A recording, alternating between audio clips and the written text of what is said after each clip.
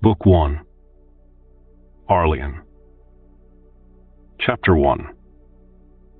Dragon Weather. The sky to the west was dark, with heavy black clouds. Arleon didn't like it at all. He was 11 years old, almost a man by the standards of his village, but right now he felt much younger and very unsure of himself. His father was away, and the weather seemed threatening and unnatural. He stayed close to his mother as she stood staring down the slope of the mountain, watching the men of the village haul the heavy water wagons back up the winding, stone-paved road. Oxen would have made the hauling much easier, but the village had no place to graze oxen on the rocky mountainside. What little arable soil they had was all reserved for human needs. That meant that the men of Obsidian had to use their own muscles to fetch water up from the river. In another year or two, Arleon would be big enough to join them, but for now he stood beside his mother and watched. Arleon's mother fanned herself with one hand while the other clutched at her black and golden brooch, holding her collar open. The air was thick, hot, and stagnant, and her gray dress was soaked in sweat. "I can't stand weather like this," she said. "I'll almost be glad to see winter come this year." Arleon looked up at her, though not far up, as he was almost as tall as she now. He always liked winter, and had never entirely understood why the adults didn't. In winter, the mountain was covered in snow, well, except right up by the crater, and he and the other children of the village could go sliding down it. There was plenty of cold, clean water available for the melting without having to haul it up from the valley when the streams ran dry. He could play outside for hours, then come in and warm up by the fire, and no one would order him out of the way or ask him to help with the chores. Even the adults had less work to do in the winter, so why did they all hate it? Yes, there was less food, and it wasn't fresh, and the cold seeped through everywhere, and the fire had to be kept up, but still, Arleon thought that winter was wonderful, and anything was better than this stifling, hot, humid summer when the sun didn't seem to want to show its face and hid behind thick haze or clouds. This wasn't how summer was supposed to be. There should be bright days and rainy ones, not these endless, smothering, gloomy days when the clouds hung overhead, but the rain never fell. This was ugly and exhausting. It hadn't rained in weeks, and the crops were suffering. The water the men were hauling up from the river would help, but a good cistern-filling rain, splashing down the mountainside and pooling in the rocks, would have been better. Those clouds in the west looked even uglier than most of this year's skies. Maybe they would bring storms and put an end to this nasty heat, but their appearance was not promising, and Arleon didn't trust them.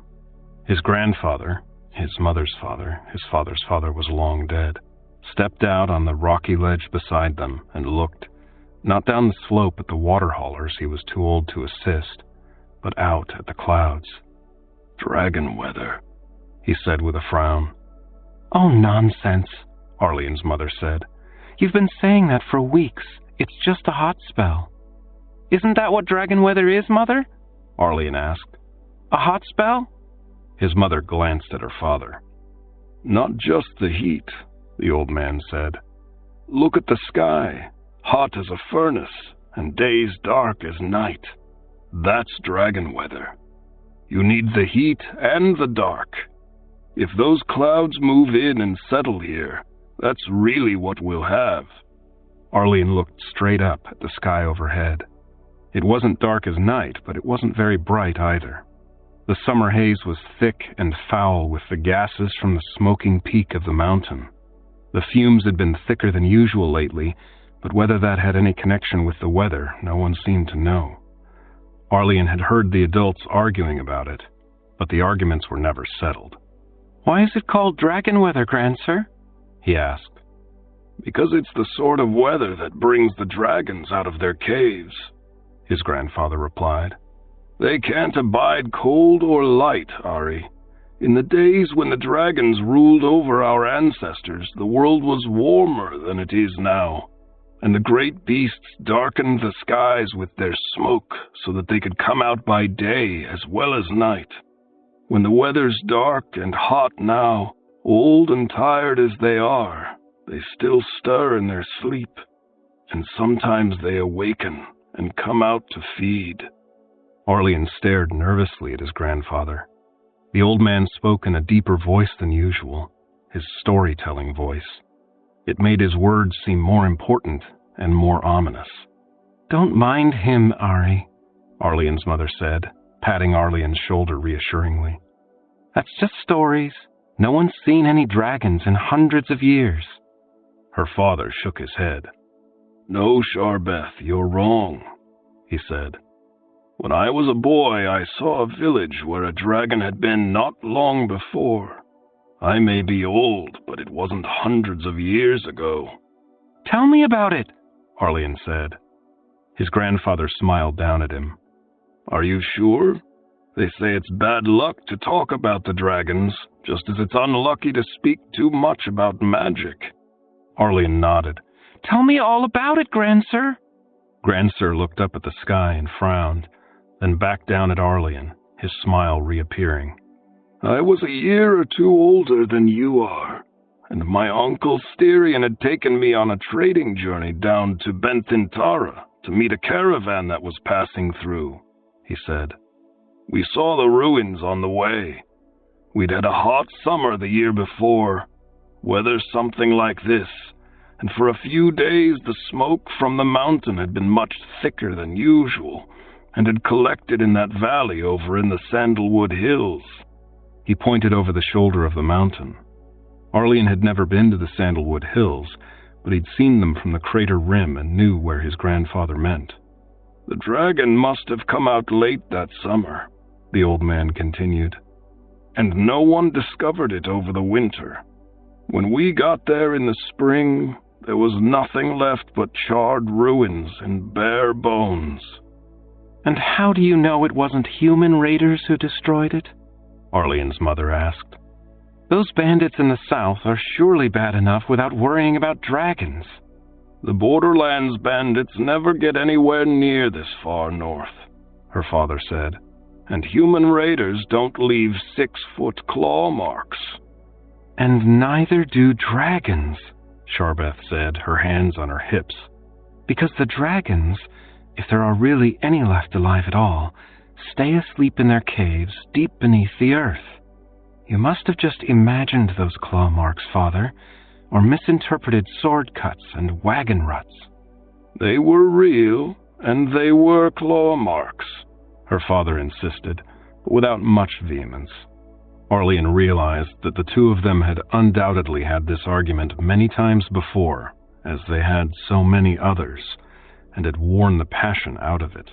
His mother and grandfather argued often, and had done so ever since Grandsir had first come to live with them, while Arlian was still a small child.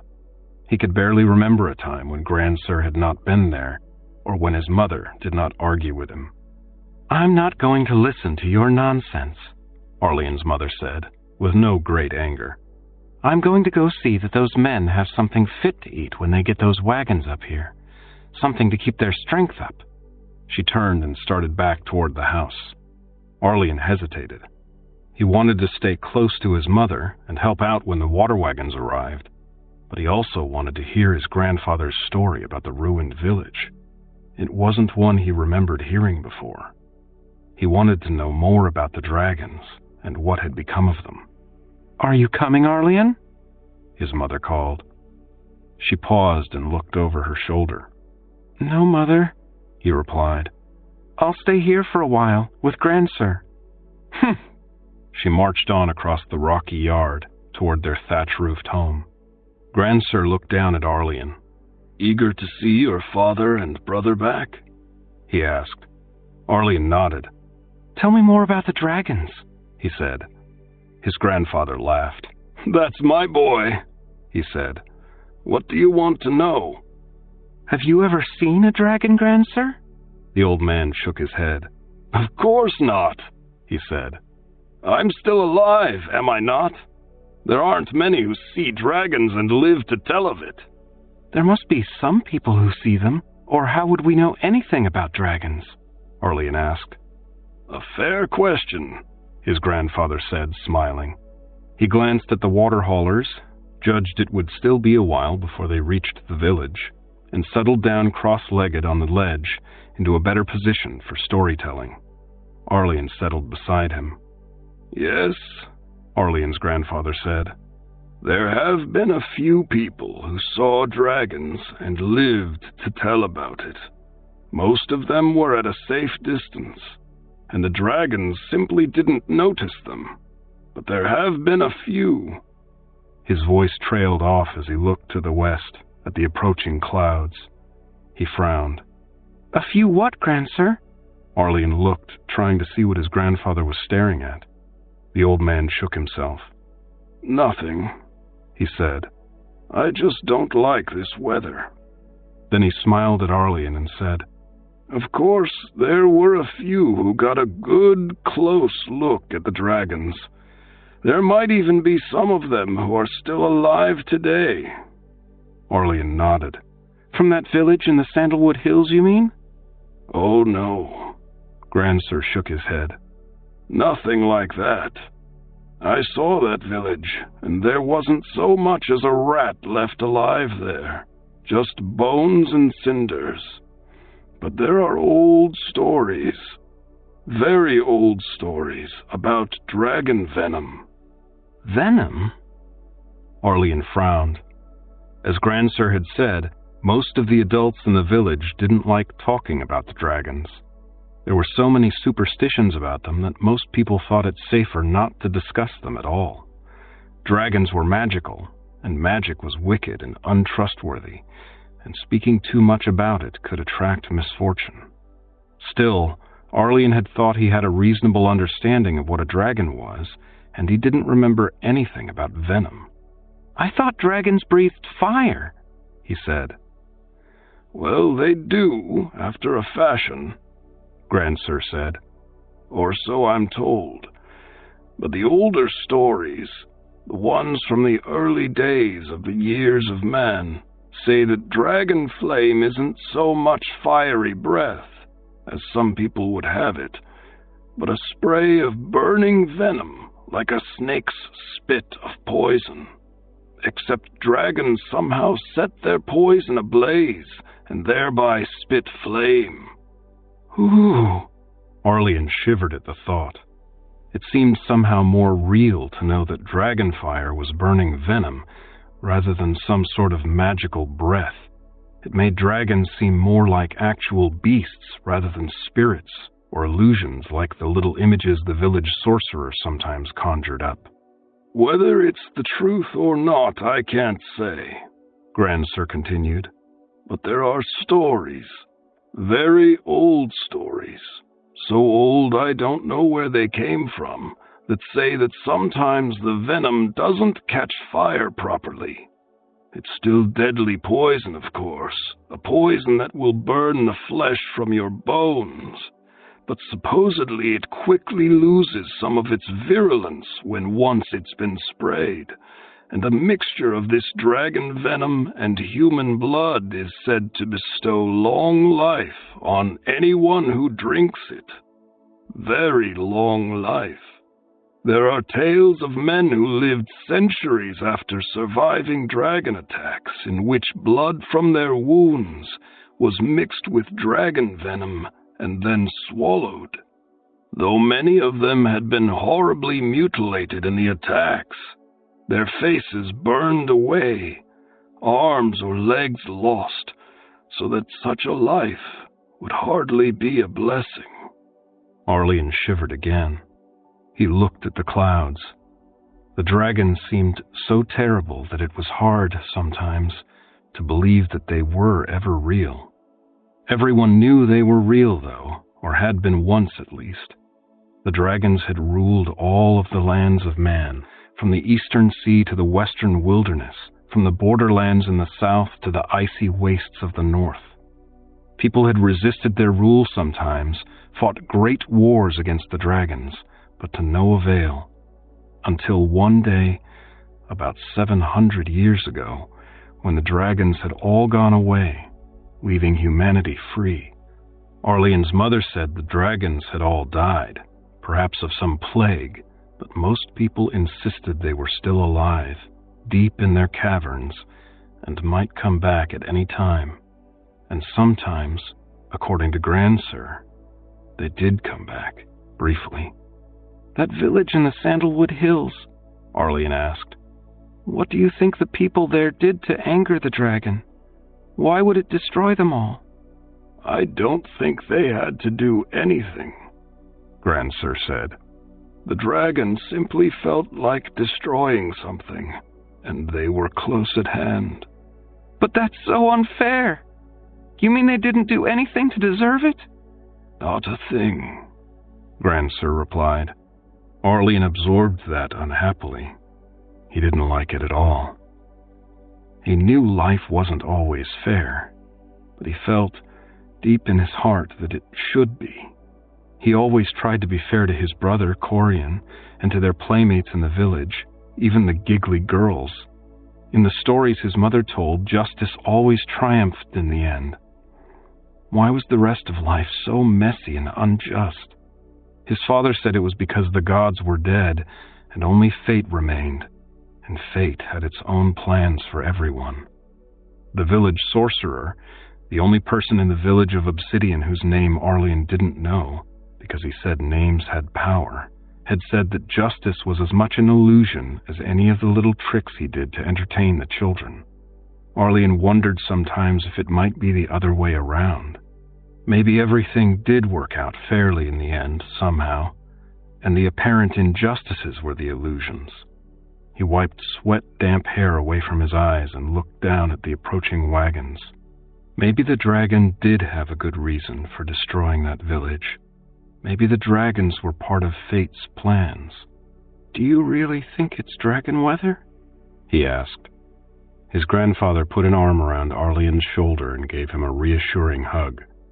I hope not, he said. Come on, let's go give your mother a hand. Together they turned away from the ledge and ambled toward the house. Chapter 2. The Coming of the Dragons. The dark clouds hung heavy in the western sky for the next 3 days, creeping very slowly nearer, spreading across the sky like a stain.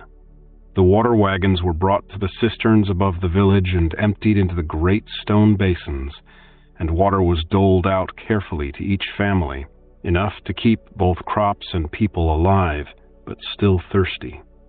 The mountain above the village continued to smoke and steam.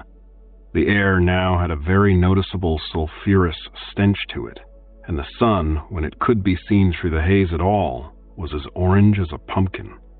Despite the oppressive heat and gloom, the young men of Obsidian returned to their usual tasks, working the mines, carving the black glass, tending the crops.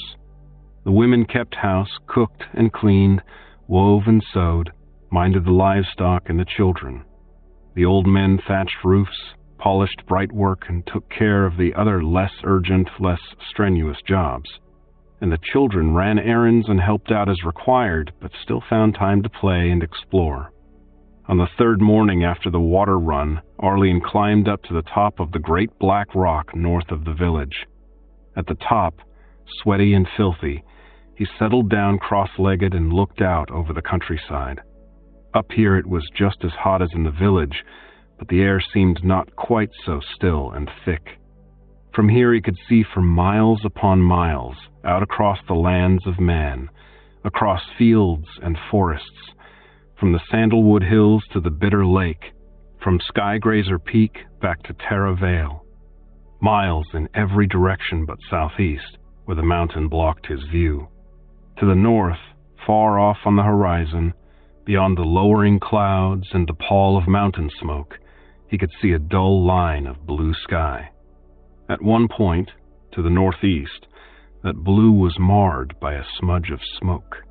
His father had once pointed it out and told Arlene that that was where the great city of Manfort lay, where humans had first resisted and finally broken the dragon's hold on the world. Manfort, where the great lords and ladies lived in their stone palaces, in their fine clothes and fancy coaches, with their dress balls and formal duels, amid rumors of secret societies and elaborate intrigue. Arlian stared at the smoke for a long time, trying to imagine what the city was like. When he grew up, he wanted to travel. He had said so for as long as he could remember.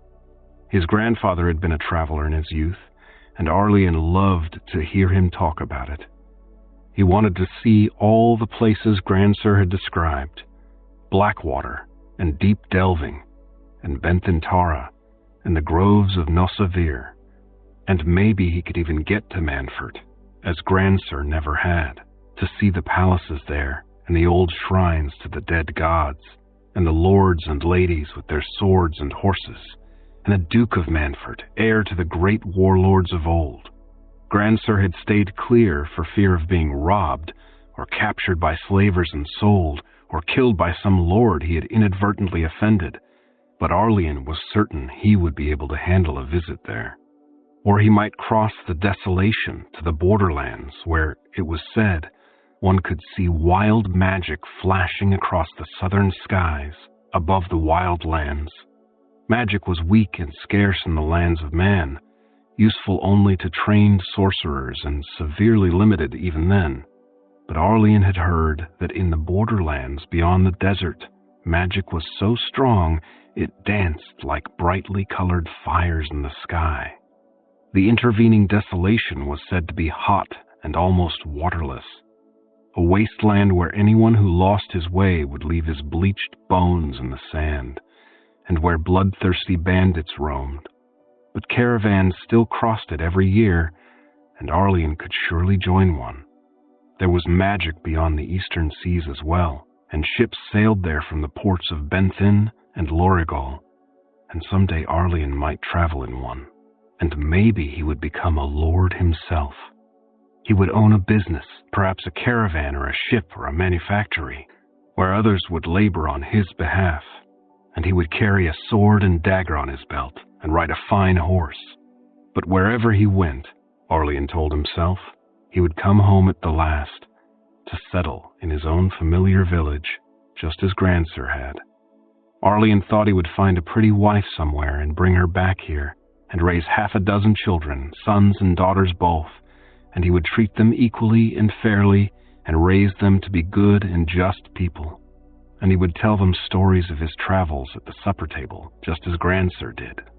With that thought, he realized that it was almost time for the midday meal. Arlian wiped black-tinged sweat from his forehead with his sleeve, then turned away from the distant smoke of Manfort and started back down the jagged side of the black rock. Later, after everyone had eaten, as his parents headed for the fields, Grandsir beckoned to Arlian. "Summer can't last much longer," he said, "and we haven't put aside as much for the winter as usual. I want to take a look in the cellars, see what we have and what we need. Come along and give me a hand, would you, Ari?" Arlian smiled and came willingly. The cellars were usually cool, and any respite from the muggy heat would be welcome. He was not permitted in the cellars without adult supervision. There were too many ways for an active lad to do damage down there in the cool darkness. "Bring a candle," Grandsir said, gesturing toward the drawer. Arlian rummaged through the drawer until he found a good thick candle stub as long as his finger. He lit it with a splint from the kitchen fire, which was kept burning even on days as swelteringly uncomfortable as this. The candle flared up, and even in the well-ventilated kitchen with its wide-open doors and windows, the little flame seemed to brighten the room. The day was darker than Arlian had realized, and seemed to be darkening as he watched. He took a final glance out the window at the black clouds, then followed his grandfather, trotting through the long, narrow pantry, past the tiered shelves to the door at the back.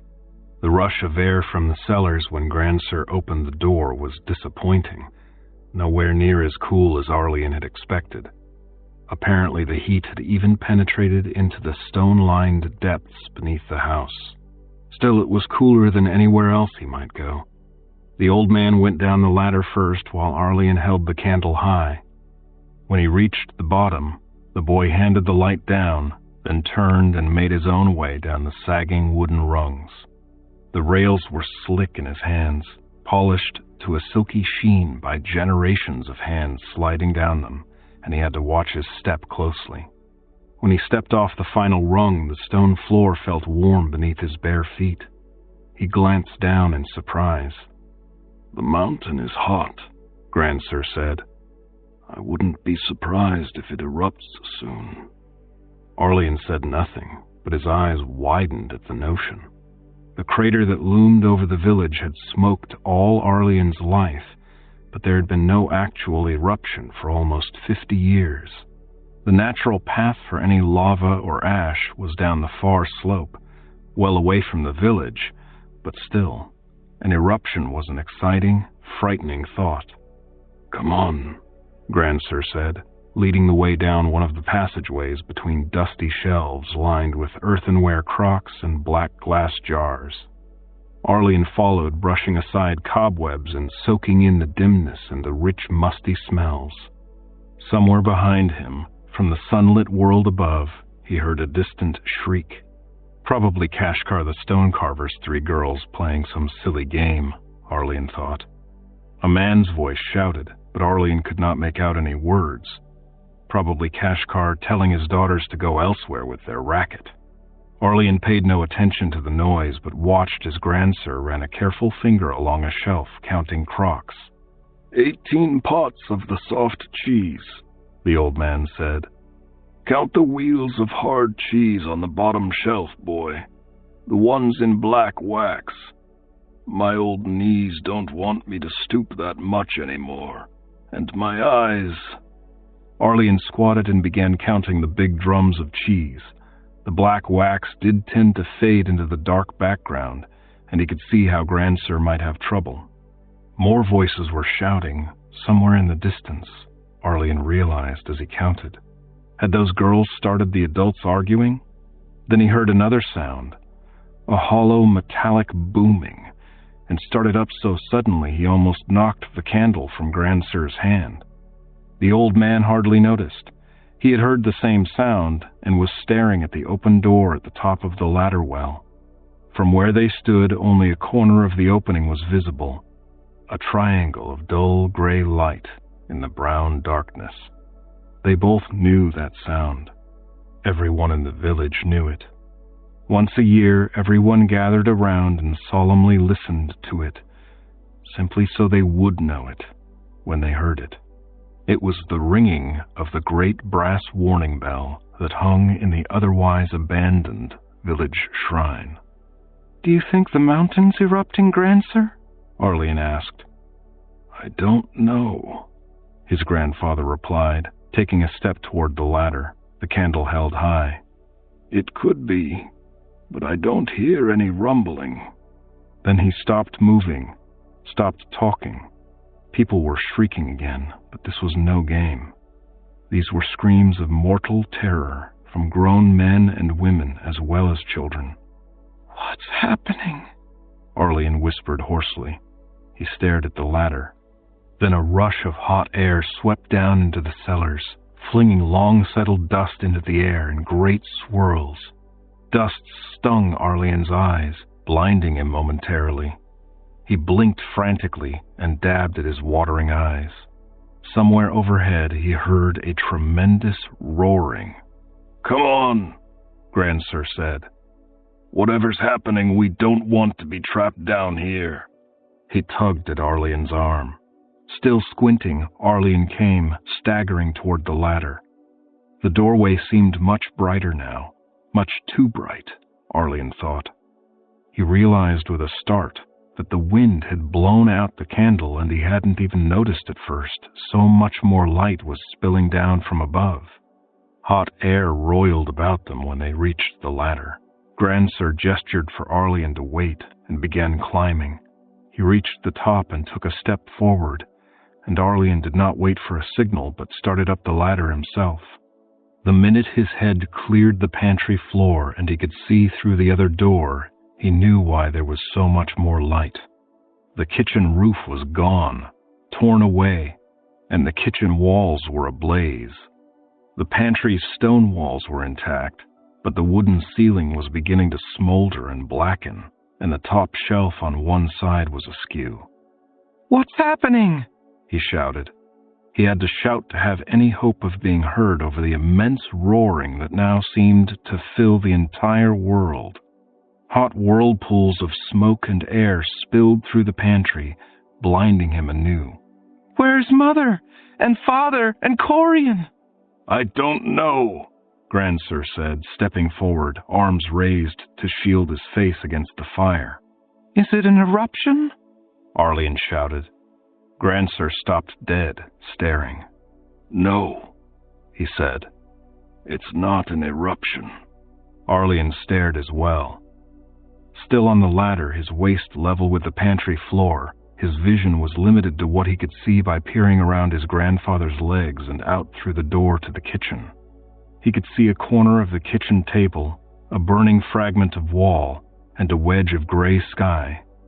And framed in that wedge, he saw the dragon. He could not judge its size accurately, but he knew it was huge. It hung there, flapping its tremendous wings, and Arlene knew that that flapping was what had caused the whirlwinds that had swept through the cellars. It looked black against the sky, but Arlene could not be sure that was its true color. Its eyes were the color of flame, but perhaps they merely reflected the blazing village. Its wings swept up in a graceful, gigantic curve, then snapped down, then swept upward again, and between them hung a body as long and lithe as a snake, tail whipping and winding below.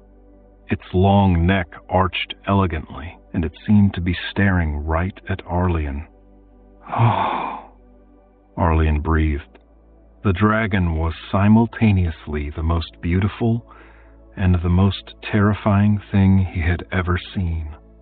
Then it turned and soared away, moving through the sky as smoothly and effortlessly as a fish moves through water. "It's gone," Arlene said. His grandfather took a cautious step forward, and Arlene hoisted himself up off the ladder, stepping through the doorway into the pantry. Then they both froze as the second dragon appeared. This one did not look their way, but simply flew across their field of vision, left to right and angling upward. Its scaled flank caught a gleam of sunlight and shone a dark, rich green, though the rest of it seemed as black as the other. It was definitely not the same dragon, however. The proportions were different, and the face, even when seen only from the side, was different. Arlene was startled at how readily he could know that. The dragons, he discovered, had faces as distinctive and as instantly recognizable as people. Why or how it could be so, he did not know, but he knew it was. "2 of them," Grandsir said. He too had seen immediately that the 2 were not the same creature. "2 dragons." "Are they gone?" Arlene asked. "I don't know," Grandsir said, stepping cautiously forward. He coughed as a swirl of smoke reached him. Just then a dragon reappeared. The first one, Arlene was sure. It swept down from the sky towards something Arlene could not see through the burning ruins of his family kitchen, and spat flame. It was just as Grandsir had said 3 days before. The dragon opened its mouth and flexed its jaw, and something sprayed out, then burst into flame. The fire never touched the dragon itself. Instead, a burning mist spattered down across the village below. Grandsir coughed again.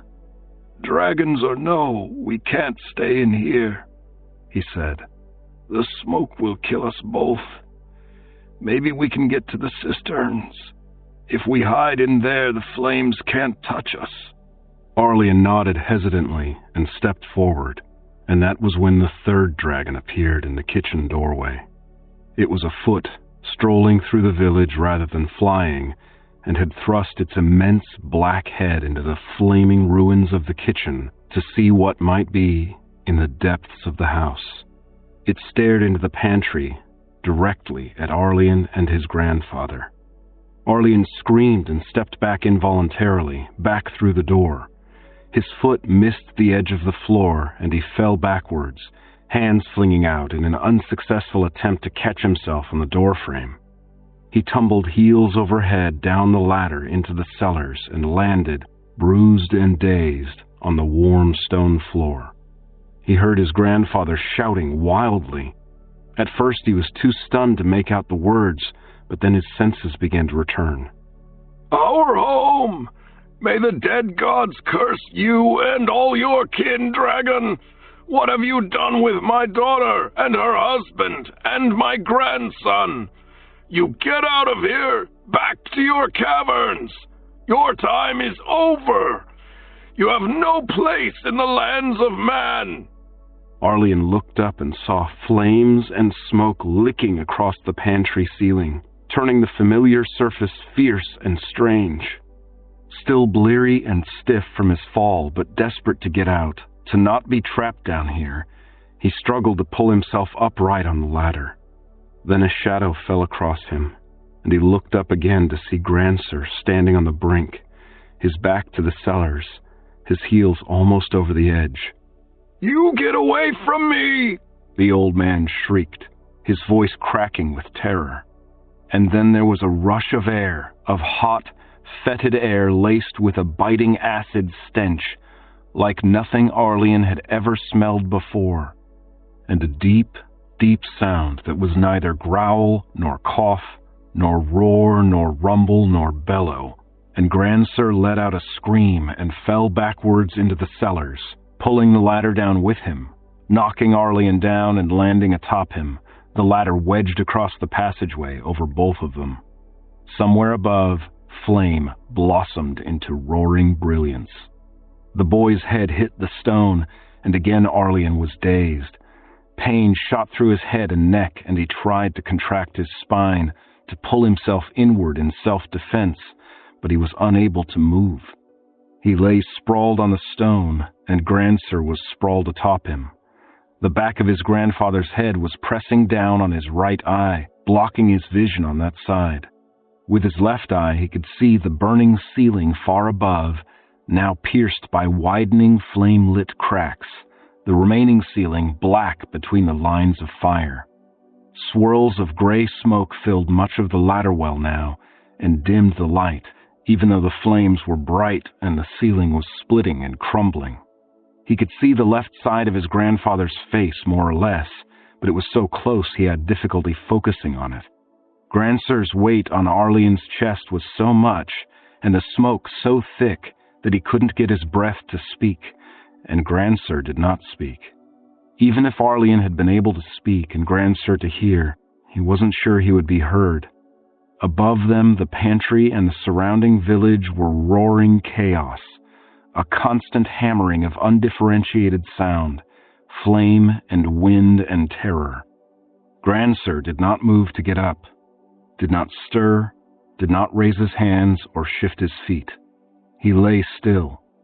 Arlian thought he might be dead, but that blurry, out-of-focus bit he could see did not seem lifeless. Arlian could see motion, as if Grancer were blinking or twitching, but then he managed to blink the smoke from his eye and get a clearer look, and realized that what he could see was not Grancer's own face moving, but something on his face, something liquid, something that seethed and steamed and roiled. Arlian desperately wanted to shriek at the sight of that, but he couldn't get enough air. He let out a strangled moan and struggled to free his left arm. His right was too securely pinned under Grancer's body. Red and gray fluid was bubbling up where Grancer's left eye should have been. A bright, sharp stink scorched through Arlian's nostrils, making it even harder to draw the deep breath he desperately needed. Arlian's mouth was wide open as he sucked frantically for air. He watched in sickened horror as the thick red fluid oozed down Grancer's cheek. That was not just blood. Blood would have been bad enough. To have his grandfather lying atop him, perhaps dead, perhaps dying, with blood welling up from his eye socket, would have been terrible enough to give Arlian nightmares for years. But this was not just blood. Human blood did not steam and bubble, and was never so viscous. Arlian knew what had happened. The third dragon had looked into the pantry and seen Grandsir there, and Grandsir had shouted defiance. The dragon had listened for a moment, then grown annoyed. It had been unable to reach into the stone pantry with fang or claw, had not wanted to trouble itself with smashing down the stone walls, so it had breathed its fiery venom at Grandsir. But the dragon had been so close to the old man that the venom would not burn. So close it had no time to ignite. Instead, it had struck Grandsir full in the face as a toxic spray. Some had burst into flame when it struck the hot ceiling or the back wall of the ladder well, but the liquid that had hit Grandsir had remained venom rather than fuel. And if the stories were right, it was eating the flesh from his grandfather's bones. Arlian almost hoped Grandsir was dead, for his sake. But for his own, he hoped the old man still lived and might somehow help them both survive. Survival did not seem very likely for either of them, though. The smoke was growing denser, the roar of the flames louder, and Arlian thought the whole cellar might yet cave in upon him, and that thick red trickle moved slowly down Grandsir's cheek, and finally dripped down, the first fat drop landing squarely in Arlian's open, gasping mouth. Chapter 3. Lord Dragon. The shock of that impact on his parched tongue, the indescribably vile taste, the unbearable stench, the corrosive burning that seemed to be tearing the lining from his mouth and throat. The knowledge of what was happening was more than Arlian could bear. He fainted. He awoke choking in the dark, coughing up slime, and in his convulsions threw his grandfather's body off him. The ladder that had pinned them both down snapped free and rattled to one side, one rail broken off short. Arlian rolled over and vomited up everything he could bring up, vomited until his chin dripped with stinking ooze and his elbows rested in a widening pool of acidic detritus. His eyes filled with tears, both from the agony in his gut and the awareness of utter disaster, the knowledge that his home and his family had been destroyed. He pulled himself clear, away from the corruption his body had expelled, away from the ladder and Grandsir, into relatively cool darkness and sweeter air. There he fainted again. He was awakened again, after how long he did not know, by voices, by laughter. He blinked and lay still, trying to remember where he was, what had happened. He was in the cellars, he remembered. He could see that he was still in the cellars, looking at the bottom shelf of one rack of preserves. Daylight filtered down from above, daylight thick with drifting dust. He was alive. The fire had passed over him, and the cellars had not fallen in. He heard footsteps somewhere above, heavy footsteps that crunched, as if walking on the black ash the volcano sometimes spewed. Daylight in the cellars. The roof was gone. Arlian remembered the fire, the smoke, the heat. He remembered the dragons. He remembered the third one's face when it peered into the pantry, its eyes huge and alien and knowing. It had been the eyes that frightened him into stepping back and falling, far more than anything else. The fangs, the jaws, the dripping venom, he had hardly noticed those. He had seen only those great dark eyes, bottomless and terrifying. He had fallen, he remembered that now, and his grandfather had fallen, and Grandsir had been struck by the dragon's acid venom. Arlian sat up, moving convulsively. He gulped air, choked and gasping, and turned. Grandsir lay beside him on the stone floor.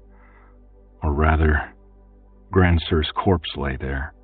There could be no doubt that he was dead.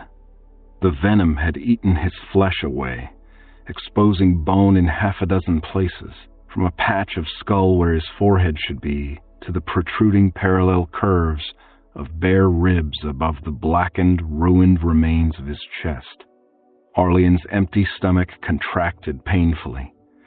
He had nothing left to bring up. He moaned and blinked as his eyes filled anew with tears. His grandfather was dead. His parents were gone, almost certainly dead. His brother as well. His entire life had been destroyed suddenly and swiftly with no warning, at least none beyond a spell of bad weather. Something burned deep within him.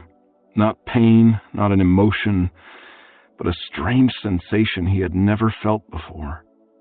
He remembered how he had lain trapped while his grandfather's venom-corrupted blood dripped into his mouth. He moaned again, slightly louder.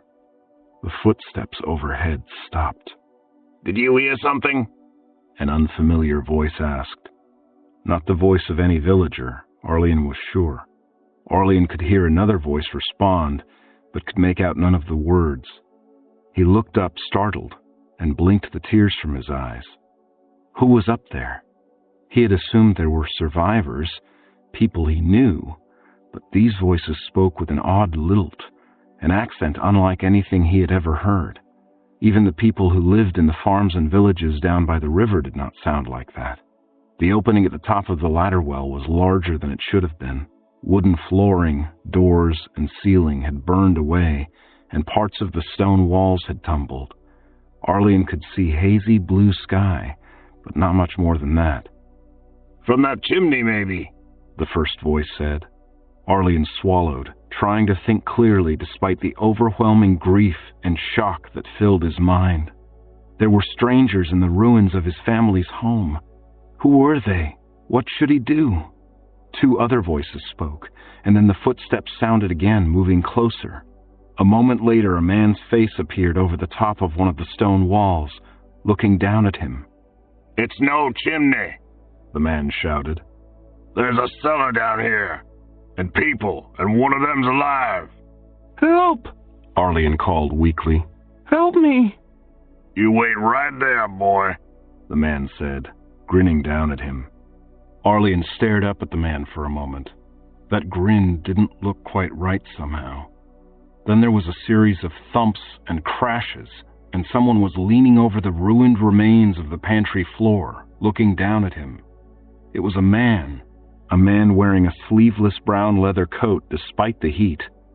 He held an iron pry bar in one hand. His face and coat were smeared with soot. His hair and beard were black, so the soot didn't show, but they were disheveled. Arlene had never seen him before. Whoever these people were, they definitely weren't from the village. Perhaps, despite their odd speech, they were rescuers from the river towns? Arlene had only been down off the mountain 2 or 3 times in his life. Perhaps he didn't know as much about the river folk as he thought. An almost cool eddy of air stirred Arlene's hair, and he wondered how long he had lain unconscious. Judging by that breeze, the long hot spell, the dragon weather, had apparently ended at last. That could happen suddenly, but he feared he had slept for days or even weeks and been left for dead by his family. But the dragon weather had passed, and the dragons it had brought were gone. The worst was surely over. "What's down there, boy?" the stranger asked. "Is there anyone but you?" Arlene glanced at his grandfather's corpse and swallowed. "Just me," he said. "And what else? Is there treasure? Obsidian?" Arlene blinked, confused. "There's cheese," he said. "and preserves and wine." "So you wouldn't starve if we left you then?" "Don't leave me down here!" Arlene shrieked. The man frowned. "It's not up to me, boy," he said. "It's Lord Dragon's decision." Arlene's jaw sagged, and he slumped back against the shelves. "Lord Dragon?" he said. "Yes, that's what we call him," the man said. What we call him? Arlene relaxed slightly. And it was a man after all, and not a dragon. For a few seconds there, he had nightmarish images in his head of one of those black dragons still here in the village, giving these people their orders. He had thought that perhaps all the dragons had awakened from their slumbers and come to reclaim the lands of man and restore their ancient empire. But it was just a man. Arlene remembered what his parents had told him, how it was the custom many places not to use real names in the ancient tongue, but common words. Lord Stick, Lady Flower, or the like. But who would dare call himself Lord Dragon? Just then the man straightened and turned away from Arlene and spoke to someone Arlene could not see. The boy was unable to make out the words, but the voice answering was cold and deep. Then the two men, the one in the pantry and the one peering over the broken wall, both vanished. Arlene called, "Hey, where are you?" "Shut up, boy," said that cold, deep voice. Arlene shut up. If they left him, it wouldn't be all that bad, he told himself. He did have plenty of food, and eventually he could get the ladder back in place or use the shelving to climb out. Who were these men? What were they doing here? They weren't rescuers of any sort, from their behavior. And then two men appeared where the pantry had been. The man in the brown leather coat and another in a smoke-stained canvas vest. The one in the vest was carrying a coil of rope. They were stepping carefully. Arlene guessed that the pantry floor was largely burned away, and they were wary of falling through. Then the coil of rope was flung down into the cellars, one end still secured somewhere out of sight.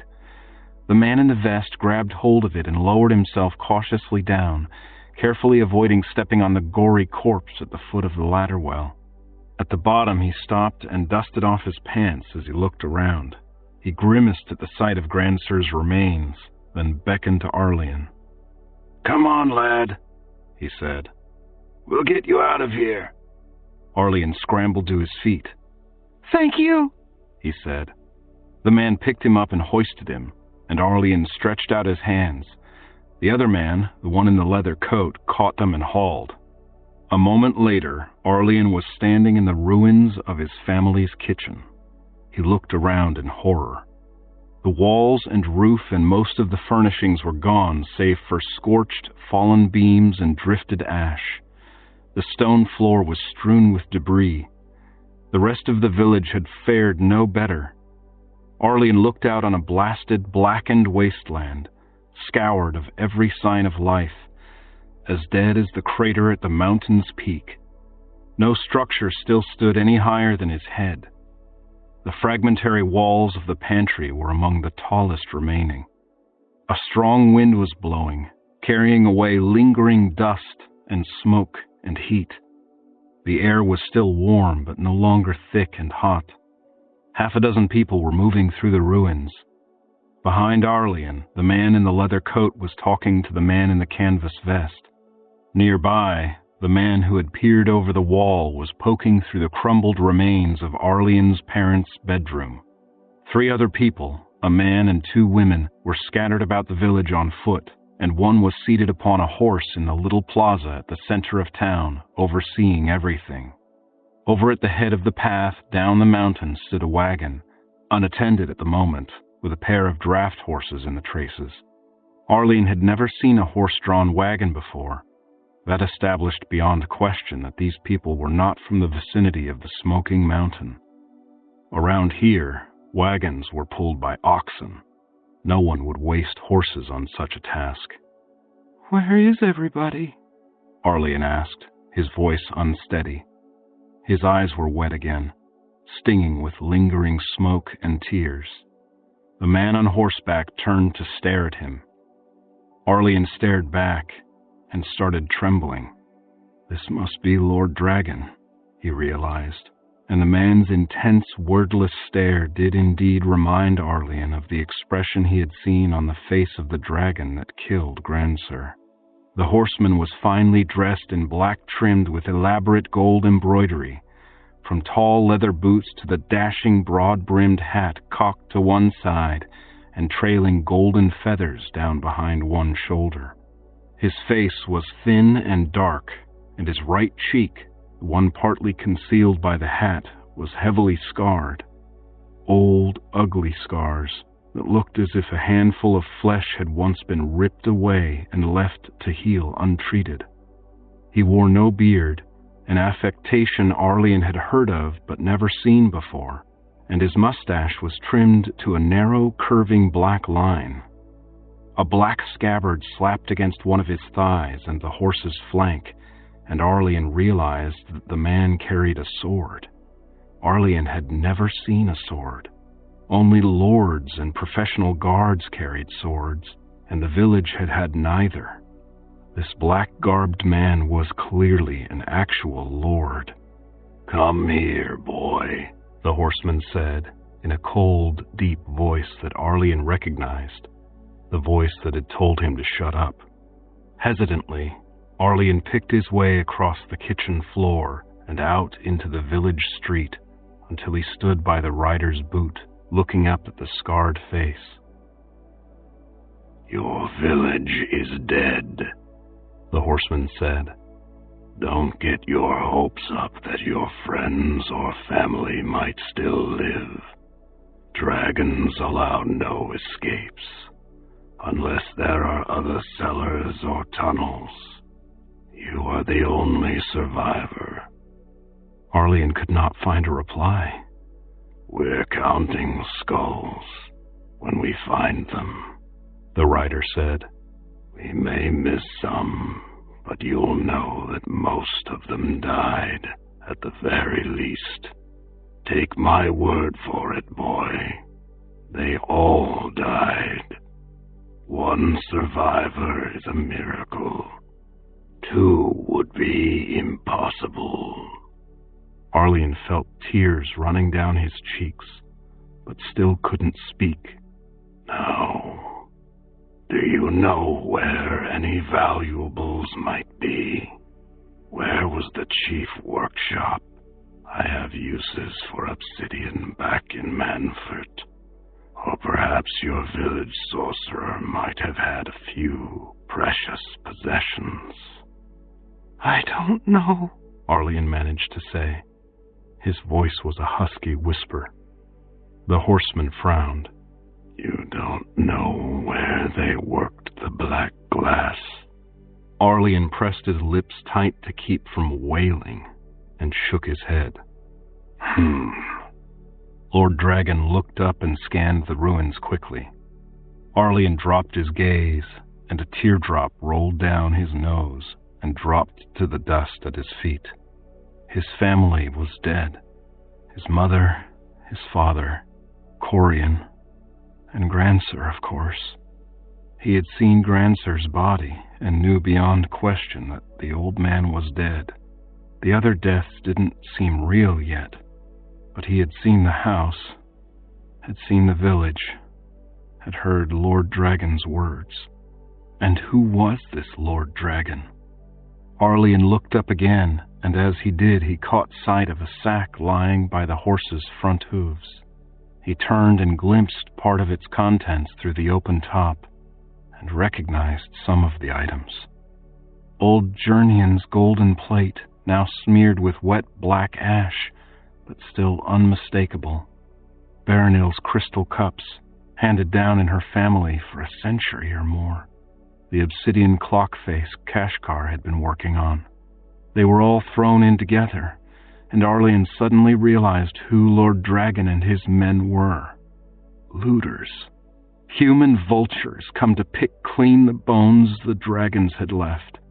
He looked up, and his eyes met Lord Dragon's gaze.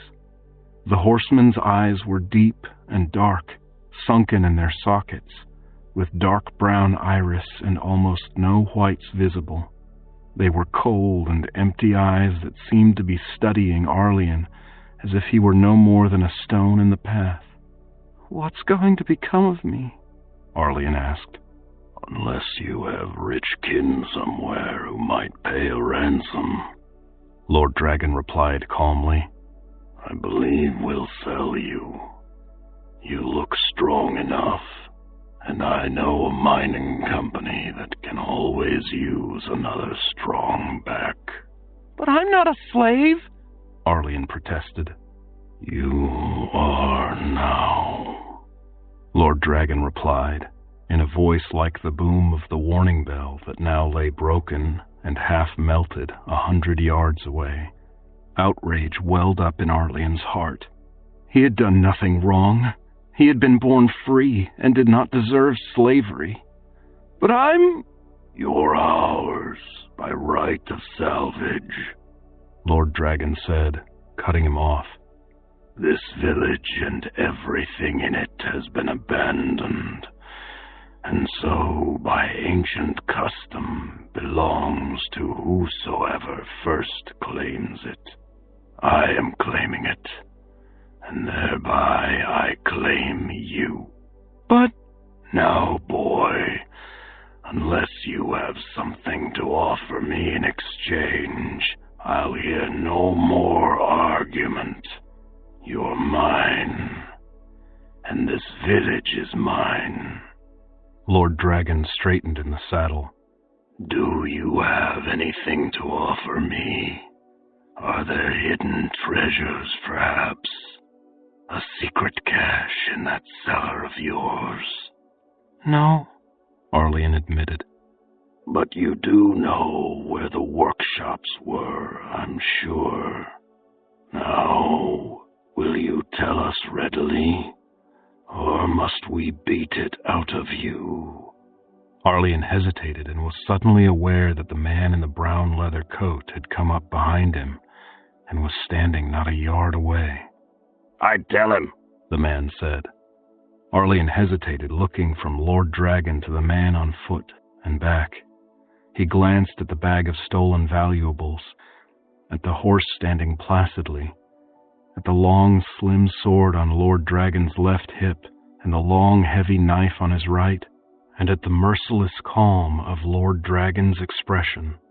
I can show you, Arlene said. He had no choice. It was not that he feared a beating, or even death. If Lord Dragon killed him, at least it would be over, and he would not be facing the prospect of a life spent laboring in the mines somewhere. No, it was that if he died, he could never do anything to fix what had been done here. The dragons had swept in and destroyed everything, slain everyone for no reason. No one in the village had ever harmed or threatened them in any way. No one there had deserved to die, but they had died all the same. And this man, this Lord Dragon, had no right to come up here and claim everything as his own. He had done nothing to earn this place. He had taken no risks. He had not sweated and labored to wrench the black stone from the mountain and shape it to human use. He had not sired Arlene, nor raised him, nor even purchased him, yet he now claimed him as mere property. It wasn't fair. It wasn't right. And it was Arlene's duty, as the sole survivor of those who had been wronged, to fix it, to make it better somehow. His parents had taught him that since he was a baby. Wrongs had to be put right somehow. Arlene saw it clearly. Lord Dragon and his looters were stealing, and someone had to punish them for it. The 3 dragons had killed innocent people. Someone had to kill them to make it fair. His mother had said there were no more dragons. Arlene wanted to do anything he could to make that belief come true. He had no idea how it might be done, no real hope of ever accomplishing it, but somehow he knew he must do something to fix it all, and he couldn't if he were dead. His job would be harder if he were crippled by beatings. So for now, he would do as he was told, and someday he would have his chance. Someday he would find a way to repair this wrong. This way, he said, and he led the man in brown to where the village workshops had stood. Chapter 4. The First Journey. It was surprisingly difficult to walk with his hands tied. Logically, Arlene didn't see why it made much difference, But all the same, he found himself stumbling and awkward much of the way down the mountain, and could only attribute it to having his hands bound behind his back where he could not use them to help maintain his balance. His eyes stung with tears as he staggered along, and he did not know whether to attribute that to pain or grief or anger, or if it even mattered. His captors displayed no sympathy for his discomforts, but they were in no great hurry, so he was able to keep up without being dragged and without being run over by the heavily laden wagon. He wondered whether they would put him in the wagon with the other loot if he collapsed and refused to walk. One of the looters, a woman called Dagger, glanced at him as he stumbled again. Arlene didn't know whether she noticed his tears, but she deigned to address him. "You're probably thinking that fate's been cruel to you, aren't you?" she said. "You being sold into slavery and all. But look at it this way. If we just left you there all alone, what would become of you? If you didn't want to starve, you'd have to come down the mountain anyway, sooner or later, and beg in the streets. And if you did, you might have been caught by slavers anyway. And it's not all bad. At least slaves know where their next meal will come from." Arlene stared at her without speaking, his eyes drying. "And you may think it's hard luck that your family all died," the woman went on. "But you survived, didn't you? There's good and bad in everything, lad, if you know how to look." Arlene didn't say anything aloud, but his thoughts were clear. Good luck or bad didn't enter into it. The dragons had chosen to destroy his village. The looters had chosen to scavenge in the ruins. They had chosen to do the terrible things they had done. They could have left the village alone. It wasn't ill chance that had destroyed the village and carried Arlene into slavery. The destroyers did it on purpose. Fate had not been cruel. The dragons had been cruel. Lord Dragon had been cruel. The other looters had been cruel. And if Arlene ever had the chance to repay that cruelty, he would. But for now, he would just go on as best he could, in hopes that chance would come. He blinked away his tears and stared silently back at Dagger. "Not speaking to us, eh?" she said. She shrugged. "Please yourself, then." They stopped at one of the river towns that night, but Arlene saw almost nothing of it, and had no chance to speak to any of the townspeople. Before they passed the village gate, he was gagged, his ankles bound, and he was thrown into the wagon, covered over with a blanket. He lay there, thinking miserably of his family and the monstrous injustice of it all, and didn't notice when he fell asleep. In the morning, he was too stiff to walk. After he collapsed twice in a dozen yards, he was flung back into the wagon and left there, to bounce and bump helplessly as the wagon rattled its way along the muddy road. This stretch was not paved as the mountain road had been.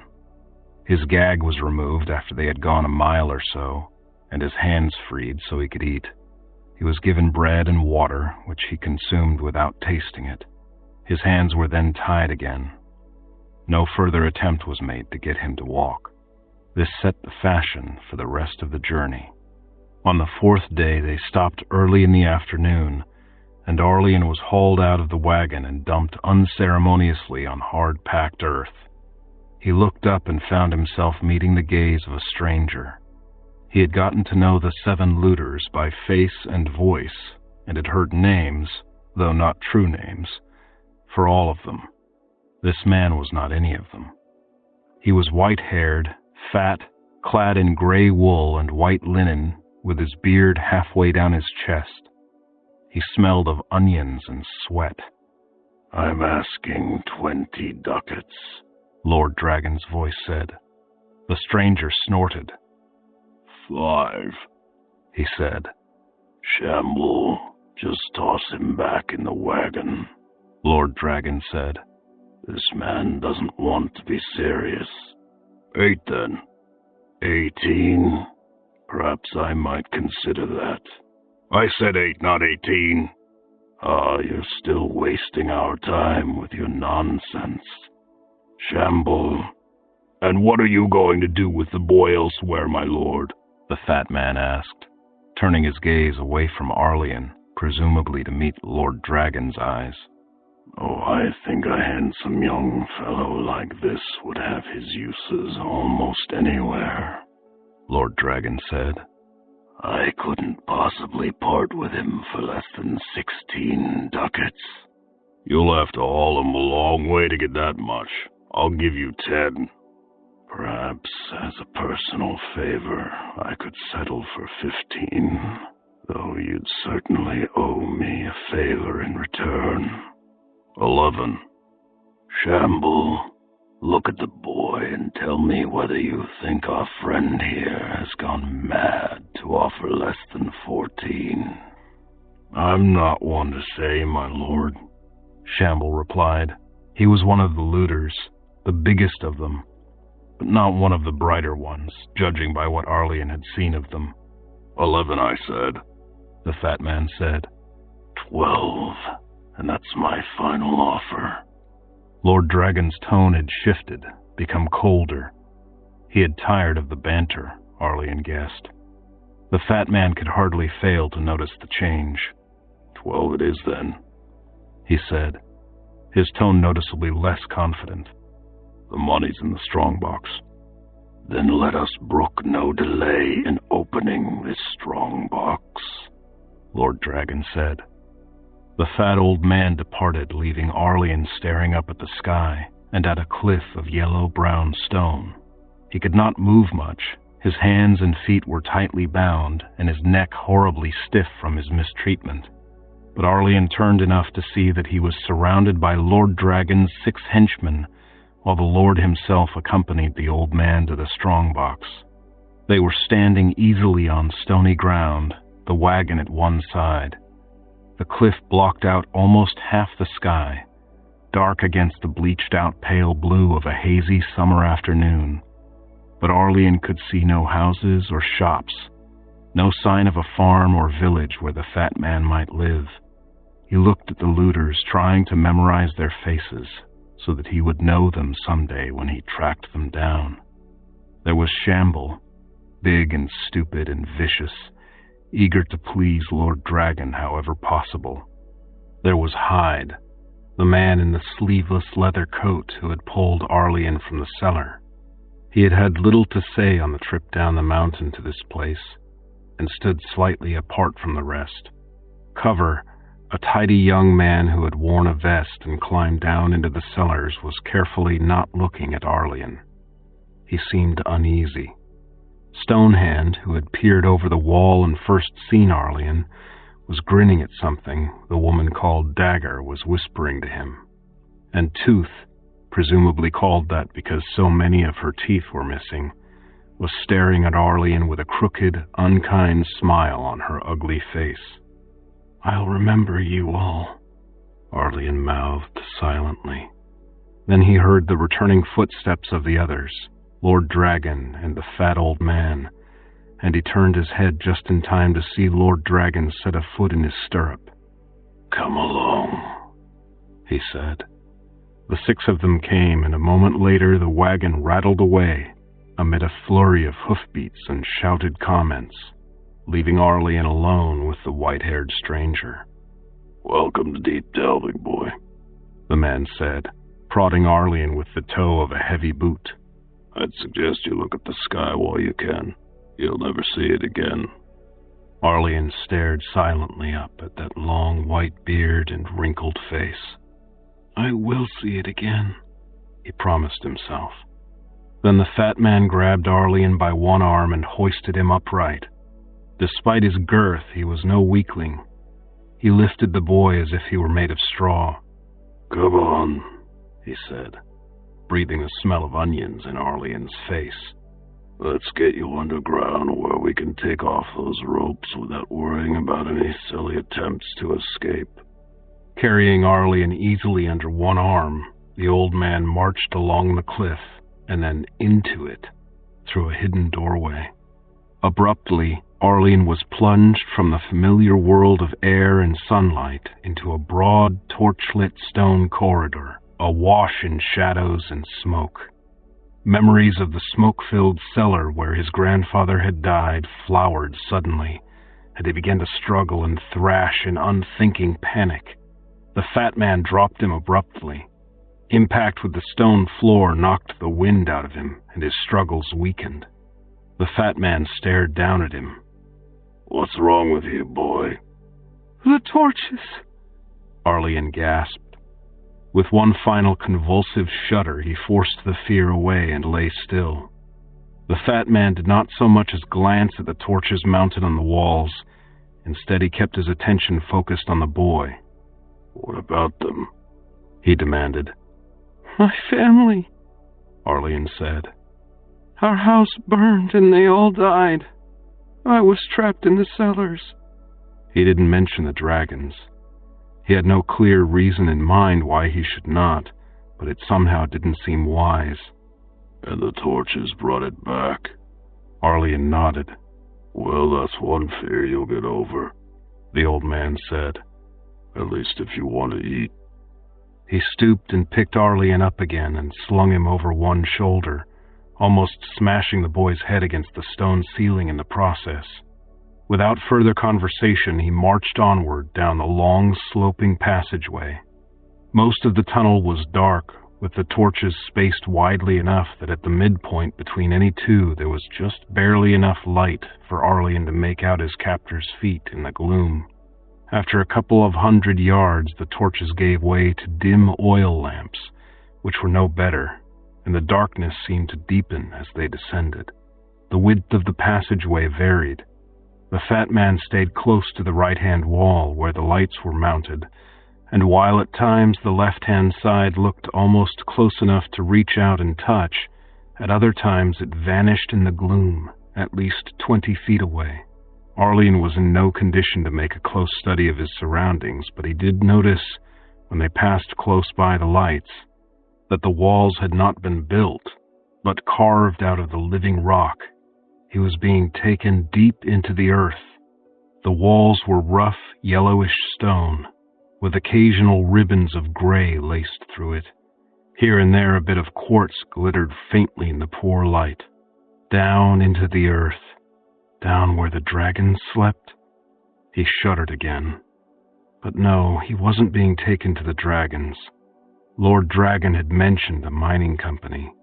He must be in a mine far deeper than the pits where the people of Obsidian had dug out the slivers of black volcanic glass that gave their village its name. This was no mere pit. This was nothing like the mines Arlene had visited before. Then the fat man stopped suddenly. From his position on the man's shoulder, Arlene could see the tunnel they had just descended and the broad expanse of the man's back, but nothing of what lay ahead. He had no idea why they had stopped. "Ho, bloody hand," the man called. "I've got a fresh one for you." Then Arlene felt himself being heaved off the fat man's shoulder and tossed. The world seemed to wheel wildly about him, a mad patchwork of light and shadow and glimpses of stone and thick timbers and blackened ropes, and he found himself plunging down into a pit after all. But only for perhaps a second. Then he had landed hard on a pile of rags, knocking the wind out of him. A young man was standing over him, looking down at him. "It's just a boy," he called. "He'll grow," the fat man's now familiar voice called back. "If we let him," the young man said. He sighed. "You won't get much work out of him at first, you know." "That's not my problem," the fat man replied. "I'll be back when the gaffer gets here." Then Arlene heard footsteps retreating up the stone passage. The young man glared down at him for a moment, then pulled a knife from his belt and reached down to cut the boy's bonds. Freed at last, Arlene tried to sit up, but found himself too weak and stiff to manage it, until the young man grabbed him roughly by one arm and pulled him upright. "Welcome to your new home," the young man said. Arlene looked around. He was at the bottom of a deep, round pit, dimly lit by 3 of the little oil lamps. 2 black passageways opened off it, roughly at right angles to one another. The passageway by which he had arrived, however, was not one of them. That tunnel was on a higher level. Arlene could see now that he had been casually flung some 15 feet or more off a ledge. Had the huge pile of rags not been here, he might well have been killed. Also at that upper level, in the mouth of the entry tunnel, he could see a complex of ropes, beams, and pulleys, and what appeared to be a large bin of some sort. All the ropes had been carefully tied up out of reach, he saw. There was no way to climb up out of the pit. No ladder, no steps, no dangling ropes.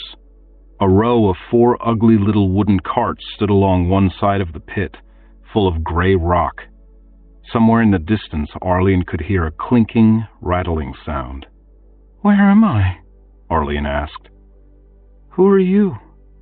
You're in a mine, half a mile from the town of Deep Delving, the young man replied.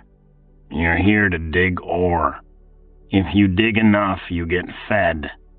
If you don't, you starve. If you cause trouble... He hefted a whip in one hand, the knife he had used to free Arlene in the other. I can use whichever of these I think is appropriate to the occasion, the man said. Or my fists, or a club, or whatever other tool it takes to get the ore out. "What ore?" It's a stone called galena, the man said, waving at the row of carts. It's gray, darker than the limestone. He then gestured at the walls. Arlene supposed that this meant the pale stone around them was limestone. When it's smelted, it yields lead, and sometimes silver, which is what makes it worth the trouble. Arlene stared at him for a moment, trying to think what else he should ask. This was all happening too fast. It was all too harsh to take in properly. The young man did not wait to hear what else Arlene might have to say, however.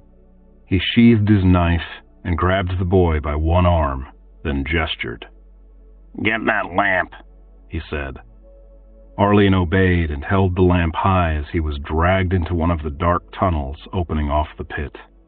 The clinking noise grew louder as the two made their way down the tunnel, through widened areas and past side tunnels, until Arlene could see light ahead.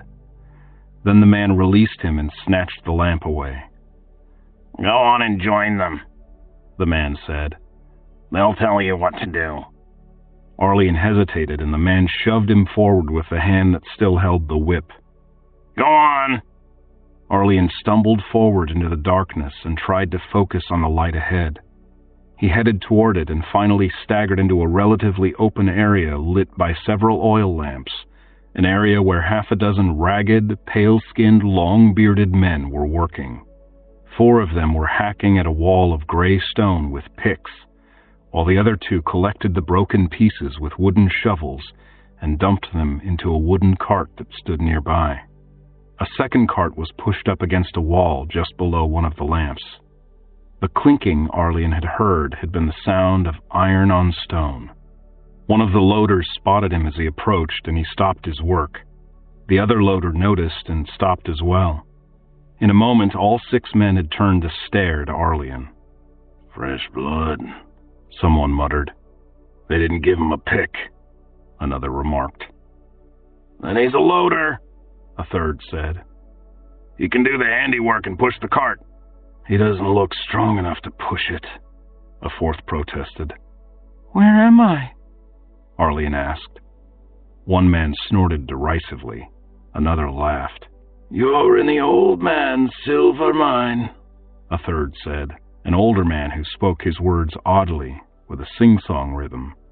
The old man? Who's that? He's the one who owns this mine, the man with the peculiar accent said.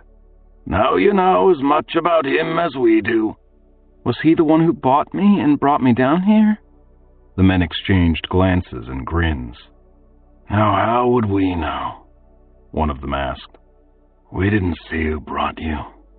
A big fat man who smells of onions? Arlene asked. Could be, one miner admitted. If he's been eating onions. The others laughed, but Arlian ignored that. "And the one with the whip," he began. Expressions turned grim, and one man spat to the side. "Bloody hand," one miner said. "Is that his name?" Arlian asked, and immediately regretted it. How could it be a name? "It's all the name he needs," the miner replied. "Why is he called that?" Arlian asked, dreading the reply. "Because of what he did to poor Dinian," another miner said angrily.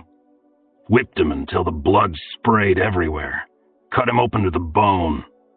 Arlian swallowed. "Did he die?" "Eventually," the oldest miner said. "Not of the whipping itself, but his wounds festered and he took fever and died. And Bloody Hand didn't do a thing for him." One of the miners turned away and hoisted his pick. "You can tell him your stories later," he said, as he swung the pick and bit the point deep into soft gray stone. "If we want to eat tonight, we need to fill that cart and 2 more after it before the gaffer gets here. The boy will have the rest of his life to listen to us talk." The others mumbled agreement and lifted their own tools. One of the shovel-wielders beckoned to Arlian. "You get the pieces we miss," he said. "Throw them in the cart and keep the floor clear so she'll roll. Understand?" "I understand," Arlian said. It was simple enough, after all. He could do it. It was honest work, not harming anyone. There would be plenty of time for escape and vengeance later. He was just a boy.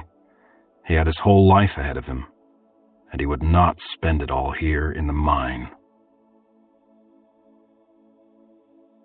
Chapter 5. In the Mines. Arlian hauled on the rope, and the mine cart tipped up, spilling its load of ore into the waiting hopper. Wark leaned over with the rake and scraped out the stones and dust that hadn't slid out on their own. Powder swirled up in dark coils that cast shadows on the walls of the pit. When Wark raised the rake to signal that he was done, Arlian let the cart fall back on its wheels. Then he unhooked the heavy rope. "One more," Bloody Hand said. Arlian and Wark didn't bother replying. Wark was already pulling the empty cart away from the hopper while Arlian crossed to the remaining loaded cart and braced himself to push it into position. They didn't need to be told what to do. They had been doing it for longer than Arlian cared to recall. He didn't know how long he had been in the mine. Years, he was certain. There were no seasons down here, no heat in the summer, nor cold in the winter. There were no days or nights. He had not kept count of the shifts worked, and he did not even know whether there were really 2 shifts a day, as most of the miners assumed, or whether that might vary. Time did not matter to the miners, but he had grown to man-height here, and was now one of the taller miners, with a respectable beard that reached to his chest, so he knew years had passed. He was sure he must be at least 16 by now, and feared he was over 20. He wasn't the biggest man in the mine by any means. Swamp, named for his foul odor, was a head taller and a hand's breadth wider across the shoulders. But Arlian was tall and strong, and in the prime of life. Of course, part of that height came from standing straight. Many of the men in the mine were bent and stooped from years of labor, or from imperfectly healed injuries. Arlian had been lucky in that regard. He had never yet been struck by a runaway cart, nor injured by flying chunks of ore from a badly aimed swing of the pick, nor suffered any other serious mishap. Oh, he had burned himself with spilled lamp oil, or by carelessly picking up a hot lamp, and he'd had his share of cuts and bruises, but he had never broken a bone or lost a finger, and his injuries had always healed rapidly. When the fever had spread through his team, he had only a very mild case and had recovered quickly to help nurse the others. Not everyone had been so fortunate. Arlian frowned at the memory. Old Hathett had died of that fever. Arlian had been there, wiping the old man's forehead with a wet rag to ease the pain when it had happened. Hathett had been talking in a thin whisper about his distant and perhaps mythical homeland of Arathai, far to the south, when he had begun coughing, and his mouth had filled with bright red blood, and he had spasmed and choked and died. Arlian had cried off and on for days after that, even while he tended others who had taken ill. Right from that first day when Arlian had been dumped into the pit shaft and left in Bloody Hand's care, Hafet had been his best friend among the miners, a font of wisdom, guidance, and companionship despite his peculiarities. Hafet had been the one who taught Arlian the systems under which the mine operated, so that he had been able to settle into work right from the start. Many new arrivals took days before they learned enough to earn their meals, as only those who met their quotas of ore delivered to the pit shaft were fed. Most of the miners were too busy earning their own keep to help out a beginner, but Hafet had taken the time to show Arlian the ropes. Hafet had also told any number of stories of his past that Arlian thought were lies, but his instructions about the mine had all been sound. Arlian had done his best to pass that on to newcomers, as he had tried to use the rest of what Hafet told him. Some of the others, Rat and Bitter and Stain, had made fun of Hafet's manner of speech and called him a crazy old man. But Arlian, while accepting that some of what Hafet said was probably nonsense, had found a great deal of wisdom in the old man's chatter, and had taken comfort in his presence. His death had been hard.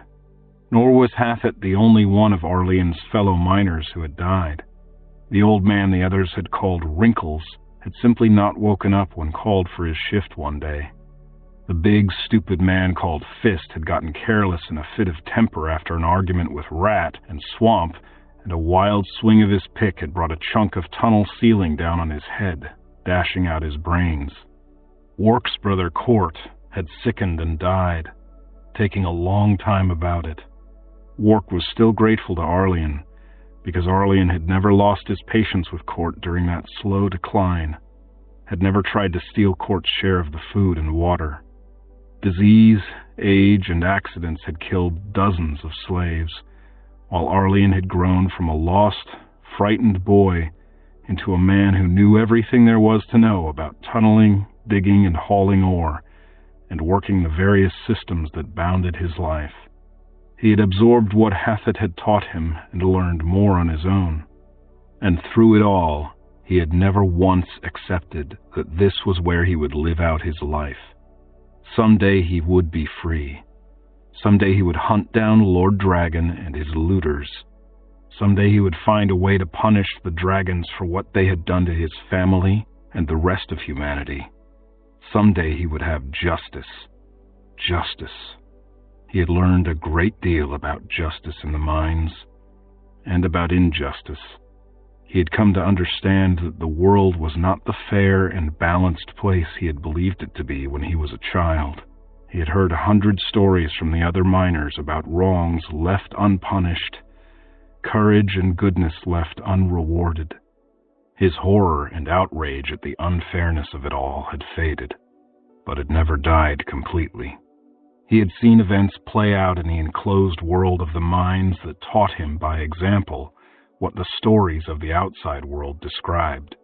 He had seen how a crime left unavenged would rankle, would fester in the victim's heart like a disease, would make the offender harder and harsher, would cut them both off from the tiny society in which they lived. He had seen how just retribution would bring the miners together, except perhaps the criminal against whom the retribution was taken, content that justice had been done. He had joined the others in restraining Ratsworst swindles by stealing back extorted belongings, in keeping Fist from beating miners whose only crime was to be in the wrong place at the wrong time, and he had seen that life was better because these wrongs were prevented or avenged. Even Rat, well after the fact, usually acknowledged as much. There were rules, and when men understood and obeyed the rules, life was better. That was true in the mines and true in the outside world. The world might be an unfair place, but Arlian swore he would do everything he could to make it a little fairer, either here in the mines or when he once again found his way out. Someday he would punish those who had destroyed and looted his home. and any other wrongdoers he found. Someday. He pushed the cart into place and snugged the hook securely into place under the handlebar. "Ready?" he called. "Pull!" Bloody Hand ordered, his hand on his whip. His hand was always on that whip when he gave orders. But in fact, he used it less than Lampspiller, the other overseer. The general opinion was that this was only because he wasn't often given an excuse to use it. Everyone in the mine knew the tale of how Bloody Hand had flogged poor Dinian to death, and nobody cared to risk a similar fate. Arlian had begun to wonder, some time back, whether Dinian had ever really existed, or whether the tale had been started by Bloody Hand himself long ago to cow the workers into obedience. He had asked one of the older surviving miners at the time. Hathet and Wrinkles were dead by then, but Olnior was still around, whether he had actually seen the infamous flogging. "By the dead gods, boy, I did," Olnior had told him. "'Twas the very first day that red-handed, black-hearted bastard set foot down here. He hadn't yet troubled to tell us his name, just set to ordering us about and didn't know the first thing about what he was doing. Dinian tried to tell him how the cart rotation works, and Bloody Hand wouldn't hear a word. He ordered Dinian to shut up and do as he was told, and when Dinian wouldn't, he said he'd flog him if he didn't get down the tunnel where he belonged." And Dinian didn't? "Of course not! He didn't have a cart to fill, and he knew he wouldn't get supper if he didn't, so he tried to argue, and Bloody Hand lashed him across the face. That bastard was so mad he was trembling with rage, and Dinian hadn't done anything wrong."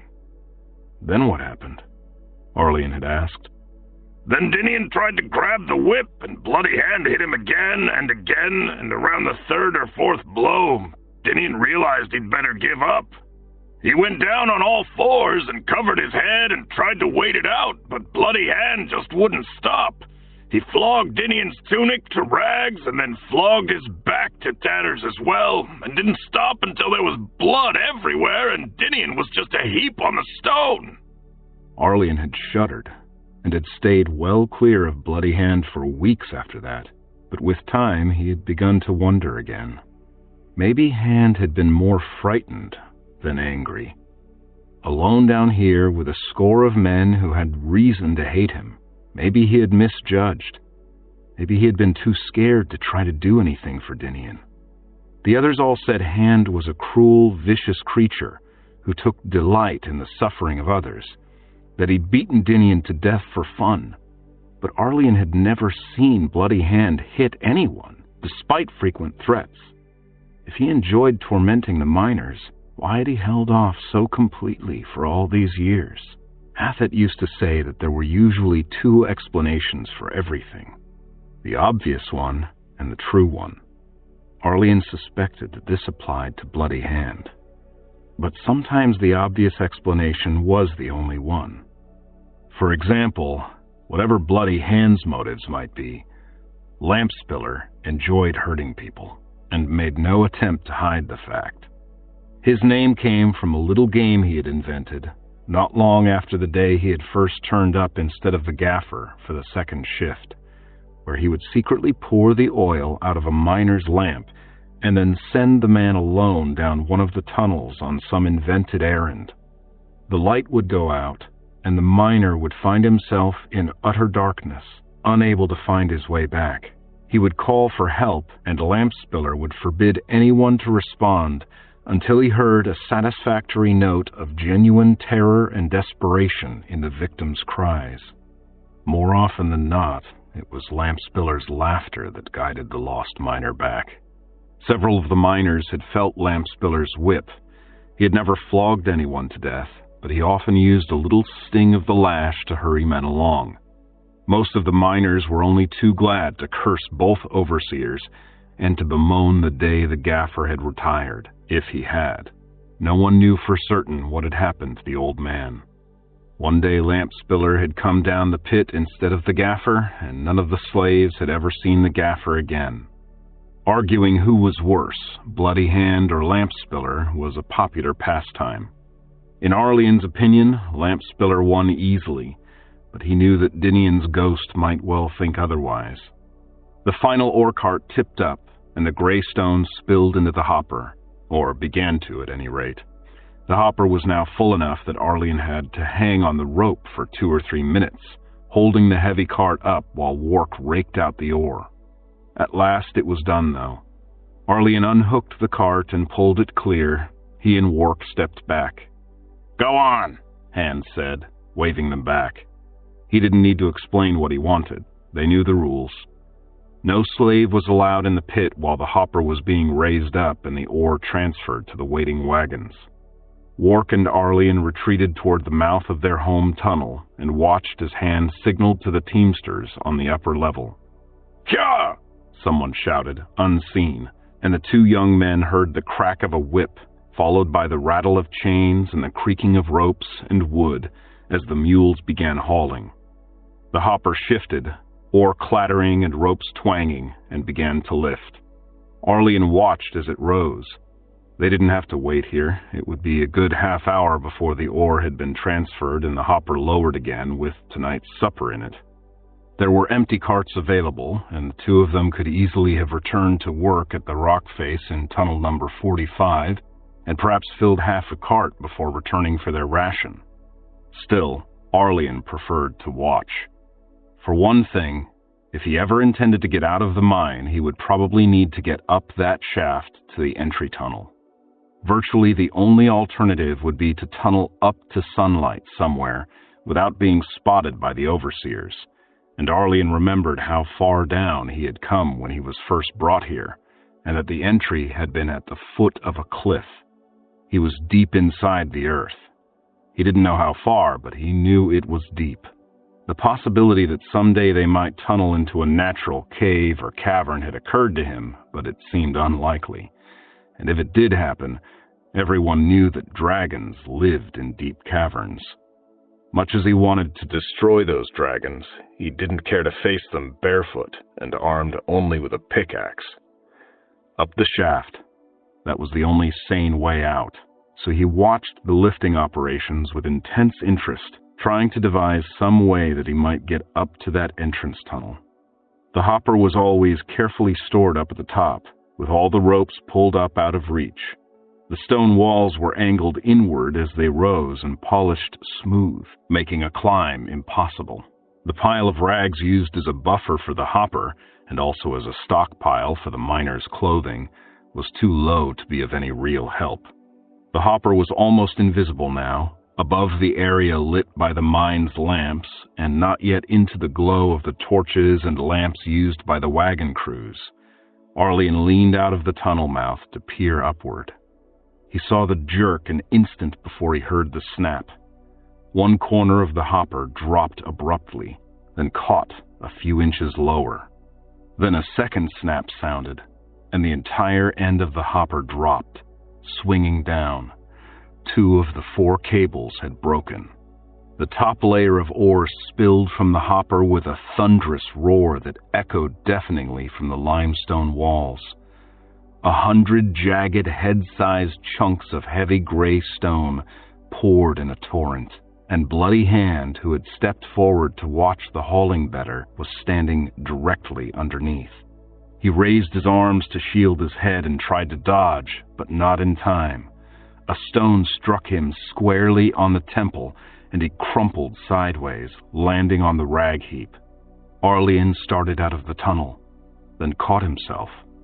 This was Bloody Hand, the overseer, the man who had flogged Dinian to death, and the hopper was still mostly full and swinging about wildly as the teamsters at the top tried to regain control.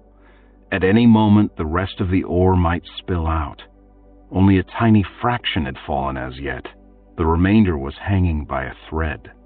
A single chunk of stone the size of a man's chest had killed Fist instantly, and that dancing hopper held several tons of ore. But Bloody Hand was still a fellow human being. Dinian aside, the rumors and stories aside, Arlene had never seen him deliberately harm anyone. And Arlene had seen too many men die in the mines. He had no desire to see another death, not even Hand's. He ran forward and grabbed the dazed hand under both arms, hauling him free of the little heap of scattered stone. Arlian pulled him toward the nearest tunnel mouth, walking backward and dragging Hand along as quickly as he could. He was halfway to the safety of the tunnel's mouth when he heard a twang and another snap, and saw an avalanche of gray stone pouring down out of the darkness. Chapter 6. The Price of Mercy. Arlian was coughing, choking on the clouds of rock dust as he staggered backward. He had dropped Bloody Hand, but the dust in his eyes was so thick he couldn't see where. All he wanted for the moment was to get clear himself so he could wipe his eyes and see what was happening. Ari! Arlian recognized Wark's voice. "Here!" he shouted in return. Other voices were shouting somewhere. Arlian paid no attention to them as he stumbled into a tunnel mouth and cleared his vision. A few seconds later, Wark was there beside him, wiping away dust. Arlian turned and peered out into the pit shaft. The lamps on one side had gone out, so that great black shadows reared up, and some were moving, dancing, as the now empty hopper, dangling from one line, swung crazily. A great heap of gray ore covered the rag pile, half obscured by slowly settling black dust. Miners stood in all the tunnels, staring out into the opening, but none had ventured out. Most of the shouting was coming from above. And then a rope was flung down and a man came sliding down it, hand over hand. A man wearing thick leather with a sword on his belt. He jumped free and immediately drew his blade. The sword was shorter and broader than Arlian remembered a sword being, and he had to stop and think where he had ever seen a sword before. On Lord Dragon's belt, he realized. This was only the second sword he had even glimpsed, and the first he had seen out of its sheath. It gleamed in the dim orange light, and Arlian stared at it, fascinated, studying the way the stranger held it. "All right, stand back," the swordsman bellowed. "Where's the overseer?" Half a dozen voices answered, and several fingers pointed. The man turned and spotted Bloody Hand lying half covered in dust and rubble. "What about our dinner?" someone called. "You'll get your food," the swordsman snapped as he strode over to Bloody Hand. He knelt, but kept the sword ready and didn't look down as he felt the downed overseer's throat, but instead kept a watchful eye on the slaves in the tunnels. "He's breathing," the swordsman shouted up the shaft. "I don't see much blood. I think he's all right." "Can he hold a rope?" a voice called from above. "Not a chance," the swordsman replied. "Send someone down." Arlian watched silently and saw that Bloody Hand was blinking and trying to raise his right hand free of the rocks. By the time another man had clambered down the rope from the ledge above, the swordsman was helping Bloody Hand to sit up. Arlian and Wark watched as the new arrival helped the overseer to the dangling rope. The swordsman stood guard as the others clung to the rope while it was hauled up. Then the rope was flung down again, and the swordsman sheathed his blade and ascended. Then the rope was pulled up. For a moment, nothing more happened, though Arlian could hear voices. Then the hopper, still dangling by its one corner, was lowered. "Where's our supper?" someone shouted, and several other voices joined in protest at seeing the hopper descend without the customary contents. "Wait a moment, will you?" the swordsman's voice called down. A chorus of angry voices replied incoherently, and at last the miners spilled out of the tunnels into the pit shaft. Arlian saw Swamp shaking an angry fist at the invisible figures in the upper tunnels. Then a heavy burlap sack came sailing down the shaft to land with a thump atop the heap of spilled ore. Swamp and the others ran to open it. Arlian stepped out into the pit shaft, Wark at his heels. The two of them made their way up the mound of ore to where Swamp and Bitter were distributing the usual food from the sack. Coarse bread, tasteless dried-out cheese, some dried fruit to prevent scurvy. Arlian held out his hand, and Swamp started to pass him a slab of bread when Stain spoke up. "Not him. He's the one who saved Bloody Hand's life. You don't want to feed him. Swamp hesitated and looked at Rat. Rat, a small man known for his quick wits, looked at Arlian. You're the one who pulled him out from underneath, Arlian? Or was it Wark? It was Arlian, Wark said. I did it, Arlian admitted. Trying to get on the boss's good side, are you? Rat snarled. Couldn't leave well enough alone? You know the rules, Rat, Arlian said. He wasn't exactly slow himself and had no intention of admitting he had acted out of genuine concern for a fellow human being. If we don't deliver a live overseer at the end of each shift, we don't get fed. You risked your life over one meal, boy? Rat sneered. It'd be worth skipping a meal to see Bloody Hand's brains bashed out, if you ask me. Hey, where's Lampspiller? Someone asked before Arlian could reply. He didn't come down! That created a stir of concern. The miners did know the rules. Each overseer stayed for a single shift, probably 12 hours each, then was replaced by the other. Bloody Hand had been hauled up, but Lampspiller had not come down for his shift. And if there were no overseer, there would be no food at the next shift change. Arlian's saving of Bloody Hand's life was forgotten for the moment as the miners argued and shouted. Arlian ignored the debate and took the bread from Swamp's hand. Swamp didn't resist, but simply shrugged, handed Arlian a wedge of cheese, and went back to distributing food. Lampspiller did finally descend by rope a few minutes later and promptly laid about himself with his whip, clearing out the pit. Swamp and Bitter hauled the largely empty food sack into one of the tunnels to continue handing out its contents. By that time, Arlian had retreated down toward his own sleeping niche in tunnel number 32, gnawing on his bread and cheese. He sat on the rags he used as a bed, chewing slowly, and tried to think. Had he done the right thing, saving Bloody Hand? Hadn't the Overseer deserved to die for what he did to Dinian? He had acted almost without thinking, though. He wondered for the first time whether, when the time came, he would be able to carry out the revenge he had planned for so long. What if someday he escaped the mine and tracked down Lord Dragon and his men, and then was overcome by compassion and could not bring himself to slay them? He had never imagined that possibility before, but now that he had saved Bloody Hand's life at the risk of his own, he had to consider it. Was he too soft? Still a child rather than a warrior? Traitor! The word was whispered, so he did not recognize the voice, and spoken from behind the shelter of a corner in the passage. Arlian looked up, startled, as an open and lit oil lamp was flung onto his bedding. The ancient, soiled rags caught, and Arlian hurried to stamp out the blaze as quickly as he could. The smoke affected his already dry throat, and he found himself coughing uncontrollably even after the fire was out. By the time he was himself again, able to take his own lamp and go looking for his attacker, there was no sign that the assailant had ever been there. He stood in the corridor for a moment, then returned dejectedly to his bedding and settled down cross-legged upon it. He poked idly at the scorched part.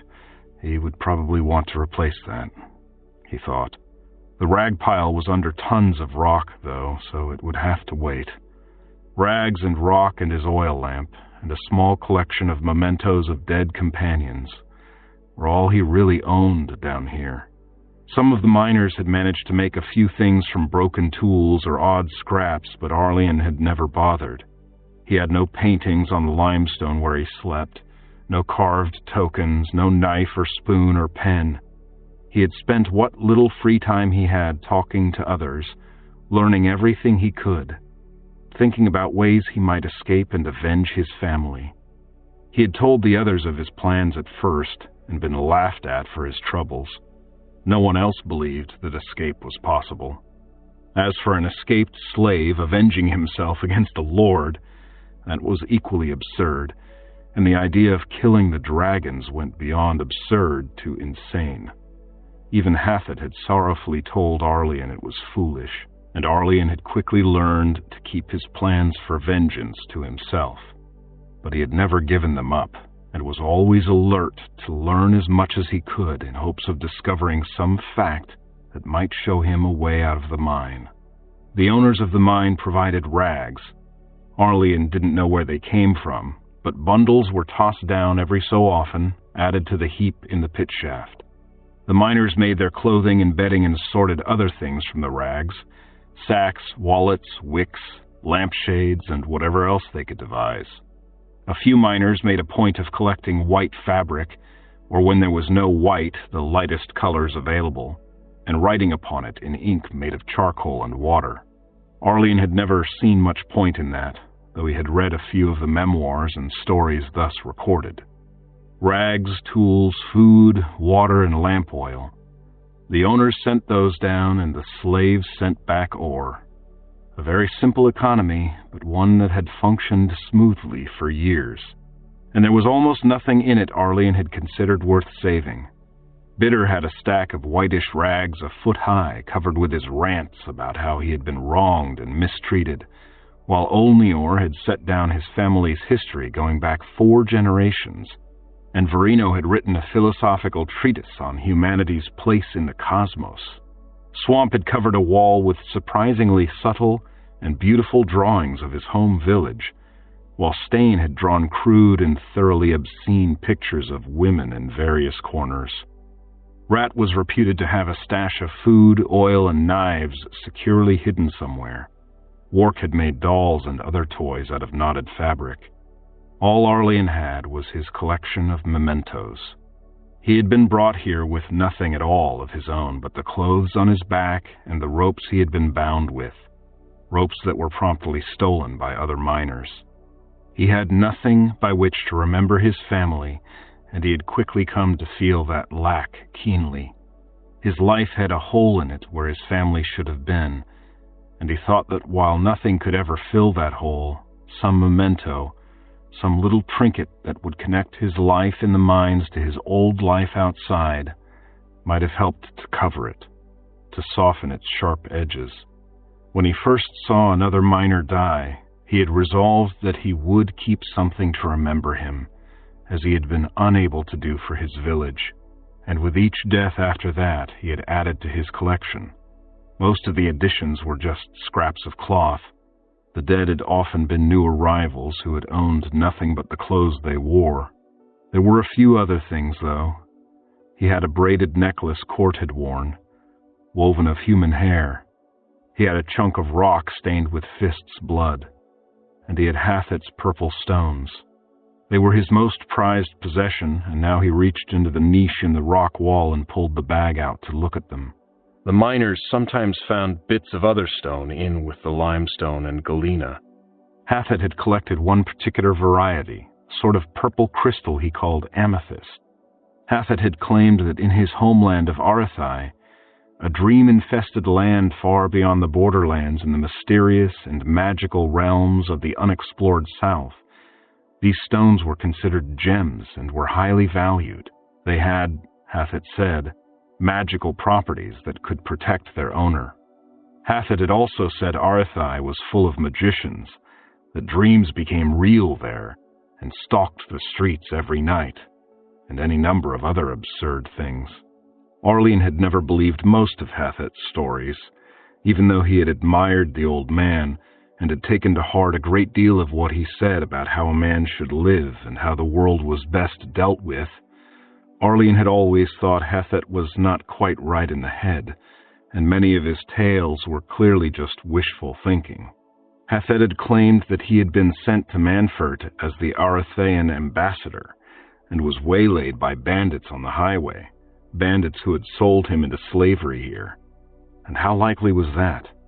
What sort of bandit could be so stupid as to sell an ambassador as a mine slave rather than ransoming him? Hathet's attempt at explanation, involving complicated palace intrigue and high treason, had made no sense to Arlene or the others, and they had concluded that the old man had made it up on the spot. He probably wasn't from Arathai at all. A miner called Brown, who claimed to have visited the borderlands, said that the road to Arathai had been closed for years and all trade blocked, so there was no way Hathet could have come from there. Brown had arrived just after Hathet died, and had then died in a fall himself, so no details were available. But why would he lie? So Hathet had probably made it all up, and the pretty purple stones were probably just pretty purple stones of no real value to anyone. But Hathet had collected them carefully, and now Arlian kept that collection. He had counted 168 stones, ranging in size from mere specks to the size of his thumb. He saw no sign that they provided any magical protection, but they were pleasant to look at and served as a reminder of poor Hathet. Once he got out of the mine, perhaps he could find Hathet's family, in Arathai or wherever they really were, and give them the stones as a memento of their lost kinsman. Traitor! Arlian looked up, unsure whether he had really heard another whispered imprecation or merely imagined it. No lamp followed the word this time. The threat was there, though. Whether it had been the right thing to do or not, saving Bloody Hand had plainly marked him down as an enemy for many of the miners. Nothing he owned would be safe if left unattended. He still remembered the sick, stricken expression on Elizon's face on that occasion years before, when Elizon had returned from working the ore to find his little hand-carved limestone shrine smashed to powder and gravel. Elizon had angered Fist the shift before, and Fist had taken his revenge. Arlian understood the need for revenge very well indeed, and understood why the others would want to retaliate for his saving of Bloody Hand, but he did not intend to make it any easier to hurt him than it had to be. He gathered up the hair necklace and a few fabric scraps and tucked them into the bag with the amethysts, then twisted a rag into a crude rope belt and tied the bag to his waist. He did not want to come back here in a shift or two and find his mementos gone. This was normally his off shift, but he was in no mood to rest. He got to his feet and, with the bag thumping against his hip, made his way down to the rock face to work off his nerves by digging out ore. Chapter 7. The Return of Bloody Hand. 3 shifts later, the hopper was repaired, and the slaves began shoveling the heap of spilled ore back into it. Lampspiller was in charge of the operation. His shift was ending, and rumor had it that Bloody Hand was waiting in the tunnel above, ready to return. His previous shift had been taken by a stranger the miners had dubbed Loudmouth, a big, brawling man with sun-darkened skin who had disdained the whip and had instead thoroughly beaten Swamp with his bare fists to establish his authority. The others had watched as Swamp was thrashed for a minor, possibly imagined offense. Had they joined forces, they could easily have defeated Loudmouth. But then what? How would they get up the pit shaft to escape? So they had stood by and done nothing as Loudmouth asserted his authority, and they had obeyed Loudmouth's bellowed orders. Arlian had stayed well out of Loudmouth's way, and as much as possible out of everyone else's way as well. He had been tripped 3 or 4 times while working during the past 3 shifts. A misaimed pickaxe had missed his foot by inches. Chunks of ore had been accidentally flung at his head. His bedding had disappeared completely at one point, and he had had to dig down through the spill to replace it from the rag pile. Even Wark was avoiding him, and Arlian couldn't blame him. Anyone who was seen befriending the outcast would be outcast himself. He hoped the others would get over their anger soon. While he had never been the most popular of the slaves, he had always gotten along well enough and had made no real enemies, until now. Maybe, he thought as he shoveled, this would mark the end of his harassment. With the hopper back in operation and the spilled ore gone, with Bloody Hand back on the job, perhaps things would return to normal. Or perhaps when the backlog of ore was gone, every cart in the mine was filled to overflowing, and more ore was piled at the rock face, since there had been no way to haul it up the shaft. Maybe when that was gone, he'd be forgiven his act of misplaced mercy. He wasn't counting on it, though. The bag of mementos was still securely tied in place on his belt and would stay there. He didn't trust anyone at this point. He glimpsed something moving and ducked as a shovelful of ore flew past his ear. Sorry, Bitter said, his tone utterly insincere. I wonder if it's occurred to anyone, Arlian said, not addressing anyone in particular, that if Bloody Hand had died, he might have been replaced by someone even worse. And I wonder, Bitter retorted, whether anyone really could be worse, and whether Dinian's Shade is as angry at the missed chance for vengeance as I am. Shut up! Lampspiller roared. Or I'll show you that I can be worse than your worst nightmare. My nightmares are about dragons, Arlian muttered. The whip cracked across his back. You think I can't be as bad as a dragon? He bellowed. Arlian turned and stared at him, ignoring the welt rising on his shoulders. He didn't say anything. He'd been ordered to shut up after all. He simply looked at Lampspiller. The overseer faltered, then lifted his whip. Get back to work! Arlian returned to his shoveling. Some of the other miners had paused at the mention of dragons. Many felt a superstitious awe of the legendary creatures that had once ruled the world, and Arlian was sure that they thought Lampspiller had just invited evil by his careless retort. Maybe he had. Arlian had had more direct experience of dragons than anyone else in the mine, but he still knew almost nothing about them. Maybe speaking irreverently of them could bring bad luck. Maybe his own grandfather's explanation of dragon weather had brought about the attack on Obsidian. But Arlian didn't believe that. And even if it were true, it was unjust. He would see the dragons punished someday, or he would die in pursuing it. Fill this one right to the top, Lampspiller ordered. We've got an extra wagon waiting up above. We'll be making up the missed shipments a little at a time. What if the ropes break again? Someone asked. They won't, Lampspiller said. Brand new ropes all around. He smiled crookedly. But I won't be standing underneath. Some of us have more sense than that. A few of the slaves smiled or even laughed briefly at that.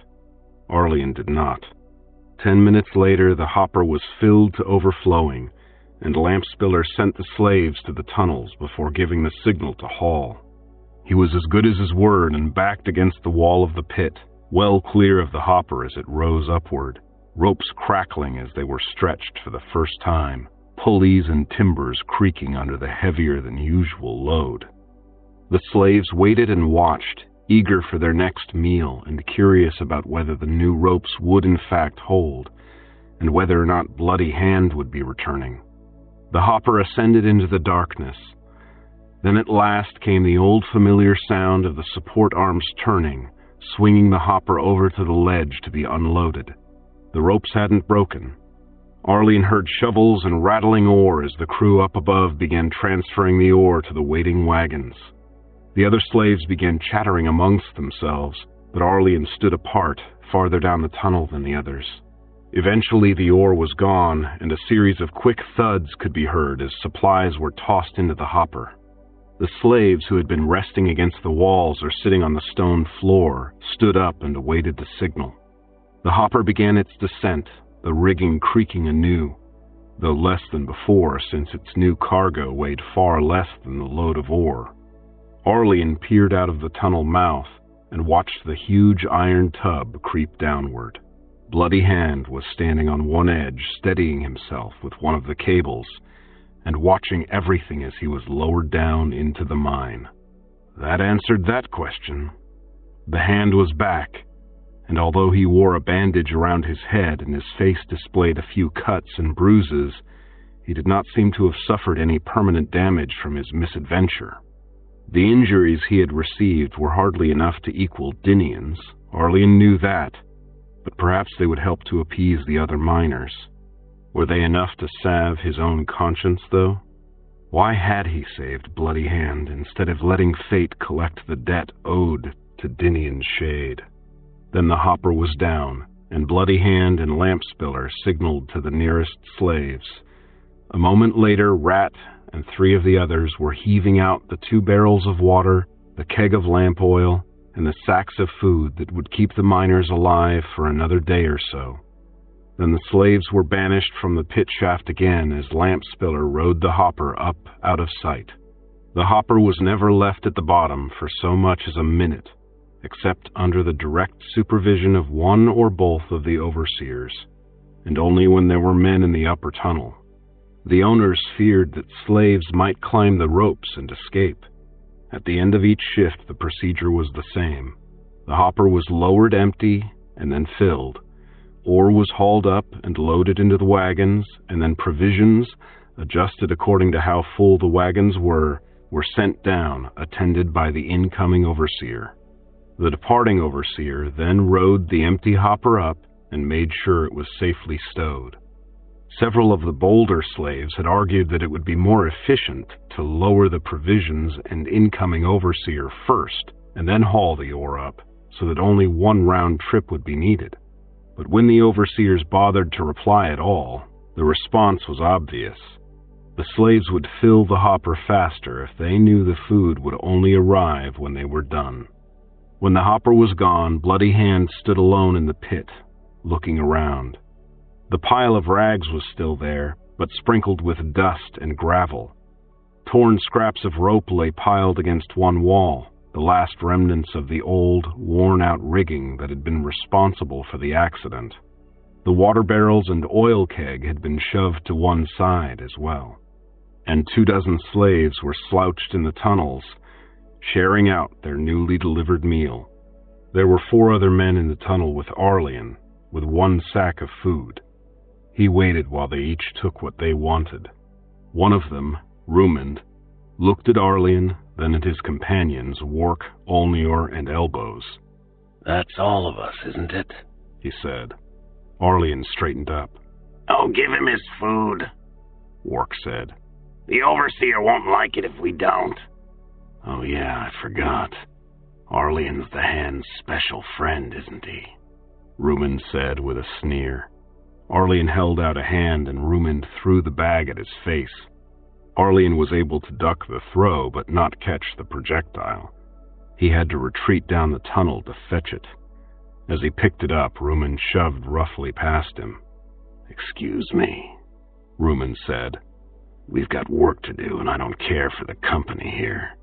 Elbows jabbed at Arlian with his namesake joint as he passed. Olnior didn't touch him, but muttered, "Thought you might have some potential, boy. Guess I was an old fool." Wark simply walked past without comment. Arlian stood, the food sack in his hand, and watched them descend until they turned a bend in the passage and vanished. Then he sighed, settled to the floor, and opened the bag. He had just pulled out a heel of black bread and a handful of cheese crumbs when a shadow obscured the lamplight. "You," Bloody Hand said. "Get up." Arlian got up. "Your name's Arlian, something like that?" "It's Arlian." "You're the one who pulled me out before the whole thing came down, are you?" Arlian nodded. "You expect me to be grateful?" No. Arlian couldn't really see Bloody Hand's face, as the light was behind the overseer, but he thought he saw the man frown. "You made life harder for yourself saving me, didn't you?" Arlian shrugged. "Why did you do it?" "It seemed like a good idea at the time." "You know about Dinian?" "I've heard," Arlian said. "I wasn't here at the time." "You saved me anyway?" Arlian shrugged again. "You didn't make my life any easier either, you know. Longer, yes, but no easier." Arlian didn't even bother to shrug in response to that. "It doesn't look good owing my life to one of the slaves. It's trouble all around. I'd like to know why you did it." Arlian hesitated. Then he raised his eyes and looked directly at the shadows of Bloody Hand's face. "I'd like to know why you killed Dinian," he said. Bloody Hand snorted. "Would you?" he said. "Haven't the others told you?" "They told me you killed him because you're a heartless bastard," Arlian said. "But I've been thinking about it. If you really were as heartless as that, you'd have been freer with the whip all these years I've been here. I don't think that's it." "Maybe I tried it and decided I didn't like it." "Or maybe you didn't mean to kill him at all," Arlian suggested. Maybe you just panicked. Bloody Hand stared at him. You think so? I don't know, Arlian said. I would like to know why you killed him, instead of guessing. So would I, the overseer said. It just happened. It wasn't anything I decided to do.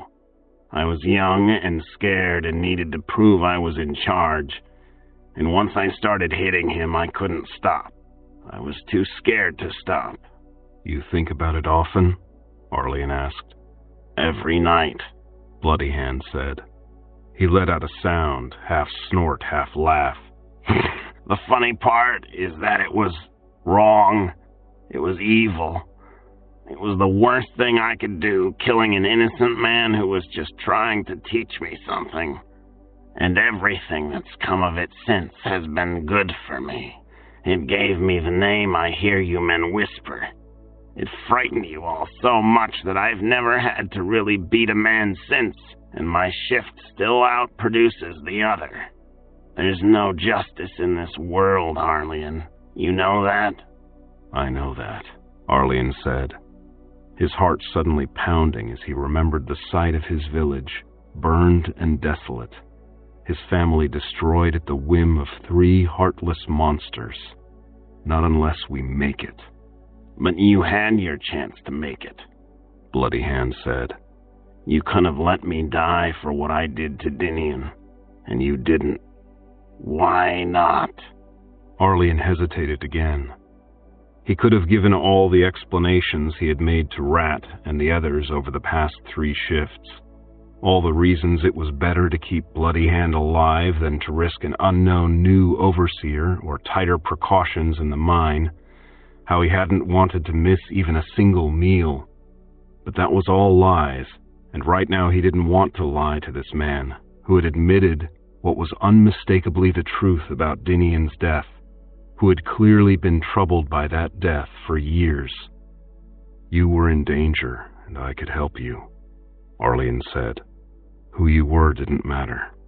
Arlian could see Bloody Hand's brow lower at that, could almost hear him growl. The overseer's hand lashed out and grabbed him by the beard, pulling Arlian forward. It does matter, he hissed. You've seen that it matters. You saved someone's life, and what did it get you? I killed a man, and what did that get? It's a sick, unjust world, Arlian, and it does matter who we are. He released his hold, and Arlian tumbled backward, catching himself against the tunnel wall. For a moment the 2 men stared silently at one another. Then Bloody Hand turned on his heel and marched back out into the pit. Get to work, slave, he called back over his shoulder. There's ore to be mined. Chapter 8. Into the Light. Arlian was asleep in his niche when a booted foot kicked him awake. Get up, slave, Bloody Hand shouted. He stood over the sleeping miner, lamp in hand, boot ready to kick again. Arlian rolled aside and struggled mazily upright. It was his time off, his sleeping time. He had dug and carted his share for this shift, and was entitled to a few hours' rest. He knew better than to argue, though. As he stood, Bloody Hand leaned forward, his mouth close by Arlian's ear, and whispered confidentially, If there's anything you prize here, bring it. Astonished by this sudden change in manner, Arlian blinked at him, then quickly snatched up his bag and belt. He reached for his lamp, but Bloody Hand shook his head and knocked his hand away from it. Leave it, he whispered. Arlian left it and waited for orders. It's time I settled with you once and for all, Bloody Hand bellowed, stepping back, reverting to his usual bullying self and astonishing Arlian anew. Come out and take it like a man. Confused, still half asleep, Arlian staggered out of the niche and up toward the pit shaft, Bloody Hand close behind, shoving him forward every time he slowed or stumbled. He tied his belt in place as he walked. Other than the belt, he was wearing only a tattered pair of breeches, and he wondered whether there was anything else he should have grabbed while he had the chance. Well, it was too late now. "What do you want with me?" he asked. "I'm going to ensure that you never lay hands on me again," Bloody Hand roared. He snapped his whip. Arlian was baffled. He had saved Bloody Hand's life. Was a flogging to be his reward? Perhaps it was what he deserved for aiding a murderer, but he hadn't expected it. Was this Bloody Hand's way of showing Arlian that there was no justice in the world? It was hardly necessary. The dragons had done that long ago. Then they were in the pit shaft, and Arlian was surprised to see that it was almost totally dark. All the lamps had been put out. Only the one Bloody Hand held remained to provide illumination. A faint glow came from above as well, but Arlian wasn't sure whether that was anything out of the ordinary or not. Perhaps there was always a light up there and it simply wasn't usually visible through the glare of the lamps. "Now!" Bloody Hand barked as the two of them reached the base of the rag pile. He blew out the lamp he carried, plunging the already shadowy pit into near total blackness. Only the glow from above alleviated the gloom. Arlian heard the sound of a rope uncoiling and a thump, but it wasn't the hand's whip. The sound had come from the other side. He turned and found something dangling close beside him, faintly visible, dull gray in the darkness. A rope. For a moment he couldn't move. He stared at it in shock. The almost invisible rope seemed so out of place to his sleek, clouded mind that at first he had trouble accepting it as real, and wondered whether he was still asleep and dreaming this entire episode. He reached out and hesitantly, ready to snatch his hand away at the first sound from Bloody Hand, touched it. The rope was real. He could feel its rough texture clearly. He was awake. No rope should be there.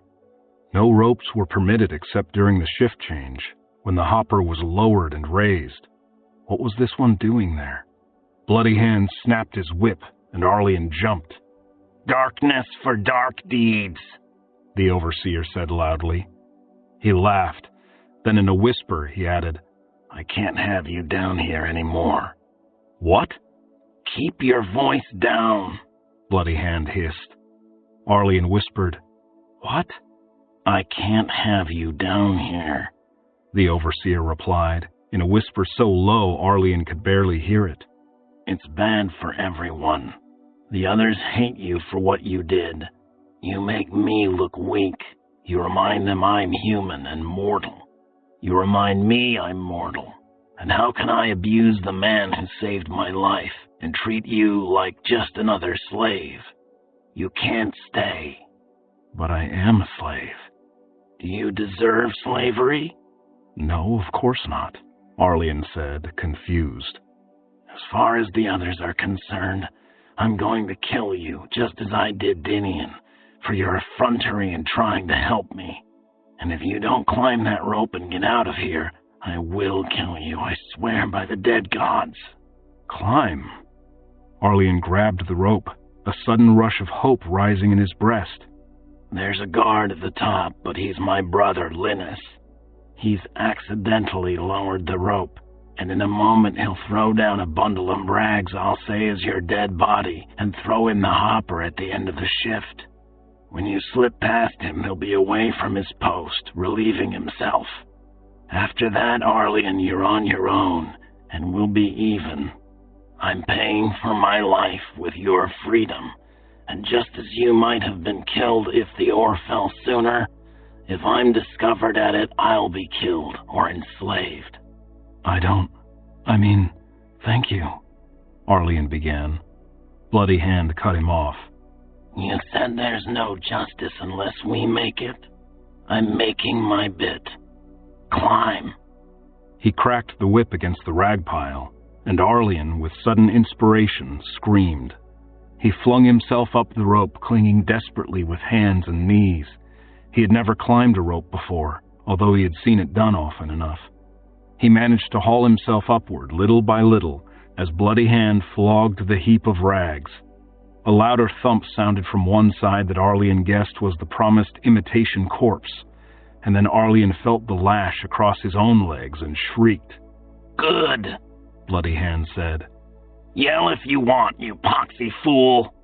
Then he stepped closer and whispered, I need blood on the whip and rags if I'm to be believed. I'm sorry. Don't be, Arlene whispered back, though the pain in his legs was intense. Thank you, Hand. My name is Enir, the overseer whispered back. Go. Arlene went. He panted with the effort of pulling himself up the rope toward the light, trying to match his gasps for air with the beating of the whip on the rags. Every so often he moaned or wailed. Then his hand struck stone, and a moment later he was scrambling up onto the ledge at the mouth of the entry tunnel, a tunnel lit by 2 bright lamps. A man was standing there, a man not in the rags of a miner or the leather apron of an overseer, but in a bright tunic, green worked with gold over black velvet breeches. He wore a sword on his belt, and after a few seconds of confusion, Arlene recognized him as the swordsman who had come down into the pit when the hopper lines broke.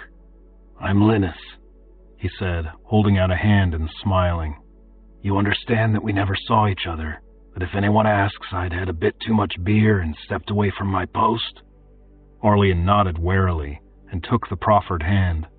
I wanted to thank you for saving Enir, the swordsman said as he grasped Arlene's hand. Then he released it, stepped back, and lifted one of the lamps down from its place on the wall. He handed it to Arlene and said, You'll need this. Now go on. Get out of here. Thank you, Arlene gasped as he accepted the lamp. Then he staggered past Linus and headed up the passage, limping on his sore, bleeding legs.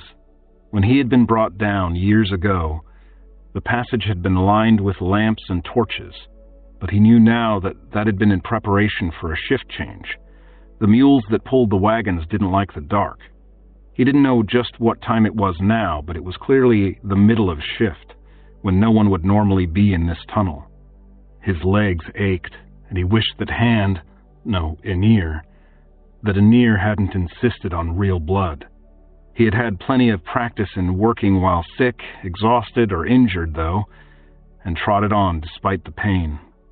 His one lone lamp cast huge, flaring shadows as he made his way up the tunnel. Now he could see, as he had not as a boy, that the passage was an old part of the mine itself, that it followed the course and shape of a great seam of ore that had been dug out. He could see the marks of picks on the walls, the traces of galena too thin to be worth removing, the thick layers of smoke on the ceiling above niches where lamps had been placed, over and over. Seeing it thus was strange, almost dreamlike. He had lived for so long in the same slowly expanding network of deep, branching tunnels that a new, unfamiliar place didn't seem entirely real. If it were a dream, he told himself, he didn't want it to end. He wanted to be out of the mine, out in the sun and open air, free again, to lead his own life, make his own way, and in time find his revenge upon Lord Dragon and his looters, and upon the dragons themselves. There were places the passage narrowed enough that Arlene wondered how the ore wagons ever fit through, but even so it was always wider than most of the mine tunnels, and he already felt as if the world were opening out around him.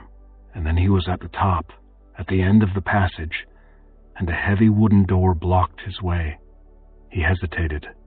What if there were another guard on the other side? He had no weapon of any kind, not even a rock. What if that horrible fat old man who had carried him down the mine so long ago was out there? His mouth tightened. If that fat old man was there, Arlene would wring his neck barehanded. He was no scared child anymore. He had to stop and think for a moment to remember how to work the latch. He hadn't used one in so long. There were no doors in the lower mine. It was simple enough, though, and he swung the door open. Blinding light poured in. He fell back momentarily terrified. The brightness was so intense he thought he might go mad.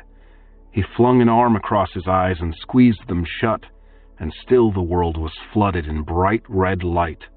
He was seeing the inside of his own eyelids, he realized. The light outside the door, whatever it was so bright that it was shining right through his flesh. But his eyes were adjusting, and after a moment he dared to open one a crack.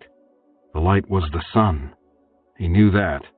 He had been down in the darkness of the mines for so long that his eyes were far too sensitive to handle the ordinary light of day. If he wanted to escape, though, he would have to face it. To venture out into that glare and find his way safely away from the mine before anyone realized he was gone. He stepped forward, his arms still up. The air moved about him and felt somehow wrong. His skin crawled and he shivered. That was wind, he realized. Just the cool wind blowing. That wrongness was cold. He had been so long in the mine, where the temperature was constant year-round, save for where the lamps heated the air, that he had forgotten the sensation. He moved forward and tried to look around, while still shielding his eyes from the sun's glare. Everything looked washed out, almost white, the colors faded and thin. But he could see the great yellow cliff towering above him, and wagon tracks in the dirt at his feet, and ahead the slope of a hill covered in lush green grass, falling away into a valley. Sunlight blazed down from almost directly overhead, so there were few shadows. To his left was a small cluster of buildings, low structures of stone and thatch. The mine headquarters, surely, where Lord Dragon had sold him to the mine's owners. If someone were to look out one of the half-dozen visible windows, he would be spotted instantly, and could hardly be mistaken, given his ragged condition and pale skin, for anything but what he was, an escaped miner. He had to get away from those windows as quickly as possible. The wagon tracks led to the left, past the buildings, then down a dirt road cut into the slope, down and away from the cliff. That meant he didn't want to go either left or straight ahead. He turned right and began walking.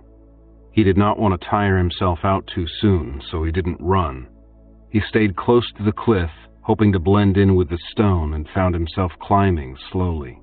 Before long he had reached the end of the cliff and stood shivering on a steep slope amid scattered young trees.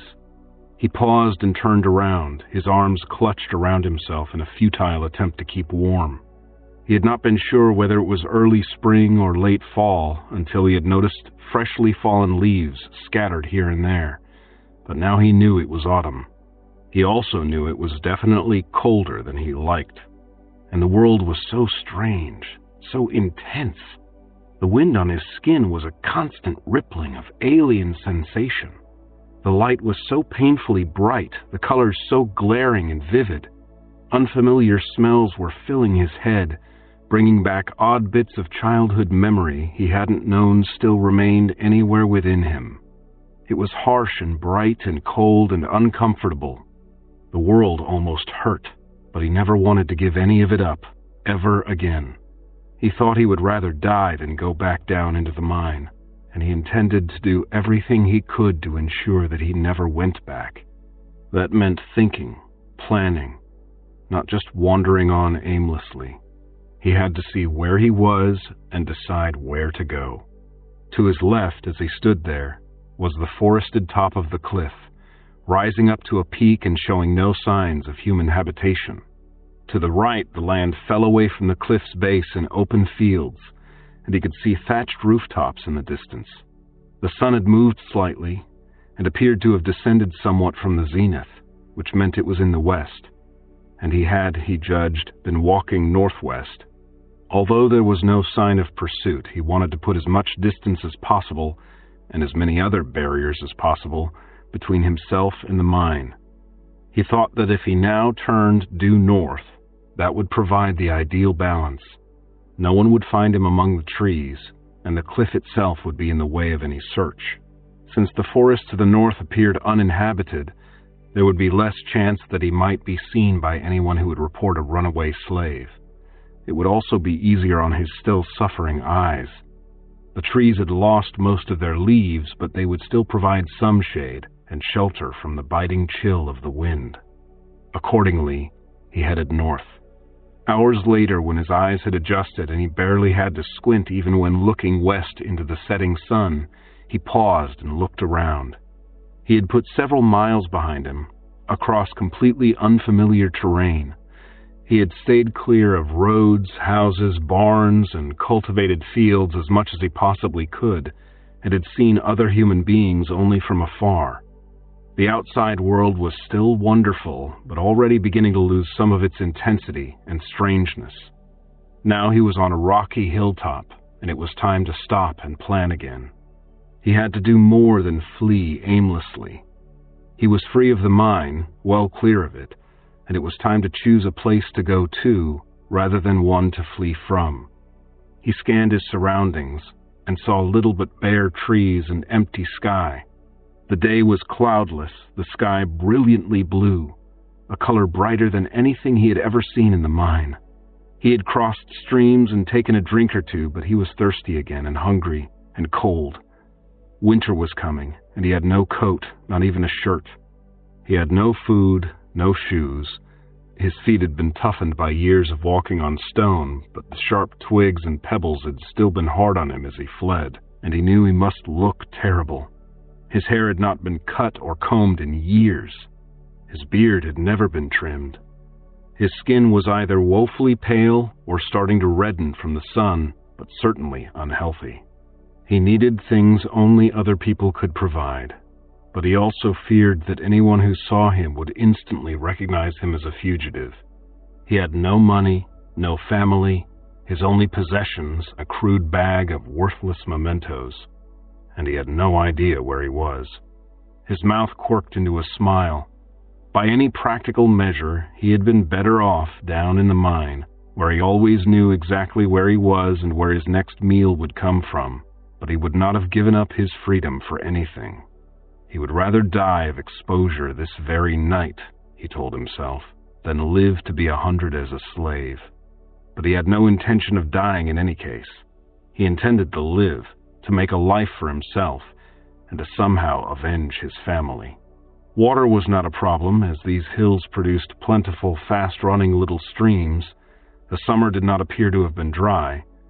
Food, he could go for days without food if he had to, he was sure, and had heard tales of people surviving on tree bark and insects. Clothing and shelter, though, he needed to find those before the weather turned any colder. Perhaps he could take shelter in a barn somewhere, steal a jacket. But where would he find a barn, or any other human habitation? He turned around slowly, taking in the endless parade of gray, leafless trees, and saw smoke. A thin line of distant gray smoke was rising in the east. For a moment he thought it might be the smoking crater of his own native peak. Then he thought it was more likely to be just a hearth fire in some nearby home. Either way, though, that smoke meant people, and perhaps shelter. Well then, he told himself, that was where he must go. He would, he promised himself, walk until he found what he sought, or until he could walk no more, and he set out to prove it. Chapter 9. Sanctuary. The night was moonless, and after he had walked into branches half a dozen times and stumbled a score, Arlene admitted that he could walk no more. Painful as the bright light of day had been, he needed it to see where he was going. Even his dark-adapted eyes could not deal with the forest at night, so he dug himself into a pile of dead leaves for warmth and huddled there until morning. He did not sleep well in the cold and unfamiliar surroundings, and awoke before dawn had turned the eastern sky from gray to pink. He wasted no time in getting himself moving once again, and was pleased to see that the line of smoke he had followed the previous evening, until darkness had made it impossible, was still present, though it seemed no closer than before. Around mid-morning he came upon a homestead, a house and 3 small barns set upon a few acres of fields. Watching and listening carefully for any sign of the occupants, he crept into one of the barns and used the sharp end of an old hoe he found there, struck against a whetstone, to hack his beard down to a more reasonable length. It was still ragged and unkempt, but he had been working his fingers through beard and hair almost constantly as he walked, and he thought he might now look merely disheveled rather than completely wild. He used a discarded bit of leather to tie his hair back. It wasn't a proper braid by any means, but it was better than nothing. He looked at his reflection in a half-filled trough and thought that if he had had a blouse and sandals, he would be willing to allow himself to be seen. There were no shoes or shirts to be found in the barn, though. He did fish a handful of dried corn from the bottom of an abandoned trough and carry it away, nibbling it 1 or 2 grains at a time. That first homestead was not an isolated outpost in the wilderness. Rather, Arlene realized when he crept out of the barn and looked squintingly eastward, it stood at the end of a narrow road, and other small farms adjoined it. He had crossed back over the line between the forested wilderness and civilization. He hoped that he had put enough distance between himself and the mine that this would be entirely a good thing. He didn't dare use the road openly as yet, but instead crept along behind the houses and barns and smokehouses. Staying close to the buildings also served to shelter him from the worst of the cold winds that seemed almost constant. He fed himself from livestock feed as he went, stealing a handful of grain here, a few dried fruit there. He resisted the temptation to break into a smokehouse or creamery for anything more substantial. He had eaten no meat since the day his parents died, and the scents that drifted from the smokehouses were almost overwhelming, both tempting and nauseating, driving him to hurry past as quickly as he could. He made his way onward, eastward, for another several days, sleeping in barns or woodsheds, living on animal feed and drinking from untended wells, perpetually cold and hungry, shivering as he walked. Several times he saw people, and a few times he was seen. Whenever that happened, he veered away but kept walking, so as to appear an ordinary traveler. Twice someone called to him, but on both occasions he ignored the hail and kept walking, and both times the other decided against pursuit. He passed villages occasionally, but skirted well around them. On the 4th day after his night in the woods, he came across laundry hung out to dry, and took a man's linen blouse, promising himself that someday he would pay the rightful owner back. When it had dried, it provided some significant comfort against the cold, but he still dared not let himself be seen. After all, not only was he still suspiciously shaggy and barefoot, but the shirt's rightful owner might recognize it. On the 5th day, he could no longer resist temptation and stole a ham. He was sick that night as his stomach rebelled at the unfamiliar food. The next morning, there was frost on the fields, and between that and his upset digestion, he was somewhat slower than his usual in setting out. He took the time to study that column of smoke that he had followed for so long. That was no mere chimney, nor even a village, he realized, but the smoke of a great city. Manfort, almost certainly. He had always wanted to see Manfort. What's more, if he wanted to find Lord Dragon, to avenge the desecration of his village, Manfort was the logical place to start looking. But he could hardly walk all the way into that famous city in his present condition, wearing nothing but ragged breeches and a stolen blouse, so close to the onset of winter. Well, it was still some distance away, he was certain. He was well clear of the forest now, making his way across gently rolling hills where one farm blended into the next and the next and the next for as far as the eye could see, where the road led from one village to another at intervals never exceeding 20 miles, and often crossed or joined other roads in the process, but it was still countryside, and he had yet to glimpse a single watchtower or turret. Still, he could hardly proceed in his current manner indefinitely. Sometime before he reached the walls of Manfort, he would have to find a way to clean himself up and obtain proper clothes. Then he could present himself at one business or another, looking for honest work to get himself a living before he began his pursuit of revenge. He gave the matter some thought as he rambled onward, past farms and villages. Perhaps, he thought late one chilly afternoon as the sun was reddening behind him, he could simply present himself as a traveler down on his luck, one who had been beset by bandits but escaped, and offer to work for his keep at an inn. He had no special skills, but he had learned to swing a pick in the mines, and he thought that he could use that experience in splitting firewood. He remembered Grandsir saying that bandits never came this far north, but he could hope that either the old man was wrong, or times had changed while he was in the mine, or whoever he approached might not know as much as his grandfather had. He blew on his hands to warm them and rubbed the palms together, and decided that the time had come to try. He would have to rejoin the human race eventually, and this seemed the right time.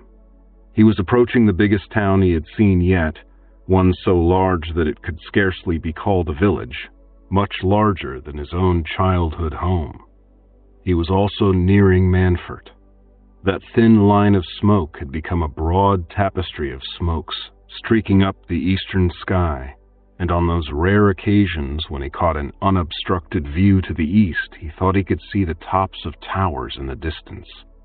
He was not about to march on into the city, but this town seemed suitable. He decided to risk inquiring somewhere within it, but he could not yet bring himself to walk openly down the main streets.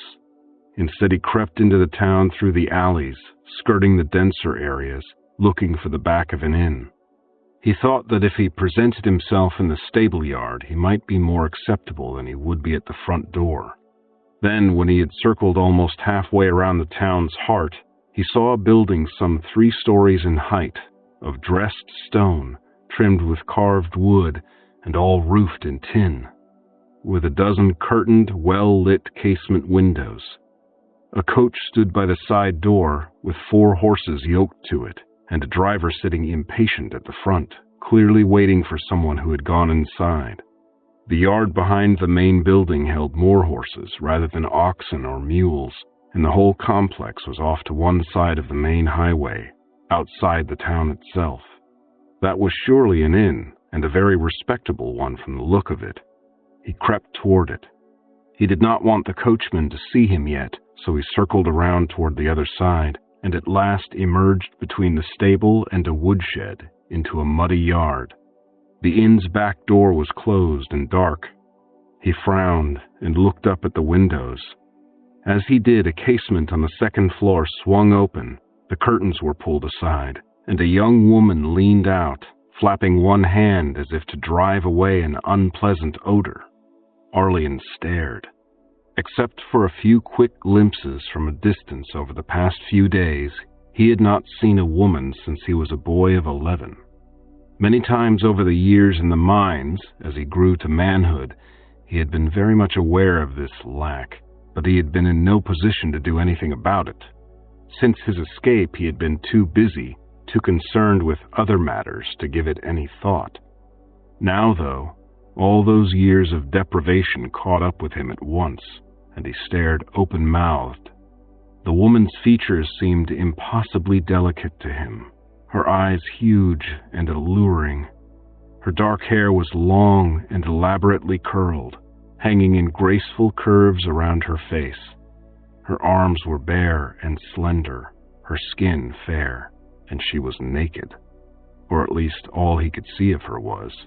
Her exposed breasts were plainly visible in the pinkish glow of sunset, the nipples large and dark. Arlian's breath caught in his throat. His clothes suddenly seemed to constrict, strangling him. Then she stopped waving and closed her eyes for a moment, tipping her head back and taking a deep breath of the cool outside air. Her hair fell in sliding coils down her back and flowed around her shoulders, shining in the lamplight that spilled out around her, and Arlian swallowed hard. He was feeling sensations he had no name for, things he had never felt before. He took an uncertain step forward. As he did, the woman opened her eyes and looked down into the stable yard. Arlian froze, but it was too late. Her gaze locked with his, and her eyes opened wide in surprise. Arlian stood, rooted by terror and shame and lust, his thoughts buried in a conflicting tangle of fierce, unfamiliar emotions. For what seemed forever, the two of them stared at each other. Then the woman smiled down at him. Not just a smile, but a grin. She made no move to cover herself. Instead, she cast a quick glance back over one shoulder, then leaned out farther and beckoned to him. Arlian took another step forward, then hesitated. What was he doing? Who was this woman displaying herself so brazenly? Could she really want him to approach? An urge to turn and run began to build, but at the same time he couldn't tear his gaze away from her. "Come on," she called down to him. "Do you like what you see?" His mouth opened, but nothing came out. He tried to swallow, but his throat was suddenly too dry. His hands clenched into fists. She was just a person, another human being.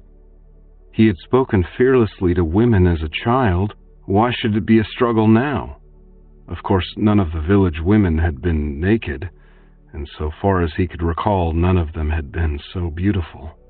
"I like it," Arlene managed to croak, and he took another step. "Then can you climb? If you can get to the window, I'll let you in. And you can look all you want. You can do more than just look." Arlene was utterly confused now, but for a moment the desire to get closer to her and the desire to get out of the cold completely overcame his shyness and uncertainty. He trotted across the yard and flung himself atop a handy barrel, then jumped for the sill of the open window. His fingers caught the edge but could not hold, and he slid back down, missed his footing on the barrel, and fell to the ground. The woman laughed, a musical, watery sound that filled him with a great swelling urgency and a ferocious embarrassment. He leapt to his feet and looked around the yard. He didn't dare look at her. He was certain his face was bright red with shame and that the tightness of his pants was obvious and offensive. "I'm sorry," she called from just above and behind him. "I shouldn't laugh. Can't you find a way up?" He turned and looked up at her. He licked his lips, then cleared his throat and tried to speak. He got a strangled noise out, then had to stop and cough. He looked down to collect his wits, then back up. "I take it I can't use the door?" he said, actually getting the entire sentence out cleanly. "Oh, no," she said, her smile vanishing. "Not dressed like that. They'd beat you half to death." "Ha!" he said, though even he could not possibly have explained why he would react to such a threat with bravado instead of caution. The possibility that he might be doing something foolish and dangerous occurred to him, but it simply didn't matter. He desperately wanted to get in that window, get at that woman. At the same time, he wanted to run away, but he fought that impulse down. He looked around for something he could use to mount the wall. Inspired, he ran to the unlocked woodshed and pulled out a good-sized chunk of unsplit firewood, hoisting it up on his shoulder. He realized after he had it up that it was solid oak, or perhaps ironwood, and must have weighed at least 50 pounds. But nonetheless, he hauled it across the yard and thumped it down onto the barrelhead, standing it on end. Then he leapt up on the barrel, stepped up onto the log, and thrust himself upward at the window. This time he was able to get his chest onto the windowsill and his arms through the casement, his fingers clutching at the inner edge of the sill. The woman had moved back at the last possible moment to avoid his lunge, but now she leaned forward and grabbed the back of his stolen shirt, helping him haul himself upward and into the room. She was not totally naked after all, he saw as he tumbled in, but clad in a lacy white skirt slit up the front, and a golden girdle wrapped around her waist. She was kneeling on a window seat.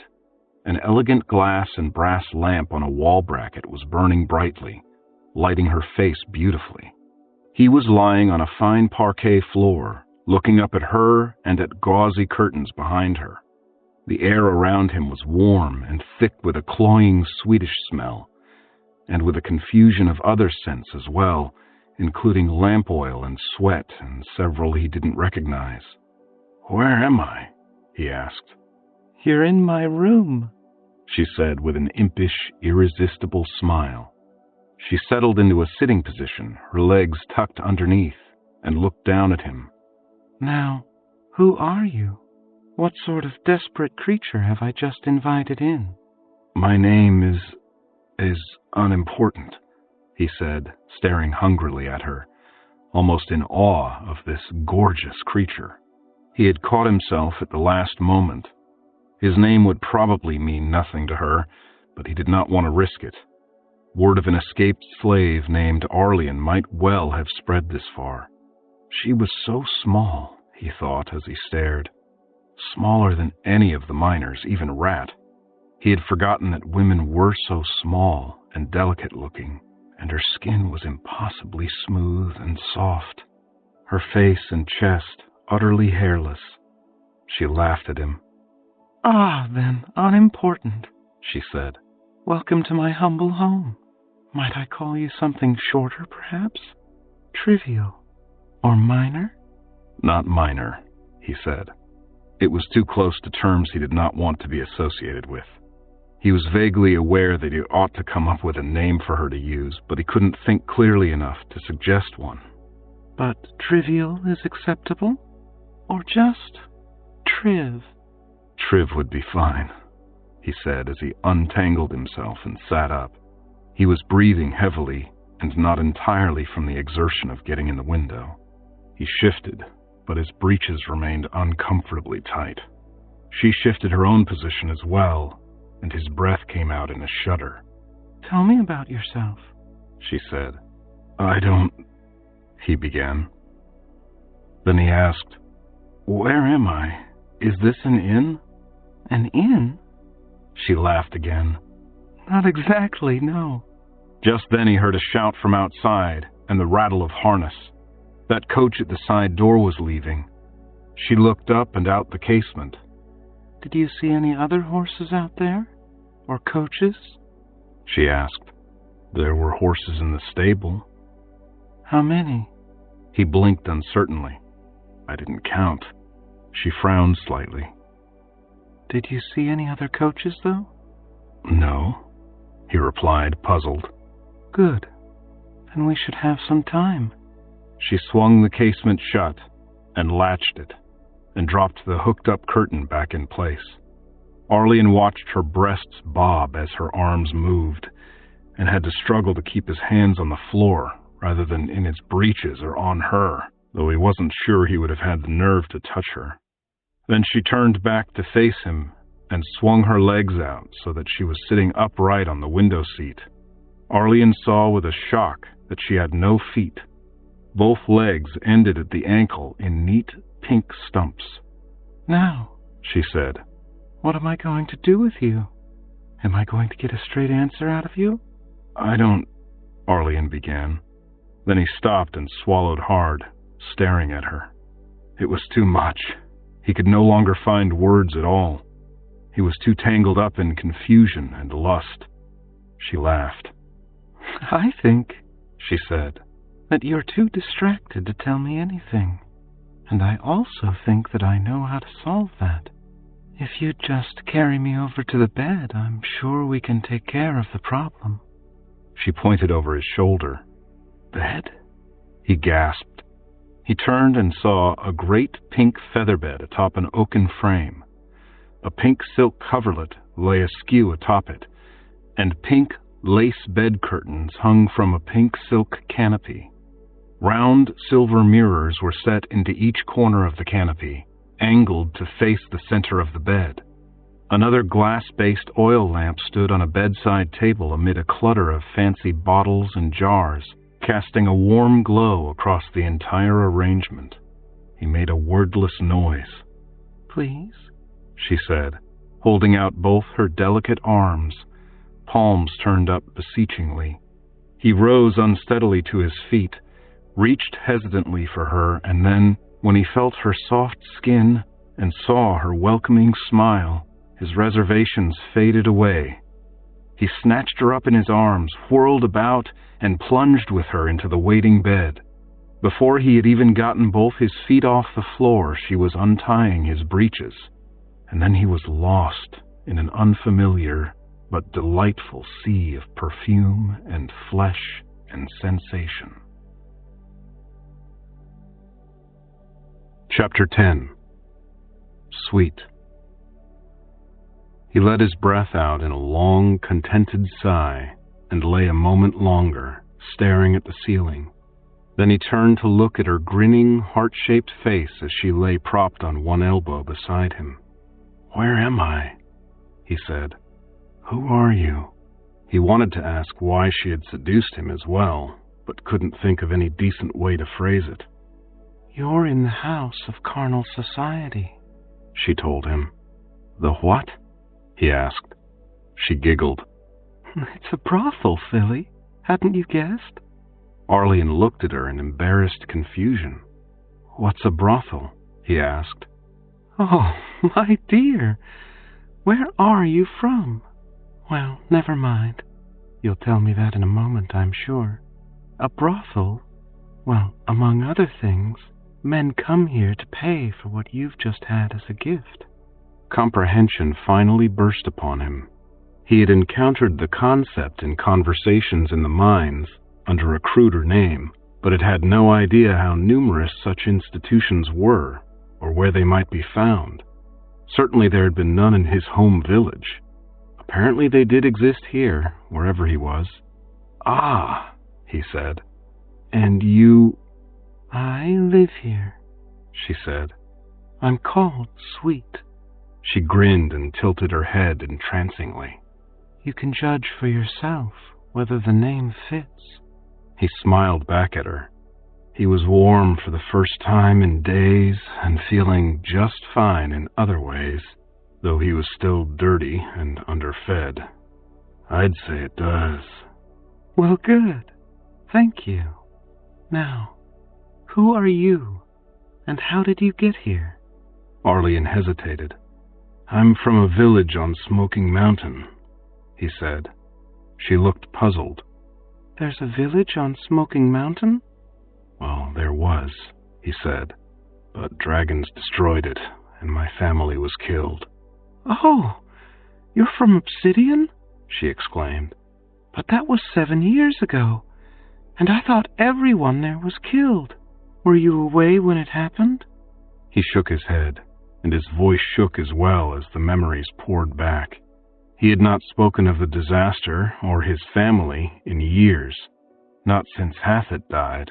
Some of the other miners had mocked him whenever he mentioned his past, refusing to believe that he had survived seeing dragons, sometimes refusing to even believe he had ever been free or knew who his parents had been, and in time, to avoid their mockery, he had stopped speaking of his former life.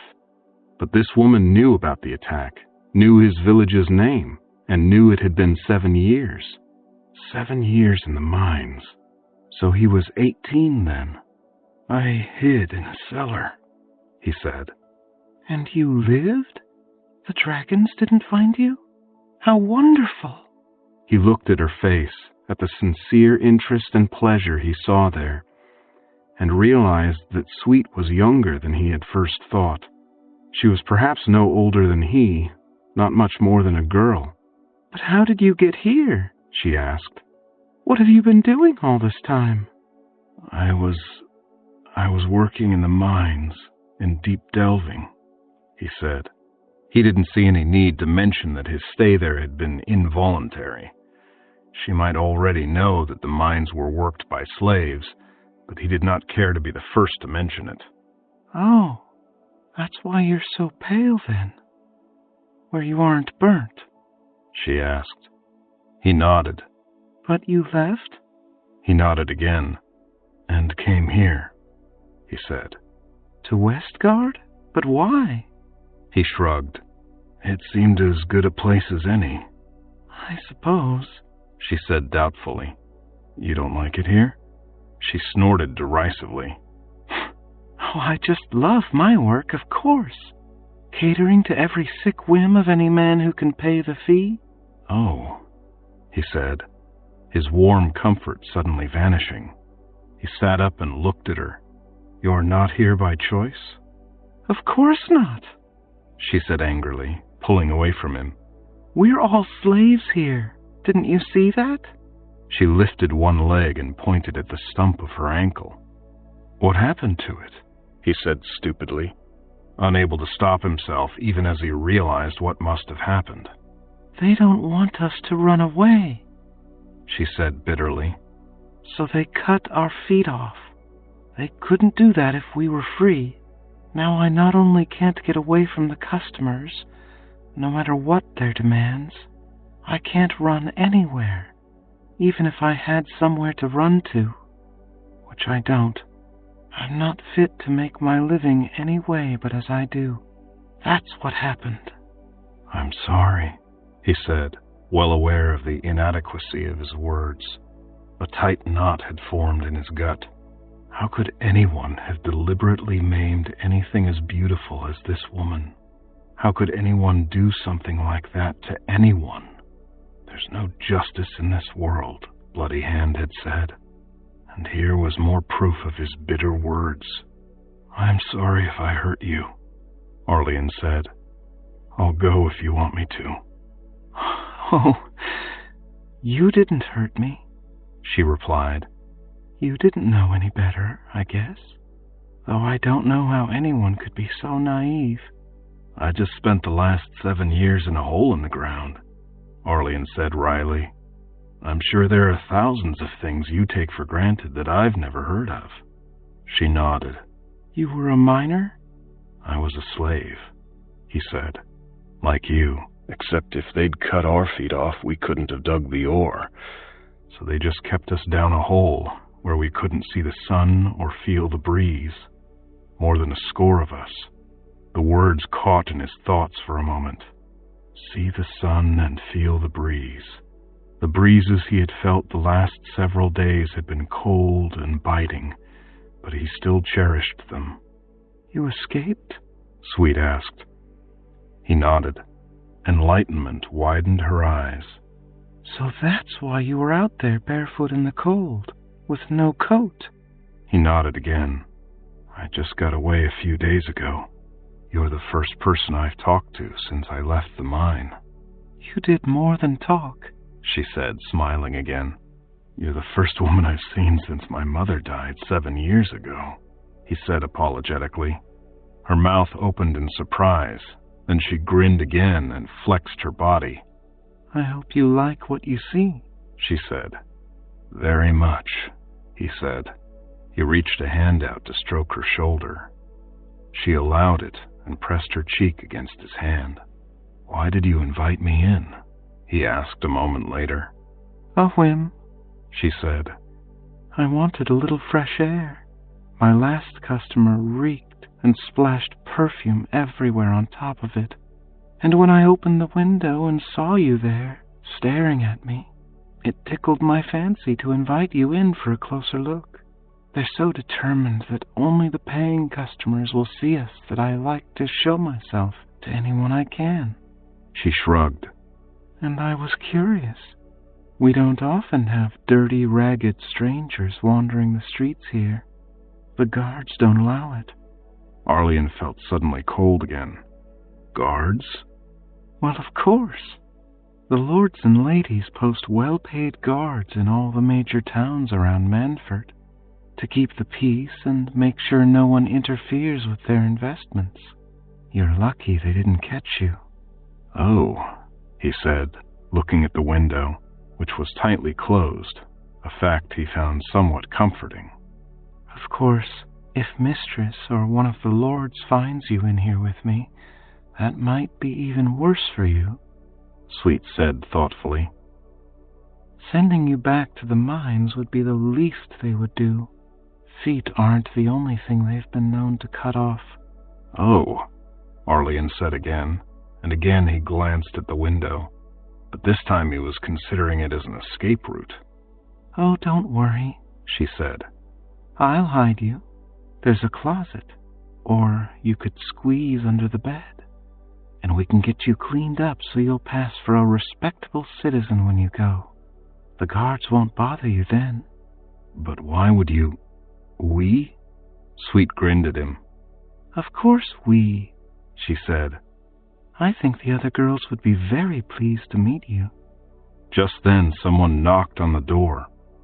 10 minutes, a woman's voice called. Oh dear, Sweet said. A customer.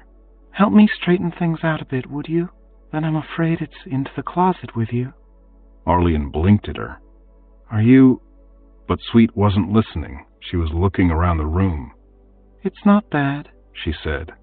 Lord Drasheen wasn't interested in anything but me and the bed and his horrible perfume. Could you straighten those curtains and give me a hand with the coverlet? Arlene hurried to the window to adjust the curtains, still slightly askew from his entry. He turned to find Sweet on her knees atop the pillows, pulling the disarrayed coverlet into place. He hurried to assist her. "Hand me my jacket, would you?" she said when the bed was reasonably straight. She pointed at a little heap of white satin on the carpet by the bed. While Arlene fetched it, Sweet took a brush from the bedside table and, with the aid of a handheld mirror, began fixing her hair. The table held an assortment of cosmetics, and between brushstrokes, Sweet tallied the little bottles. Kohl, rouge, talc. Arlene cleared his throat. She looked up at him, and for a moment he was overcome by her charm, the delicacy of her face, and could not speak. "Yes, Trib?" she asked. "The closet," he said. "I don't want to open the wrong door." "Oh!" She pointed to a panel upholstered with pink silk. "It's right there. There's a stool, so you won't need to stand. You must be tired." Arlene started to ask why there was a stool, then thought better of it and hurried to the closet door. In his past experience, which had been limited to one mountaintop village, closets were small, rough storerooms. His family had had none, but the two largest homes in Obsidian had boasted one closet apiece off the master's chamber. Arlene was rather startled to discover that Sweet's closet was another matter entirely. It was small, not much more than a cupboard, and made to seem smaller still by the gowns and robes hung on hooks on either side. The rear wall held half a dozen large drawers, and everything, the walls, the drawers, the inside of the door, even the ceiling, was covered in rich red velvet. The floor was hidden by the smallest, thickest carpet Arlene had ever seen, woven in a floral pattern in a dozen shades of red. Two fine white tapers, unlit but half burned, were mounted in golden sconces on the rear wall, to either side of one of the drawers. And as Sweet had promised, a stool stood in the center of the tiny room, a stool upholstered, like the walls, in red velvet, its black wooden legs adorned with golden filigree. Arlene stared, trying to imagine why anyone would waste such appointments in a windowless storage compartment, then remembered himself and stepped inside. He turned to close the door and stopped dead. The closet was not entirely windowless after all. The door had a window set into it, a little window completely hidden from the outside by the pink silk covering. Sweet glanced up just then and noticed his puzzlement. "Sometimes we have customers who just want to watch," she explained. "Oh," Arlene said, blinking as he tried to absorb this completely unfamiliar notion. He found it troubling. He settled slowly onto the stool and pulled the door shut. He found himself looking out through the silk with a good view of most of the bedroom. Sweet and the bed were in the center of his field of vision. The filtering silk gave everything a pinkish cast, as if seen through a rosy mist, and the pink bedclothes consequently tended to fade into the background, while Sweet's pale skin and black hair stood out sharply. She smiled at him, then tugged her satin jacket into place, gave her hair a final pat, and sat waiting on the bed. Arlene thought she was heartbreakingly beautiful there, dark curls spilling over her shoulders, wearing only the light jacket, lace skirt, and golden girdle. And then the door opened and a man stepped in, a man dressed in fine clothes with rings on his fingers and plumes in his hair. Sweet bowed her head and murmured, "My lord." The man backhanded her cheek. "I gave you no leave to speak," he said. Arlene started from his seat at the sound of the blow, but caught himself.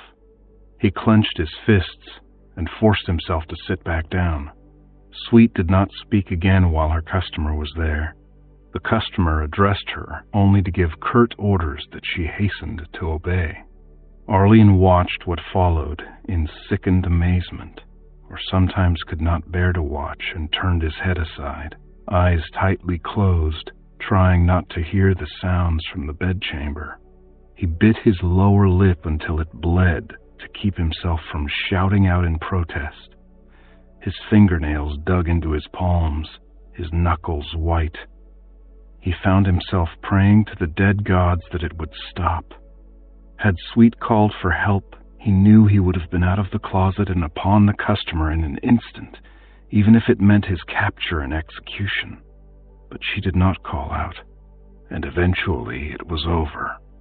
The customer tied his breeches, straightened his velvet jacket, and left without another word. And Arlian fell out of the closet and staggered to the bedside, desperate to do what he could to comfort Sweet after such abuse. He struggled for words and could find none as he reached out to touch her cheek. She sat up, startled, and looked at him dry-eyed. "He hurt you," Arlian said. "No more than usual," she replied calmly. She picked up a mirror from the bedside table to study the shallow scratches on her face, left by the man's rings. "Mistress isn't going to like that," she said. "She'll probably charge him extra." Then she looked at Arlian and saw the expression on his face. "Oh, Triv," she said. "You look so surprised. What were you expecting?" Arlian could see her struggling not to laugh at his stricken appearance. She seemed so utterly untroubled by what she had just been through that he began to doubt his own memory of what he had seen. "Did you enjoy that?" he asked. She snorted.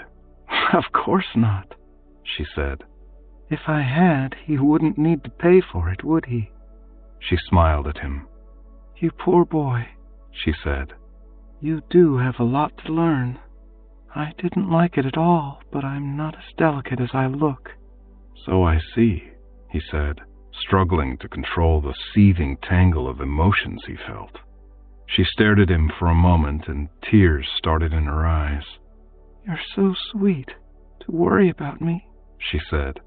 "You should be sweet, and I should be trivial." "Never," he said. "You could never be unimportant." "Oh, you're silly," she said. She blinked away her tears and gathered herself. When she was composed, she said, "We should have a little while now, at the very least, before anyone else comes in. And we may have all night. Let's see about getting you cleaned up." Chapter 11. Rose.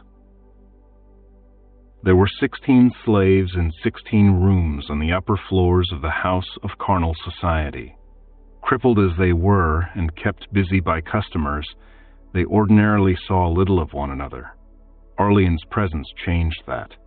On the very first night he was there, long after midnight, after the lanterns by the coach door had been doused, after the lamps in the hallways were out, after the guards had taken their nighttime posts, and the dreaded mistress had retired to her ground-floor chamber, Sweet threw her arms around Arlian's neck and had him carry her out into the hallway and up the stairs to the first door on the 3rd floor.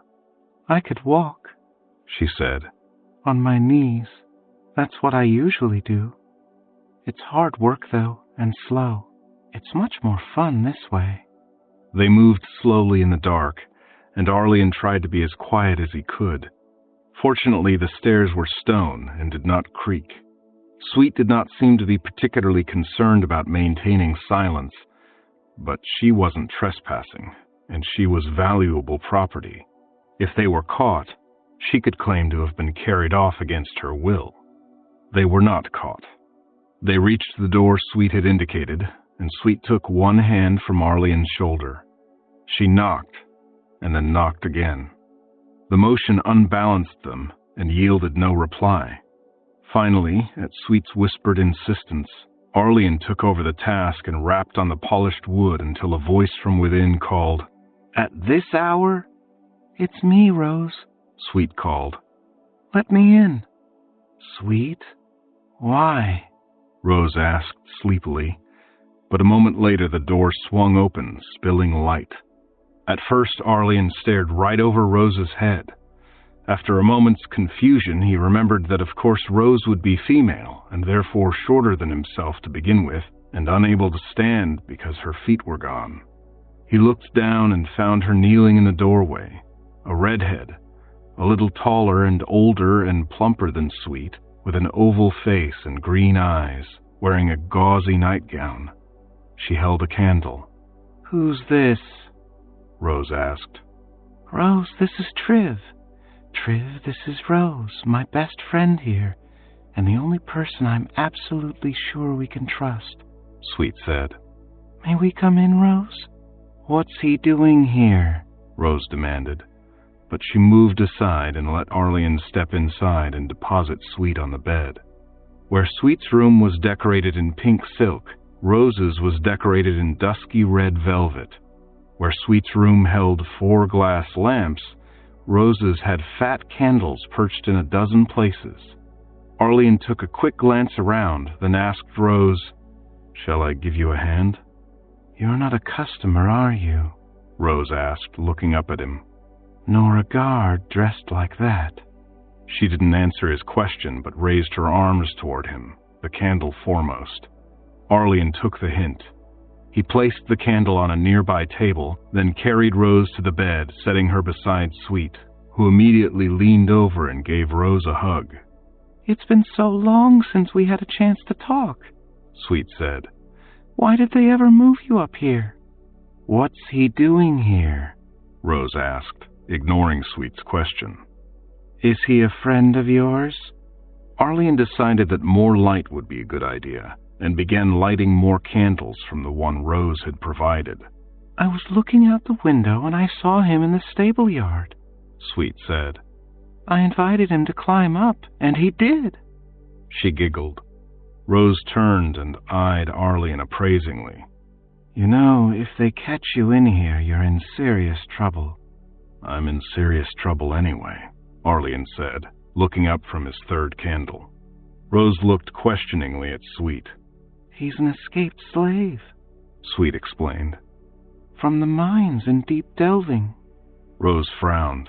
"If anyone asks, he broke in here uninvited, right, Sweet?" she said. "And we poor helpless crippled women couldn't do a thing to stop him." "Of course," Sweet agreed, nodding enthusiastically. "Oh, absolutely. We couldn't even scream for help. With the thick walls, no one would hear us. He was unstoppable. And he raped me, too." She giggled again. Rose threw Arlene a glance. "Did he?" "More the other way around," Sweet said. "Not that I minded," Arlene added, as he put a 5th candle back in its place, and decided that would do.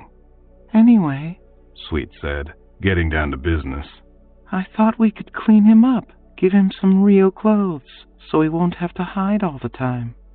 "We could," Rose admitted. "And maybe somehow I can help you in exchange," Arlene said, setting down the candle he had started with. Rose snorted. "Help us?" she asked. "Help us how? Unless you're a wizard who can grow us new feet, what can you do?" She shook her head. "No, we'll be here until we're too old to please the customers, and then we're dog food." Sweet bit her lower lip. "Don't say that," she said.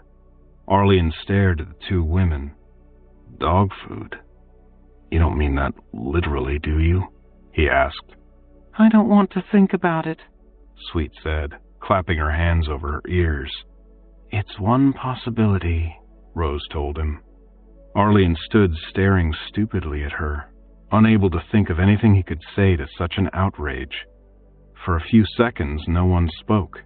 Then Sweet recovered herself and said, "Let's start with his hair." Rose hesitated. "Sweet," she said, "letting him in here is one thing. We can say he forced us. But fixing his hair, what if someone finds us? Then we'll be dog food that much sooner," Sweet said. "What's the difference if that's how we'll wind up anyway? Come on, it'll be fun." Rose frowned at Arlene. "Why would anyone check on us?" Sweet asked cajolingly. "They never do, That's the whole point of cutting our feet off. The guards only watch for people breaking in. They don't see what we do in here. Mistress does. She's asleep downstairs, and Triv's here. We can't just send him out into the cold the way he is. If we hear someone coming, he'll hide. Where? Wherever you like, under the bed, in the closet. In the attic? Sweet blinked. There's an attic? Rose pointed at a panel in the ceiling of her room, its edges hidden by gilt trim. That lifts up, she said. Mistress was thinking of putting in a peephole, but decided against it. She looked at Arlian. Think you can get up there? I think so, he said, gauging the height of the ceiling carefully. If I have something to stand on, that chair would do. He pointed. Well, put the chair where you need it, just in case, Rose said. Arlian nodded and moved the chair. While he did, the two women whispered together. When he was satisfied with the chair's location, he turned back to them. Come on, Sweet said. We're going to fix you up. When we're done, you'll be the most beautiful man in Westgard. At least, Rose agreed. Give me a hand, would you? Rose, Arlian discovered, did not have the same small bedside table Sweet did. Instead, one corner of her room was equipped with a vanity table, 2 stools, 3 mirrors, and a huge quantity of cosmetics, as well as a pair of brass lamps to provide steadier illumination than candles could. Arlian set one woman on each stool, then knelt between them. Rose untied his scrap of leather and began vigorously brushing out his tangled hair. Sweet was more direct and snatched up a pair of scissors. I liked the way Lord Inthior wore his, didn't you? She asked. Rose looked up from Arlian's tangled curls and frowned. You mean swept back in the center and cut short on the sides? I don't know. She studied Arlian, took his chin in her hand, and tilted his face up. Arlian had no idea what they were talking about, of course. He had never heard of any Lord Inthior and had little concept of hairstyling. He was hardly inclined to resist, though. Being alone here with 2 beautiful women in these warm and perfumed chambers was so wonderful he could scarcely believe it was really happening. If he just had something to eat and no concerns about discovery, he thought this would be complete perfection. Rose turned his head and he found himself staring up into her intense green eyes.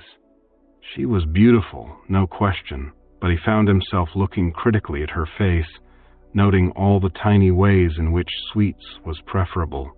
Then Rose smiled at him. Inthior's style it is, she said. I think you'll like it, Triv. She turned to the table and found a metal comb, which she handed to Sweet.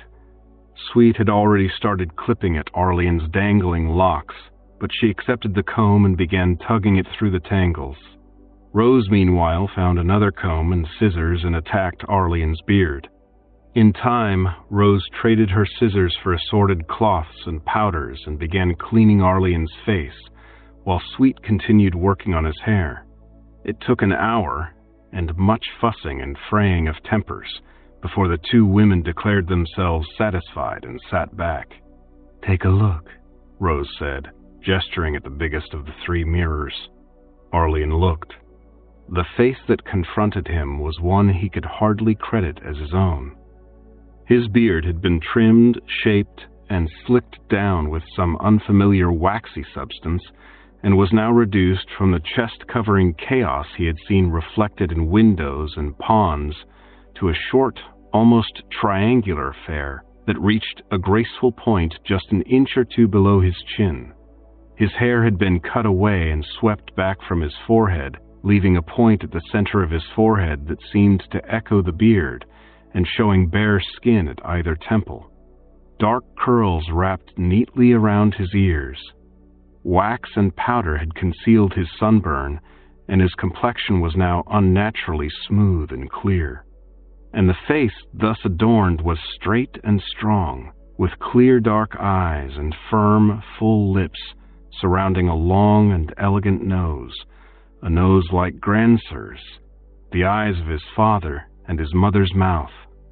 The result was nothing like the face of the village boy he remembered.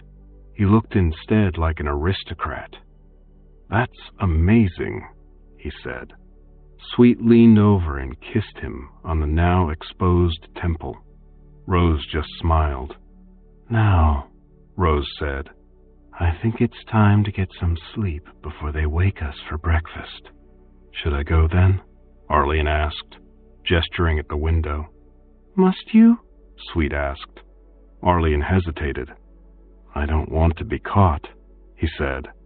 "Then you don't want to leave yet," Sweet said. "If you go walking the streets with a lord's head above a farmer's best shirt, and that filthy pair of workman's breeches, and your own bare feet, the guards will be very curious about who you are and what you're doing in Westgard." She pointed at the attic and asked Rose, "He can sleep up there, can't he?" "Go ahead," Rose said resignedly. Sweet smiled. "And tomorrow we'll see about fixing you up below the neck." Arlene smiled back at her. This was wonderful being here. The tin-roofed attic would surely be at least as comfortable as the barns and sheds he had been sleeping in, and the risk of discovery would be less. These women were providing him with what amounted to a perfect disguise. No slave catcher searching for an escaped miner would bother a man with his hair trimmed and oiled and his face powdered. And being around women was a pleasure he had never before experienced. Just enjoying their company, quite aside from Sweet's unorthodox welcome. That welcome, of course, was another and much more intense pleasure he had never known until tonight. If only he had something to eat. But surely Sweet would think of that in the morning, and they would manage something. Maybe he could slip out long enough to find something, then return. Or, if necessary, he could simply wait until his disguise was complete. He was hungry, but not starving. "Go on, then," Rose said. "Take Sweet back to her room, and then get up there." Arlene, perhaps inspired to extra courtesies by the lordly image he saw in the mirrors, rose gracefully and essayed a bow. Then he picked Sweet up. "He's a strong one, isn't he?" Rose remarked upon seeing how easily Arlene lifted her friend. 7 years hauling ore, Arlene explained as he held Sweet in one arm and opened the door with the other. A moment later he had deposited Sweet back in her own bed. Then he turned away and hurried back up the stairs. In his last glimpse of Sweet's face, he had thought she looked somehow disappointed, but he couldn't think why she would be. Perhaps she'd noticed some flaw in his appearance. He didn't dare take the time to think about it, though. He wanted to get safely into hiding in the attic. He had left Rose's door open. Now he strode briskly in, closed it behind him, climbed up on the chair and lifted the attic trap. A jump, and his elbows caught the edges of the opening. Then he hauled himself up, trying not to kick anything as he did. At last he tumbled into the attic. It was dark and much cooler than the room below, but still nowhere near as cold as the outside world. Immense beams ran across it, dividing it into bands.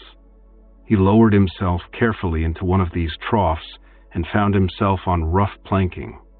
He could see nothing of what he sat upon, as the faint light that leaked up through the open trap did not reach that far. But a brief exploration with his hands found what seemed to be solid wood, and also a band of stone, presumably the top of the wall between Rose's room and the corridor. "Close it," Rose called. Arlene started, then hastened to obey, lowering the trap door back into place, closing himself in and shutting out the light. That done, he sat alone in cool, silent darkness. He feared that his concealment might not be perfect. If he stepped on the wrong board, it might sag visibly below, or even break, sending him tumbling through someone's ceiling. The beams, wide as they were not so wide that he could lie down upon one to sleep. Accordingly, he settled onto that band of stone, bracing himself against the beams on either side. He lay there, intending to review his situation and make plans for the future. But then, despite the cold in the dark and his awkward position, exhaustion overcame him and he fell asleep. Chapter 12. Decisions. Arlian awoke in utter darkness, and for a moment thought he was back in the mines, that his escape had all been a dream. Then he shivered with the cold and knew he was outside. The mines were never so chilly. He reached out and touched wood instead of stone, the rough wood of a heavy beam, and remembered where he was. He raised a hand to his head and felt his neatly cut hair, then stroked his short-trimmed beard. The events of the previous night had been real then. He was hidden in the attic of a whorehouse. He winced at the word, one he had learned in the mines. It was so harsh, and he couldn't bring himself to think of Sweet or Rose as whores. It was unquestionably an accurate description, but it simply didn't seem right. Sweet's own word, brothel, was not much better.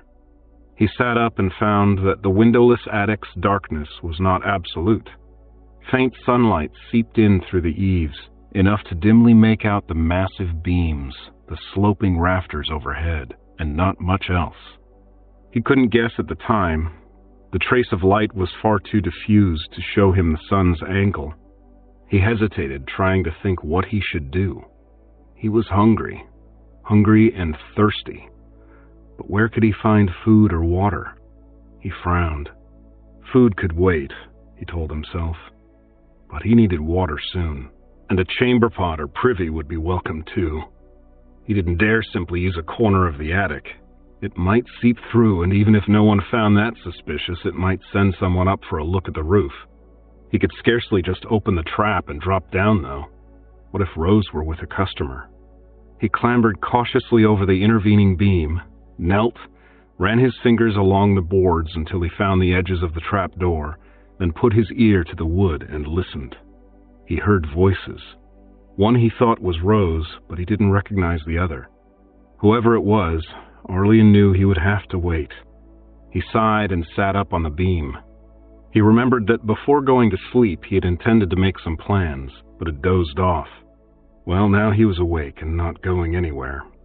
It was time to give some serious thought to his future. He was free of the mines. If the women carried through on their plans to dress him, once his disguise was complete, no one would ever recognize elegant young Triv as the escaped slave Arlian. Escape, his first goal, was largely accomplished. He need merely cooperate with Sweet and Rose and avoid being spotted by the brothel's guards or the dreaded mistress, and he would be free to move on wherever he chose. Ensuring his continued survival had to be his next priority. He needed food and water and some way to earn a living. He was a healthy young man, big and strong. Surely he could find work. That would require some thought, though. Perhaps the women would have some useful suggestions. And his third goal was justice.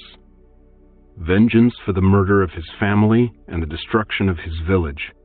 Vengeance for the looting of the ruins and his own enslavement. And the mine, was that just? Was it right that a score of men led such a miserable existence as that he had fled? Was it right that Lampspiller and Bloody Hand had power over them? His thoughtful frown deepened. There were undoubtedly many injustices in the world. He could scarcely hope to end them all, but surely he had to do what he could. As he had told Bloody Hand, people could make their own justice, and he was obliged to at least try. Below him even now, he realized, was a massive injustice. What could Sweet or Rose or the others possibly have done to deserve being crippled? Did they really face the possibility of someday, when they ceased to be profitable, being murdered and fed to the dogs? That couldn't be allowed. He would have to find some way to prevent it. But how? And how could he find the looters or the dragons? How could he destroy the dragons? He was just a man, scarcely more than a boy. He knew little of the world. Obsidian carvers and silver miners had no need to know of much beyond their own limited surroundings. He had no weapons and no money. Even his clothes weren't fit to be seen on the streets. He had his little bag of keepsakes, but that was all. A few scraps of fabric, a crude necklace, and a handful of pretty stones. What sort of justice could that buy? Hafet's stones. Might they really be worth something beyond the borderlands in far-off Arathai?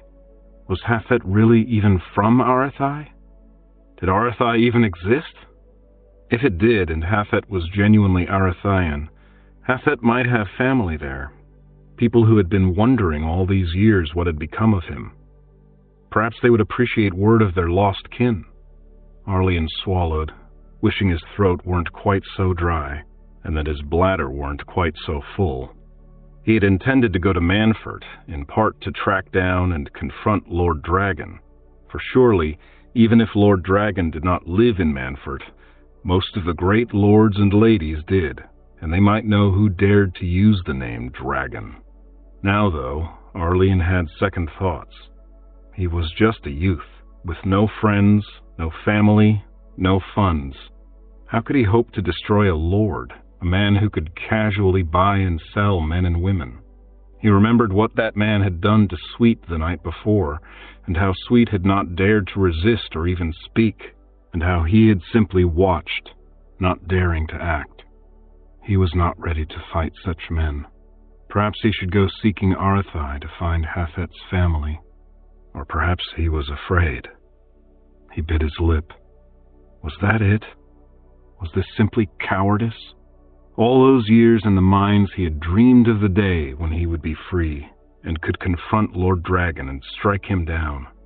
In the few days since his escape, though, he had learned a little more of the ways of the world and of himself.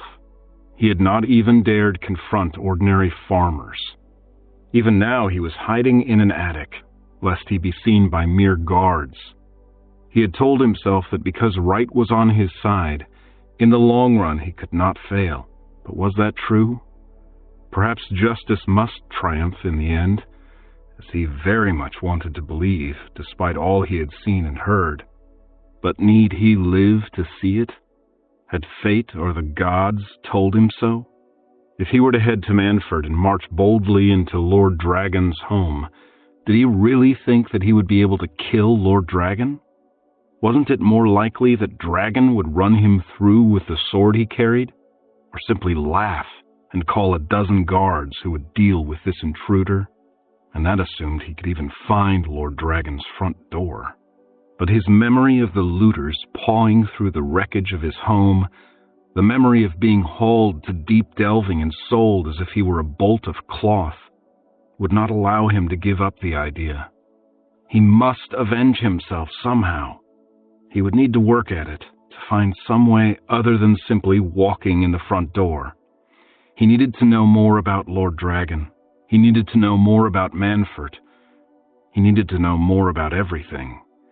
And the women here might know a few things. They might know of Lord Dragon. He might even be a regular customer. He would, at the very least, want to ask them a few questions before he left and went on his way toward Manfort. And he might want more than that, if the women could provide it. There were many things he needed to learn about the outside world. Just then he heard a voice call. "Triv, are you awake?" "Rose?" he called back quietly. "It's clear," Rose replied. Arlian hastened to dig his fingernails into the crack around the hatch and lift the trap open. Then he lowered himself down until he hung from his hands and let himself drop the last foot or two. Then he looked up at the black square and hurriedly fetched the chair, climbed up on it, and slid the door back into place. Then he turned to Rose, who was sitting up in her bed, eating breakfast from a tray on the bedside table. The room was dim, lit only by what light filtered through the drawn curtains, but otherwise just as he remembered it. He stepped to the bedside. "Care to join me?" she asked. "In a moment," he said. He felt along the side of the space under the bed with his toes and found a chamber pot. Then he stood awkwardly for a moment, looking at Rose. She looked at his face, then down, then she pointedly turned her back. "I won't look," she said. She didn't, and a moment later, when the chamber pot was safely stowed away again, he was nibbling a sweet roll and drinking cider, sharing Rose's cup. The food was excellent, but there wasn't much of it. Rose noticed Arlian gazing hungrily at the empty plate and said, "They don't want us to get fat. Most of the customers like their women rounded, but not fat." "Oh," Arlian said. "We probably eat better than most slaves," Rose said. "Maybe Sweet has more." Arlian was at a loss for how to reply to this until Rose added, "Why don't you go see? Careful going out in the hall, though. Make sure no one's collecting the trays yet." Arlian nodded. He crossed to the door, opened it a crack, and peered out. The hallway appeared deserted. He slipped out, crept down the stairs and along the corridor to Sweet's door and knocked. "Come in," she called. Like Rose, she had saved a portion of her breakfast for him. Between bites, he thanked her for her thoughtfulness. "Oh, don't be silly," she said, reaching up to pluck a cobweb from his hair. "Look at this. You've gone and messed up all our work. We'll have to teach you to take better care of yourself." "I'd like that," he said. "Perhaps there are other things you can teach me as well." "I'm sure there are," she said, putting her hand in his lap and leaning her face toward his. He started, scattering crumbs across the bedside table. She giggled and slid her hand in the waistband of his breeches. "I told them I wasn't feeling well," she said. "Unless someone asks for me specifically and won't take no for an answer, we should have at least an hour. And you've already mussed your hair." Half an hour later, as they lay side by side on her bed, he remembered himself enough to ask, "Have you ever heard of someone named Lord Dragon?" "Not by that name," she said, running a finger across his chest. "Why?" "I need to kill him," Arlian told her.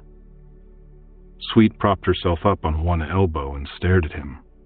"Could you explain that, please?" Arlian explained. In fact, once he began talking, he found it hard to stop, and he poured out everything. His happy childhood on Smoking Mountain, the long hot months of dragon weather and their horrific end, his discovery by the looters, his years in the mine, his long conversations with Hathet, his rescue of Bloody Hand and the Overseer's repayment, his dreams of vengeance and justice. It took more than half an hour, but Sweet made no move to stop him. She listened intently to all of it. He ran through all of it, his life story to date, and began to fill in bits he had skimmed over at first. When he described lying trapped under Grandsir's corpse, Sweet shuddered and asked, "You swallowed his blood?" "I choked on it," Arlian answered. "Was there venom in it? They say dragon venom is powerful magic." "What kind of magic?" he asked. For years he had tried not to think about that horrible moment. Now he suddenly tried to recall every detail, and he remembered what Grandsir had told him, that human blood and dragon venom were supposed to bestow long life. Did that mean that he could expect to live a century or more? Somehow, in 7 years in the mines, he had never really given the matter much thought. Time and age didn't seem important down there in the dark. Sweet shrugged. "I don't know," she said. "We hear stories about dragons sometimes, though. Some of the lords like to talk, and sometimes they talk about the dragons. They seem to admire them." She shuddered again. "What does that say about them? That they admire monsters?" And what did it say about Lord Dragon? Arlian thought, that he had taken his very name from a monster. And what did it say about him that his face was so hideously scarred? That was no clean cut left by a sword stroke, nor the marks left by the pox. "Have any of your customers here had a scarred right cheek?" he asked. Perhaps Sweet knew Lord Dragon by another name. She laughed, a high, sweet sound. "Oh, dozens of them are scarred," she said. "At least 1 in 10, perhaps 1 in 5, And the right cheek is as common a place as any. Oh, Arlene said, disappointed and confused. Several of the men in his home village had been scarred, but most commonly on the hands or legs or chest, rather than the face. I'm sorry I don't know who your Lord Dragon is, Triv, she said. But we'll fix you up and teach you everything we can, so that when you go looking for him, you'll have a better chance. Thank you, Arlene replied. I wish there were some way I could repay you. She waved that away. Just knowing there's someone out there trying to right some wrongs is enough for me, she said. I'll do my best then. He sat up and looked at his clothes, lying bunched up at the foot of the bed. What were you planning to do with those? Wash them? I don't know if those breeches will ever come clean. Those? Sweet kicked at them with the stump of an ankle. We'll give those to the first beggar who asks, and make you some real clothes. Arlene blinked, startled. Make me clothes? Today? It took more than a day to make a decent suit of clothes. She laughed. No, not today, silly. But I thought I'd leave today or tonight, Arlene began, puzzled. Have you looked out a window? Sweet asked, grinning. Arlene looked at her playful expression, then got up wordlessly and crossed to the window, where he pulled back the curtains to reveal a dim world of gray and white. Gray skies, drifting white flakes, and white ground. He blinked and stared. It's snowing, he said stupidly. So Ahor told me, she said. When he brought my tray, I made him open the curtains so I could see. But I could still go, Arlene said. You'd freeze, Sweet said. And more importantly, you'd leave tracks, and tracks go both ways. You are not going to leave a trail back to my window, Lord Trivial. I'm in no hurry to meet those dogs Rose mentioned. You want me to stay until the snow melts? But that might be days. It might be until spring, Sweet said, smiling wickedly. And that wouldn't bother me at all. Arlene turned to stare at her. You think you can hide me here until spring? I think it will be fun to try, Sweet told him. Book 2 Triv Chapter 13 Departure. Arlene fluffed his pillow, settled down onto his bedding, then blew out his lamp. He groped for his coverlet in the dark, started to pull it up, then hesitated. The attic was warm tonight, almost uncomfortably so. He didn't need the coverlet. He left it folded at his feet. He might never unfold it again. This was to be his last night here in the brothel's attic. The snows had finally melted, and he had been planning his departure for several days now, discussing possible destinations with Sweet and Rose and the others. He had been introduced to all 14 of the other whores in the House of Carnal Society, one by one, over the course of the winter, and all of them had heard his story and made suggestions about what he should do with himself after he left. After considering and discarding several other possibilities, from Arathai to the Eastern Isles, just about everyone had finally agreed that he should go to Manford, at least at first. The great city was less than a full day's travel to the east. Arlene intended to set out tomorrow and head in that direction. Sweet was still trying to talk him out of leaving so soon, claiming that footprints in the mud would be just as bad as footprints in the snow, and that there was still too much he didn't know. But Arlene was resolved. He couldn't stay here, the pampered pet of a dozen or so whores, forever. He needed to make his own way in the world, and to avenge the injustices visited upon him and his family.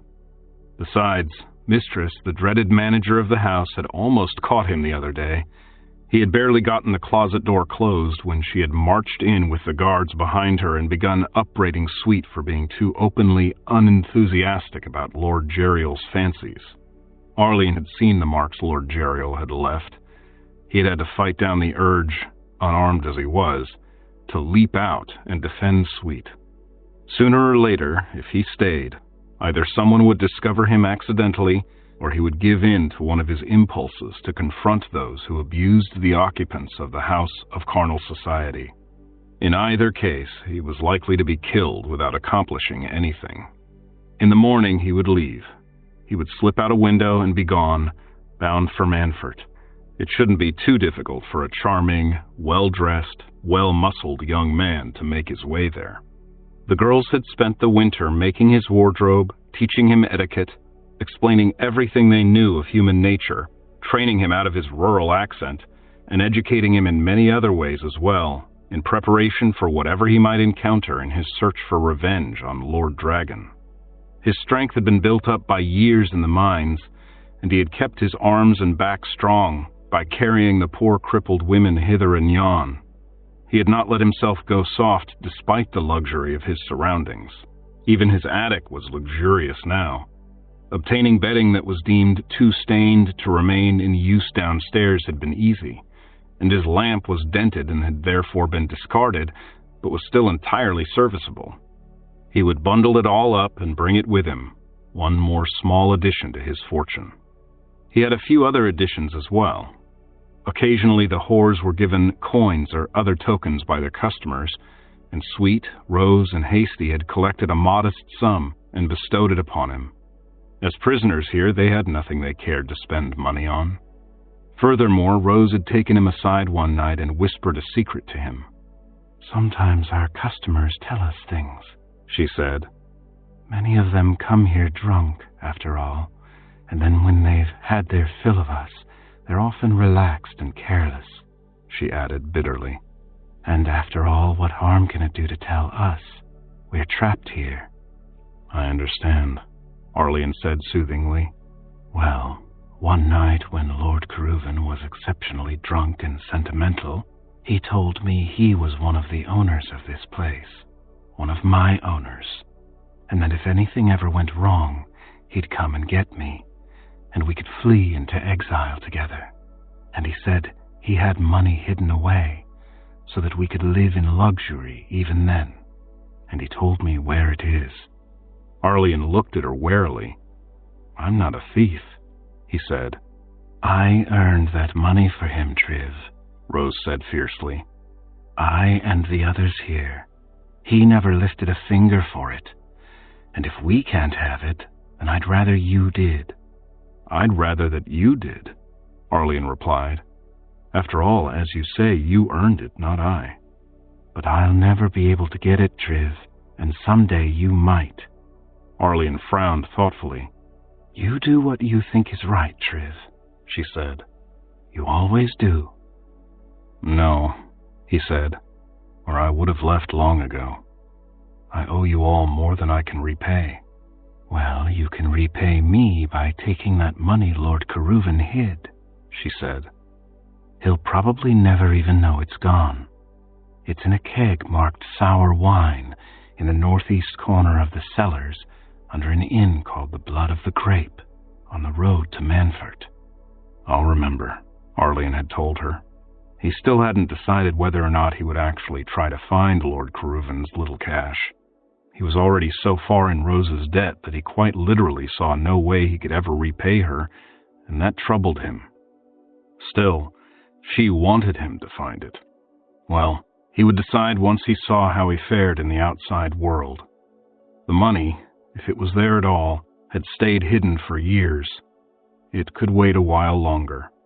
With or without that cash, he was ready to move on, but he knew he would miss the women here, all of them. Beautiful Sweet, with her joyful laughter, practical, motherly Rose, Daub the amateur portraitist who was constantly studying his face, poor bewildered Hasty, moody Sparkle, all of them. Sweet most of all, of course. The thought of leaving her here, not seeing her again, was painful. His heart ached every time he looked at her and remembered that they would be parting. He hoped he could come back for her someday, but still he had to go. There were things he had to do if he was to live with himself. He lay back on the downy bedding, ready for sleep, when a thump and a bang sounded from below, and he snapped his eyes wide, suddenly alert. He heard Rose complaining sleepily, though he couldn't make out the words through the ceiling and closed trap door. Then he heard Mistress's harsh bellow. "Been hiding someone! At first I thought I was imagining it, but the more I thought about it, bedding is missing, and you've been using up fabric without new gowns to show for it, and foods cost more this winter than it should, so it's been going on for months, and you haven't been sneaking him in and out. I've changed the guards, and there weren't any tracks. So you've been hiding him, but I couldn't think where he could be. Until 10 minutes ago, I remembered the attic." By the time she got this far in her speech, Arlene was squatting on one of the beams, all his belongings gathered into a hasty bundle. He wrapped them in a small roll of canvas Daub had provided out of her painting supplies and bound them with a pair of leather belts as he considered his options. "I know he's up there!" Mistress shouted. "Is he armed? Tell me!"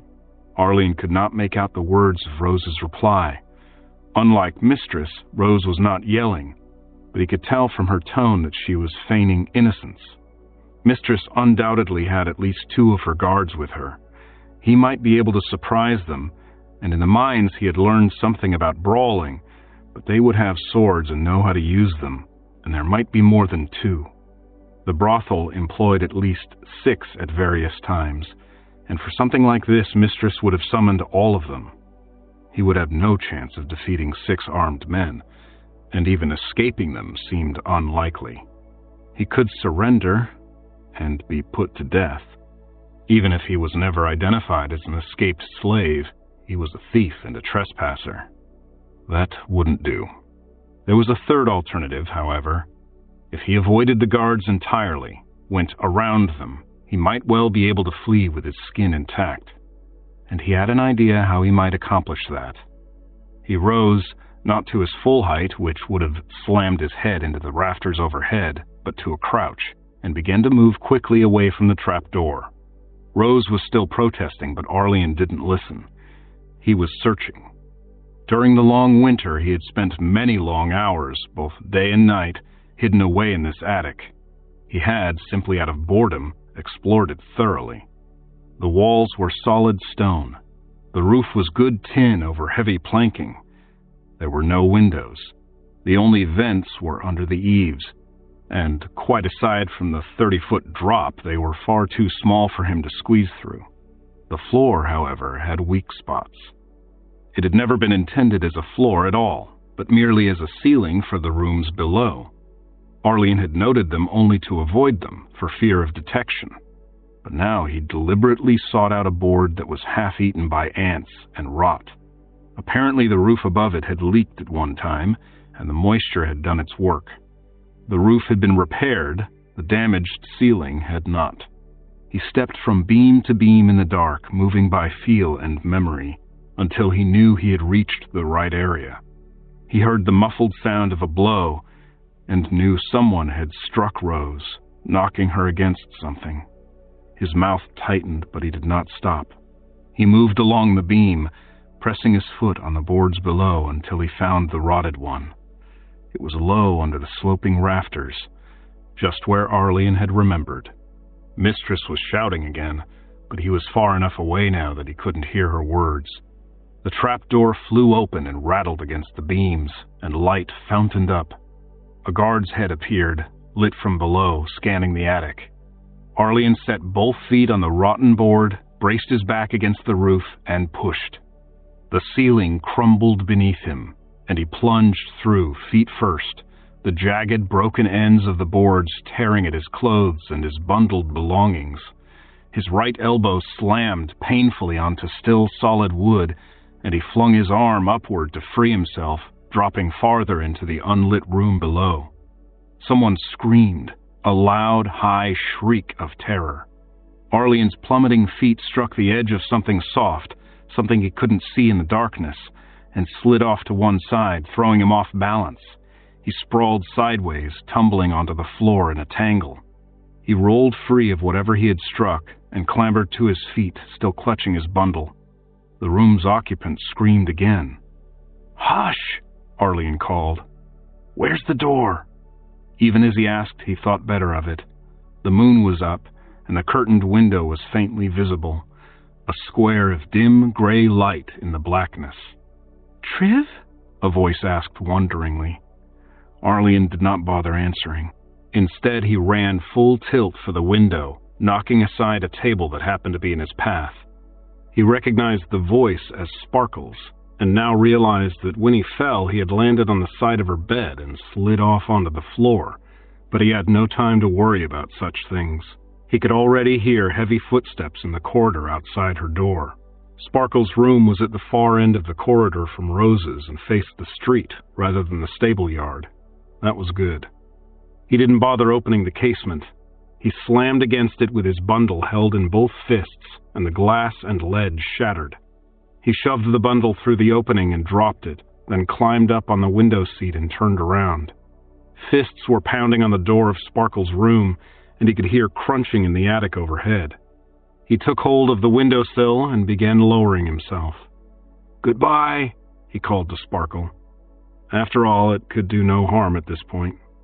"Give the others my love."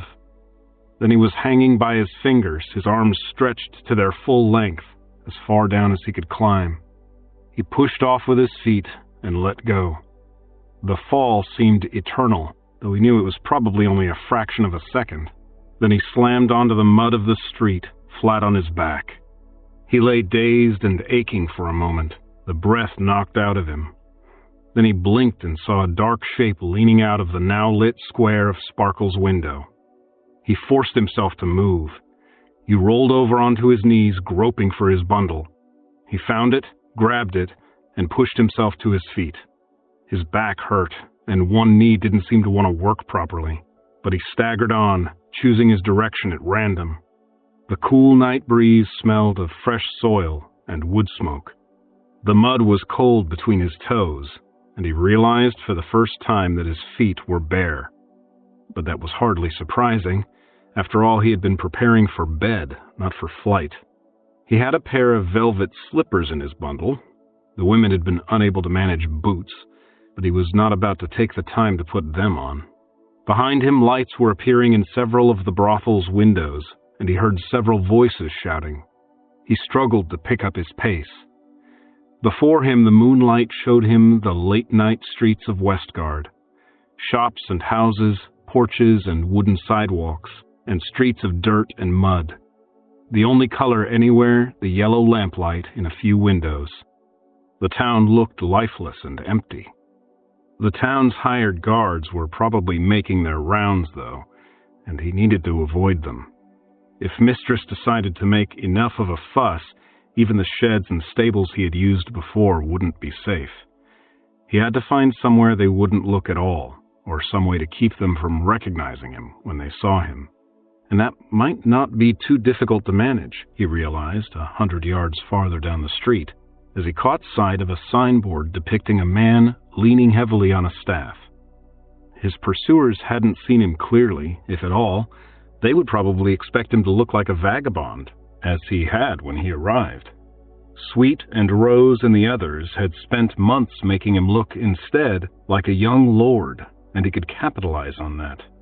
He limped up to the closed door below the sign and began pounding on it.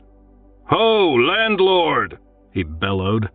The windows were dark and the door was locked, but there could be little question that the place was an inn. Probably the Weary Traveler, which he had heard mentioned a few times. An upstairs window opened, and a face appeared, but at the same time Arlian heard the jingle of armor and the crunch of bootsteps. Fortunately, it came from the right. The house of carnal society was to the left.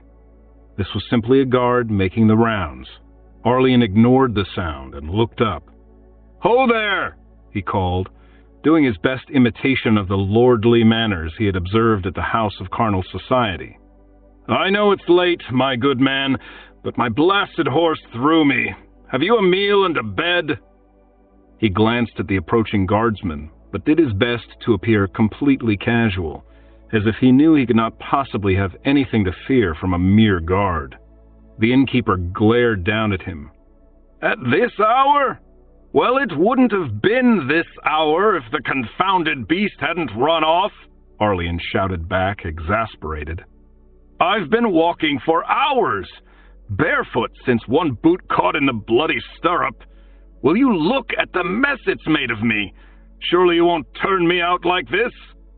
The innkeeper still hesitated. The guardsman had come up behind Arlian and was listening closely, though he was distracted by a commotion up the street in the vicinity of the House of Carnal Society. Arlian turned to him and asked, "He's an innkeeper, isn't he? Doesn't he have to let me in if I ask?" "That's up to him, sir," the guardsman said.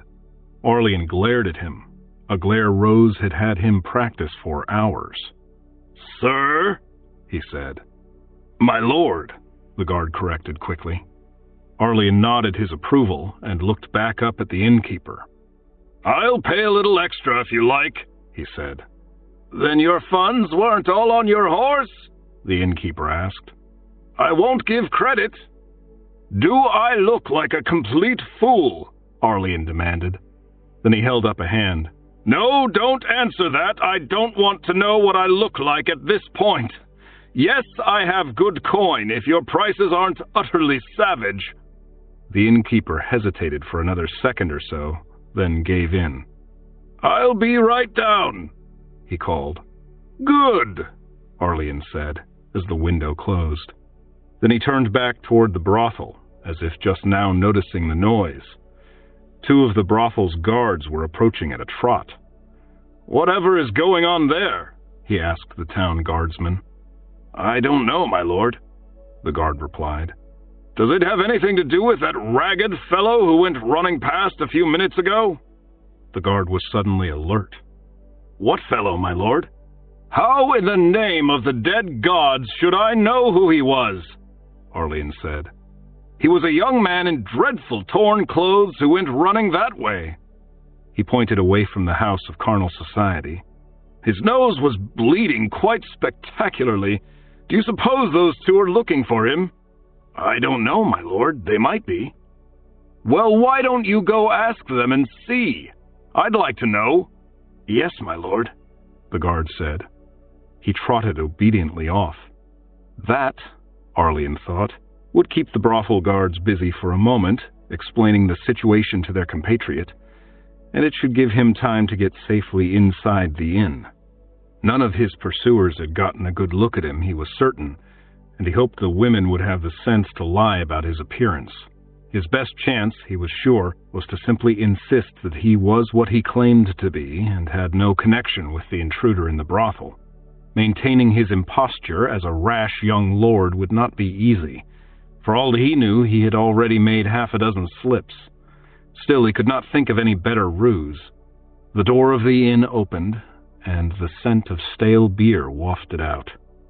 Arlian slipped quickly inside. Chapter 14. Deceptions.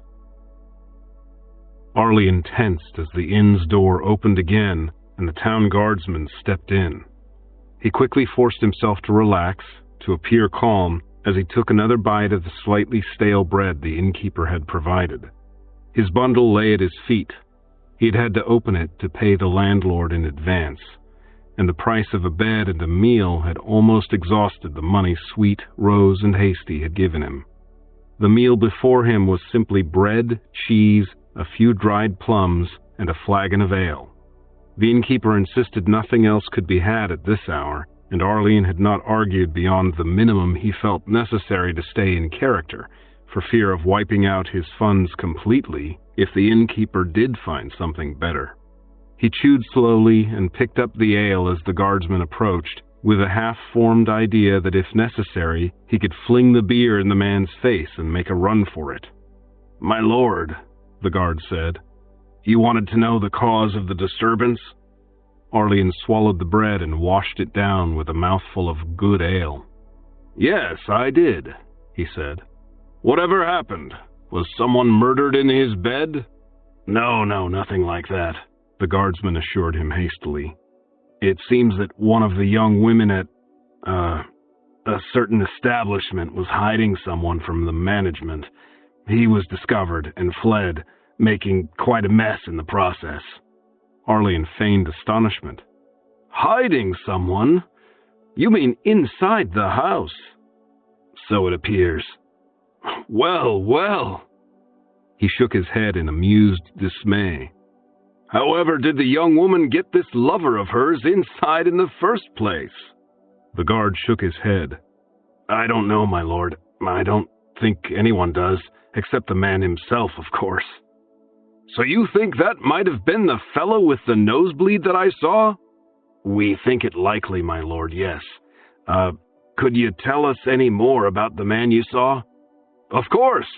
He was, about your own height, I'd say. The guard was easily 3 inches shorter than Arlene himself. Thinner, though, with a square-cut beard. The guard's beard was rounded and Arlene's triangular. And his clothes were disgraceful, homespun, one sleeve half off. I couldn't tell if they were gray or brown or what in the dark. Arlene's blouse was fine white linen, his breeches black wool. Beyond that, I really couldn't say. It's dark out there, and I was hardly considering asking him to sit for a portrait. Of course, my lord. Thank you. The guardsman bowed and retreated, leaving Arlene to finish his meal in peace. And he did, marveling at how easy the deception had been. The whores had told him that deception was easy. They had all had plenty of practice, feigning the reactions that their customers wanted, whether it was love or fear, pleasure or pain. People see what they expect to see, Rose had told him. People see what they want to see, Sweet had corrected her. Arlene felt a pang at the memory. He had seen her just an hour or two before, and already he missed her. He wondered what was happening back at the House of Carnal Society. Was Mistress taking some sort of retribution against Rose? Had she realized that all the whores were involved? She knew it wasn't just Rose, from what she had said. She couldn't punish all of them. The women would be well enough, Arlene was sure. After all, they knew how to deceive. They had taught him, and here he was, safe in an inn, playing the Lord. They had had him practice, play-acting various roles he might need if he wanted to move freely in Manfort and find ways to confront Lord Dragon. Here he had left the brothel less than an hour ago. His heart was still beating fast from the exertion of his escape, and he was already putting those lessons to good use. Fate was being kind to him, or perhaps merely playing with him. After all, where was the generosity in allowing his discovery mere hours before his intended departure? Might he be on his way to some delightfully ironic catastrophe? He sat holding the flagon, sipping at the last of the ale, smiling to himself at his own foolishness. No one could know what fate had in store, but the last few months had certainly been interesting, and he was not dissatisfied with where he was now. He finished the ale and made a face. He had never drunk ale before. It was odd stuff, strong-flavored, cool and burning at the same time. He wasn't sure whether he liked it. In the mine he had drunk only water. In the brothel he had drunk a variety of beverages, including juices and watered wine, but never any sort of beer or ale. Mistress had considered it inappropriate for her charges. He would have to get used to ale, though. Every young man of good fortune was expected to drink it in large quantities. He would also have to learn to tell good ale from bad. He hoped the innkeeper hadn't expected any comment on what Arlene had just drunk. There were so many things he still needed to learn. His education so far had been, to say the least, unorthodox, and he was painfully aware that while he knew far more about the uses of pickaxes and cosmetics than most men, he was woefully ignorant of more ordinary things. Ale was just one trivial example. Well, he would have plenty of time, especially if his grandfather's stories were true, and dragon venom mixed in human blood extended life. That was a strange prospect, and one he had sometimes faced with dread on those rare occasions he thought of it at all. The idea of living a century or more in the mine or as a fugitive had held very little appeal. Now, though, his life seemed to hold some promise. Thanks to the finery and the training in deception that the girls had provided, he was now giving orders instead of taking them. He put down the empty flagon and called, "Innkeeper! Where's that bed?" The innkeeper showed him the way upstairs. Arlene's room was small, tucked up under a gable on the 3rd floor, but that hardly troubled him. It was equipped with niceties that he had done without since childhood, such as a window and a real floor. The bed was small and hard, the sheets rough, but Arlene really didn't care and settled into it blissfully. He slept late and took his time in dressing, not because he had many choices to make, but simply because he wanted to do it well. He had 3 pairs of breeches and 4 assorted shirts to his name, counting those sorry specimens he had been wearing when he first arrived at the house of carnal society, but the night's adventures had ruined one blouse and left 1 pair of breeches sadly in need of cleaning and repair, reducing his circumstances farther. He had no mirror, and the room did not include one, so he had done the best he could with his face and hair using the window glass. Fortunately, he did have some of Sweet's cast-offs, including a sparsely toothed comb and a thinning boar bristle hairbrush, and he had 2 pairs of hose and his velvet slippers. It was a pleasure to slip them on, but one of his first purchases would have to be a pair of boots. He had a fine coat with silk facings as well, one that Sweet had labored long and hard over, but he was not going to wear that recklessly. It was too precious to risk in everyday use. When the need arose, though, he would be able to look every inch a lord. By the time he was satisfied with his appearance, the morning was well advanced, and most of the inn's other guests already departed. Arlene had to make do with cold pastries for breakfast. He was finishing his 3rd and brushing the crumbs from his lap, vaguely aware of the innkeeper talking to someone in the hallway, when the door of the common room burst open and Mistress marched in. Arlene looked up and struggled to hide any trace of recognition. Although he had seen her through veils and peepholes several times, she had never before set her eyes on him, not even during last night's flight.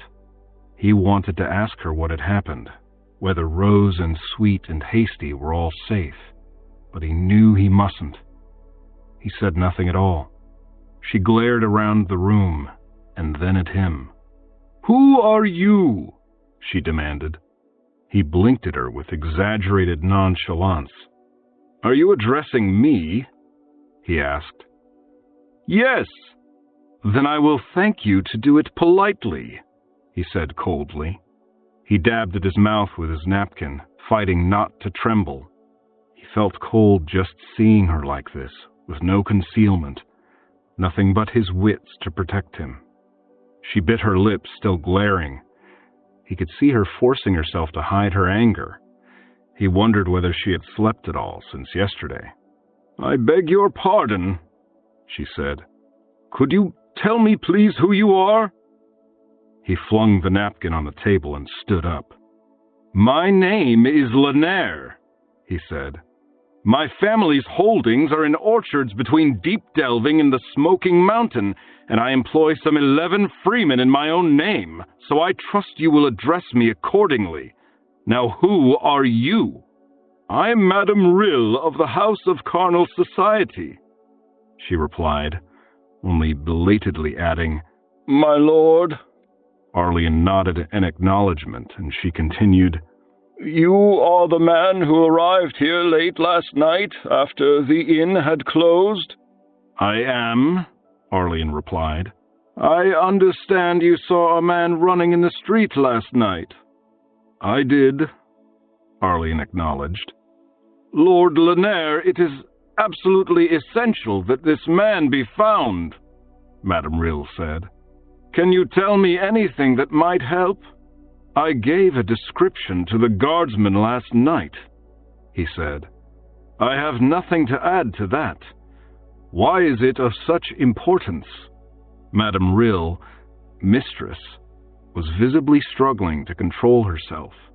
"Because if we do not find out who he was and how he came to be there, the house will have to be destroyed," she said. Arlene had to swallow hard before he could say, "Oh, why?" He hoped she would think he was getting down the last of his meal and not see how concerned he was. If the house was destroyed, what would become of the women? Rose's phrase, "dog food," echoed in his memory, and Bloody Hand's statement that there was no justice in this world. "Because my clients expect safety and privacy in their visits there," Rill replied. "If we cannot guarantee that, if there might be spies or assassins lurking, you understand our clients are peculiarly vulnerable. We cater to the wealthy, the powerful." "I know," Arlene said. "I believe my cousin Inthior has patronized your establishment." She nodded at the name. "Yes, then you must surely see, these are men with enemies. If I cannot assure their safety, I cannot operate." "Indeed," Arlene acknowledged. "Well, that's most unfortunate, I suppose, but it's hardly my concern. I told that guardsman everything I had to tell." "A nosebleed, you said?" "Yes." "We found no blood." Arlene remembered the long scratch on one calf that he'd received plunging through Sparkle's ceiling and frowned. He had invented the nosebleed because he thought he'd left blood spots here and there, but apparently he had not. "I suppose he managed to catch it all on his shirt," he said. "Really, I have no idea of any details. I merely caught a glimpse. He certainly appeared to have blood on his beard and running from his nose." "Did you see what he wore on his feet?" "I'm afraid not. I was more concerned with my own just then. I lost my horse last night, and my boots with him." "I'm sorry to hear it, my lord. Your sword as well? The guardsman said you did not have it with you." "Yes," Arlene said, realizing for the first time that that was a serious flaw in his disguise. A real lord would not travel abroad unarmed. The lords he had seen at the House of Carnal Society had left their weapons downstairs, of course, but undoubtedly they had all carried swords when walking the streets. He had sometimes risked a glance out a window at the streets and seen as much. The lack of a sword at the breakfast table was unremarkable, but arriving at the inn without one? Well, his runaway horse was enough explanation for the moment. He should have mentioned it sooner, though, before it was questioned. "You can think of nothing more that might aid us in finding this man?" Mistress asked. Arlene shook his head. "Nothing at all," he said. "I trust you will be able to apprehend him without my assistance." "I hope so," Rill said. "I very much hope so." She stared blankly at him for a moment, and he realized that the discussion was over. He turned away, dismissing her with a wave of his hand, and headed for the stairs. As he mounted the steps, he frowned and mulled over just what he should do next. He had intended to head for Manfort and look for work after he left the brothel, but he had not expected to be a fugitive, or to be concerned about the welfare of Sweet and the others. His fugitive status seemed more urgent. Surely nothing irrevocable would be done about the women until the escaped trespasser was found. His disguise seemed to be working reasonably well, but sooner or later someone might realize that his arrival, sans sword and boots, at the very same time the trespasser escaped, was just a little too coincidental. Madame Rill might already be suspicious. Furthermore, now he was known here as Lord Lanier. What if he were to reach Manfort seeking employment and be recognized as Lanier?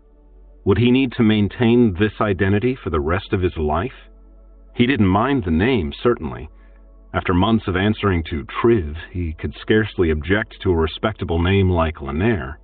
But sooner or later someone might turn up who knew that no such person as Lord Lanier had lived between Deep Delving and the Smoking Mountain. He might do better to go somewhere else for a while. Or perhaps he should go back to the brothel and try to rescue Rose and Sweet. Surely none of his pursuers would expect that. He continued to think about it as he packed up his belongings and cinched tight the canvas bundle. By the time he had settled his bill, the sun was almost directly overhead. He blinked at the brightness as he opened the inn's front door. His eyes were still more accustomed to darkness than to daylight. He squinted as he looked either way along the street, then he stopped and stared. A crowd had gathered around the House of Carnal Society. Coaches stood at the brothel's 2 doors and along the wall between them, perhaps half a dozen vehicles in all, each of them large and splendid. Arlene had never before seen so many coaches in one place. From what he could see of the gawkers around them, neither had anyone else in Westgard. He had still intended to head east, toward either Manfort or the Blood of the Grape, but now instead he strolled up the street, as casually as he could, to see what the excitement was about. As he approached, he could hear voices arguing, loud, angry voices, both male and female. He could also see things being carried out of the brothel and loaded into the coaches, boxes and bundles of various shapes and sizes. And with a shock, he realized that some of those bundles were the women who had lived there, wrapped in blankets. A few struggled and protested. Most did not. A driver shouted a command and one of the coaches pulled away, the horses straining. They looked tired, and Arlene wondered where they had come from. Had they pulled that coach all the way from Manfort just that morning? The coach came toward him, gathering speed, and he stepped out of its path. As it went by, he glimpsed Hasty and another woman through the windows. The other might have been Kitten, but he couldn't be sure. The passengers also included a well-dressed man and one of the brothel guards. The House of Carnal Society was being closed down just as Mistress had said, and so quickly. Arlene had had no idea it would happen so fast. At least the women were being taken away unhurt, though he worried about where they were being taken. Another coach pulled away but turned down another street where Arlene could not see who it carried. He reached the edge of the crowd and tried to push his way forward, but the crowd pushed back as 2 more coaches began rolling. A tall man was standing in the open door of one of the 2 remaining vehicles, facing the brothel's open door. Arlene could see his back, but could make out no details. Mistress stood beside the door, shouting at him, pleading and threatening. Arlene could not make out her exact words, but the tone was plain enough. A 5th coach pulled away, leaving only the one where the tall man stood, and Arlene found himself abruptly pushed forward, closer to the scene at the brothel door. He could see 2 women in the remaining coach, Sweet and Dove, both sitting in terrified silence, huddled against the rear of the compartment. Arlene took an involuntary step forward at the sight of Sweet, then caught himself. No guard sat in that coach, but the driver was in place, reins and whip ready in his hands. Arlene dared not approach too closely. Sweet and Dove were alive and well, even if they were scared. He had no need to risk his own life in an attempt to intervene in whatever was happening. 2 guardsmen appeared in the doorway. One wore the uniform of the brothel's guards, while the other was in Westgard's livery. They said something Arlene couldn't catch, and the man in the coach ordered clearly, "Burn it!" The 2 hesitated, and Mistress screamed a protest. The man in the coach drew a long, slim sword and repeated his order, steel blade naked in his hand. "Burn it, I said!" The 2 guards bowed a hasty acknowledgement and ducked back inside. 6 coaches Arlene saw, and in each one he had seen clearly there had been 2 women and 1 guard, as well as the driver and the coach's owner. That accounted for 12 of the 16 whores and all the 6 guards. Where were the other 4 women? Why had the guards hesitated? "Oh, gods," Arlene said, suddenly panicking. "Don't let it be true." He pushed forward desperately, trying to shove his way through the crowd. He had seen a few great injustices in his life, and he had loathed them, suffered from them. He could not stand idly by as another was perpetrated. He could not quietly allow 4 women to be burned to death because he had been sheltered among them. There must be some way he could prevent it. "Please, my lord!" Mistress shrieked, stepping toward the man in the coach, arms raised in supplication. Even in his distress, a part of Arlene's mind marveled at the sight of the dreaded mistress so terrified. "Madame Rill," the man in the coach roared back, "you were responsible for this. You failed in your trust." The sword flashed, and for a moment the world froze. Arlene could not believe what he was seeing. Then time started again, as Madame Rill crumpled to the ground, blood spurting from her cut throat. Gasps and screams came from the crowd. The swordsman wiped his blade on a handkerchief and sheathed it, just as the guards re-emerged from the brothel door at a trot. "Get in," the swordsman told the brothel guard, as he himself bent and sank back into the coach, settling on one of the seats.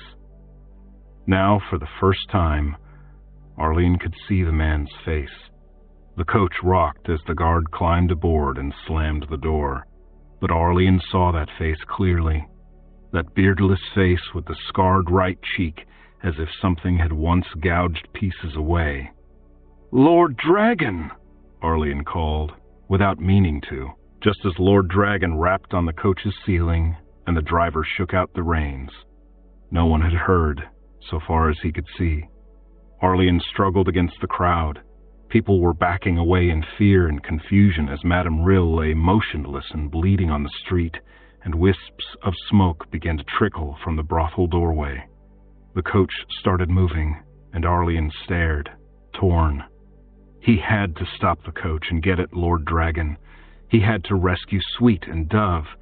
He had to avenge his family and all the other innocents, and even Madame Rill, monster though she was. How could Lord Dragon cut her down in broad daylight before 100 witnesses and expect to get away with it? But he had to get into the brothel. He had to find the other women. By the time he fought free of the crowd's press, the coach was 50 yards away and picking up speed, and smoke was bleeding from the brothel in a dozen places. The town guard who had helped start the fire was standing in the doorway, his short sword drawn. Arlene hurried up to him and then stopped dead as the guardsman raised his ugly blade. "Where do you think you're going, my lord?" he demanded. I thought there might be someone still inside," he said. "I thought I heard voices." "You didn't hear voices, my lord, and we'll have no looting here. You did hear the owner order it burned." "But really, I thought—" "You're sure there's no one inside?" "No one alive," the guard replied. "There are 4 dead slaves with their throats cut, just like this one." He gestured at Madame Rill. "Oh," Arlene said, stepping back. The coach was too far away to catch now, and if he had caught it, what would he do? He was alone and unarmed, and Lord Dragon and the guard had swords and clearly weren't afraid to use them. Sweet and Dove might help, but no, it was hopeless. But there would come another time, he swore to himself. He and Lord Dragon would meet a third time, and Lord Dragon would pay for his crimes. For now, though, could the guard be sure the other 4 women were dead? "Excuse me," Arlene said, pushing his way back out through the crowd. A few minutes later, he had slipped into the stable yard, just as he had months before. This time, though, smoke was billowing from the eaves and the windows were blackened, showing occasional flickers of bright orange where the glass was not yet completely obscured. Arlene dropped his bundle, then found a cast-off horseshoe and heaved it at a window. The glass shattered and flame puffed out. Arlene broke another, and this time only a swirl of thin gray smoke emerged. He positioned the barrel beneath that one, ran, and jumped. A moment later, he was inside, holding his blouse over his mouth as he struggled to see through the smoke. The room he had entered had been partially stripped. Bed curtains gone, furniture overturned. Smoke was a thick haze, but no flames were visible. The corridor beyond was like a glimpse into the crater, smoke rolling across the ceiling, flames licking the walls and spilling under the doors, horribly reminiscent of the scene in the pantry of his childhood home as the dragons burned obsidian.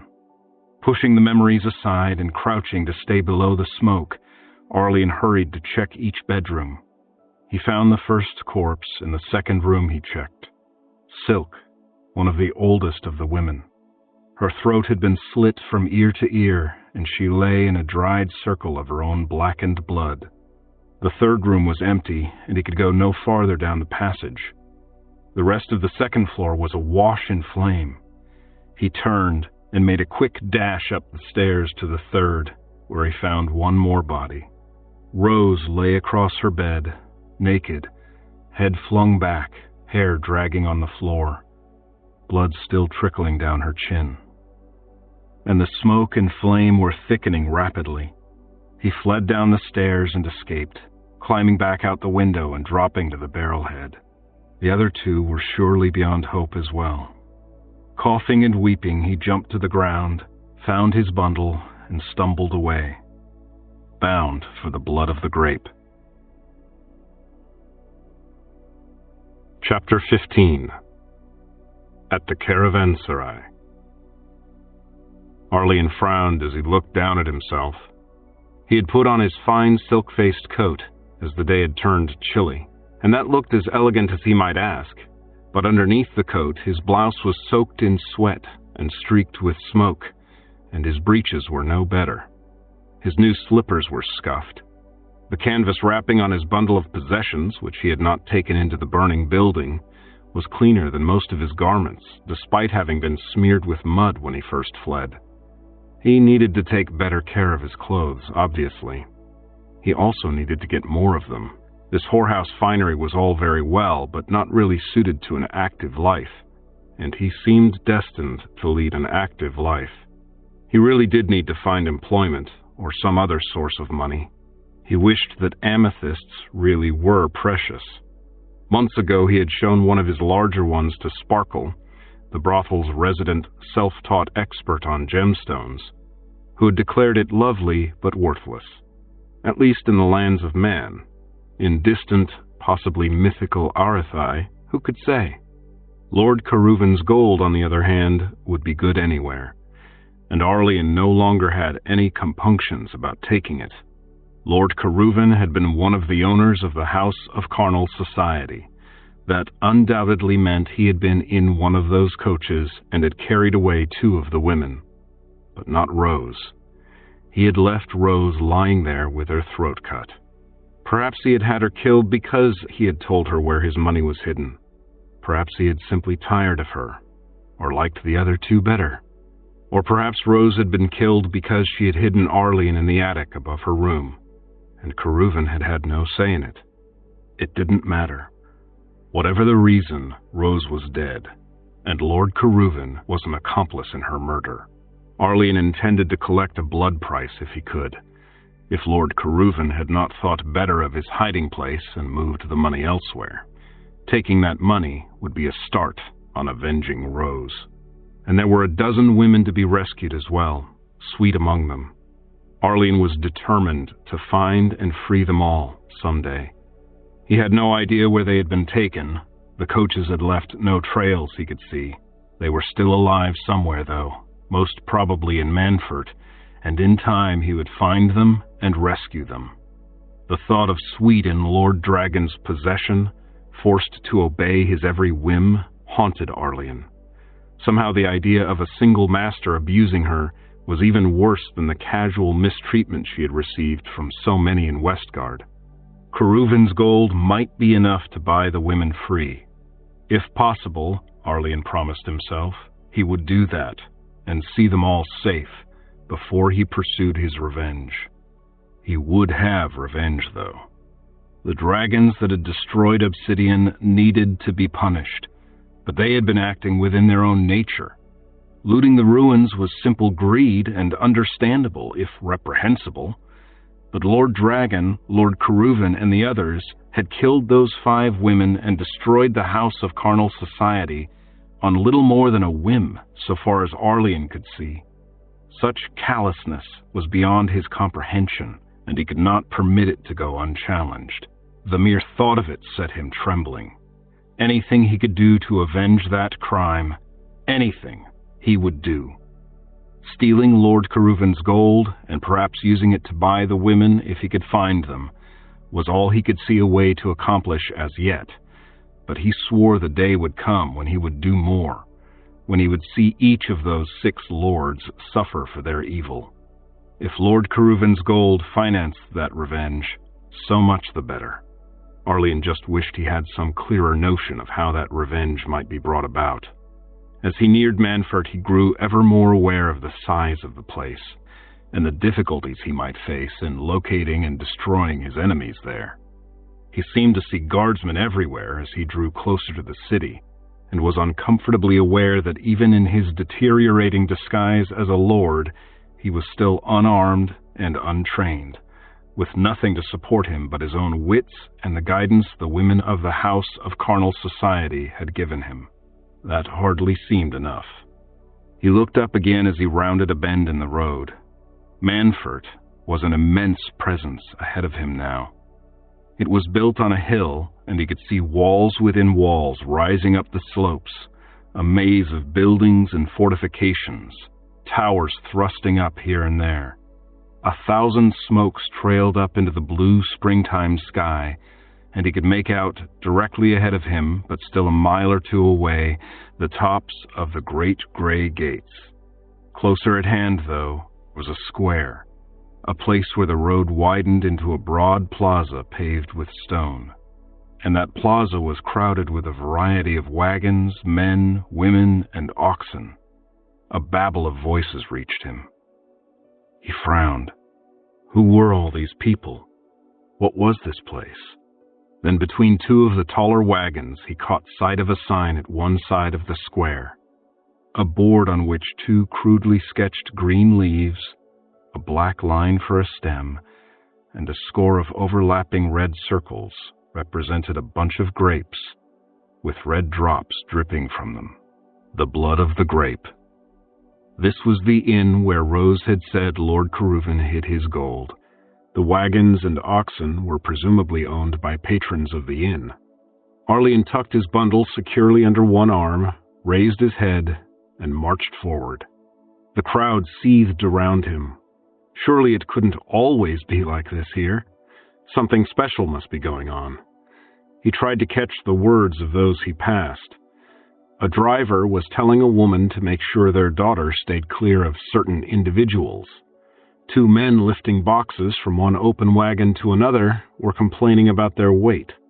Here was a man in a black leather tunic, seated in the driver's place on one of the simplest of the closed-in wagons, talking to a guardsman who stood by the wheel. Arlian slowed his pace and strained to hear. No, really? Do you want to spend the rest of your life rousting pickpockets and helping drunkards home and never get farther than Southwark or Westguard? Well, if I spend my life that way, it's likely to be a good bit longer than yours, the guardsman retorted. Sooner or later, you'll get a bandit's arrow in the neck, or bad water in your gut, or some ghastly foreign disease in your heart, and I'll be safe at home by my own hearth while you cough out your life in some stinking desert. Oh, I won't deny there are a few hazards on the road, the man in the wagon said. But how many of your comrades have gotten a knife in the back while breaking up a brawl? Life's a risk anywhere, man. Your own wife might go mad and slit your throat while you sleep. The guardsman snorted. You'll have to find your men somewhere else, he said. I'm not going anywhere. So I see, the man on the wagon said. Well, if you know anyone with a soul more adventurous than your own, send him to me. I'll feel better with a few more blades along. Arlian stopped dead and listened as the 2 men said farewells and the guardsman ambled away. This leather-clad person, whoever he was hiring men. Arlian might well need an income. He couldn't be sure Caruvan's gold was still there.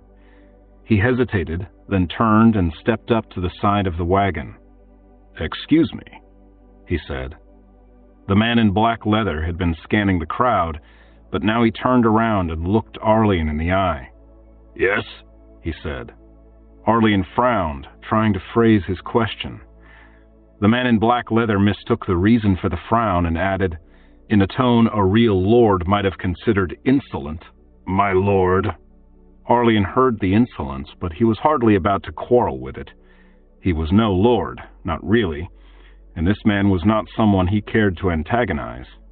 The eyes gazing at him were a cold gray blue, set in a weathered, scarred face between hair pulled back in a tight knot and a beard trimmed unfashionably short. One of the man's hands rested on the hilt of a sword that lay on the seat beside him. The other gripped the hilt of a dagger sheathed on his belt. The fellow appeared ready for anything, but those cold eyes were somehow not hostile. He was looking at Arlian with fair consideration.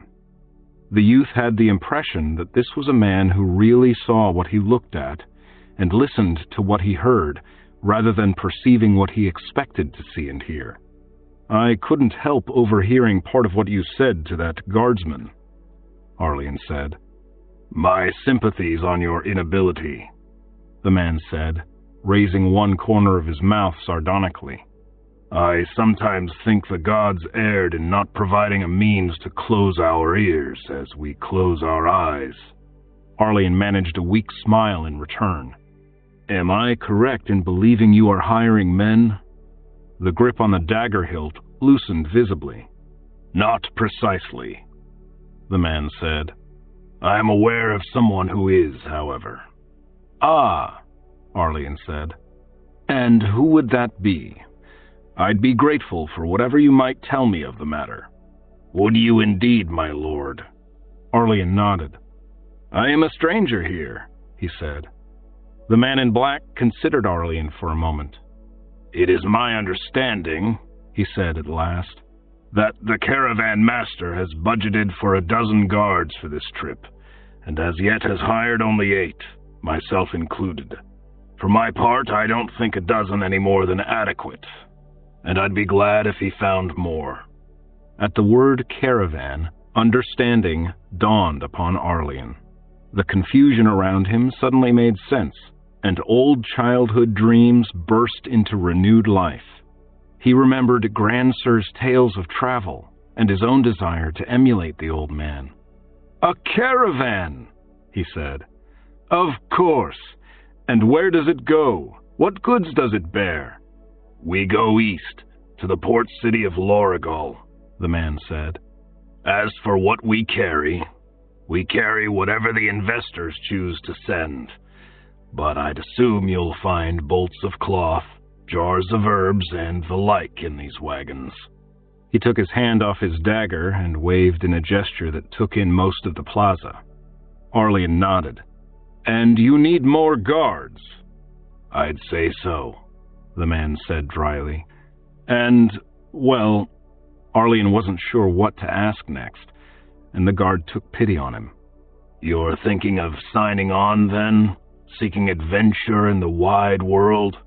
"Yes, exactly," Arlian said, smiling. He had intended to go on into Manfort in pursuit of his vengeance and Sweet's rescue, but now he suddenly found himself with an attractive alternative. He was still determined to see Lord Dragon and Lord Caruvan and the others dead, still determined to free the surviving whores, still determined to find some way to strike at the dragons that had destroyed Obsidian. But he was young. He had time, and the world was large, and he had seen so little of it. From his mountainside village, he had seen the land spread out before him, but most of what he had seen since had been stone walls or a stuffy attic. To get away from his past for a time, to breathe fresh air and see new lands, that would be good for him. He knew it.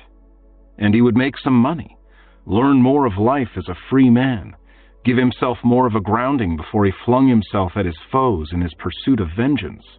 Of course, it meant that the women would remain in captivity somewhat longer, but he had no way to find them, nor means to free them, in any event. Perhaps a few weeks with a caravan would give him time to plan and prepare. "You'd be willing to serve as a mere guard?" the man in black asked, interrupting Arlian's thoughts. It's hardly suitable work for a lord." "My holdings are greatly diminished," Arlian improvised. "I must take what I can find." "Can you fight?" "I can learn," Arlian replied promptly. "Have you your sword? We leave tomorrow at dawn, or as close as we can manage with this many wagons. There's no time to fetch your great-grandfather's blade from the family vaults in Blackwater, or wherever it might be." "I have no sword," Arlian admitted. "Ah, then you aren't fully a lord yet." "No." Arlian could scarcely argue with that. His disguise, as he had feared, had a fatal flaw. "Have you any armor, perhaps?" "No," Arlian said, seeing his dreams fleeing back into childhood fantasy. "Not so much as a penknife." The man did not dismiss him, as Arlian had expected.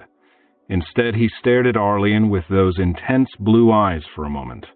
"Could you use a sword if you had one?" he asked. Perhaps there was hope after all. "I could learn," Arlian insisted. "My lord," the man said, "if you want to learn swordsmanship, there are schools and tutors. Signing on as a caravan guard is not the easiest way. Hasn't your father offered to have you taught?" "My father is long dead," Arlian said. "He left you no sword?" Arlian shook his head. "It's lost." "And your mother?" "Dead as well, and my older brother with her." That much was true, and if the man assumed that the family's sword had been lost in the same catastrophe, Arlian would not disabuse him of the idea. "And the family business?" "Gone as well." "I begin to understand," the man in black said. "Nothing left but your pride, eh, my lord?" The mockery that had been in his voice whenever he spoke the title before had been replaced by pity. "A little more than that," Arlian said defensively, remembering Keruvan's cash. "I believe I can buy a sword and armor and pay you to teach me their use." "What makes you think I know enough to teach anyone?" "You didn't get those scars on your face from a woman's fingernails," Arlian said. The man in black laughed. "No, those scars are on my back," he agreed. "And I heard what you told that townsman," Arlian continued. "If you have so little fear of bandits, then you must have confidence in your own skill. And you don't look like someone easily deluded, even by himself." The man nodded. "How much can you pay?" Arlian hesitated. "I'm not sure," he admitted. The truth was he wasn't entirely sure the money was there at all, or how he could get his hands on it if it was. The innkeeper was not going to simply let a stranger carry a keg out of the cellars, no questions asked. "I still need to settle a few accounts. You'll be here until tomorrow's dawn?" That would give him one night to get what he needed.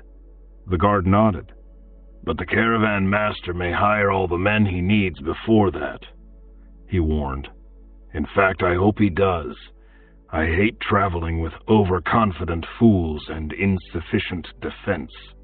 Arlian's expression turned woeful, and the man in black smiled. "There will be other caravans," he said. "They gather here every so often. Perhaps instead of accompanying me to FIREGALE, you'll find some other teacher bound southward to the borderlands, or west to the mountain tribes. Go get your sword and armor and—" He stopped in mid-sentence and considered Arlian thoughtfully. "Do you know how to choose a sword?" he asked. "Or armor?" Arlian shook his head. "I was only 11 when my father died," he said. "But you've lasted this long without him." Arlian shrugged. The man in black studied him. Then he looked around the plaza. Finally, his gaze returned to Arlian. "Do you have the money with you? Enough for a sword?" "No," Arlian admitted. "But I should have it by some time tonight." The man snorted and gestured at the western sky, where the sun was much nearer the horizon than the zenith. "I can hardly hope to see you equipped by dawn if you don't have the funds until tonight." but I don't know that I like this caravan master that much in any case. He should have had his full complement of guards by now, and I shouldn't have to do his recruiting.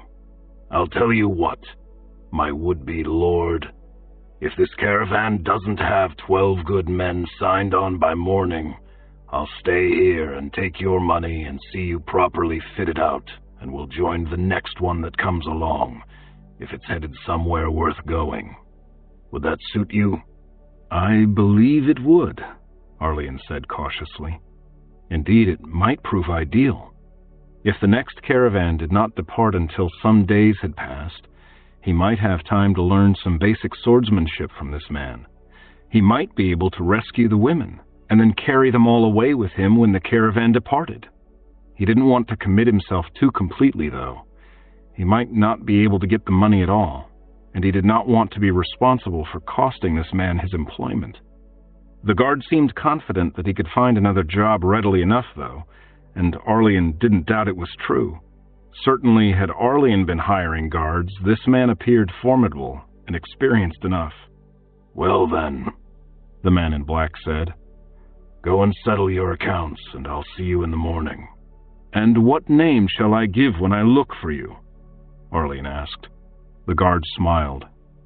They call me Black, he said, hooking a thumb under his leather tunic and displaying it. And you? Lanier, Arlian said. He thought that alias was still safe enough. Then perhaps I'll see you in the morning, Lord Lanier, Black said. Or perhaps not. I may be gone by the time you rise if all goes well, or you may be gone if those accounts you wish to settle aren't cooperative, eh? Arlian managed a nervous laugh.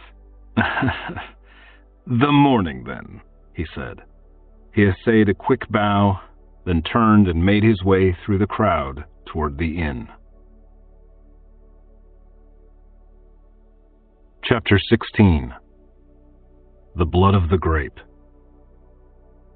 The interior of the Blood of the Grape was as crowded as the plaza. Harried boys and women were carrying trays back and forth through the throng in the common room. Every chair was occupied, and most had someone standing behind them, waiting for the present occupant to finish. Arlian had not anticipated anything like this when he heard Rose describe Lord Caruvan's hiding place. He had expected a quiet little inn like the Weary Traveler, not a vast and crowded caravanserai.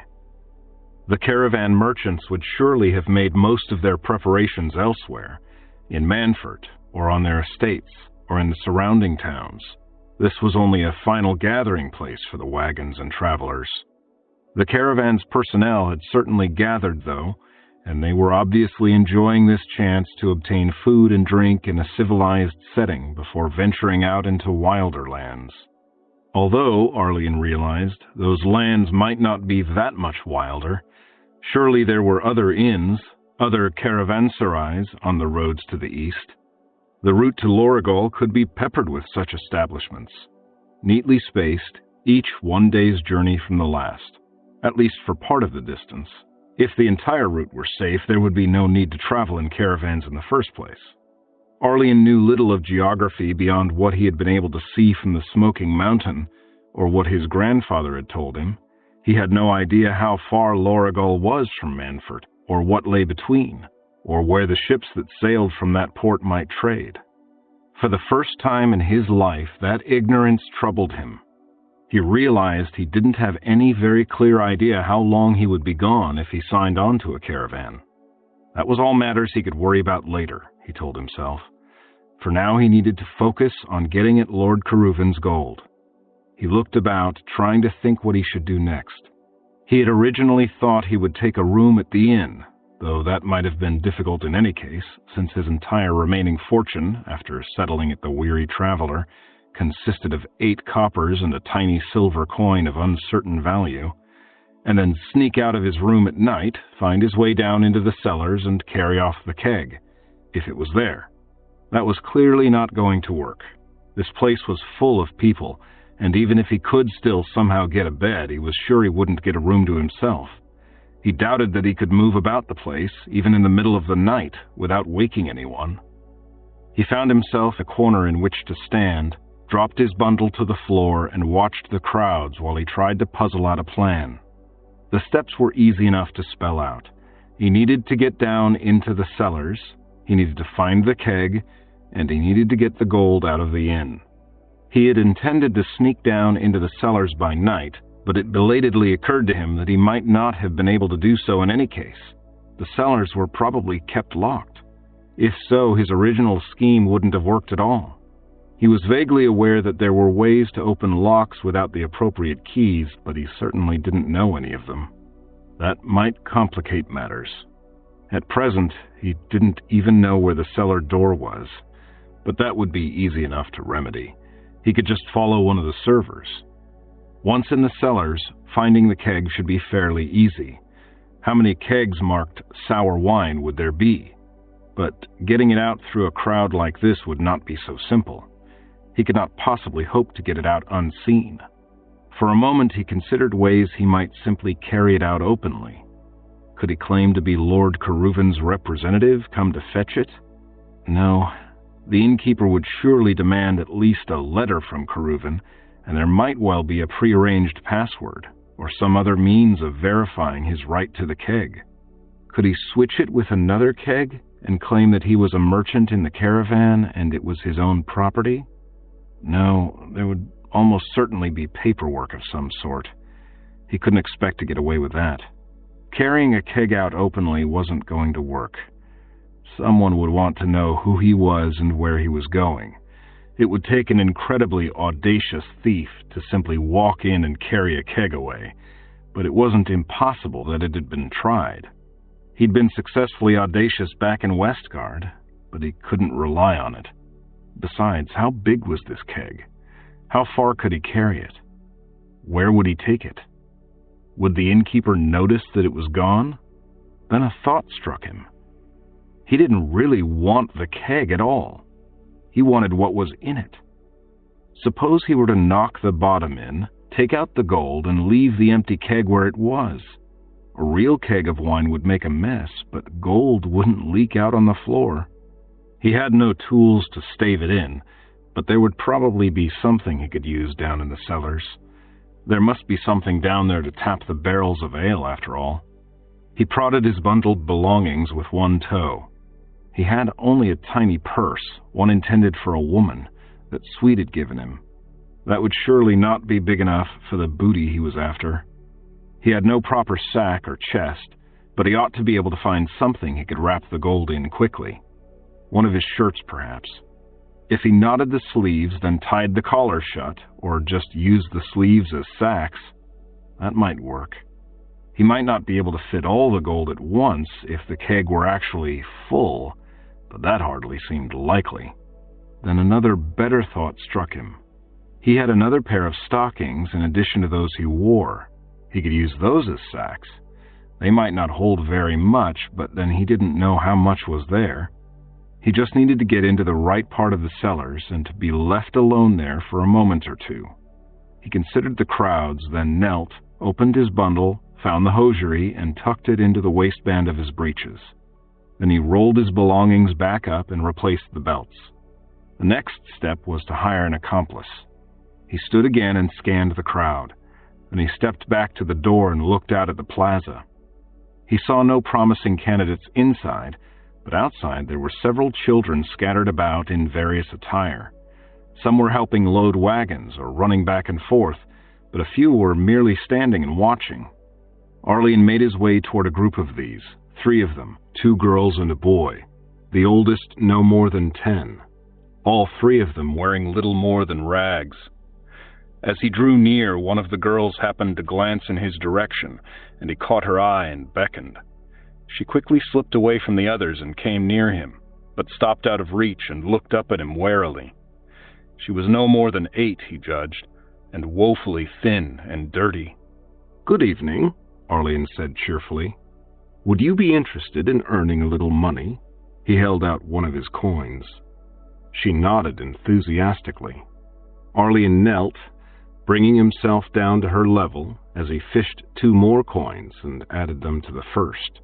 "In a few minutes," he said quietly, holding out the coins. I'm going to go into the inn. After I do, I want you to count as high as you can. Can you count to 100? She nodded again. Good. Then count to 100, or even more if you like. Then go to the door of the inn and find someone who works there, and tell him that a man named Lord Inthior wants to speak to the proprietor right now. He can't leave his wagon, so he hired you to send the message. Do you understand? She nodded. Can you do that? Can you remember that and say it? She nodded. Let me hear you say it then. Lord Inthior's at his wagon, and he wants to talk to the innkeeper right now. And he's really mad about something, she piped in a high, clear voice. Arlene smiled. Very good. And I count to 100 first or more, so you have time to get somewhere. The girl was clearly not stupid or naive. And when the proprietor comes out, you don't see Lord Inthior anywhere. He must be gone. I guess he got tired of waiting, she agreed. He handed her the 3 coins. Do this, and you'll have 3 more later tonight. Fair enough? She nodded. And in case you're thinking this might be too dangerous, and you'd be better with just the 3, here's the best part, Arlene said. If anyone suspects anything and gets mad, you can tell the truth and say I paid you. I'm Lord Inthior's cousin. I'm not going to steal anything, I just want to check something while the proprietor's not looking. She smiled broadly, obviously relieved. Until then, her expression had been utterly serious. Oh, good, she said. Thank you, my lord. I'll do what you said. The 3 coins disappeared. Arlene didn't see what she did with them. Good, he said, getting back to his feet. I'm counting on you. She nodded. He smiled at her, then turned away and headed for the inn. Once inside, it took longer than he liked to find the proprietor of the Blood of the Grape. The staff was busy, and not sure just where their employer was at any given time. At last, though, he found himself face to face with a formidable old woman. Lord Keruvan sent me, Arlene said. You may have heard about a recent disturbance in Westgard? I might have, the innkeeper agreed. Well, there was a disturbance, Arlene said. And as a result of that incident, my uncle is concerned about his investments. Everything's fine here, the woman said. It's busy tonight because of the Lorigol expedition, but we've had no trouble. You can tell your uncle he'll have his rent on time. Arlene hid his surprise and quickly revised what he had planned to say. It had not occurred to him that Keruvan might own the inn, but of course it made sense. What better place to leave his cash than on his own property? And that explained how Keruvan could be sure the innkeeper wouldn't get curious and investigate what was really in the keg. Keruvan had probably brought the keg here himself when the innkeeper wasn't around, and as the owner he would have had free access to the cellars or anywhere else. The innkeeper probably didn't even know the keg was there, let alone what was in it. That should make Arlene's job easier. Of course, he said. He was never in any doubt of that. However, he asked me to look around and make certain that everything is in order. The innkeeper, not actually the proprietor at all, Arlene now realized, frowned. Look where? At the accounts? No, he wouldn't trust me to do that. Just to see that everything here is as it should be. He asked me particularly to make sure that no one's hiding in the cellars. I understand some scoundrel had concealed himself most cleverly in Westgard, and my uncle is concerned lest that be repeated here. If you would permit me to see the cellars for a moment, I can satisfy myself that his fears are groundless and be on my way. Hiding in the cellars? She plainly thought the idea was ridiculous. Arlene shrugged. This fellow reportedly hid in an attic for several days in Westgard. The innkeeper looked him in the eye, then glanced over his clothing. You're Lord Keruvan's nephew? Well, yes, Arlene said. My name is Lanier. Do you have a letter or other credentials? Arlene shook his head. No, But I'm not going to take anything or look at the accounts. I just want to poke around the cellars enough to satisfy Lord Caruvan." She stared thoughtfully at him. He sighed theatrically. "I know my appearance is a disgrace, and I should have a letter," he said. "But I don't. My uncle insisted I come here immediately, lest the villain escape." "Well, come on then," she said. "I don't have time to argue about it. You'll have to leave that with one of my staff, though." She pointed at his bundle. "Of course," he agreed. When that was arranged, she led the way to the cellar door. They had to step aside as a serving wench emerged with a tray of brimming mugs of ale, but then the innkeeper led the way down worn stone steps into the cool, lamp-lit gloom. For a moment, as they reached the bottom and stepped onto stone pavement, Arlian felt an unreasoning rush of terror. The stone walls and lamplight were so reminiscent of the mines that on some level he felt himself flung back in time, trapped and enslaved again.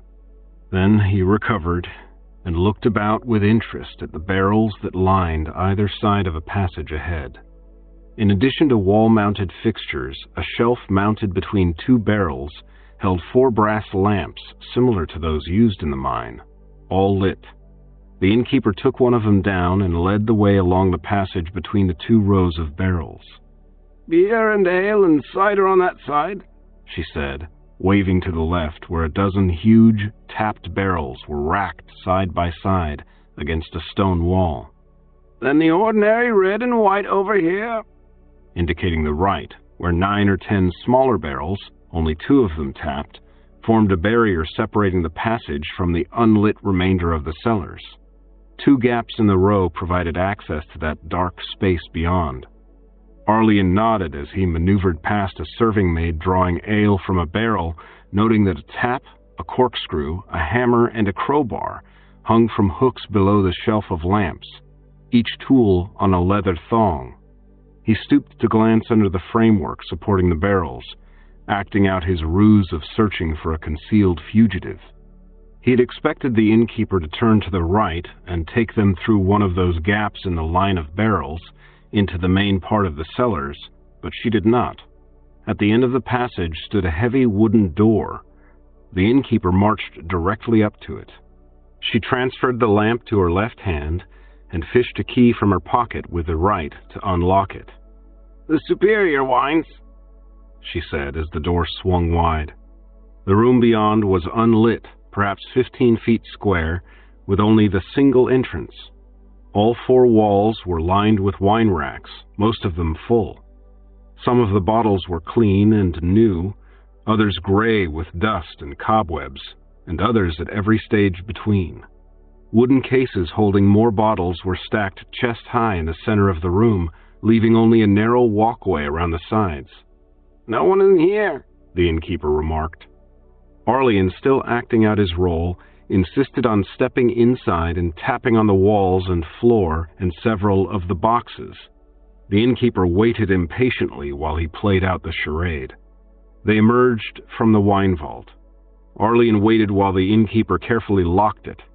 Then they turned aside, stepping between the wine barrels and into a maze of side passages, past vegetable bins and root cellars. Servers continued to fetch wine and beer, providing a constant background of moving shadows and the sound of footsteps and splashing beverages. As the search continued, Arlian began to wonder whether that little girl had decided to settle for just the 3 coins after all. He tried to steer toward the northeast corner, but felt compelled by his role to poke at the produce and tap walls at every opportunity. Then a boy came stumbling down the stairs calling, "Madam Innkeeper!" Arlian waited politely, a few steps away, as the boy told her that Lord Inthior wanted to see her outside right now. The innkeeper glanced at Arlian unhappily. "I'll just look around a little more," he said. "I won't disturb anything, and I'll wait for your return." "Very well," the innkeeper agreed. She followed the boy up the stairs. There was a temporary break in the stream of barmaids. No one wanted to be in the innkeeper's way as she climbed the stairs. Arlian took advantage of this and snatched the hammer and crowbar from the hooks. He tucked them under his shirt and held them with one hand while he lifted a lamp with the other and made his way quickly back through the line of wine barrels and through the labyrinth of pillars, bins, barrels, and boxes to the northeast. At last he reached a dead end with solid stone walls ahead of him to both the north and east. This corner was among the darkest and dustiest he had yet discovered. 3 kegs stood along the north wall, one stacked atop the others. The top keg was open and held nails. Arlian lifted it off and set it aside. The others were sealed. One was unmarked, the other had faint lettering drawn with charcoal. It was too dusty to read, but Arlian thought it could say sour wine. He tipped it, listening closely. Nothing sloshed, and the weight did not shift like liquid. He turned it over and attacked it with hammer and crowbar. His mining experience came in handy. He was able to knock in the end quickly. He thrust in a hand, squeezing it between the broken lid and the side, and grabbed. Then he pulled it out into the lamplight. Gold coins glittered in his palm. He smiled, pulled the stockings from the waistband of his breeches, and began stuffing them. When the stockings were full, he tucked a few more coins into his tiny purse, then returned the keg to its place, the open end on the bottom where it wouldn't be noticed as readily. The keg was still mostly full. He wished he had some way to get the rest out, but could not think of any way to smuggle it past the innkeeper and her staff. All the same, once he had secured the full stockings, he had several pounds of gold hidden under his shirt, and that would have to do. He hurried to replace the keg of nails, then to put the hammer and crowbar back where they belonged. He was waiting at the foot of the stairs when the innkeeper returned. "I took the liberty of investigating further while I waited," he said. "I'd say my uncle's fears are groundless, madam. I congratulate you on the efficiency and good order of your cellars." She stared doubtfully at him, then looked at the door to the wine vault, still securely closed, of course. "Would you by any chance have a bed available, or has this throng taken all of them?" Arlian asked. She laughed harshly. "All of them and more, my lord," she said. "I could rent you a space on the floor if you have bedding." "I think not," Arlian said. "Thank you all the same." He mounted the steps, trying desperately to move just as he had when there was nothing beneath his shirt but himself. The coins were packed too tightly to jingle, but they might shift. But they didn't, and a few moments later he was back out on the plaza with his bundle under his arm. A few seconds in a relatively quiet corner had let him transfer the heavily loaded stockings to the bundle. He had money at last, real money, but all was not yet perfect. The sun was setting behind the rooftops to the west, and he still needed to find somewhere to sleep. Chapter 17. Black. He slept on Black's wagon, on the rear platform, wrapped in the bedding he had brought from the House of Carnal Society. Black himself slept inside. "Accounts settled then, my lord?" the guard had asked him as Arlian had roamed aimlessly about the plaza, trying to think what he should do. "Why, yes," Arlian had said.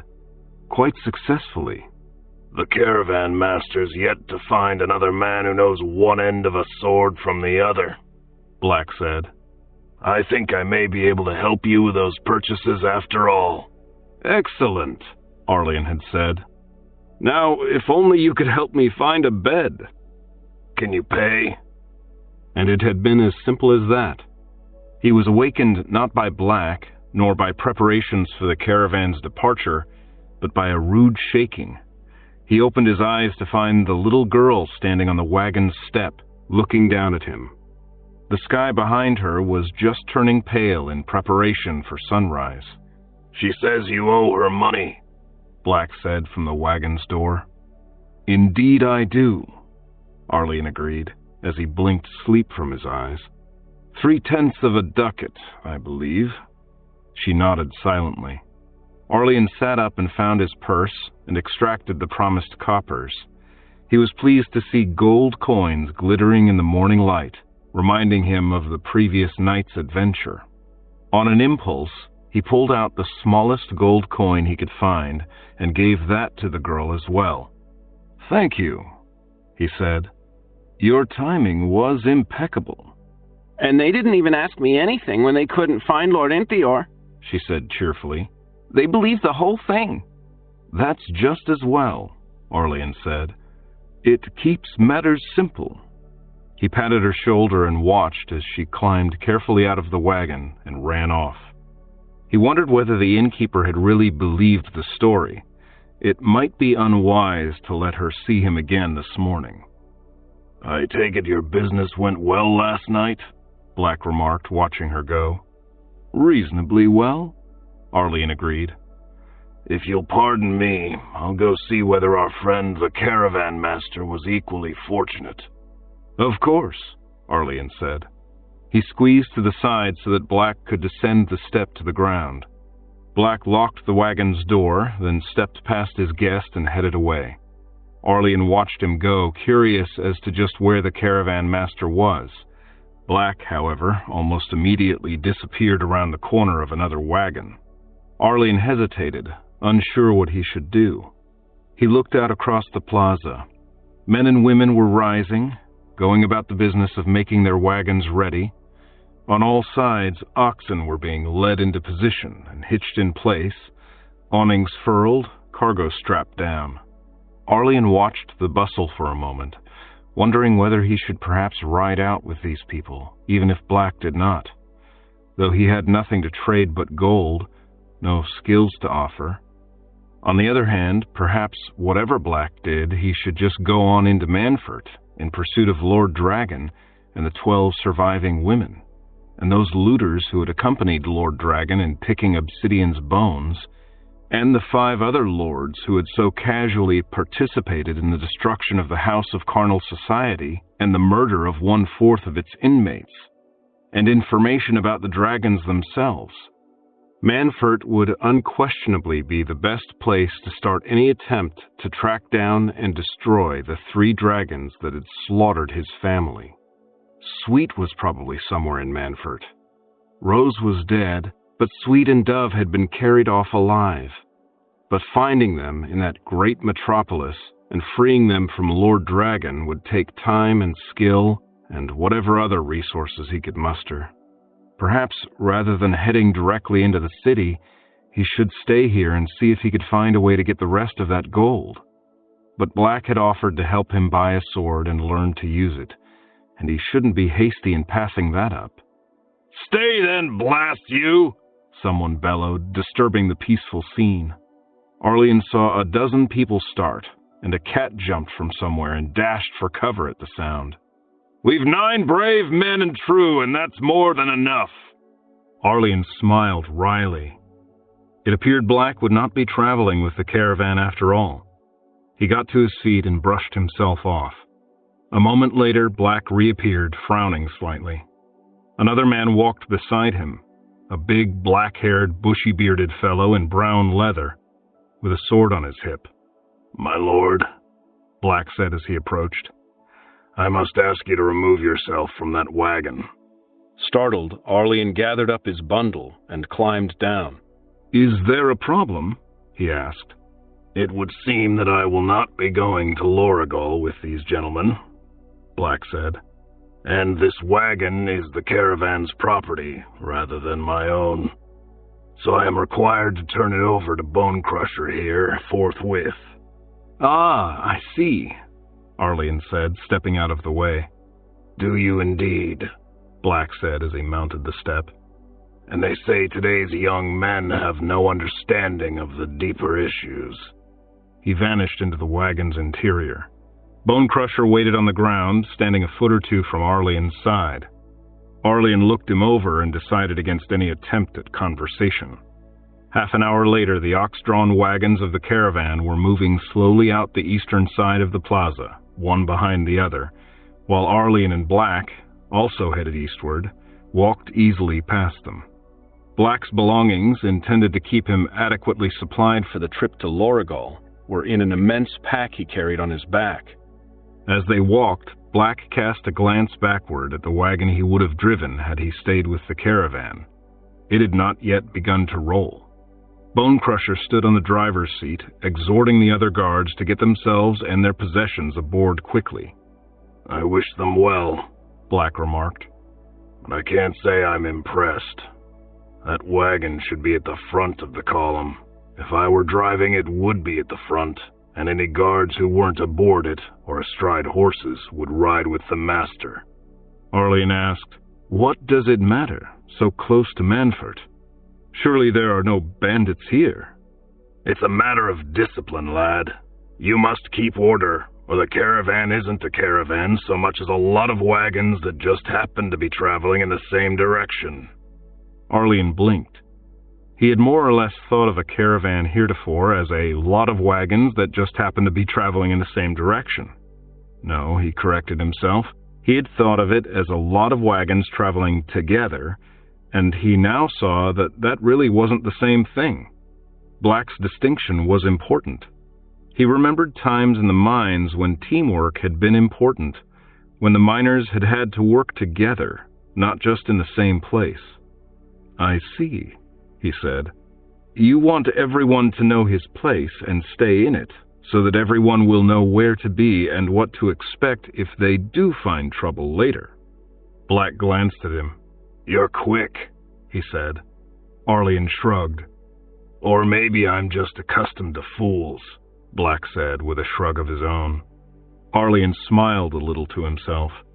They were passing the lead wagon now, and he asked, "So the guard wagon should be here, not the master?" "The master's place is at the back," Black explained. "That way no one can fall behind without his knowledge. The guard wagon goes here to be the first to meet any trouble that might be encountered on the road. There should be at least 4 men in it, and at least 2 more in the master's wagon, and horsemen riding up and down on either side of the column, ready to investigate anything out of the ordinary. The master of this particular caravan has decided to dispense with the riders, which means he's dispensed with me. I've no horse, but that doesn't mean I don't appreciate their value." Arlian nodded. "I understand your horse ran off." Startled, Arlian glanced at Black. How had he heard that? That was a stupid question, Arlian realized. Gossip had a way of spreading, and while the story of Lord Lanaire's arrival at the Weary Traveler was hardly a very exciting tidbit, it was something that Black could easily have picked up. He hesitated, then admitted, "Actually, I had no horse to begin with." "Ah," Black said. "And were you perhaps resident in Westgard for several days, then?" "Perhaps," Arlian admitted. He eyed his companion warily, wondering if he would need to flee. "You'll have heard, my lord, that an intruder was discovered at the House of Carnal Society." "Why, yes," Arlian said. "It's a curious thing that no one has found any trace of him since his escape, in his brown homespun and bloody beard." "Well, he'd certainly have washed the blood out by now," Arlian said. "Indeed. And he might well have trimmed the beard as well, and changed into a good white blouse and black breeches, and grown a few inches." Arlian studied Black, but saw no sign that the man intended any hostile action. "You think so?" he asked. "Why, I'd venture that at this very minute he's on his way to Manfort to buy a sword," Black said. "But I admit to wondering why he wants a sword, and why he would head for Manfort, rather than some more isolated area." "Well, perhaps he intended to elude pursuit by joining a caravan to some distant land, and needs a sword for that. Or perhaps he wants a sword the better to disguise himself as a lord. And where better to find a good sword and news of a caravan than in Manfort?" "You don't think it more likely he'd have headed off in some other direction, where he might buy a sword in some outlying town and join a caravan as it passes through?" Arlian replied, "I can think of 2, No, of 3 reasons he might have preferred to turn toward Manfort instead. He ticked them off on his fingers. First, it would scarcely be expected, would it? And to do the unexpected is surely wise when one wishes to avoid pursuit and capture. Besides, where is it harder to find a dropped straw? On the road or in a haystack? Tracking a man through a crowd must surely be more difficult than tracking him through a forest. Black nodded. Second, perhaps this person has some business to attend to in Manfort, some matter of which we can scarcely be expected to know. It's possible, Black agreed. And finally, Arlian said, if this person has never before visited Manfort, what could be more natural in a young man of normal curiosity than to wish to see the great city? I see, Black said. Then you think our fleeing felon intends to buy his sword, attend to his business, see the city, and then join a caravan and depart for places unknown? Is this not a risky course of action? Perhaps this person has been a trifle overconfident, Arlian agreed thoughtfully. After all, if we can so readily imagine his plans, those who are seeking him might do as well. He turned and looked back at the caravan. They were almost at the fork where the caravan would turn to make its way around the city, while they would proceed on to the gate.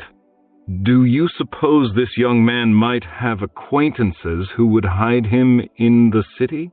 Arlian asked. Perhaps someone he met only recently? And what would induce any sensible person to take such a risk? Why, gold, of course. Of course, Black agreed. He smiled. Together the 2 men passed the fork and started up the slope toward the city gates. Chapter 18. Lord Ornasir's Sword.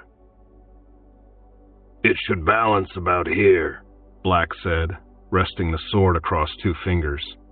It should be light enough that you can use it without tiring, strong enough to pierce your foe without bending or breaking.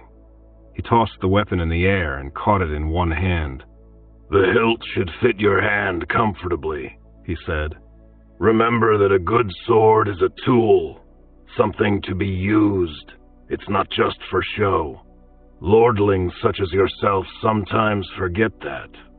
He took the blade in his left hand and passed the sword to Arlian, hilt first. Arlian accepted it, closing his hand around the grip. He hefted the sword, feeling its weight, then slashed tentatively at the air. You realize, of course, that all the blades you see here have been rejected, Black said, waving a hand to take in the entire interior of the swordsmith's shop. These are noblemen's blades, not the cruder tools customary for an ordinary guardsman like myself. Every fine sword is made to a customer's specifications, but the customer may not be pleased with the results, in which case the swordsmith tries again, and the rejected weapon is sent here to be sold to the likes of us, who know better than to buy the cheap cutlery some people would palm off on buyers, but who lack either the time or the money to commission our own.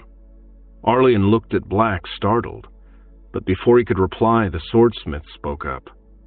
And sometimes, he said, the swords are sent here because the buyers who ordered them never came to collect their purchases. Sometimes out of negligence or inconsideration, but sometimes because the buyer suffered a severe reversal of fortune, perhaps died before the sword was ready. He pointed at the weapon Arlian held. That blade was made for the late Lord Ornasir. Ah, Arlian said, looking at the sword. It had a hilt bound in black leather and silver wire, a bell guard of steel inlaid with petals of mother of pearl, a long, slim, straight blade, and a pommel of lead caged in silver. It was indeed clearly a weapon meant for a nobleman. Arlian glanced at the sword on Black's belt. That too was a nobleman's sword, though older and worn, but Black was clearly no lord. He was employee, not employer. And who are we to deny that it was made for Ornisir? Black said sardonically. Of course, some would consider it ill fortune to purchase a sword intended for a man who was slain in his bed by assassins. And they'd be fools, the swordsmith said with a shrug. Lord Ornisir never set his hand on it, and it's a fine weapon. I like it, Arlian said. There are a dozen others to inspect before making any decisions, Black pointed out. Of course, Arlian agreed. All the same, an hour later it was that same sword in his hand when they left the shop. Do you think it was really intended for this Lord Ornisir? He asked as he slid it awkwardly into the new leather loop on his belt. He almost tripped over it before he got the hang of walking with the blade at his side. Black shrugged. It might have been. It seems a good blade. Even if it was made for someone else and rejected, that doesn't mean there's anything wrong for it. It might not have fit his hand well, or perhaps he thought the chasings didn't match the color of his eyes. If it suits you, then all's well enough, though you won't know its true quality until you've fought for your life with it. Arlian nodded. And your own sword? You fought with it? Often, Black said. Did you buy it here? Black shook his head. I took it off a dead man years ago, he said. It served me well. Arlian nodded again. But of course, a sword is only as good as the man who wields it, Black said. Or the woman, for that matter, as I've seen a few women who could use a blade as well as most men.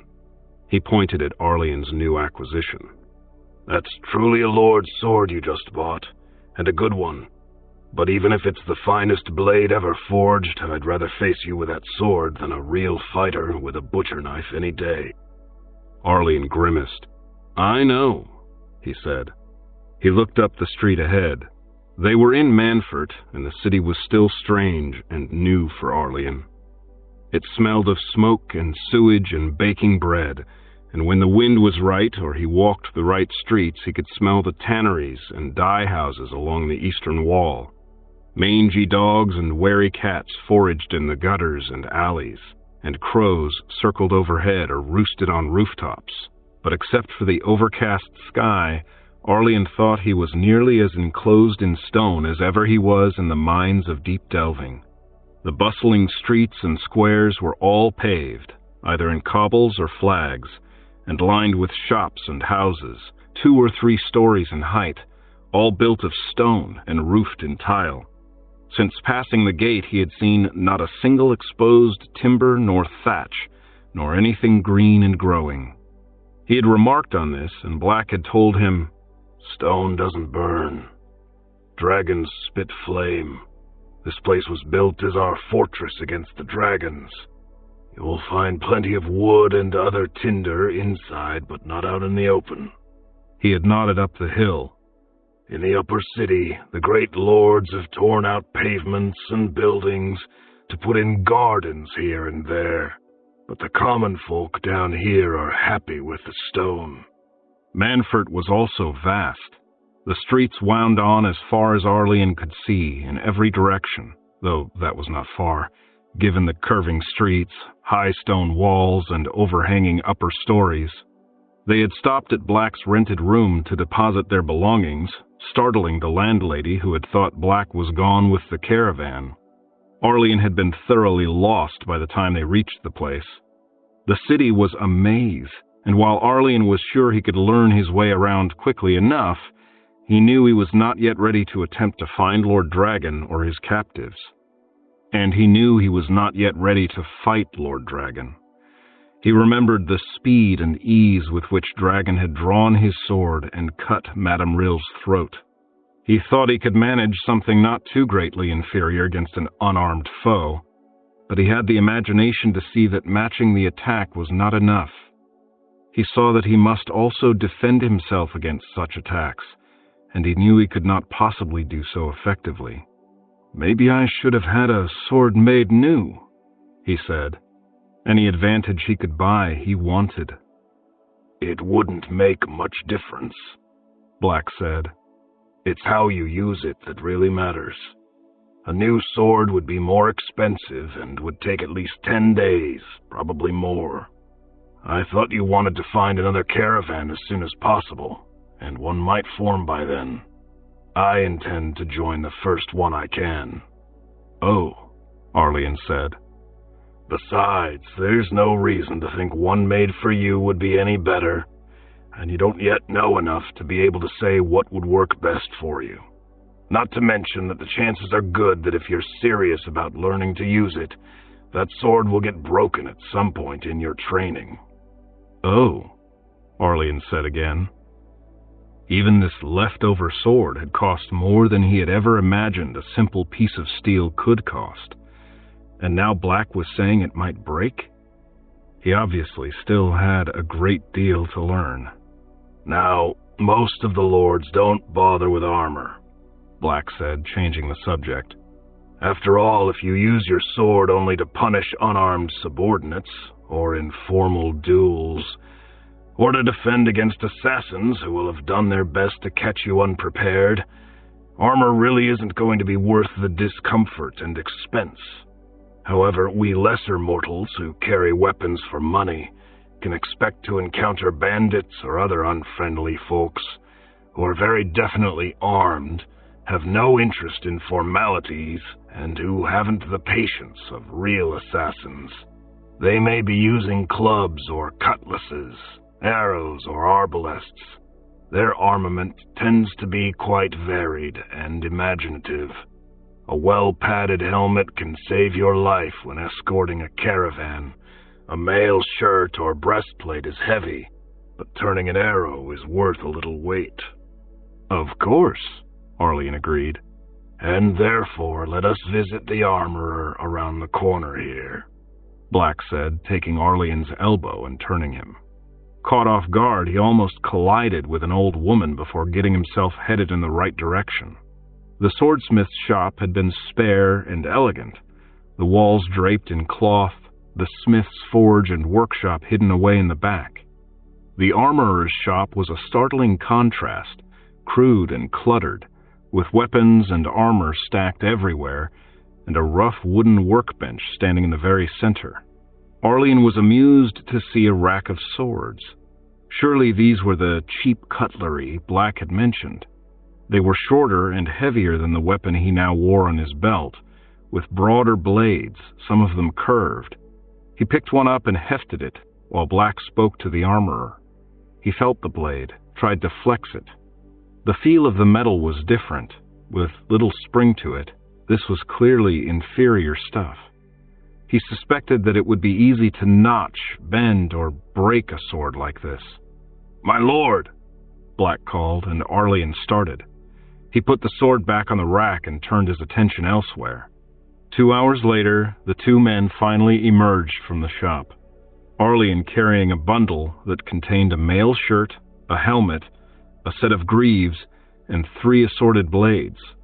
2 of the blades were knives, an ordinary belt knife and a dagger. The third was something Arlian had never heard of before, which Black called a left hand, or sword breaker. Though once he had gotten a good look at it, Arlian realized he had seen at least one long ago. Lord Dragon had worn one on the right side of his belt on that day, almost 8 years ago, when he had sat astride his horse, looking down at Arlian amid the smoldering ruins of obsidian. It was, in fact, constructed much like a sword, with a hilt and guard, but the blade was only about a foot long, and there were 2 4-inch steel spikes parallel to the blade, one on either side. "Catch a sword in one of those," Black had explained, "and you can just twist your wrist and snap the blade right off." Arlian had stared at the device in wonder. The maneuver Black described should indeed work. "Every lord has one now, and those who do any serious fighting know how to use them," Black had said. "I have one myself, though I don't parade it about." "It just snaps the blade?" Arlian had asked, twisting the sword breaker to demonstrate. "Just like that?" Black had laughed at him. "It's catching it that's the hard part." Difficult to use or not, Black had strongly advised him to buy the thing, and he had. They returned to Black's room, a stuffy, dim little place high under the eaves of a bakery. "A good day's work," Black said as he opened the door at the top of the stair. "At least you're properly equipped now, even if you haven't any idea how to use any of it. Tomorrow we'll start teaching you the basics, and see if there are any caravan notices posted." "Thank you," Arlian said as they stepped into the room. "You've been very kind." Black glanced at him as he closed the door. "I have, haven't I?" he said. "You know, I'm not sure why." Arlian started to say something, thought better of it, and coughed on his own saliva as the words caught in his throat. "I think, my lord, that it's time you told me more about yourself," Black said. "Let us start with my suspicion that you have somehow availed yourself of a sorceress glamour." Arlian's jaw dropped in astonishment. "What?" he said. He had been expecting questions and suspicions, but not that one. He had seen no magic of any kind since he entered the mine, and had almost forgotten such things existed. "Well, my lord, you must admit that there's something peculiar about your circumstances," Black explained. "You seem to have been exceptionally fortunate in deceiving your pursuers. I understand that the town patrols in Westgard questioned Lord Lanier, and never once suspected that he might be the fugitive they sought." "I wasn't what they were expecting," Arlian protested. "A woman taught me that. People see what they're expecting to see." His throat thickened at the mention of Rose, as he remembered how he had last seen her, lifeless and bleeding. He swallowed. "So I made sure I wasn't what they expected," he continued. "They were looking for a fleeing vagabond, not a young nobleman demanding lodging." "And a good ruse it was, surely." "You saw through it quickly enough, though, didn't you?" Arlian interrupted, suddenly troubled. "Indeed. If I were easily fooled, I'd have been dead years ago. But on the other hand, my lord, consider that you and I are both here in my lodgings, when by rights I should be 20 miles east of here on the road to Lorigol, leaving you to make your own way in Manfort. Why is that?" "Do you think I ensorcelled you?" Arlian asked, flabbergasted. "The thought had crossed my mind, and much later than it should have." "I haven't," Arlian said. "I know nothing of sorcery." "Then we have a mystery." "Perhaps I've just been lucky," Arlian said. "Fate is being kind to me at last." "Perhaps," Black conceded. "I tend to think it's something more than that, though. There's something in your eyes and your manner. You have a certain charm about you, and I find myself wondering whether it might be a literal charm rather than a figurative one." "If it is, it's none of my doing." Black nodded and stared at him thoughtfully. "You know," he said at last, "I've seen it before, I think. In certain of the nobility, there's an air about them as if they were born to command those around them. It's hard to doubt you or to deny you." Arlian snorted. "If you see that, then it's sheerest artifice and a recent acquisition." "Oh, I see it," Black said. "No one could doubt your noble birth. It's a strength, a power. In lords or warriors, they call it the heart of the dragon, and men who have it make great leaders." "The heart of the dragon?" Arlian's gorge rose as the words suddenly brought back the memory of lying on the cellar floor, pinned beneath his grandfather's corpse, with that blood and venom dripping into his mouth. He could almost taste the ghastly brew. Was there a connection? "I'm not of noble birth," he said, more to distract himself than anything else. "I was born to a family of freeholders, tradesmen and artisans."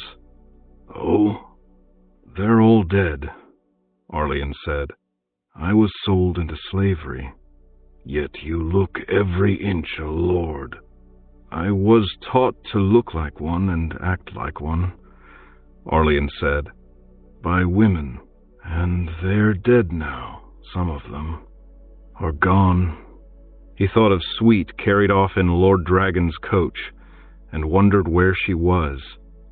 Was she somewhere in Manfort? Was she nearby, perhaps? Would he ever see her again? He ought to be out searching for her, but he needed to know how. He couldn't simply roam about the city at random. If that's all it is, then they did a good job, Black said. I suspect there's more to it than that. And why did these women choose to teach you? Arlian shrugged. A whim. You said you were a slave. How did you get free? You must have had help. I saved an overseer's life, Arlian said. And he freed you in gratitude? Yes. In my experience, gratitude is an emotion more common in children's tales than in everyday life.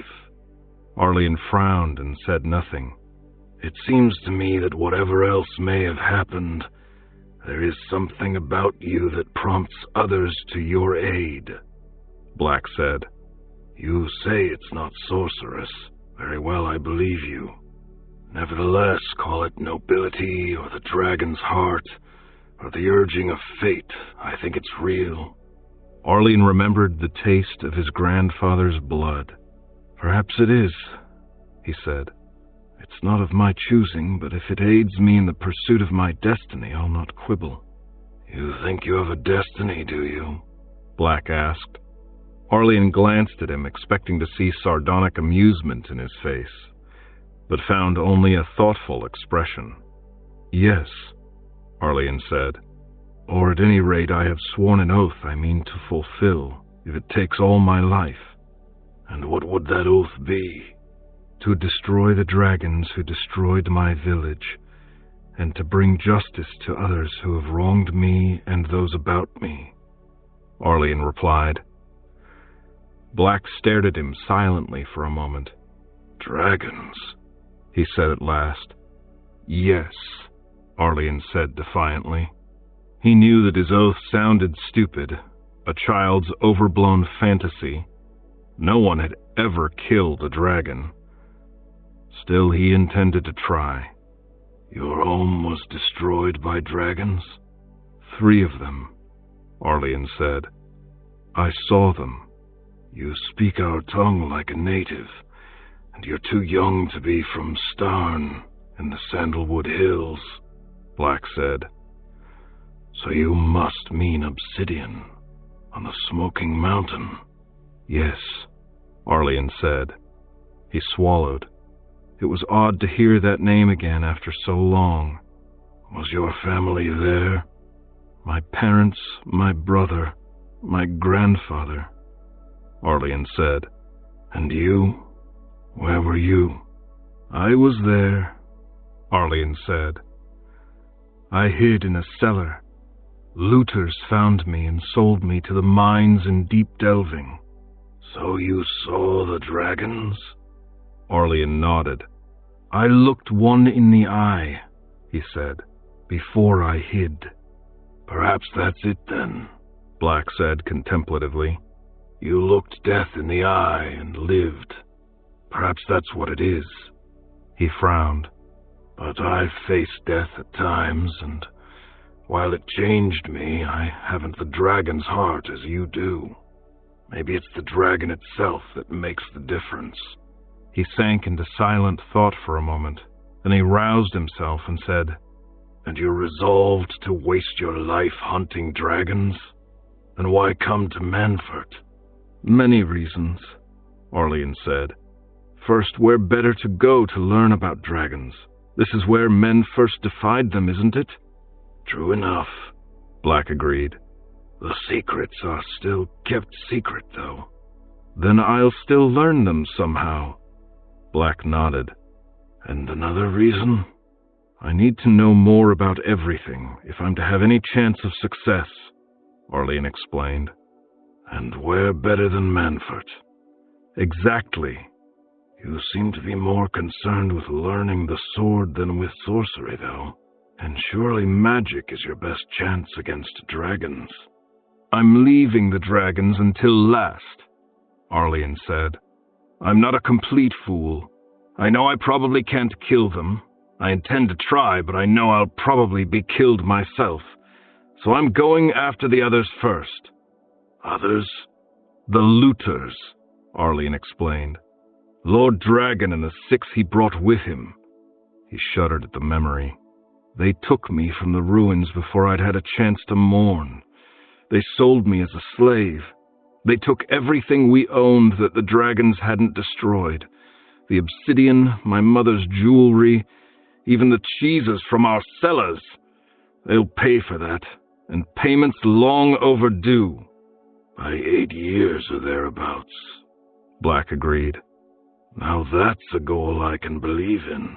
And Lord Dragon ordered Rose killed, Arlian said, beginning to lose control of himself. He had Sweet's feet cut off. He had the house burned. He cut Madame Rill's throat. He had Lord Caruvan and the others. He gasped for air and burst out weeping. He had held it in for so long, but he could do so no more. It was all too much. He had never had a chance to mourn any of them properly, not his mother or his grandfather or his father or his brother or Hathet or Rose or Silk or the 2 others dead in the brothel. He didn't even know which 2 they were. He didn't know where Sweet was, whether she was alive or dead, or what had become of all the others. He stood and wept uncontrollably. Black embraced the youth and let him cry, and the 2 men stood together for a long time. No further mention was made of Arlian's supposed sorcery. Chapter 19. The Merchant Lords. Black stopped dead in his tracks as the 2 walked down the street of the Wainwrights and flung his arm across Arlian's chest. "What is it?" Arlian asked, startled as he too came to a sudden halt. Black pointed at the notice tacked to the crazed green paint on a provisioner's door. "At last," he said. Arlian looked and read. "Caravan," the parchment read in big blue letters at the top. Just below, in smaller print, it said, "To the Southern Borderlands," and in black below that, "Seeking merchants to join the expedition and men-at-arms to escort us." At the bottom were instructions for contacting the caravan masters. 3 partners' names were listed, with the address of an office on the street of the silk merchants. Arlian read this with mixed emotions. Black had been seeking employment with a caravan all along. While he accepted the gold Arlian paid him for lessons in swordsmanship, he had made plain that he considered this a stopgap and had no intention of being a mere tutor. "There are things you won't learn on the practice ground, boy," Black had said one night as they drank ale at the tavern around the corner from Black's room. Black had undertaken to teach Arlian to tell good ale from bad, along with his other tutelage. "I don't know who this Lord Dragon of yours is, but if he's as formidable as you make him sound, you'll need to know more than I can teach you here in Manfort." Arlian was not entirely convinced. Lord Dragon was here in Manfort, he was certain. It seemed wrong somehow to spend a year or so deliberately going elsewhere, and he now knew that a caravan's journey out and back, with stops for trade along the way and at the end, could easily last a year or more. But on the other hand, he knew he still had much to learn before he could face Lord Dragon, even if he found him. He had not had to make a choice before, as no caravans were in the offing. But now this notice meant he would have to decide, and quickly. "The Borderlands," he said, as they stood before the provisioner's door. "That's a long way, isn't it?" Black glanced at him. "Very long," he said. "Could be 2 years, all told, before we're back here." Arlian frowned. He was thinking that Sweet might be alive somewhere in Manfort. He had asked a few questions, made a few brief excursions into the broad avenues of the upper city where the city's nobles made their homes, but had found no trace of her, nor heard any mention of any lord calling himself Dragon. But they might still be here. "I don't know," he said. "That's a long time." "You're young, lad," Black said as he turned away from the door. "You've plenty of time for your revenge, and you'll learn more about the world this way, not just about swordsmanship. When you come back, you'll either be ready to take vengeance, or you'll know you'll never be." "You seem very sure of that," Arlian remarked, turning to follow. "I am sure of it," Black replied, setting a brisk pace. "If it were FIREGALE, or one of the other ports like Benthin or Sarkin Mendoth, or if it were into the western mountains, or if it were any number of other routes, then maybe not. But the borderlands, you visit the borderlands, boy, and the lands beyond the border, and you'll come back with a proper respect for dragons and for the people who took their places." "Why?" Arlian asked. "What do dragons have to do with the borderlands?" Black turned to stare at him as they walked. "You know why they're called the borderlands, don't you?"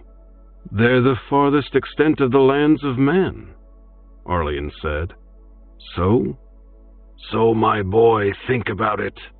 The lands of man are the lands we took away from the dragons, yes?" "Yes." "And all the dragons are gone, yes?" "Well, they're sleeping in the caverns," Arlian said. "They aren't dead. I saw them." "Then what lies beyond the borderlands, my young lord?" Arlian stared at him blankly. Black sighed as they turned a corner onto the street of the Coopers. "Think, boy. You've just all but said that what lies beyond is the lands ruled by neither men nor dragons. So what do you think does rule there?" Arlian's stare was no longer blank, but shocked. He stopped in his tracks. "I don't know," he said. "Gods?" "Maybe some places," Black conceded, as he too stopped and turned to face his young companion. "Gods here and there, perhaps, and certainly a few magicians elsewhere, but mostly it's other things.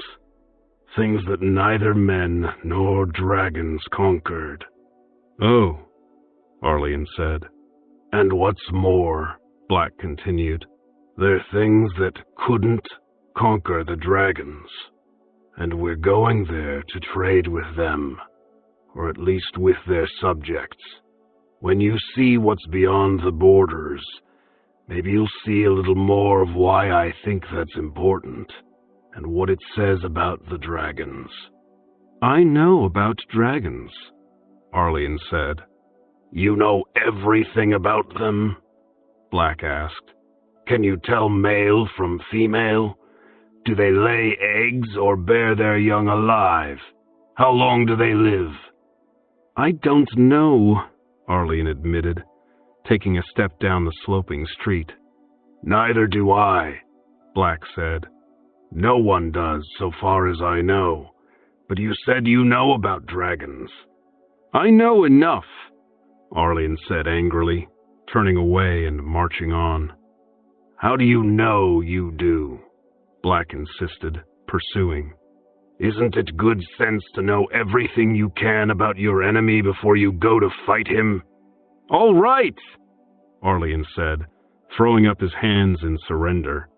"All right, I'll come with you to the borderlands, and you'll teach me to fight every day."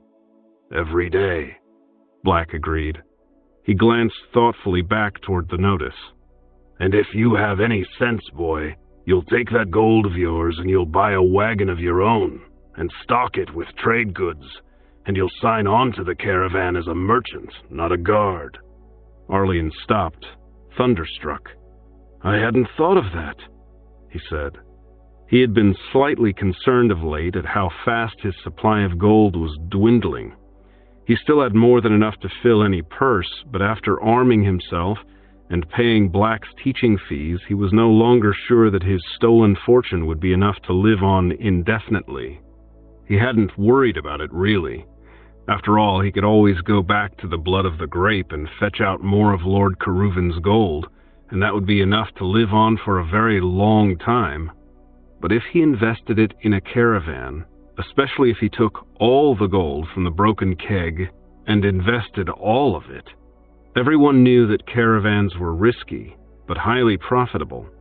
He might well return to Manfort really rich, a real lord instead of a fraud, rich enough to hire men to hunt down the looters, buy the 12 women free, and hire an army to hunt the dragons. Or if disaster struck, he might return to Manfort penniless, or not at all. Still, if he was going to accompany Black in any case, it seemed worth trying. He would need to get the gold out of the inn's cellars. He would be able to handle the operation far more effectively this time, since he knew just where the keg was and he had the time and money to prepare properly. But he would still need a distraction. Black had stopped beside him. Now Arlene turned to face the older man. "Tell me," he said, "do you know much about wine?" The next night, while Black spent half an hour choosing exactly the right expensive wine for an imaginary occasion, thereby keeping the innkeeper busy in the vault, Arlene told the rest of the inn's staff, "I'll just get my own ale, thanks," and strolled down the cellar stairs, mug in hand. No one argued with the impeccably dressed young lord. He wore his hair brushed back in the latest style, his beard neatly trimmed to a point. He wore a beautiful sword on his belt and had a fine leather pack slung on one shoulder. He simply reeked of wealth and confidence. And if he took a long time fetching his ale, and the pack looked a little heavier when he emerged, what of it? He tipped each of the staff a gold half-ducat, even the potboy, and it wasn't as if anything in the cellars, other than the rare wines in the vault, would be worth such a man's efforts to steal. On the dusty walk back to Manfort, he asked Black, "What should I buy?" "A wagon and 2 yoke of oxen to start with," Black said. "I know that," Arlene said, nettled. "I mean, what do we take to sell?" Black shrugged. "I'm no merchant," he said. "But you've been to the borderlands before, haven't you?" "Twice," Black acknowledged. "The merchants brought wool and silk and other fabrics, and northern wines and certain herbs, and traded for talismans, gems, dyes, rare woods, drugs and potions, strange foodstuffs, and for still other fabrics. Oh, and exotic pets. There was a fashion for lizards at the time, though it had all but passed by the time we returned." Arlene nodded and shifted his pack to a more comfortable position. "And if we were bound for FIREGALE?" Black looked at him, startled. "Why?" "I'm just curious." "Wool and silk and wine, and we'd come back with oil and salt and spices, with dyes and pearls and curiosities made from seashells." "And the Western Mountains?" "Well, we wouldn't take wool," Black said with a snort of laughter. "Theirs is better than ours. We'd take oil and grain and spices, and we'd bring back brass and chalk and dyes and herbs, and other things I don't know. Merchants are always trying new goods." "And isn't that where the most money is to be made?" "Or lost if you misjudge what people want to buy." Arlene nodded, thinking hard about gold and what it could buy. The best goods were obviously things that were small, so that more could be fit into a wagon, and cheap to buy but precious at the other end of the caravan's route. And best of all would be something that no one else in the caravan had brought, so that you and the other merchants would not undercut each other. What gold could buy. "Do they make good swords in the borderlands?" Black looked thoughtful. "No, they don't," he said. "They hardly work metal at all. That's one reason we go there, rather than their merchants coming to Manford. They make their wagon fittings of wood and leather rather than iron, and arm themselves with arrows, spears, and slings, and the wagons just don't last that well. Then, well, is there some reason no one takes swords and ironmongery to sell? I don't know, Black said slowly. I believe... Well, remember, many of the lands beyond the border are ruled by magical creatures of one sort or another. Such beings are said to dislike silver and cold iron. I know that all the coins in the southern lands are of gold or copper, never of silver. Perhaps iron and silver aren't allowed there. Then wouldn't that make them all the more precious? Black smiled.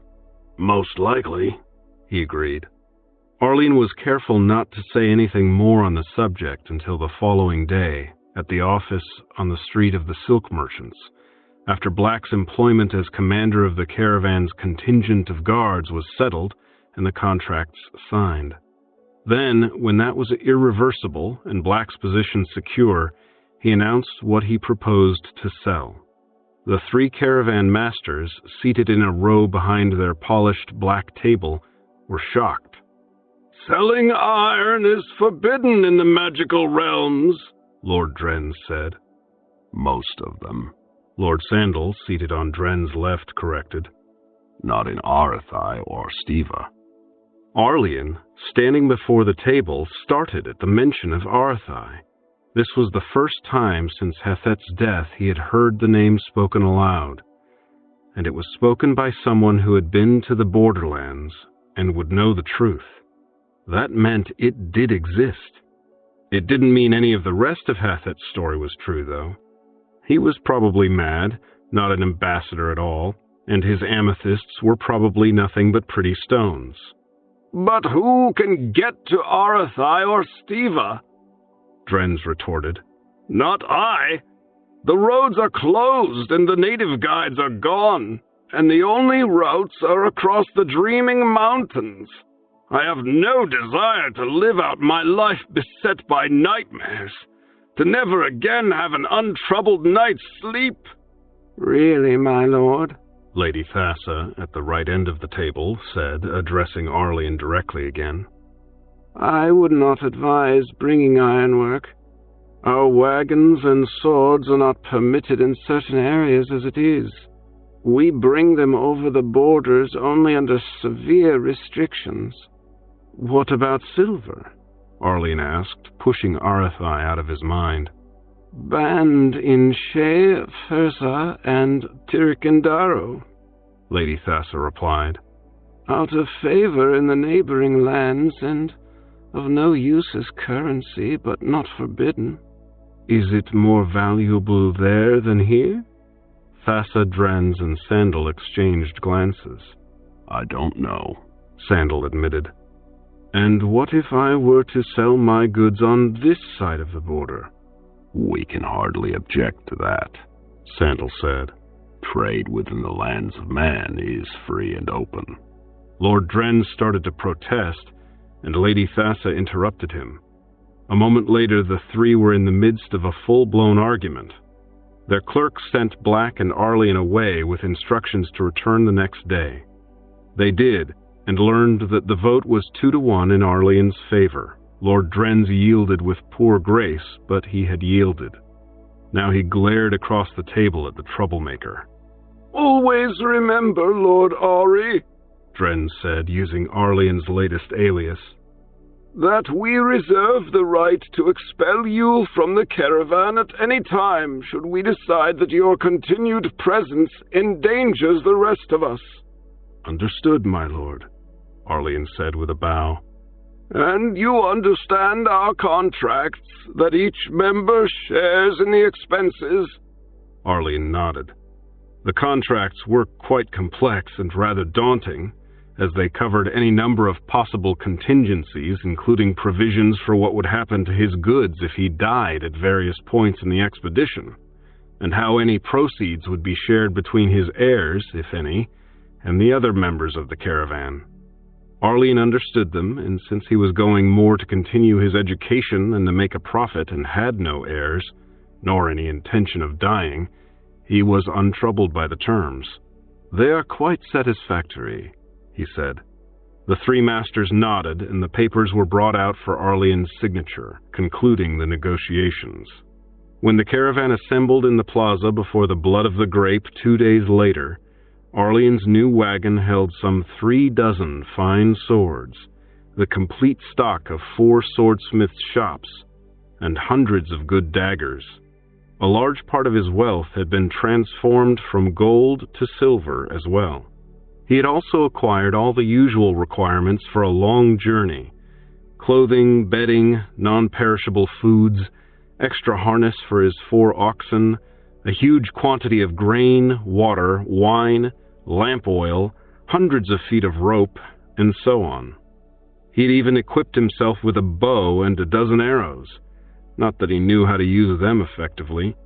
In addition, he brought 2 pairs of practice swords, low-grade steel with no edge and blunt points, but with the weight and balance of a proper sword.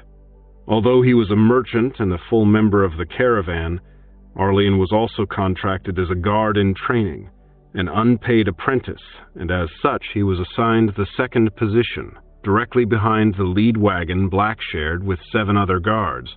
That suited him well. He hired one of the other guards, a man called Quick Hand, to teach him to tend and drive oxen, and to drive for him until the lessons were learned. There were 3 more guards at the rear, in the master's large and elegant wagon, and 4 on horseback who also slept at the rear, 15 guards in all. That was deemed adequate by all. The 2 wagons that were to hold guards, the lead wagon and the master's oversized conveyance, both had large shutters on either side that could be swung back, opening the sides to let in air and light, or to allow the occupants to survey their surroundings. The other wagons, intended primarily for keeping goods safe, were far more solidly built. Arlene's was little more than a large wooden box on wheels with a platform on either end and a bench seat at the front, all painted a rich blue and trimmed with varnished bamboo.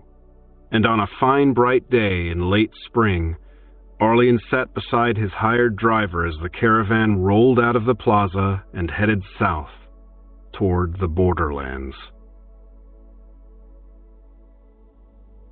Chapter 20. The Road South. "This is Bentham Tara," Quick Hand said as the wagon rolled past a stone marker toward the sprawling town ahead. "We'll be stopping here for a day to trade with the locals." Arlene frowned at the name. He knew he remembered it, but couldn't quite place it. The long, fertile valley of Tara Vale was familiar enough, of course. Then it came back to him. Bentham Tara was where Grandsir had been headed when he saw the ruins of Starn, the village in the Sandalwood Hills that the dragons had destroyed. Arlene turned to the southwest, peering into the distance. Those hills were surely the Sandalwood Hills then, though he was seeing them now from the other side, and as a result there was little familiar in their appearance. The shadowy spike on the horizon would be Sky Grazer Peak, and the distant smoke rising from a humped peak beyond the hills would be from the Smoking Mountain, where he had been born. When he had been in the mine, he had often dreamed of returning there, and now, if he chose, he could. Who would stop him? But why should he? Nothing remained of Obsidian but ruins. Sweet had told him one long night last winter when he and she had exchanged reminiscences that the village was never rebuilt. A place that dragons had destroyed was considered cursed, forever unsafe. The thought of Sweet troubled him. He seemed to see her face in the western sky.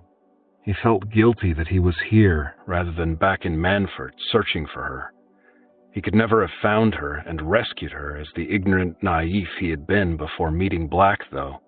He was not yet ready to make his bit of justice in the world, not yet ready to free her and avenge poor Rose. Thinking about Sweet could only distract him from more immediate concerns. He would come back for her in time. He once more turned his attention to the town they were entering. So this, he thought, was Bentham Tara, where his grandfather had long ago come to trade. And now here he was, following in Grandsir's footsteps. But nobody here would be interested in swords or daggers. He had not thought of that when stalking his wagon. Of course the caravan made other stops on its way south, and he had brought nothing to sell at any of them. That might be an expensive oversight. He frowned. "A day here," he said. "What's the next trading stop then?" "Jumpwater, I think," Quickhand said. "And after that?" Quickhand thought for a moment, then ticked off the names on his fingers. "Blasted Oak, Cedar, Cork Tree, Stonebreak," he said. "Then we get to the Desolation, and from there there's nothing until we reach the borderlands, and where we go depends on what road the masters choose." "There's more than one road?" "There are at least 3 routes across the Desolation, and they branch further on the other side." "And what determines which route we take?" Quickhand shrugged. "News and rumor in Stonebreak, the weather, any signs or omens we might encounter. Whatever the masters hear and see." Arlian frowned. It all seemed too vague and poorly planned for his liking. "It's in the southern part of the Desolation that Black and I are going to earn our pay," Quickhand remarked. "That's bandit country, where the roads come down off the high plateau and wind through the canyons." "Not until then?" Quickhand shrugged again. "Oh, maybe," he said. "If we weren't here, there would probably be burglars and sneak thieves slipping into the wagons in every town. But who would dare tackle a group this size, even if they were just merchants?"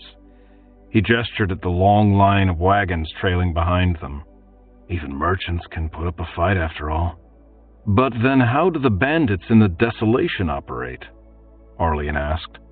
"How can there be enough to attack this large a group, but few enough that a dozen or so guards can handle them?" "The canyons," Quickhand explained. "They can block the road, trap the whole caravan with just a few men, and then starve the caravan into submission. A dozen good fighters can drive them away and keep them away while the others clear the road." He paused, then added, "Usually. They have other tricks as well. They'll try to split the caravan or disable a few wagons so they can loot them, or take a few prisoners they can ransom." "Oh," Arlian said. Just then he caught sight of a curious structure ahead at the very heart of Bentham Tara. A single vast roof supported on a forest of pillars, its sides and interior open. "What's that?" he asked. "The marketplace," Quickhand explained as he steered the plodding oxen directly toward it. The caravan rolled into the marketplace and formed up in 3 lines beneath the roof, one along either side and one down the shady center. The guard wagon, which had no goods to display, was in the center, and Arlian's own wagon was right next to it. When they had stopped, as the other wagons were still rolling into position, Arlian leapt to the ground and greeted Black, who had already disembarked. "Nothing to sell here?" Black asked. Arlian shook his head.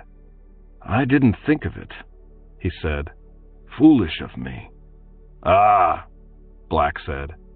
"And here I thought you'd done it deliberately, so I'd have more time to thrash you tomorrow." Arlian smiled. Sure enough, he realized, if he had nothing to trade on trading day, he could devote the time entirely to his swordsmanship. Word of the caravan's arrival was spreading rapidly through the surrounding farms and villages, and the next day brought hundreds of people flooding into town, eager to see what treasures the caravan might be carrying, even though most of them couldn't afford to buy anything. Arlian and Black left the crowds behind and found an open field just outside town, left fallow this year and now green with weeds and sprinkled with wildflowers. There Arlian took up a dull-edged practice sword and a wooden sword breaker and faced off against Black, blinking in the bright summer sun. The day after, as the last straggling customers headed homeward and the caravan began rolling again, Arlian was no longer smiling. Black had indeed thrashed him, figuratively and almost literally. They had fought only with blunted practice blades, but Arlian still had a dozen cuts on his chest and arms, all of which had been treated with brandy and bandaged.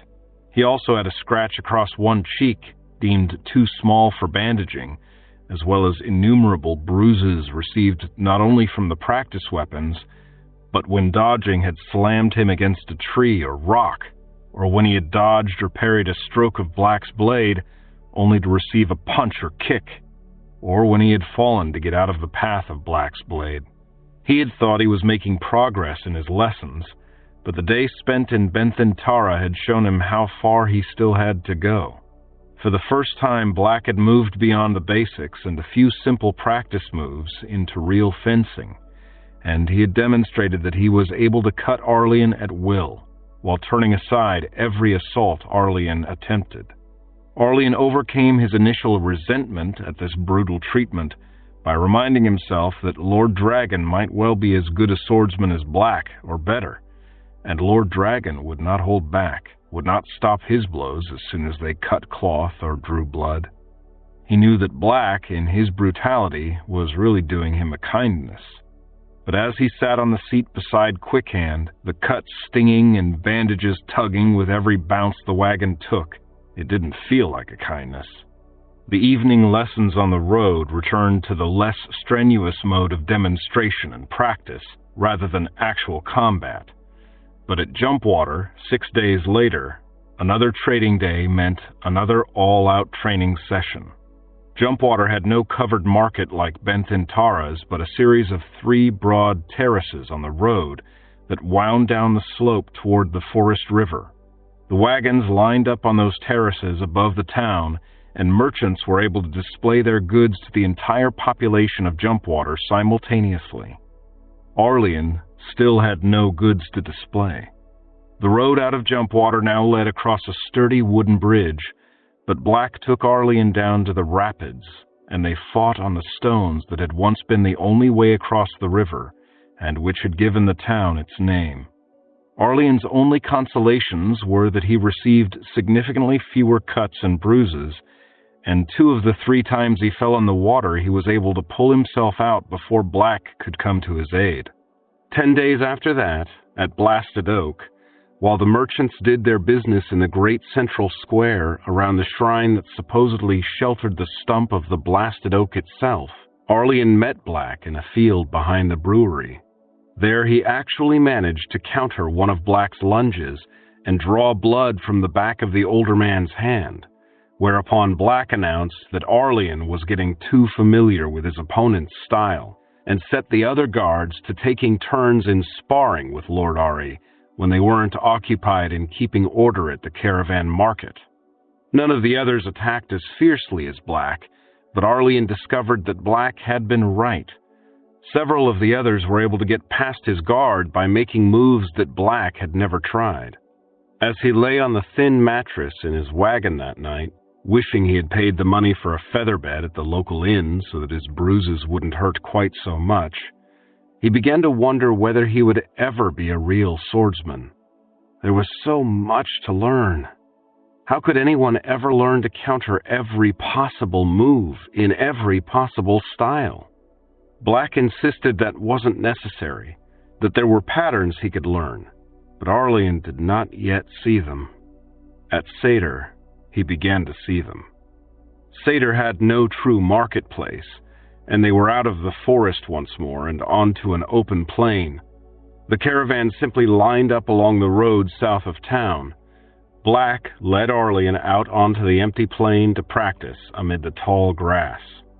Summer was just past its peak, and the weather had grown steadily warmer as they moved further south, so the fighting there was done bare-chested and dripping with sweat.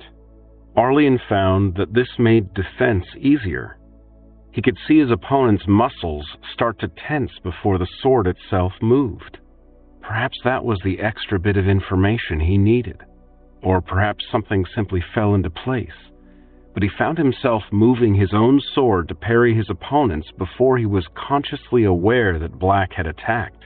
It simply felt right. Up until now, exchanges had mostly been quick, typically feint, parry, thrust, parry, and then a touch or a break. Now, though, Arlian found himself launching into sustained bouts where his blade and Black's would dart and clash for minute after minute before one of them left an opening or stepped back to regroup. Arlian received only a single cut after that, and few bruises. A fortnight later, at Cork Tree, while the merchants did what business they could in pouring rain, Arlian and the other guards fought in dripping shirts in the yard behind a slaughterhouse. At mid-afternoon, Arlian left a red welt on the side of Black's neck. Black smiled at him. "If you'd been using a real sword, I'd be dead or dying," he said. He touched Arlian's forehead with the tip of his own mock weapon and flipped a lock of wet hair aside. "See why I keep mine short?" "I'll cut it later," Arlian said with an exhausted grin. At Stonebreak, the caravan set up along the base of the cliff, and the masters demanded that the guards stay close by and maintain a careful watch. While this wasn't yet bandit territory, the locals were not entirely trustworthy. Arlian and Black were therefore only able to manage an hour or two of practice, no more than on most evenings when the caravan was traveling. Black and Quickhand were now working together so that Arlian could practice fighting multiple opponents. After all, bandits didn't usually stage formal duels. From Stonebreak, the caravan made its way up the ravine into the desolation. Rumors passed up and down the chain of wagons as to which route the masters would choose when they emerged onto the plateau. Everyone agreed that the direct route, the straight line across the high desert, would not be safe. The summer had been fairly dry, and the Midway waterhole would almost certainly be empty, which would mean dead oxen and disaster. That left the low road, around the western rim of the plateau, safe but slow, and the eastern road, much shorter and reasonably well watered, but through rough country. Arlian hoped for the eastern road. He was impatient to get back to Manfort. He knew that he was now at least an adequate swordsman, still no expert, but adequate, and wanted to get on with his plans for rescue and revenge. The trail up the ravine was hardly a road at all, Arlian noticed. There were no wheel ruts to be seen, nor any sort of marker. It was simply the route where there were no rocks in the path big enough to stop a wagon. He commented on this. He had to speak loudly to be heard over the wind that howled overhead above the ravine. Quickhand shrugged. "Well, there's nothing up here but the desolation," he called back. "And nobody goes through the desolation except the one or two caravans a year bound for the borderlands. That's not enough to make a real road." "And the roads across the desolation?" "They're like this. The low road has a few markings so people won't lose the path. The desert road doesn't. I've never been on the eastern route." Arlian nodded. They rode on until they finally emerged from the top of the ravine, and Arlian saw the desolation. He stared out at it in dismay. For as far as he could see, there was nothing ahead of them but brown stone and golden sand. The thin stream that had cut the ravine was hidden in its stony bed, showing only as a black line across bare stone. Not a single blade of grass, not a single speck of green could be seen anywhere. Hot wind swept across it, stirring the sand. Arlian leaned to the side and looked back, past his own wagon, past the caravan. The ravine's curves hid the route they had followed to reach this height, but he could see across the stony plateau to the cliffs. Beyond those cliffs, the world below was still green. He could see green faintly through the summer haze. That was a comforting reminder. He turned forward again. Black had stopped the guard wagon by the crack in the stone and was climbing down. Quickhand directed Arlian's own wagon to stop beside him. "We'll want to top off every water barrel," Black called. "And while we're doing that, the masters can settle our route." He turned and squinted at the wasteland. "Doesn't seem too bad," he said. "I've seen it worse." Arlian swallowed. His throat was suddenly dry. "How could it be worse?" he called. Black looked up at him. "The wind could be stronger, the sun brighter, the air hotter. If we'd been here earlier, at midsummer, I'm sure it would have been worse." "Oh," Arlian said. "It's a tricky matter timing a southbound caravan," Black remarked. "Too soon and the summer heat will kill you. Too late and the streams will have dried up and you'll die of thirst. I think we've hit it about right." Arlian looked out at the aptly named desolation. "Oh," he said again. If this was right, he hoped never to see wrong. Chapter 21. The Eastern Road. They took the Eastern Road. Arlian thought calling it a road was sorely misleading. Taking the Eastern Road just meant circling around the utterly barren sands at the heart of the desolation on the eastern side until they reached one of the defiles leading down from the plateau. This route would bring them to the eastern borderlands. A few of the merchants grumbled that they'd have made a better profit to the west, but most were pleased. Arlian didn't know enough to have an opinion either way. Navigation on the Eastern Road was simple enough, even though there were no markers. Keep the sands always on your right and stay on bare stone. Boulders, rock slides, and breaks in the stone too wide for a wagon wheel to cross, and all three were numerous, meant detours.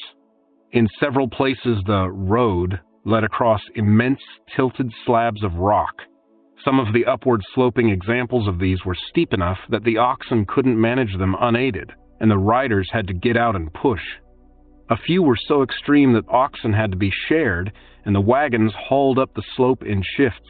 On downward slopes, the wheel brakes were used to keep the wagons from running away and running into their own oxen, and riders would walk alongside, ready to grab if the brakes started to slip. When anyone spotted a hole in the stone, the entire caravan would come to a halt, while buckets dredged up the trapped water. Arlian wondered how these holes had formed, but no one had an answer. They were simply part of the desolation.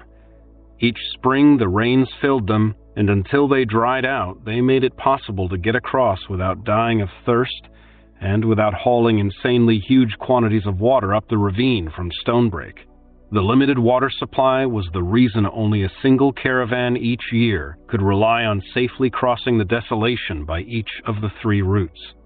The caravan traveled as far and as fast each day as the oxen and the terrain would allow. There was no reason to linger in this ghastly wasteland. By day the sun and hot wind baked them dry. By night the wind was cooler, almost pleasant, and most of the caravan's personnel slept out on the rocks under the stars, rather than in their stifling, overheated wagons. It never rained in the desolation in the summer. The more experienced travelers laughed at the very idea. Rain fell heavily enough in the cold months, sometimes flooding dangerously across the stone and turning the sand into treacherous muck. But in the summer, the desolation was always utterly dry. The sun beat down relentlessly from the cloudless sky, and despite the heat, Arlian began wearing a broad-brimmed coachman's hat to shade his face from that withering glare. He had bought the hat back in Manfort, at Black's urging, but had never expected to use the thing. Now he found it indispensable. As usual, Black had been right. As the days passed, the terrain grew even worse, and more detours were required. They passed broken stones that Arlian thought might be ruins of some sort, but who would ever have built anything here in the desolation? He also found odd marks in the stone on occasion. At one point he noticed a set of 3 parallel grooves, almost like claw marks, though they were too large for claw marks. And what could claw solid stone? Other than dragons, of course. Some of the water holes were not mere holes, but caves, reaching deep into the stone beneath their feet. One day, as they were pulling water up from one of these, Arlian remarked, "I wonder if any of these connect to the caverns where the dragons sleep." Black threw him a sharp glance. "I doubt it," he said. Another guard, a smaller man who went by the name Stabber, pointed to the east. "The big caves are over there," he said. "I saw some of them once when I was with a caravan that got off course in a sandstorm. Arlian looked where Stabber pointed, then noticed Black staring at him. "Don't worry," he said. "I'm not going to go dragon hunting yet." He returned his attention to hauling water. After that, however, every so often he found himself gazing eastward. Some of the oxen, which had plodded on all this way without protest, began to weaken as the journey across the waste stretched on. A few became too feeble to continue pulling and were unhitched and allowed to walk behind the wagons on ropes. Most of these recovered their strength. A few did not and were butchered, cooked, and eaten, thereby extending the human food supply while conserving the grain the oxen ate, and incidentally providing the only meat most of the people aboard the caravan had had since leaving Stonebreak. Arlian's own team of 4 was reduced to 3. He rotated them, 2 pulling and 1 ambling alongside thereafter. A guard's horse stumbled on the stone and broke a leg, and that too provided a brief addition to the supply of meat while conserving grain. The guard was transferred to the master's wagon, leaving only 3 horsemen to ride alongside. One of the older merchants died in his sleep, and was buried beneath a cairn of stones before the caravan rolled on. As required by contract, his goods were divided among the survivors, with the masters taking the largest share and the wagon itself. His heirs back in Manfort would receive a refund of his initial investment, plus the proceeds from the sales he had made so far at various stops along the way, plus a percentage of whatever profit the masters eventually wound up with.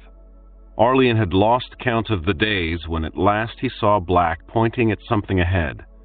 He shielded his eyes with his hand and stared, trying to see what Black was indicating.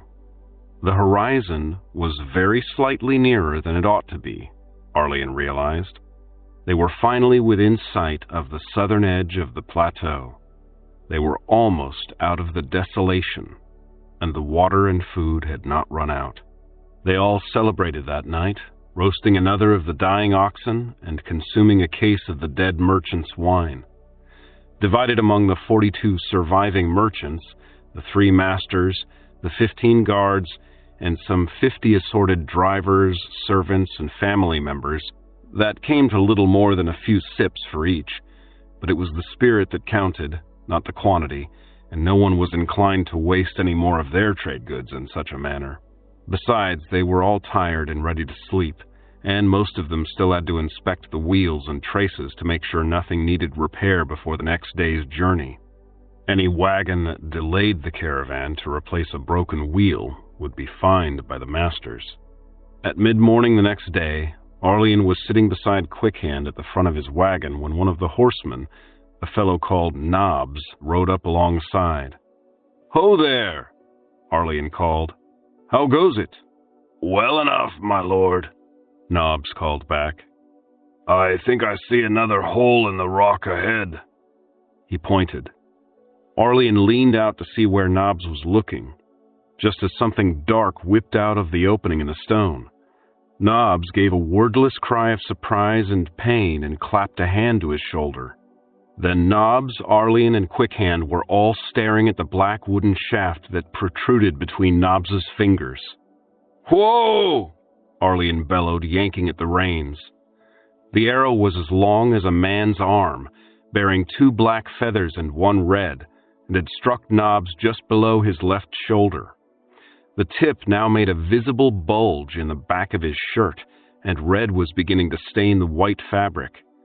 Nobbs had not been wearing any sort of armor in the fierce heat of the desolation, still miles from where anyone had ever encountered bandits. "By the dead gods," Nobbs said thickly as he stared at the wound.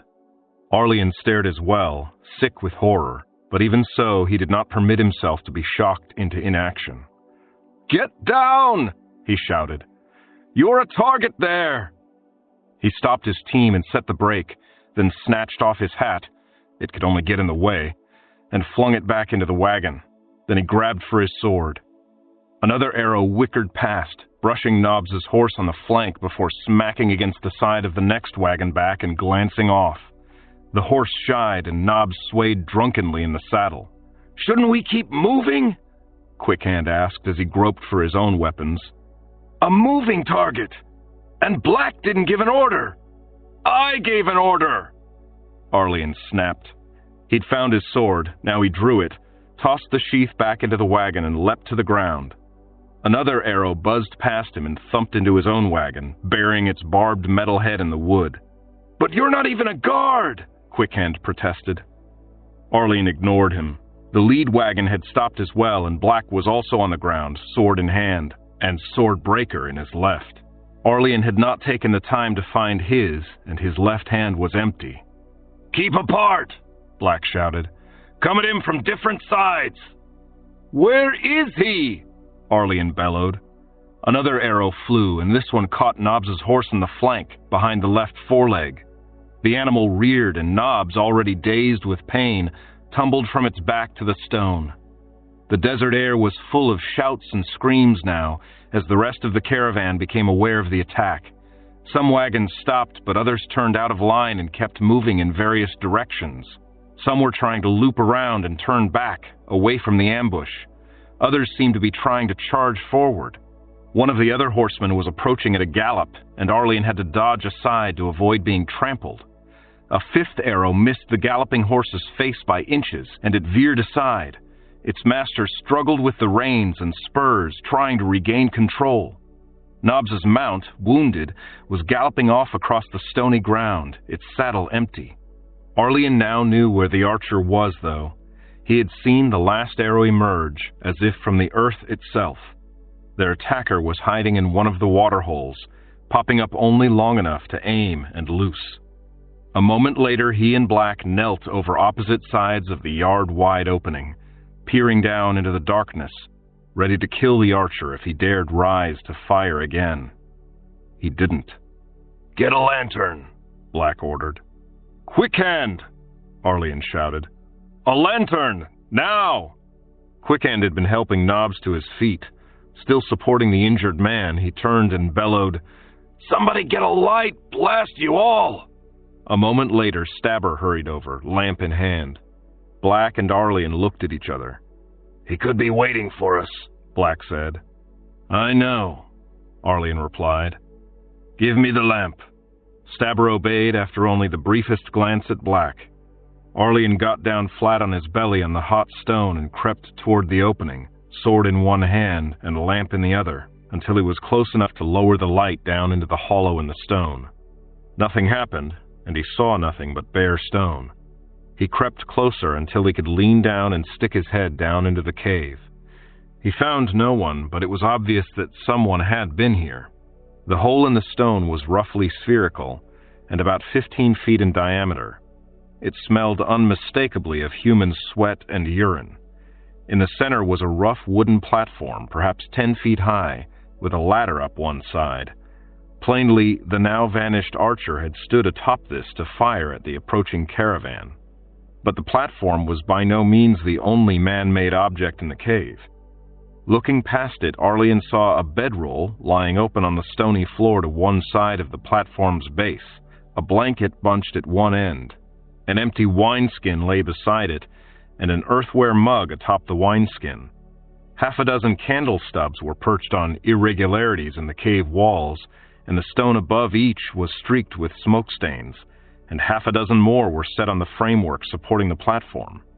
Orange rinds and crumbs of bread and cheese were scattered everywhere. Even a chamber pot stood in one corner. All the comforts of home, Arlian thought. He peered a bit more intently into the gloom and noticed something he hadn't seen at first. 2 of those black arrows were thrust point down into the chamber pot.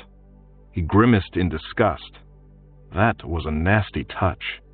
It was no mystery where the archer had gone. A wide opening gaped in the south wall of the little cave, about 6 feet high and 3 feet wide.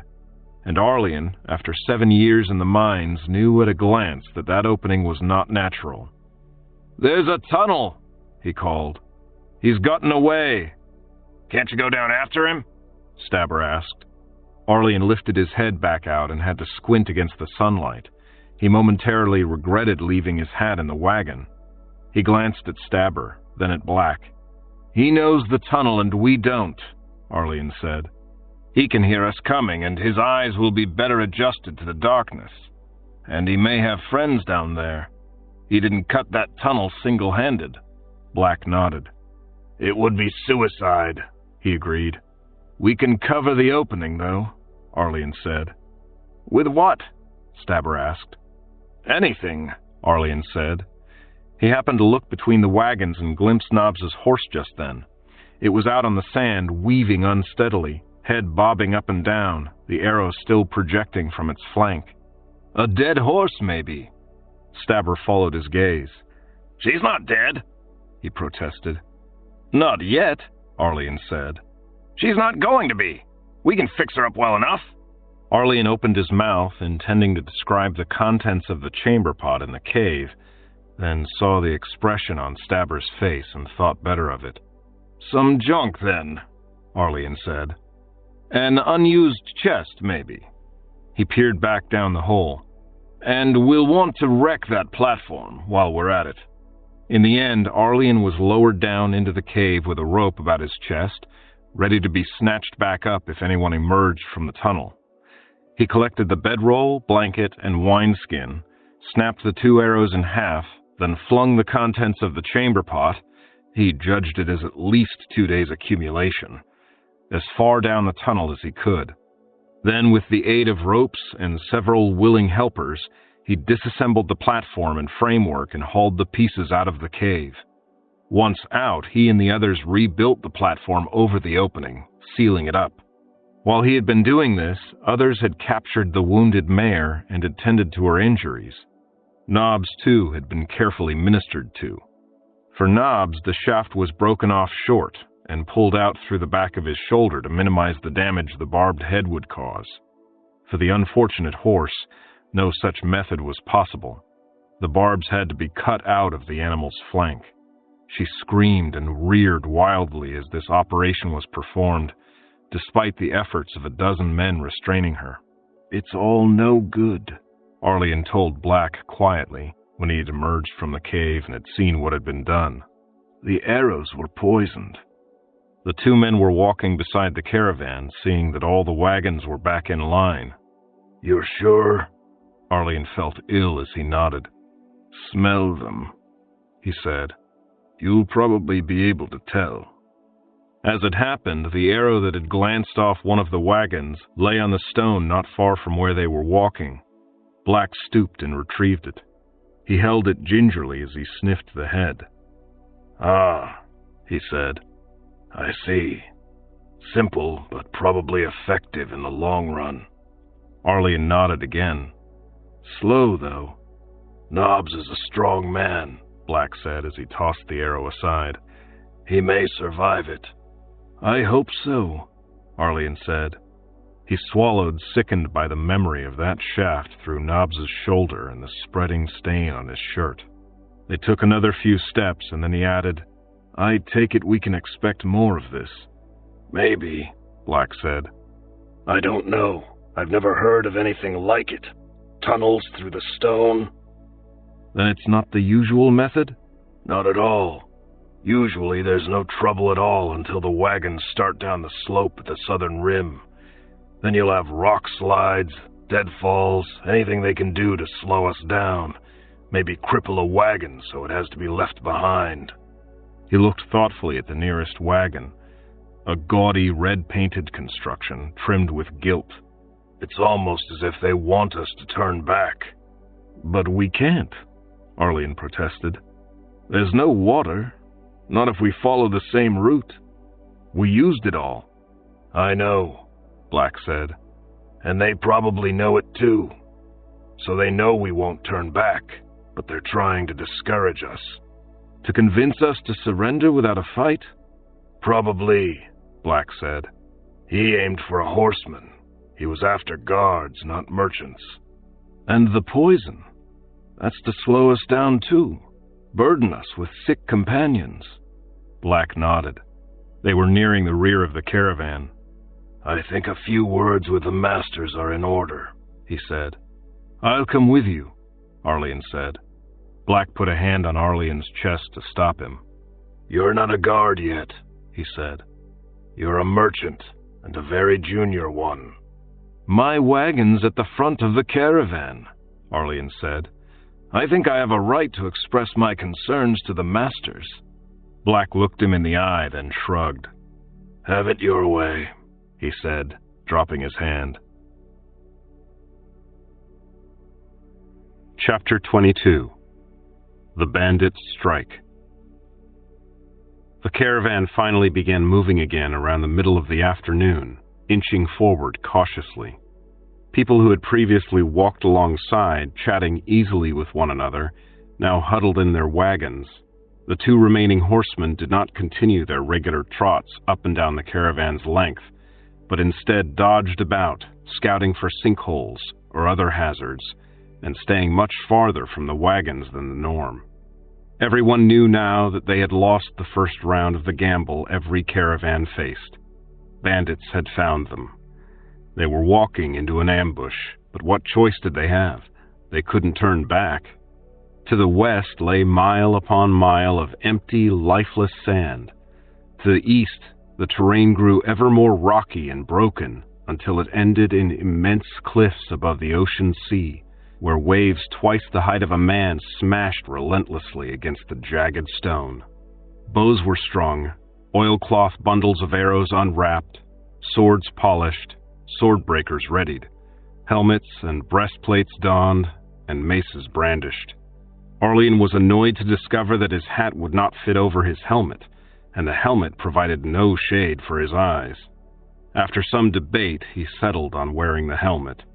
As the others readied themselves, poor Nobbs lay on his bedding in the master's wagon. His mare followed wretchedly behind at the end of a long tether. Every trace of the previous evening's jubilation was gone. They trudged on much later than usual as the sunlight faded in the west, in an attempt to make up for lost time. There would be no chance to practice swordsmanship unless Black wanted to see what his pupil could do by firelight. Arlian scanned the horizon, shading his eyes with his hand, when the call to stop was finally passed forward from the masters. "Where do you think that tunnel comes out?" he asked Quickhand. The guard looked at him blankly. "I don't know," he said. "Does it have to come out somewhere?" "Well, of course," Arlian began. Then he stopped. What if it didn't come out anywhere? What if it were just long enough for the archer to hide in? They might have trapped him had they known.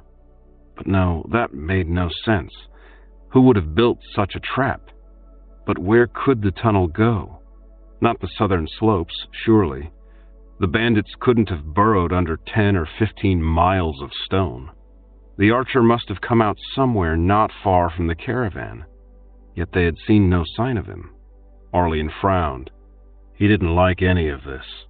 These bandits were being altogether too clever. He slept in his own wagon that night, despite the heat. No one was inclined to risk bedding down on the stone. It took him an unusually long time to doze off. He was awakened in darkness by a shout and the bellow of a wounded bull. He knew instantly that dawn had not yet come, yet he heard voices calling. He climbed to his feet and made his way out of the wagon by touch. The moon had risen while he slept, and its light was eerily bright on the sand to the west. To the east, the occasional patches of drifted sand shone palely against the dark stone, and shapes were distorted and hard to recognize in the maze of light and shadow. But he could see someone running.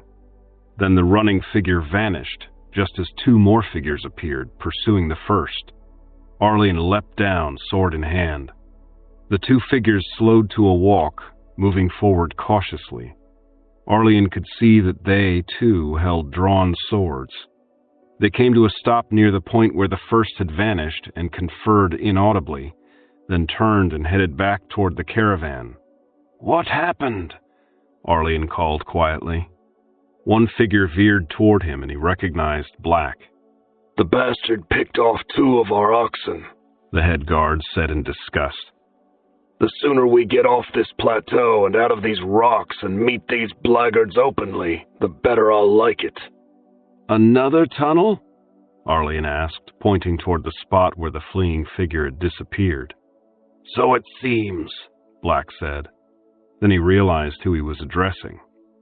"Go back to bed, my lord," he said. We should reach the southern slopes tomorrow afternoon, and that's when we can expect to face something more than a few arrows. You'll want to be rested." Arlian looked at the colorless landscape, at the black emptiness where the bandit had vanished. There was nothing useful he could do. Reluctantly, he obeyed Black's command. He awoke at dawn, as usual, and the caravan was rolling again before the sun had cleared the horizon. One ox was bandaged but mobile, another was dead and was unceremoniously dumped atop the opening where the archer had vanished. The ground was sloping downward now, and treetops were visible in the distance, but trees unlike any Arlian had ever seen before, with long, slender trunks supporting clusters of immense fronds. They grew steadily nearer as the day wore on.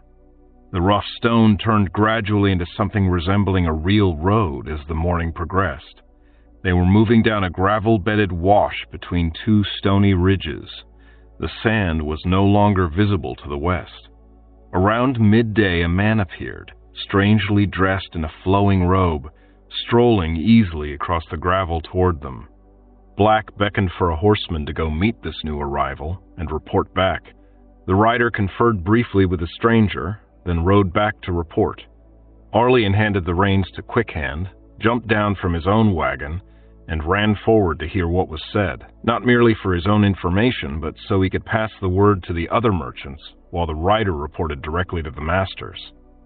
"He's offering us safe passage," the horseman explained, "for 1/4 of everything we carry." Black nodded. "Go tell the masters," he said. The rider saluted and rode off. 1/4? Arlian exclaimed, shocked, still walking alongside the guard wagon. "That's the point of those archers," Black replied.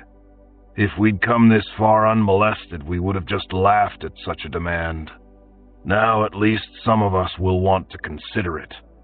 "I won't," Arlian said. "And of course that settles it," Black said. "I hadn't realized you were the caravan master. When did that happen?" Arlian flushed and said nothing more. Instead, he turned and began walking back, calling out the news to each wagon as he passed. At last he came to the master's wagon. The side shutters were open and the masters were arguing in the center. Nobbs lay abed at the rear. 2 guards were on the rear platform, and 2, one of them driving the oxen, on the front bench. "I've passed the word," Arlian said. Lord Sandal turned to look at him. "And what are the sentiments of our fellow merchants?" "I don't know," Arlian admitted. "I didn't take time to ask." He hesitated, then added, "I don't want to give in to extortion." "That's 1, Lady Thassa said. "Out of 42, Lord Dren said. "It proves nothing." "Are you proposing we take a vote?" Sandal demanded. "No, of course not," Dren said. "But it would do no harm to know what the merchants think." "Might I remind my lords," Arlian said, "that my cargo is primarily fine weaponry. Turning 1/4 of it over to outlaws does not strike me as wise." "I told you we shouldn't have allowed him to bring those things," Drens exclaimed. "Sometimes," Thassa said angrily to Drens, "I wonder why we brought you." "As the voice of caution, as I recall," Sandal said wryly. "A role I do my best to fill," Drens retorted, "since neither of you seems to have any sense of self-preservation." Sandal sighed. "I had hoped we would be able to preserve the appearance of unity," he said, "and present everyone with a unanimous decision. I take it, however, that this isn't going to be possible." "Not unless the 2 of you suddenly regain your sanity," Dren said. 1/4 of our goods is not worth my life." "You put little faith in Black and his men," Sandal said dryly. "Not to mention our own capabilities with missile and blade." "I know my own abilities," Dren said. "And one of those abilities is the ability to die if struck through the heart by one of those arrows." He gestured at Nobbs. "And you seem far more able than I to trust these bandits to keep their word," Thessa replied. "Why should they settle for a fourth when by a simple betrayal they can have all? These are men who have already fired upon us from ambush, after all. I vote to refuse." "As do I," Sandal agreed. "Shall I tell Black?" Arlene asked. "That's my job," called a horseman. He urged his mount forward. By the time Arlene reached his own wagon, Black and the other guards in the lead vehicle were in their full armor, helmets, breastplates, and mail, their weapons at ready. Out ahead of them, the bandits' representative was walking, pacing the advancing caravan at long bowshot. "Give him our reply," Black ordered, pointing. Half a dozen men raised bows and half a dozen arrows flew. "But he's unarmed," Arlene protested. Too late. The outlaw fell, screaming, with an arrow in his thigh. "By all the dead gods," Black exclaimed. "You hit him! Good shooting!" Arlene ran up alongside the lead wagon. "But he was just a messenger," he called. "He's a bandit," Black said. "Besides, I just thought we'd scare him away. I didn't expect a hit at this range." He marveled again at the sight of the wounded bandit lying on the gravel, clutching his leg. "He can't take our response back to the bandits now," Arlene said. Black turned to stare at him. "And you think that's bad?" he said. "You want them to be warned?" Arlene opened his mouth, then closed it again. He stopped walking, letting the wagon pull away. Black turned to the horseman, ignoring Arlene. "Go see if he wants to surrender," Black ordered. "and kill him if he doesn't." "Should I retrieve the arrows if I see them?" Black shook his head. "You'd have to dismount. We'll get them when the caravan reaches them." Arlene's own wagon came alongside him and he jumped aboard. He hesitated, and then instead of seating himself next to Quick Hand, he ducked inside and found his helmet and mail. The bandit surrendered and was lifted aboard the lead wagon, where Black questioned him intently, but quietly. Arlene could not overhear anything of the discussion. Word was passed, though. "They'll attack tomorrow," Stabber told Arlene and Quick Hand. "He swears he doesn't know exactly when, but Black says it'll probably be right after dawn, before we get out of this defile into open country. They've got plans to trap us and disable the wagons, but this boy didn't know any details." Arlene nodded, and Stabber moved on to the next wagon in line. Quick Hand sighed with relief. "Tomorrow," he said. "That gives us time to prepare a little." Arlene nodded, but frowned. When the messenger didn't return, wouldn't the bandits realize their man might have been captured alive? Would they really expect him to have kept his mouth shut? Had Arlene been the bandit leader, he knew that he would have had an alternate plan. He would attack tonight. But Black and the others must surely have thought of that. For the next half hour they rode on in silence, but the thought that they were riding into a trap nagged relentlessly at Arlene, and finally he could stand it no more. He dropped to the ground and ran forward to catch Black's wagon. Black listened calmly to Arlene's concerns, then nodded. "You may be right," he said. "But if they're planning to trap us, then they must have set it up well beforehand, and I doubt it could be readily moved. Still, we'll want to be very careful tonight." That did very little to allay Arlene's worries, but he reluctantly returned to his own wagon. He couldn't tolerate doing nothing, though, so despite the sweltering heat, he again donned his mail shirt and helmet. It was less than an hour later, while the sun still hung high above the western ridge, that the trap was sprung. The gravel road had turned into the bed of a steep-sided canyon, sloping steeply downward between jagged, uneven stone walls. Even with brakes set, the wagons tended to slide forward on the loose gravel, and the oxen were holding the wagons back as much as pulling them, squalling unhappily about it. The animals could undoubtedly be heard for a mile in either direction, Arlene thought, and perhaps that had been what allowed the bandits to carry out their attack with such perfect timing. Arlene had been watching his own oxen struggling to keep their footing, and keeping an eye on his wagon to make sure it wasn't going to slide out of control, when he happened to catch sight of a rock on the canyon wall that appeared to be moving under its own power. He started to say something, to call a warning or a question, but then the rock tumbled free and a rope sprang up from beneath it, snapping taut. More rocks tumbled, and more ropes appeared, and the gravel ahead of Arleon's oxen suddenly showered upward as an immense net burst up from concealment between Arleon and the lead wagon. Even as the oxen struggled to turn aside before plunging into this unexpected barrier, and the wagon slewed sideways on the gravel, Arleon saw what the bandits had done. Heavy ropes had been run up either side of the canyon, hidden behind outcroppings, stuffed down into crevices, or covered with loose stone, and on cue these ropes had been pulled hard, snapping them up out of their hiding places. And these cables supported a gigantic rope mesh extending the entire width of the canyon. When the ropes were pulled, the top of the net sprang up to a height of 10 or 12 feet, while the base remained hidden in the gravel. This net had been completely buried under the loose stone of the road, impossible to detect until it was too late. On the other side of the net, most of the guards had leapt from their wagon, which Black was struggling to stop. Now they ran up to the net, blades naked in their hands. But on the north side, where Arleon was, bandits had appeared along the ridge tops, arrows nocked, bows raised and ready. At least a score of them, all in those flowing red and white robes. "Get down!" Quickhand barked, ducking back into the wagon. Arleon barely heard him over the lowing of frightened oxen and the shouting of angry men. One of the bandits was making his way carefully down the slope toward the caravan. He appeared to be shouting something, but Arleon couldn't distinguish his voice over the din.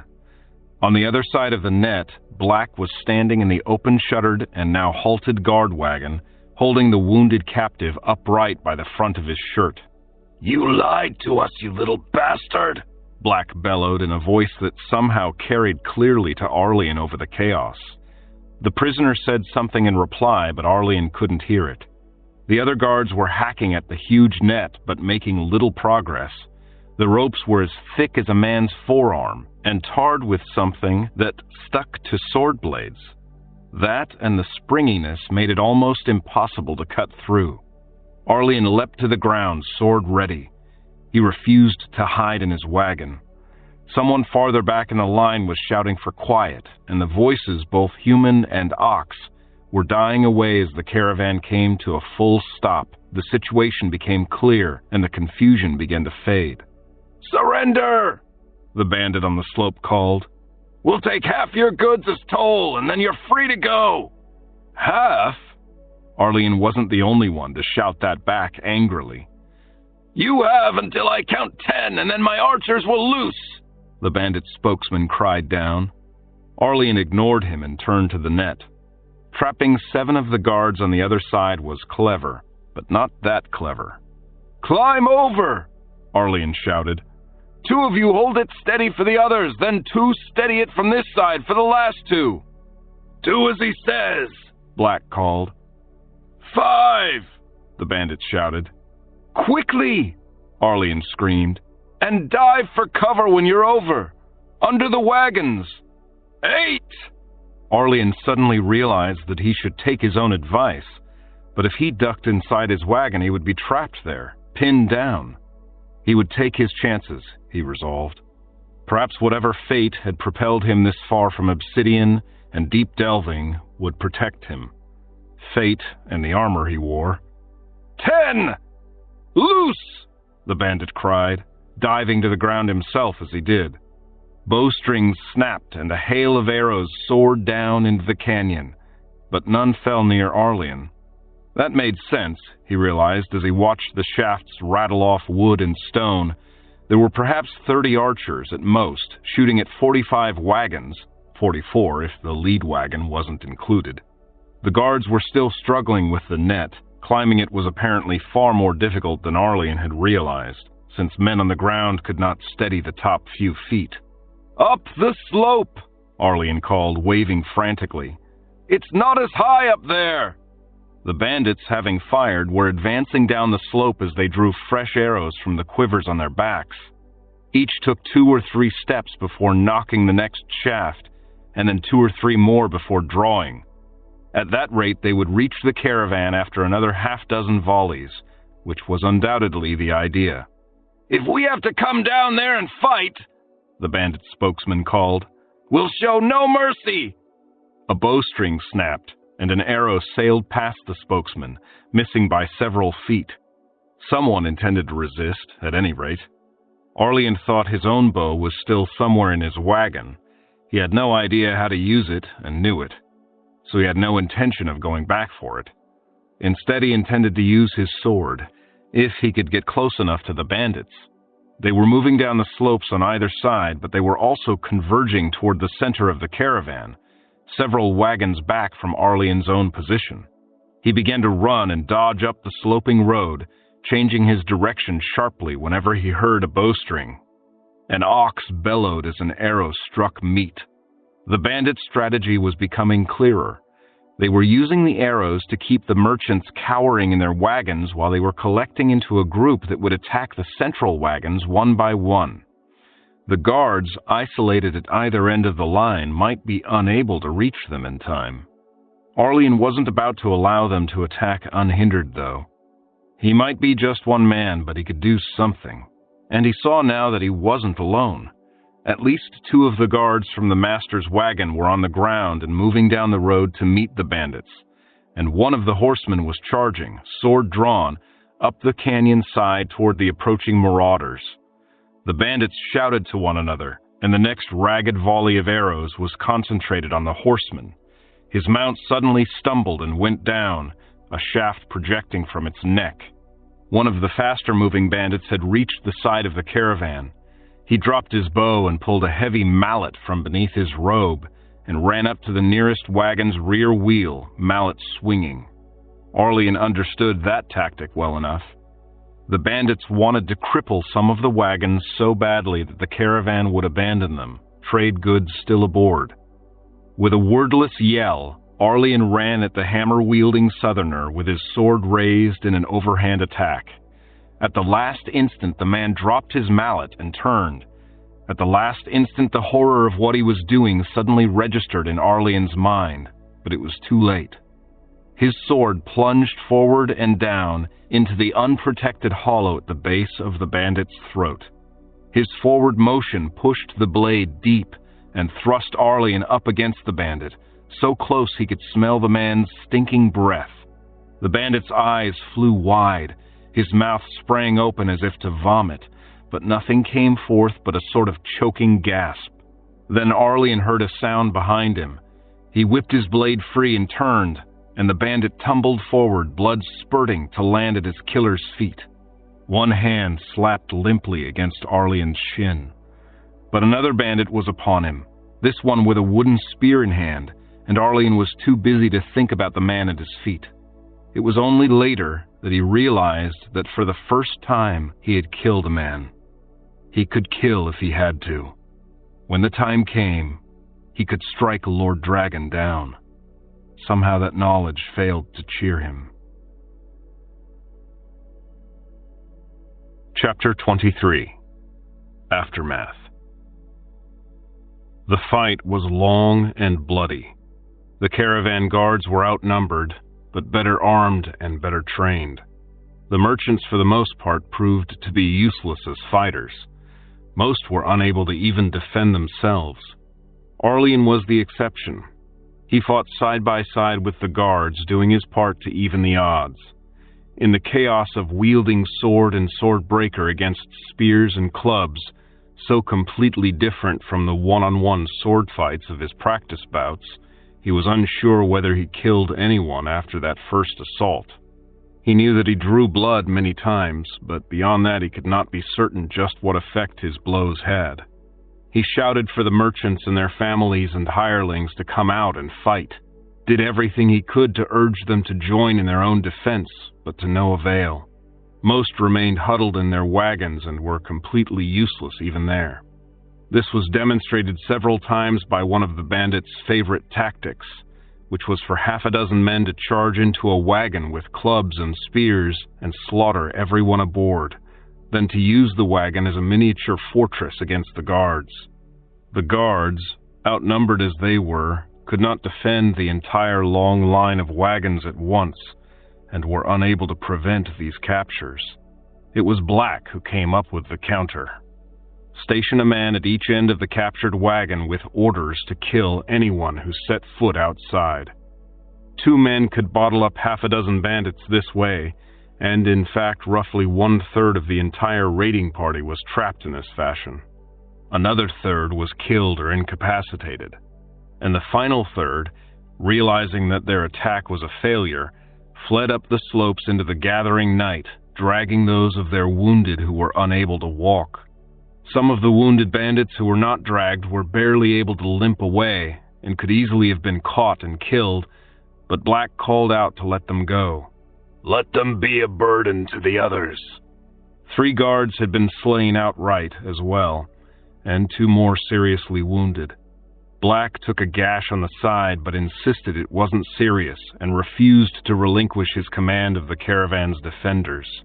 1 horse was killed by a spear, and several oxen received minor injuries.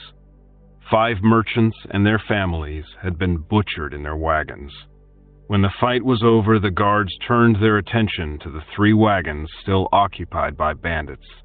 Black stood holding one hand to his injured side while his sword dangled from the other, staring at the first of the wagons. Lord Drenz came up, a lantern in his hand, looking worried. He had already set merchants and drivers to repairing broken wagons and smashed wheels, Arlian noted with approval, and was now coming to attend to the remaining bandits. I think we had best, he began. Shut up, Black barked at him. This is my business still, not yours. Drenz stopped in his tracks, shocked. He looked at the blood seeping through Black's fingers, at the guards standing around him, spattered with blood and dirt, their swords still in their hands, and decided against making any protest. As you say, he agreed. What are you going to do with us? A bandit called from the wagon. You might as well let us go, another added. We won't bother you again. And if you don't, we'll wreck everything in here, a third called. What do I care if you spoil someone else's property? Black bellowed in reply. You already killed the owner, you murdering bastards. You can't kill us in cold blood, the first voice said. Several of the guards muttered in reply to that, and Arlian knew all of them were thinking the same thing he was. Why not? But his gorge rose at the thought. He didn't want any more deaths. Who said anything about killing you? Black called back. We aren't going to kill you if you come out peacefully, with empty hands raised above your heads. You'll let us go? I didn't say that either, but I'll release you, most of you, under certain conditions. What conditions? No, Black said. You don't hear the conditions until after you surrender. Utter silence fell for a moment as the bandits considered that. Then one called, Go feed the dragons! Maybe someday I will, Black retorted. But I assure you, we won't feed you. But there's plenty of food stored in there, Arlian whispered to Stabber, who stood nearby. They may not know that, Stabber whispered back. They could all hear what happened next. The bandits argued quietly amongst themselves, and then came the sound of a blow and a body falling. I surrender, called a voice, and the first bandit came out, hands up. A moment later, the entire wagon was empty of bandits. At Black's direction, each was securely bound. A similar scene was then played out at each of the other 2 disputed wagons, until 10 bandits huddled on the ground, hands and feet tied, surrounded by the caravan's guards. Now, Black said, we will let you go, one by one. But first we'll make sure none of you can draw a bow against peaceful merchants ever again. He pulled the first bandit up, and with 4 other guards holding the man securely in place and using a wagon's end platform as a chopping block, He used an axe to amputate the man's left hand. The other bandits and Arlian stared in horror as the crippled marauder screamed, and the guards struggled to bandage the bleeding stump. "I hope you weren't left-handed," Black said. He raised his voice and called to the others. "Are any of you left-handed?" One man, weeping with terror, barely able to get the words out past his tears, said that he was. Black took him next so as not to risk forgetting and removed his right hand. Then the others, one by one, were dragged to the improvised chopping block. Black chased away any member of the caravan who came to either watch or protest, insisting that they should attend to their own affairs, including getting the caravan ready to move. He also sent 4 guards up the canyon walls to cut the ropes holding the net. When each bandit had been dealt with and each fresh stump had been bandaged, that man was given a push and sent scrambling as best he could up the side of the canyon. Most collapsed, moaning or screaming, a few yards away. When the last had been shoved away, Black turned to the ashen-faced Lord Drenz and announced, "The threat has been dealt with, my lord, and we'll have that inconvenience," he gestured at the net, "out of your way shortly. Might I suggest that despite the darkness, we press on for another mile or so?" Arlian stared at the 2 men in the lamplight and realized that both of them were unnaturally pale. Drenz was uninjured, so his color was surely just from his reaction to the attack and its aftermath, but Arlian feared Black's pallor was due to loss of blood. "As you say," Lord Drenz agreed. It took another 20 minutes to straighten out the mess and finish minimal repairs. The bodies of the dead members of the caravan were hastily wrapped in sheets and loaded aboard wagons. The bodies of dead bandits were flung out on the roadside. Guards took charge of the 5 wagons that no longer had living drivers. By the time they began rolling, with lantern bearers on foot walking ahead to light the way, Black had collapsed into the lead wagon, slumped against one side, while a volunteer from one of the merchant families set about cleaning and bandaging the gash in his side. By the time they reached the mouth of the canyon, less than a mile from the site of the ambush, Black was unconscious. Stabber took charge and chose their campsite on a level, sandy area by a stand of those strange southern trees. Arlian slept late the next morning, but so did almost everyone. He arose and climbed out of his wagon to see a new and wondrous landscape spread out before him. They had camped atop a long slope below the broken cliffs that marked the southern edge of the desolation. Now Arlian had a clear view down that slope, past groves of unfamiliar trees, not the tall ones bare for most of their height, but almost normal ones, low, spreading trees bearing orange fruit, to a town of yellow brick and red tile, gleaming in the sunshine. Green leaves and bright flowers were everywhere, and the air was thick with the sweet smell of ripe fruit. After the stark and ugly terrain of the desolation, this lush display of beauty and color was overwhelming. Arlian stared wordlessly for a long moment, drinking it in. "The borderlands," Quickhand said, appearing beside him. "Beautiful, isn't it?" Arlian nodded. "Where are we?" he asked. "What town is that?" Quickhand squinted, then shaded his eyes with his hand and peered at the collection of buildings at the foot of the slope. "I don't know," he admitted. "The eastern road shifts somewhat with the sands, and we could have come down any of at least 3 different canyons. That might be Sweetwater." "The name's in our tongue?" "Oh, yes," Quickhand said. "We're still in the lands of man. The border is at least 3 days farther south." He pointed at the southern sky. "Look at the clouds." Arlian looked, then closed his eyes. He rubbed them, then opened them again. It didn't help. The clouds above the distant horizon were still impossible to see clearly.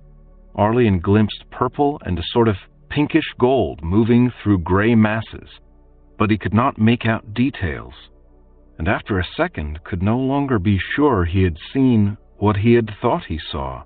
There were things flying through those clouds, Not birds nor even dragons, but vast dark shapes and flashes of bright color, all somehow indistinct, more so than mere distance could explain. It's magic, Quickhand said. You don't want to study it too closely. Arlian remembered how Grandsir, long ago, had told him that in the borderlands one could see wild magic flash across the sky. He had not realized just how literally the old man had meant it. Is it always like that? He asked. No, Quickhand told him. Sometimes it's worse, but usually there are just clouds. He smiled crookedly. It's never entirely clear, though. He pointed to the spot where the clouds were thickest. I'm told there's something down there that doesn't like the sun and has the power to do something about it. Arlian glanced to the east, at the golden southern sun, and asked, If it doesn't like the sun, why does it live here instead of in the north? Because the dragons drove it from the north thousands of years ago, Quickhand replied. But the dragons are gone, Arlian said. He grimaced. Mostly, he added. Quickhand said, Maybe it hasn't noticed that yet. What is it? Arlian asked. Quickhand shrugged. I don't know. It lives in Tirikandaro, and the people there are its slaves, and now you know as much about it as I do. Does it have a name? Not that anyone dares speak aloud, unless its name is Tirikandaro. Really, my lord, that's all I know. Arlian nodded, and after staring a moment longer, turned his attention back to the town. And that's Sweetwater? We should be there by midday, I think. It might be Sweetwater, Quickhand corrected him. I'm not sure. But yes, I'd say we can be there by midday. Arlian leaned to the side and peered back at the other wagons. Is there a market? He asked. If it's Sweetwater or Orange River, there is. So we've reached our destination. We'll be trading everything here? Quickhand shook his head. No, my lord. It's just another way station like Stonebreak or Corktree. He pointed at the horizon. It's down there at the border or beyond that the real money is made. Around here, well, we're still in the lands of man, even if we are past the desolation. Arlian considered that. Quickhand hesitated, then added, By the way, my lord, don't be surprised if you see some one-handed farmers in the orange groves or if you meet one-handed townspeople with the bandages still fresh. Arlian turned to stare at him. Well, where did you think those bandits came from? You can't really make a living off banditry, Quickhand said. Not the sort you'd rely on to keep a family. It's a sideline, a risky way for the rowdy young men in the area to take a chance on maybe getting rich.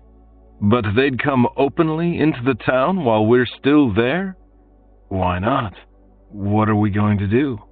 If we try to accuse them, who do you think the locals will side with? The rich strangers or their own friends and neighbors? But how can we trust anyone here then? Quickhand shrugged. We can't really, but they don't want to drive us off entirely. They don't want the caravans to stop coming, and they don't want to anger the lords in Manfort enough to send an army down here.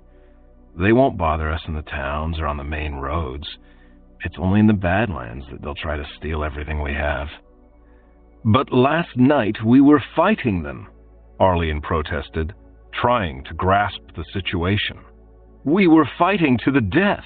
I killed one of them. I wouldn't say anything about that in town if I were you. He might be talking to one of his relatives. Arlian blinked in amazement. It's insane. It's the way it is. Quickhand hesitated, then added, I did have another reason for mentioning this. My cargo, Arlian said. Quickhand nodded. This wouldn't be the best place to sell it, he said. Arlian looked at the open-sided wagon ahead where Black lay, still unconscious. Sell swords and daggers to the men who had wounded him? The men who had killed 3 of the guards and slaughtered 5 merchants? In fact, he was beginning to wonder whether he wanted to sell those blades anywhere in the borderlands. He wished the masters had brought this up back in Manfort, when they had tried to convince him to carry a more conventional cargo. "I agree," he said. "I agree entirely." Chapter 24. The Borderlands. The town was indeed Sweetwater. While most of the merchants traded with the townsfolk, the three masters debated what route to take from here.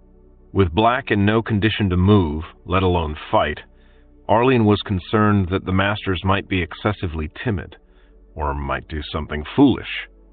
Leaving his own wagon securely closed, locked, and guarded, Arlene tried to eavesdrop on the masters' conversation, but with limited success. The shutters of their wagon were closed, and guards were posted, so that he could not put his ear right to the side. But their words were audible through the cracks all the same. Arlene had always had good ears, and now he put them to use. "Tiricandaro does not appear safe at present," Lord Sandal admitted, even before Lord Drenz could bring up the question. "We might wait it out, or we might head east to Pawnashti." "The Blue Mage is said to be unusually quiet just now, though," Lady Thassa pointed out. "If the other powers are quiet as well, there are any number of possibilities. Even the road to Arithai might be open." Arlene, who had been slouched comfortably against one of the strange trees he now knew were called palms, jerked upright at that. His hand fell to the pouch he still carried on his belt, the pouch that held Hathet's purple stones. He had thought of the possibility that the caravan might try for Arithai, but had decided it was too much to hope for. The next thing he heard confirmed that. "Arithai?" Lord Drenz protested. "Are you mad?" "Optimistic, perhaps, but scarcely mad," Thassa replied. "Travelers have made the passage sometimes. I met the Arithian ambassador at one of the Duke's banquets a few years back, and he assured me the hazards are exaggerated. Real, but exaggerated. He seemed eager for trade." "The old road is closed," Dren said. "The native guides no longer venture into the borderlands. Sahassin came through before that happened, and I doubt he's been home since. He's as much an exile as an ambassador." "That wasn't my impression," Thassa said. Before Drenz could argue further, she admitted, "But it was years ago that we spoke. Arithai lies beyond the Dreaming Mountains," Dren said. "And I have no intention of crossing that range without a known route and a magician as escort. You may not be mad now, but you most likely would be by the time you returned thence." "Arithai is too risky for me," Lord Sandal agreed. "Why do we need to cross the border at all?" Drenz asked, his tone wheedling. "Why not simply work our way along the border towns and leave the realms beyond alone?" "Because beyond the border is where the real wealth lies," Sandal replied. "You know that as well as we do. Beyond the border we can trade for magic. Real magic. Magic you can't get anywhere in the lands of man. Why else come here?" "For the exotic fruits and strange wines and rare woods, the sapphires and emeralds, the bright dyes," Drenz replied. "We have our own sorceries back in Manfort. Why should we meddle with the unnatural forces beyond the border?" Sandal and Thassa exchanged glances. "Our little sorceries are hardly the same as southern magic," Thassa said. "Perhaps we should split up," Sandal suggested. "I have no wish to drag Lord Drenz places he'd rather not go." "Divide the caravan?" Drenz said, shocked. "Only temporarily," Sandal assured him. "We would regroup here in Sweetwater in, say, 2 months' time, and head north together. I've no more desire to go up that canyon into the desolation without sufficient numbers than you do. Maybe those men can't draw bows anymore, but they probably have cousins, eager for revenge. What would we do for wagons? Drenz asked. We share this one. We have 6 left unmanned, Sandal pointed out. By contract, those are ours, to dispose of as we see fit, once the goods within have been dealt with. Drenz nodded thoughtfully. Is it safe enough even here in the borderlands? Thassa asked. After all, we've lost almost half our guards, either dead or wounded. I'd say so, Sandal said. After all, divided even 3 ways, if we each take a different route, we'd still have more than 12 wagons apiece. We can hire locals as guards. I wouldn't trust locals as guards, Drenz said. But I don't expect any trouble so long as I stay in the border towns. He nodded. If you two are determined to cross the border, and the merchants are willing, then we'll split up. Thus it was settled, and the word was passed to the merchants. That evening the destinations were announced. Lord Drenz would proceed to the southwest and visit the border towns from Redgate to Skoke's Fall. Lord Sandal would head east to Pawnashti, then return, by way of Tirikandaro, conditions permitting. The wounded and ill, or those too timid to venture further, could stay in Sweetwater. Accommodations were being arranged. And Lady Thassa would venture south to the foothills of the Dreaming Mountains, choosing her exact course only when she knew more of the situation beyond the border. To Arathai? Arlian called. Lady Thassa shook her head. No, she said. Without a full complement of guards, or a hired magician, that's too dangerous. Arlian did not argue, but he also did not give up. After overhearing the master's plans, he had spent the rest of the day talking to the townspeople, inquiring about Arathai. He had no way of knowing how much was exaggeration, how much outright lies, but there were certain points of universal agreement. Arathai lay to the southeast, but to reach it one first had to head southwest, as the only road circled around to the west of Tirikandaro before turning eastward across the Dreaming Mountains. The hazards along the way were trivial. The road avoided the various magical domains until reaching the mountains. The Dreaming Mountains, however, were haunted, awash in magic. Not the feeble, controlled, and regulated magic of the northern sorcerers, or the limited spells of the human magicians to the south, or the personal power of the godlings and spirits like the one that ruled Tirikandaro, but feral, chaotic magic. There were things dwelling in those mountains, things both tangible and intangible. Most people who dared climb those slopes simply vanished. A few returned safely, usually with tales of narrow escapes and horrendous nightmares.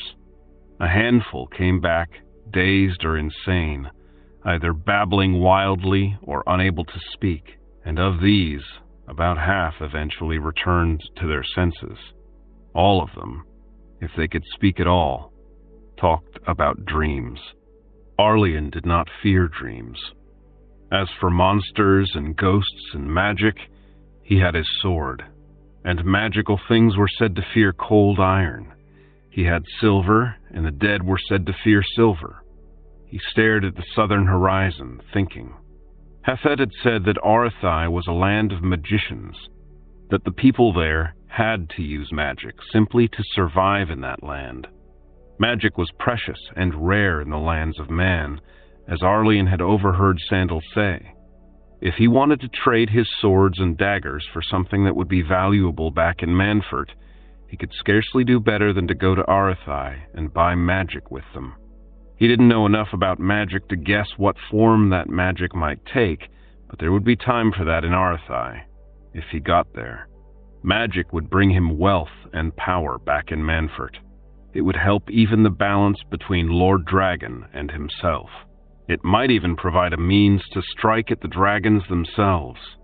After all, while the dragons had kept the wild southern magic out of the lands of man, The wild southern magic seemed to have kept the dragons out of Arthai as well. And Hathet, if he had told the truth, then his family was somewhere in Arthai, unaware of what had befallen him. Arlian still had the bag of amethysts, 168 of them. If Hathet had told the truth, and they had some protective magic, those might be worth more in Arthai than the swords were. Arlian had doubted that Arthai existed. It did. He had doubted that there was any Arathian ambassador to the lands of man, but Lady Thassa and Lord Drenz had met one.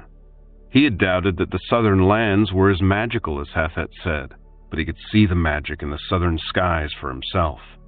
Perhaps everything Hathet had said was true, no matter how absurd it had sounded. Arlian owed that old man a debt, and he wanted to pay it. Here was an opportunity to do that. If Hathet had told the truth about his origins, then Arlian could go to Arthai and tell Hathet's family what had become of him, and give them the amethysts. The stones were theirs by right, as Hathet's own blood, and not his. Lady Thassa was heading in the right direction, but would not cross the Dreaming Mountains. Arlian could not stand the idea of coming so very close and then turning back. He owed it to Hathet to at least try to reach Arthai. The road had been closed for years, too dangerous for passage. Everyone agreed on that. But had they tried it? Arlian resolved to head for Arthai, on his own if he had to. Aside from his debt to Hathet, he wanted to sell his weapons where they would not fall into bandits' hands. Only a madman would attempt it without a guide and magicians and guards, Lady Thassa told him when he asked her to reconsider. I'm going, whether with you or alone, Arlian said. She shrugged. Then you're mad, and I'll have no part of it. But you're free to do as you choose. When she had gone, Arlian sat thoughtfully for some time, considering the situation. Thassa wouldn't attempt the Dreaming Mountains without a full complement of guards, but Arlian thought he would do better traveling alone. He might be able to hide from the worst dangers, and what good would guards be against magic? He talked to Quickhand about his plans, as the two of them inspected his wagon for any damage that might need attention. The guardsman looked troubled. I don't want to go to Arthai, he said. I've no business there. I'm not asking you to accompany me if you don't want to, Arlian said. I can drive and tend oxen well enough now. The masters pay me to guard the caravan, my lord. If you leave the caravan, you leave me. Fair enough, Arlian said. Quickhand hesitated, then said, I think you're making a mistake, Lord Ari. I'm sure you do, Arlian said. And maybe I am. But I have business in Arthai. Hathet had made his early years in the mines bearable, had taught him so much. The best he could do toward repaying the old man was to go to Arthai. And the possibility that he might turn his wagon load of weapons into a fortune did nothing to discourage him. I wish you'd talk to Black before you go. He's ill, Arlian said. I won't trouble him. More accurately, he feared that if anyone could talk him out of going, it would be Black, and he didn't want to risk it. Instead, he devoted himself to preparing for the journey. He had only 3 oxen left to draw his wagon, which left too small a margin of error. He hastily used a part of his share from the 6 dead merchants to buy a 4th. The following day at dawn, as the 3 masters sorted out the wagons, Arlian set his 4 oxen, new and old together, on the road south. He rode alone. Quickhand was traveling with Lord Sandal. The journey was uneventful at first, but Arlian knew 4 days later that he had crossed the border and left the lands of man behind.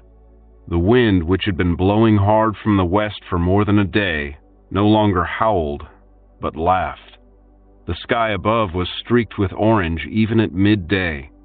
He glimpsed things from the corner of his eye, but when he turned to look at them, they were gone. It was strange and unsettling, but he saw no real danger in any of it, and pressed on. The worst part at that point was the tedium of traveling alone. The oxen moved so slowly that the scenery did not change quickly enough to be interesting, and he had no one to speak to. He met travelers on the road occasionally, and for the first few days he often passed farms and villages, but he made camp alone each night, sleeping in the wagon rather than finding lodging. He did not trust these people. When he did speak to someone, at wells or village markets when he stopped for provisions, the conversations were hardly satisfying. The Southerners spoke with strange accents that made it hard to follow their words and seemed wary of him. That was hardly surprising. They were brown-skinned and dressed in loose, multicolored robes, while his skin, even after his travels, remained relatively pale, and he wore a white shirt, tight blue breeches, and a broad-brimmed black hat. They gave him directions when asked, though, and assured him that he was still on the right road. Since he had seen no other routes, he had been fairly sure of this, but confirmation was welcome. The road was overgrown in places, clearly used little, if at all, in recent years, but he was able to follow it well enough.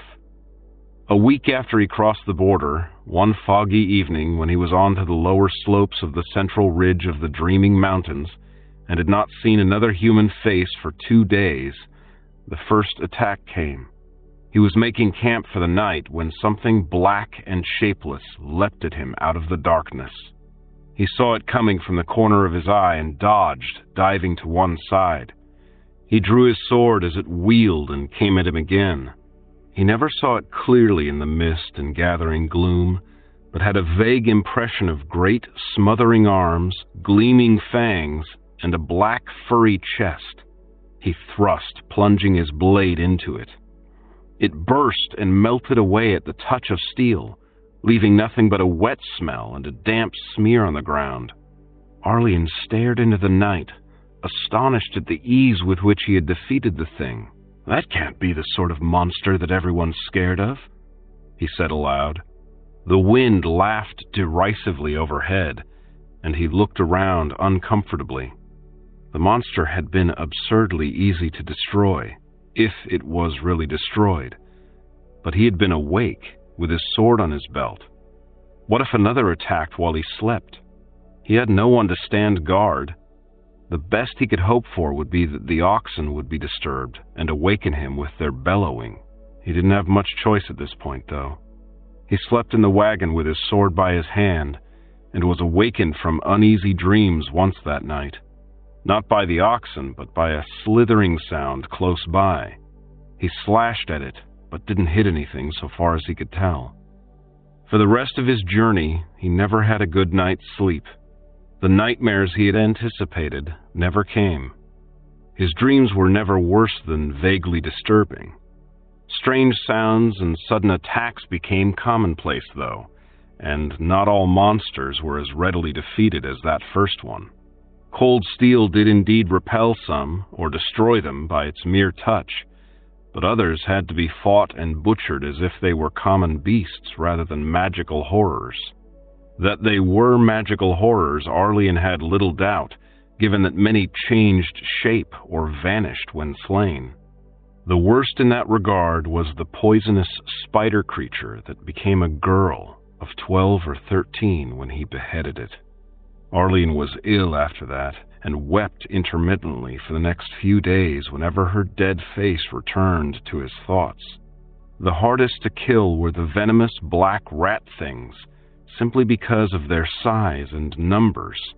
They left only glowing bones that dissolved when the sun rose. He considered turning back, but he had already come so far. He decided to keep going. The condition of the road continued to deteriorate. Now and then he had to stop and hack down a sapling that had sprung up between two faint ruts, and the oxen grew accustomed to simply trampling anything smaller. On the 18th night after leaving Sweetwater, something got one of the oxen. Arlene never saw it, nor heard it, nor knew what it was, but when he arose the next morning, he found nothing but the ox's empty skin wrapped around dry bones. The flesh and blood had been sucked out through half a dozen gashes. The 3 remaining oxen were terrified but unharmed, and Arlene pressed on. He was now descending the southern slopes of the Dreaming Mountains, far past the point where turning back would make any sense. That was the last serious threat, however. The following 2 nights were troubled only by sounds, fleeting apparitions, and something large that moved invisibly but audibly through his camp, extinguishing the fire and tarnishing the brass wagon fittings as it passed. The quality of the road seemed to be improving again as well. He no longer had occasion to stop and poke through the underbrush to find the faded traces when the way was unclear, but could simply follow the obvious path. 2 days later, his wagon rolled through black iron gates into the first Arathian village, where the natives greeted his arrival with astonishment and delight. Children ran shrieking and pointing alongside. Adults gaped openly as he passed.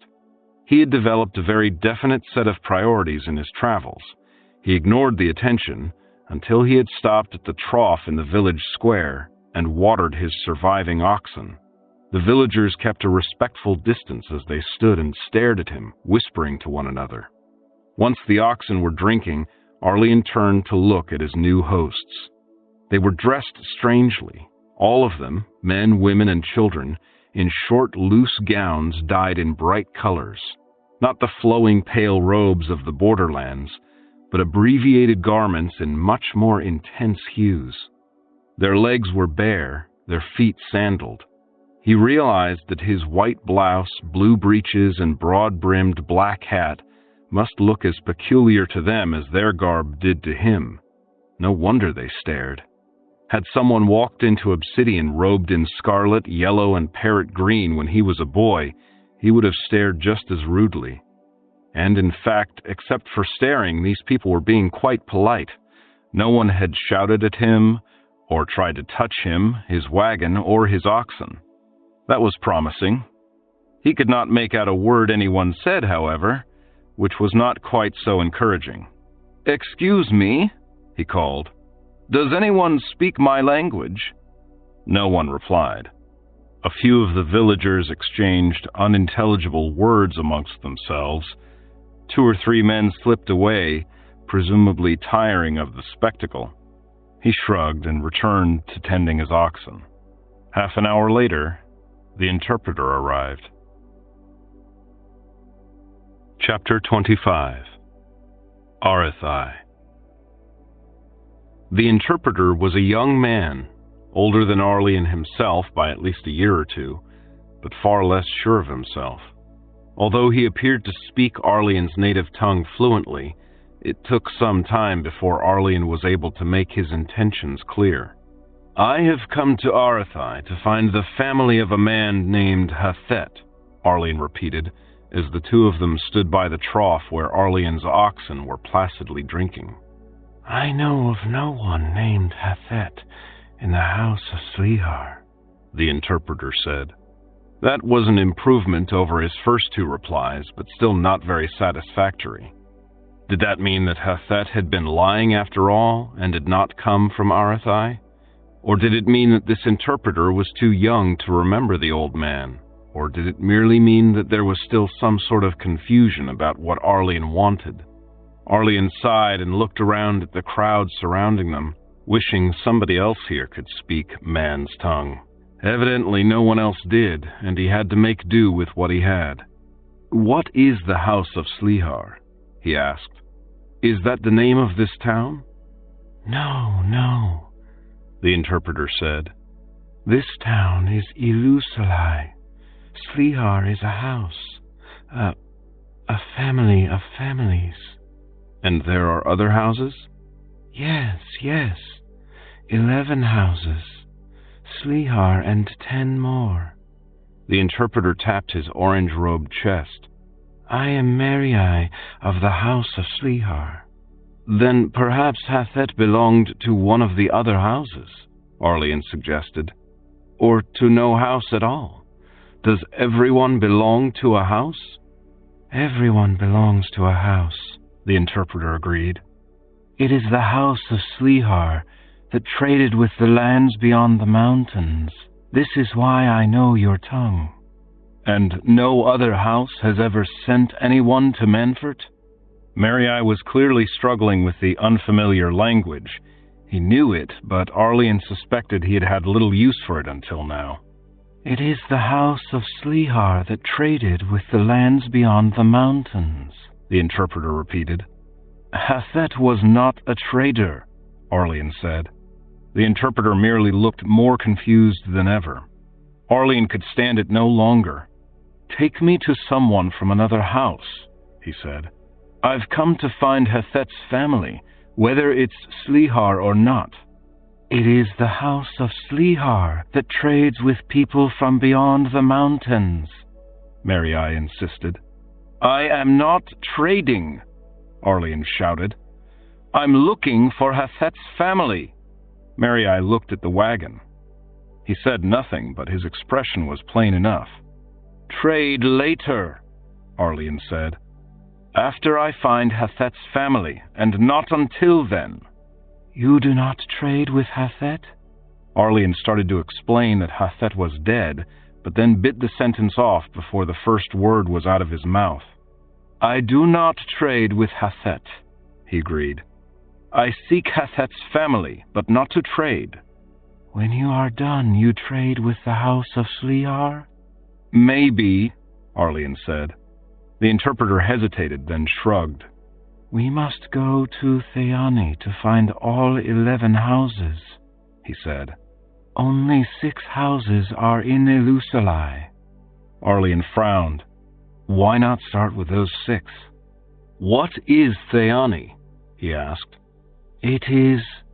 The interpreter struggled, obviously looking for the right word.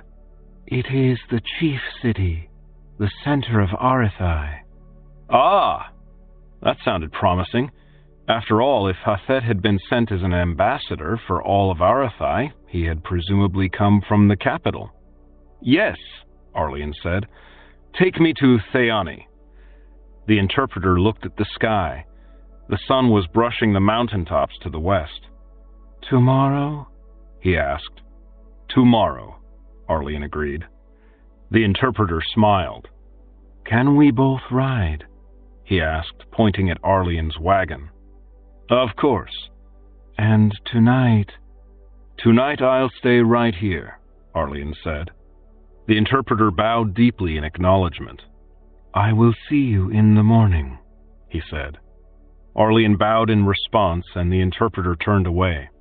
Arlian clambered back into his wagon and settled himself comfortably. The village of Elusalai might well have an inn, but if it did, he had not recognized it, and attempting to deal with an innkeeper without speaking his language was more than Arlian cared to handle. He was exhausted from his journey over the mountains and his awkward conversation with Mariai. Sleeping in his familiar wagon would be fine. At least here he wouldn't need to worry about magical monsters. The worst he would expect here would be human thieves, and even those seemed unlikely. He looked out at the villagers who stood on all sides, staring. If they stayed there, he wouldn't need to worry about thieves at all, since he'd have 100 witnesses to any attempted depredations. He sighed and leaned back against one side of the wagon, thinking and planning. Some of the villagers were still gawking when, hours later, he blew out his lamp and retired for the night. The village square was deserted when he awoke the next morning. Apparently, even the most determined gawkers had eventually grown bored. But it filled quickly as the sun climbed the eastern sky, and he and Mariai had an audience of dozens when the wagon finally rolled southward, out another iron gate onto the road to Theani. The entire length of that road was lined with iron posts. Not an actual fence, but isolated posts, one every 100 feet or so, each one the height of a man and as thick as Arlian's forearm. Each shaft was plain, but the top of each post was wrought into fantastical shapes. Bizarre faces, wings, talons, or blossoms, seemingly at random. Arlian pointed one out to Mariai and asked, "What are those?" "Ditye," Mariai replied. "They keep away evil magic." Arlian looked around at the surrounding countryside. The air overhead rippled with strange colors. To either side of the highway, shadows moved in impossible ways. Orange trees bent and twisted in various directions as if they were struggling beasts. He could hear whisperings and rustlings that did not sound like wind blowing through leaves or grass, no matter how much he wished they would, and strange smells like hot metal one moment and heavy perfume the next reached his nose. This land wasn't as fierce or wild as what he had seen in the mountains, but it was still a hostile, unnatural place. Keeping away magic seemed like a very good idea, and the iron posts seemed to work. The bare yellow dirt of the road stayed in place, retained its natural color, and produced no sounds except the occasional crunch of hooves or wheels on pebbles. He tried to converse with Mary-Eye after that, to pass the time and to distract them both from their eerie surroundings, but every attempt to discuss anything more complex than the weather quickly broke down in confusion. Eventually Arlene gave up and they rode in silence. At each human habitation they passed, people stopped what they were doing and stared at the strange wagon and its foreign driver. It was quite obvious that, regardless of what the House of Sleehar might claim, no one had traded with the North for some time. Or at least, Arlene corrected himself, no foreigners had come to Arathai. Arathians might have ventured into the outside world. Arlene had expected the journey from Ilusalai to Thayani to take several days. Accustomed to his vastly more spacious homeland, he had badly misjudged the size of the crowded little land of Arathai. They arrived at the ornately worked gates of the capital while the sun was still high in the west. These gates were iron, of course, and part of a black iron wall surrounding the city. At a shout from Mary-Eye, the gates swung open, and Arlene's oxen plodded unhindered onto the pavement beyond. The city was tiny compared to Manford, but still larger than any other town Arlene had seen, with several large, fine buildings, most of them constructed of white or yellow stone with black iron fittings, iron gutters, iron shutters, and so on. Long streaks of rust stained most of the walls. The streets were of brown brick, but so covered in yellow dust as to almost appear unpaved. The entire place smelled of heat and dust. Arlene had no idea where to go once they were inside the walls and looked to Mary-Eye for guidance. "That way," the interpreter directed, pointing across a broad plaza to a white stone building. A few moments later, while the oxen waited placidly outside, Arlene found himself standing more or less ignored in a large, elegant room while a dozen Arathians argued with Mary-Eye and each other. Every so often another person would enter the room, take one long, surprised look at Arlene, and then plunge into the ongoing discussion. Arlene admired the room. It was largely open on two sides, with broad blue awnings providing shade while admitting every breeze, and the rich scent of a garden wafted in from somewhere. The furnishings were suitable for a dining hall or conference chamber, built all of thick, dark wood, simple but not in the least primitive. The brown tile floor had half a dozen small, brightly colored rugs scattered across it, giving it a festive touch to counter the heavy appearance of the massive wooden table and chairs. The whole place was unlike anything Arlene had ever seen before, but it seemed practical and comfortable. Every so often as he stood there looking about, Arlene heard the name Hathet spoken by one of the Arathians. Other than that, he could understand nothing at all of what was said, and could do nothing but wait. Finally, one tall old man stepped out of the crowd, and the others fell silent. "I am Harofa of the House of Sleehar," the old man said in flawless, almost unaccented speech, far better than Mary-Eye's command of Arlene's tongue. "Who do I have the honor of addressing?" "I am Lord Ari of Manford," Arlene said, bowing. Harofa bowed in acknowledgement. "And why have you come to Arathai?" "I have come to pay a debt to a man named Hathet, who befriended me when I was a child," Arlene replied. "Hathet is a name from the House of Derai," Harofa said.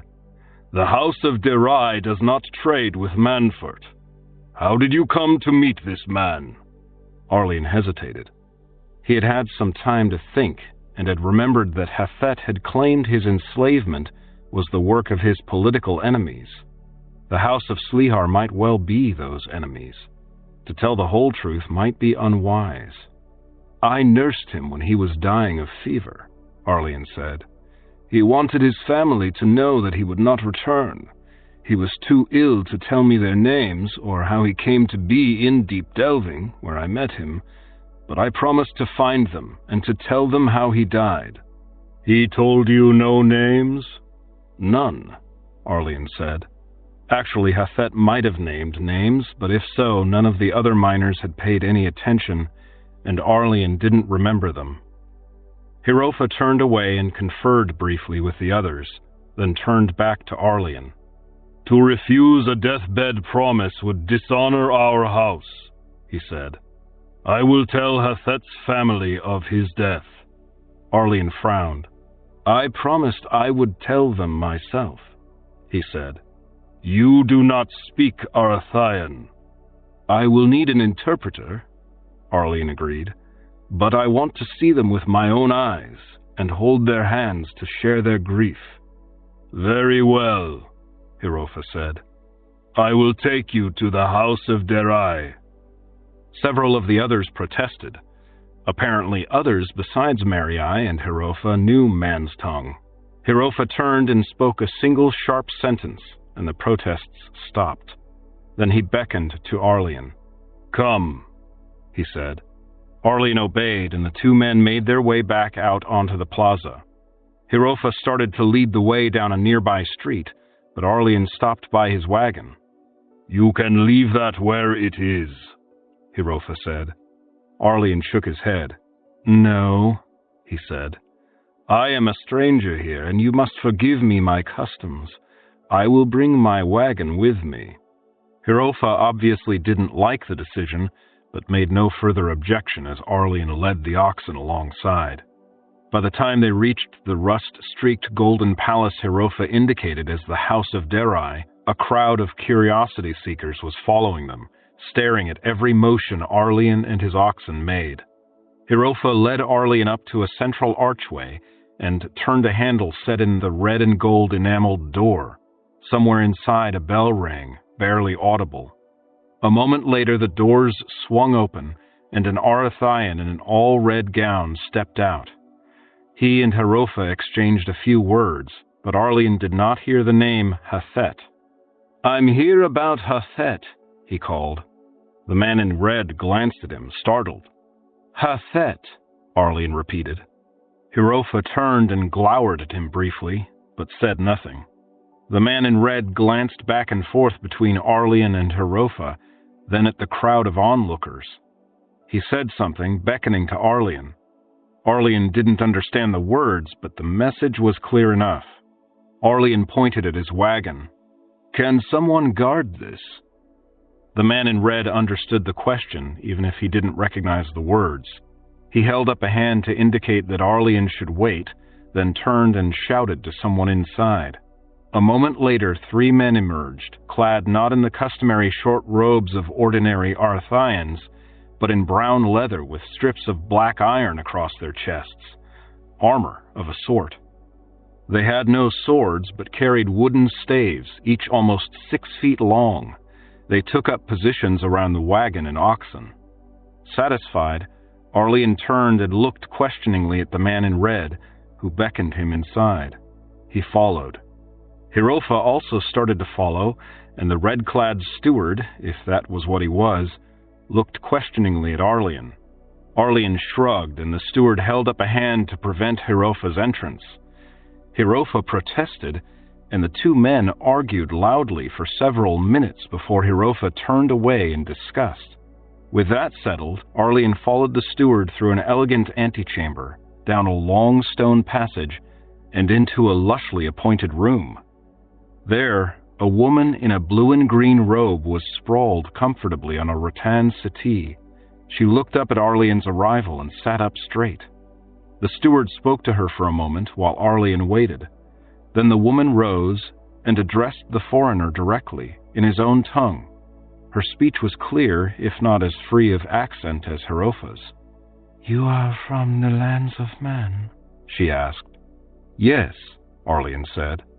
You have news of Hathet? Yes.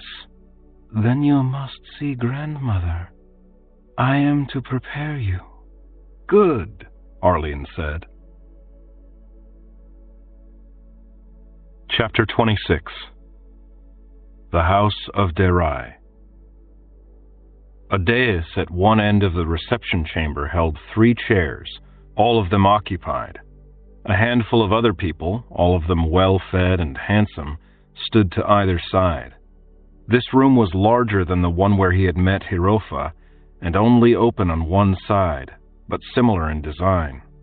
The awnings were green instead of blue, and the chairs were all pushed back against one wall, but the floor tiles were the same shade of brown, and the furniture made in the same style.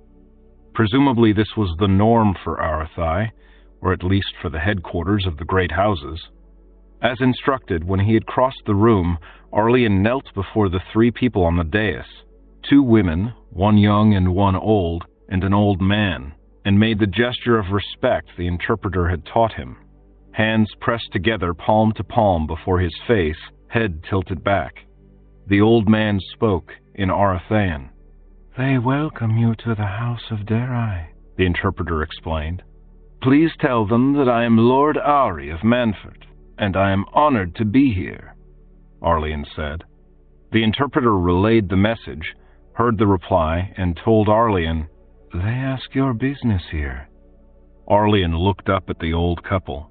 He asked, You are the family of Hathet, who was sent as ambassador to Manford many years ago?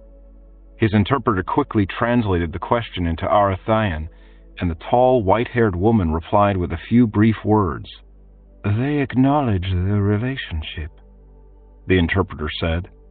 She gestured at the tall woman. Grandmother Iriol was Hathet's sister. Then I regret to say I bring sad news, Arlene said. Lady Iriol, your brother Hathet, is dead. I was present when he died, and held him in my arms.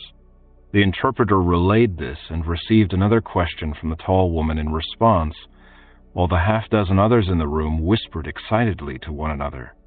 How did he die? She asked. Of a fever, Arlene said. I tended him in his illness and did all I could for him. He had been kind to me. When the interpreter had translated this, several of the Arathaeans spoke at once, though the tall woman remained thoughtfully silent. The interpreter looked lost as she tried to decide who to listen to.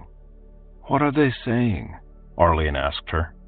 They want to know where it happened, whether you are a northern physician, or perhaps a sorcerer, when this happened, everything. Arlene waved for the family's attention, then began his story, pausing after each sentence so that the interpreter could do her job. As a boy, I was captured by slavers, he said. I was sold and sent to a mine in deep delving, and I met Hathet there. He befriended me, protected me, and taught me. He said that he had been sent from Arathai as your ambassador, but no one believed him, not even I. He said he had been waylaid by bandits on the journey north. He had made it safely into the lands of man, but was taken captive in the desolation, the wasteland between the borderlands and Manford. He believed this capture was the doing of his political enemies, because he was not held for ransom as he expected, but was instead sold as a slave and taken to the mine where I met him. Several people muttered as this was translated. Arlene hesitated, then admitted, We did not believe this story. We had never heard of Arathai, and we could not see why bandits would neither kill nor ransom him. At any rate, he lived out the rest of his days working in the mine. He caught the fever there, weakened, and in time died. He reached into the waistband of his breeches and pulled out the crude little pouch he had carried for so long. He had collected these in the mine. In the lands of man, they're worthless, nothing but pretty stones, but he said they were precious here. When he died, I took them to remember him by, not knowing I would ever find Arathai, but now that I am here, I believe you should have them. He opened the pouch, still kneeling, then poured the purple stones out onto the dais. A sudden hush fell. The whispering that had gone on while he spoke ceased completely, and it seemed the Arathians had even stopped breathing as they stared. Amethystoi, someone said at last. Amethysts, Arlian agreed, looking around at the stunned observers. Obviously, Hethet had not exaggerated the value of his prizes. The interpreter had been staring at the jewels as intently as anyone. Now she looked up at Arlian. I begin to understand how you got here, she said. Arlian made no attempt to hide his puzzlement. What? The dreams have been strong lately, and the wizards careless. No one had dared cross the Dreaming Mountains for years, not even those of the House of Slihar, until you arrived. When we saw you, we all wondered how you managed to reach Arathai alive. Some of us suspected you were a wizard, or a demon, or a homunculus, rather than a true human. She gestured at the dais. Now I see. See what? The amethysts. Don't you know why they're precious? No, Arlian said. Hethet said they could be used for some sort of protective magic, and I thought they were prized for their rarity and beauty, but that's all I know. The interpreter made a curious jerk of the head that Arlian was beginning to realize indicated denial in Arathai. They are not merely used in magic, she said. They are magic in themselves. An amethyst placed in a cup and a simple spoken word will cure drunkenness. They resist madness of any kind, and they keep bad dreams away. She gestured toward the direction whence Arlian had come. In the mountains, bad dreams can kill. These kept you safe. Those and my own sword, perhaps, Arlian said. I encountered certain difficulties on the way. Yes, your sword, the interpreter agreed. Cold iron. We use iron for protection here. She looked at the hilt on Arlian's belt and added, And silver? Arlian looked down at the silver filigree of his sword's pommel. Silver and steel, yes, he said. The creatures of darkness fear silver, the interpreter said. The creatures of air cannot abide cold iron, and the creatures of dream cannot pass near amethyst. You are protected as few ever are. Arlian thought back to the things he had seen and fought on the road across the mountains, to what had remained of his fourth ox, and shuddered. If that was what it was like when he carried magical protection, what would have happened had he been without such defenses? Obviously, he would have died. No wonder so little traffic passed between Arathai and the lands of men. And no wonder the Arathians had placed iron fences around every town, and those strange posts along their roads. And he had just given away all his amethysts. The journey back north might well be his last. He could scarcely reclaim them now, though. The tall woman spoke. She's asking if this is all Hethet gave you, the interpreter reported. Yes, Arlian said. That's all. The tall woman then stooped and chose the largest of the purple stones, one as large as the top joint of Arlian's thumb. Then keep this, she said, speaking slowly in Arlian's own tongue, for nursing my brother in his illness. Arlian hesitated, trying to decide whether he should argue or not, but the memory of those things in the mountains decided him. Thank you, he said, accepting the stone. Wear it around your throat, she said. More effective that way. Arlian bowed in acknowledgement of this advice. The tall woman then addressed the interpreter in Arathian. The interpreter listened carefully and asked questions before finally turning back to Arlian.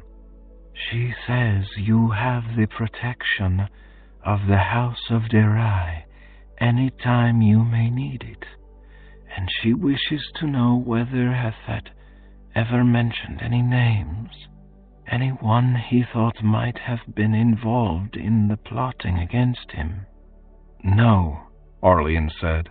He never mentioned any names. Then she wishes me to tell you that nonetheless, from events after Hafet's departure and the events surrounding your arrival, she has a fairly strong suspicion of who was involved and how.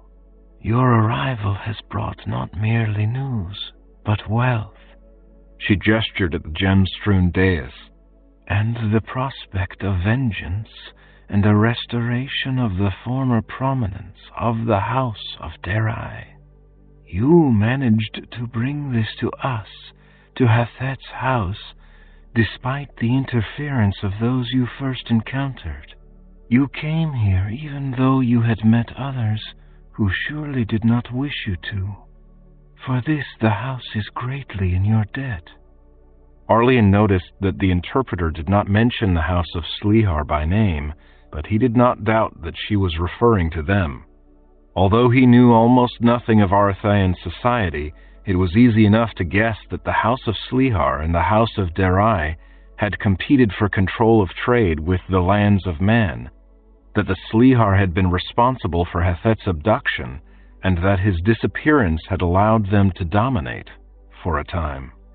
I merely did what seemed right, Arlian said. Hafet was kind to me when I needed kindness.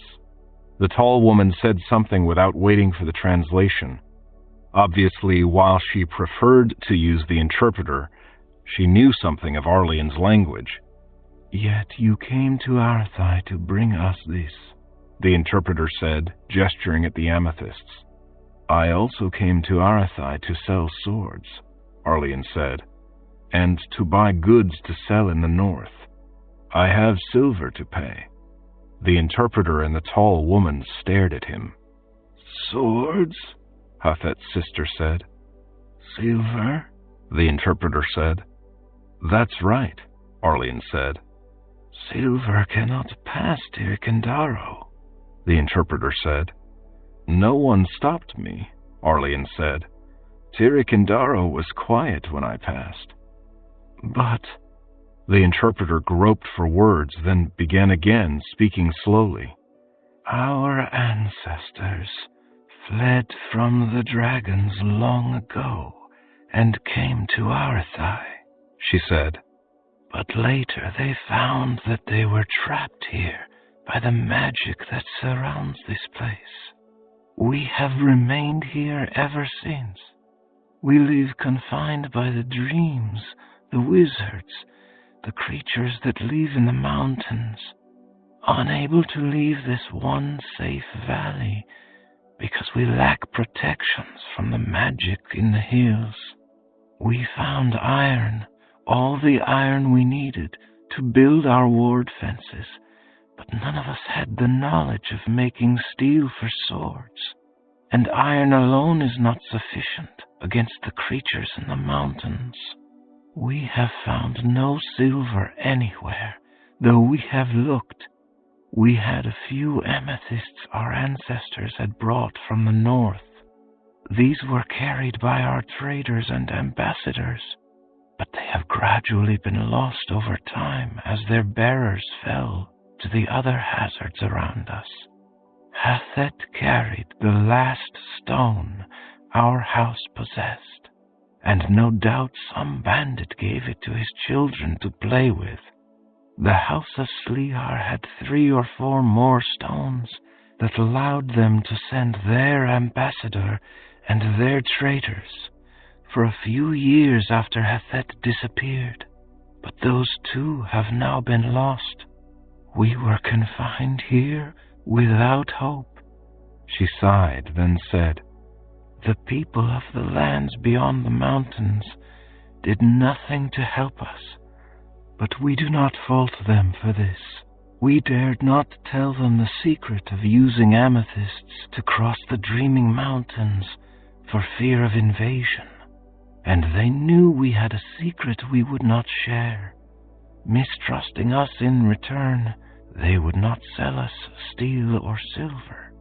She made a gesture of dismissal. "We do not blame them. We gave them no reason to trust us." Arlene started to protest, then thought better of it.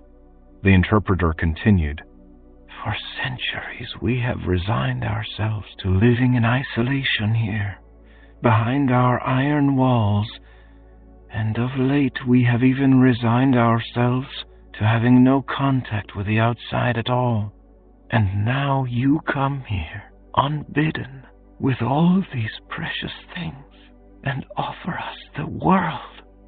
The effusive gratitude that concluded the explanation made Arlene uncomfortable. "I owed Hethet a debt," he said. Hethet's sister reached out and put a hand on Arlene's shoulder.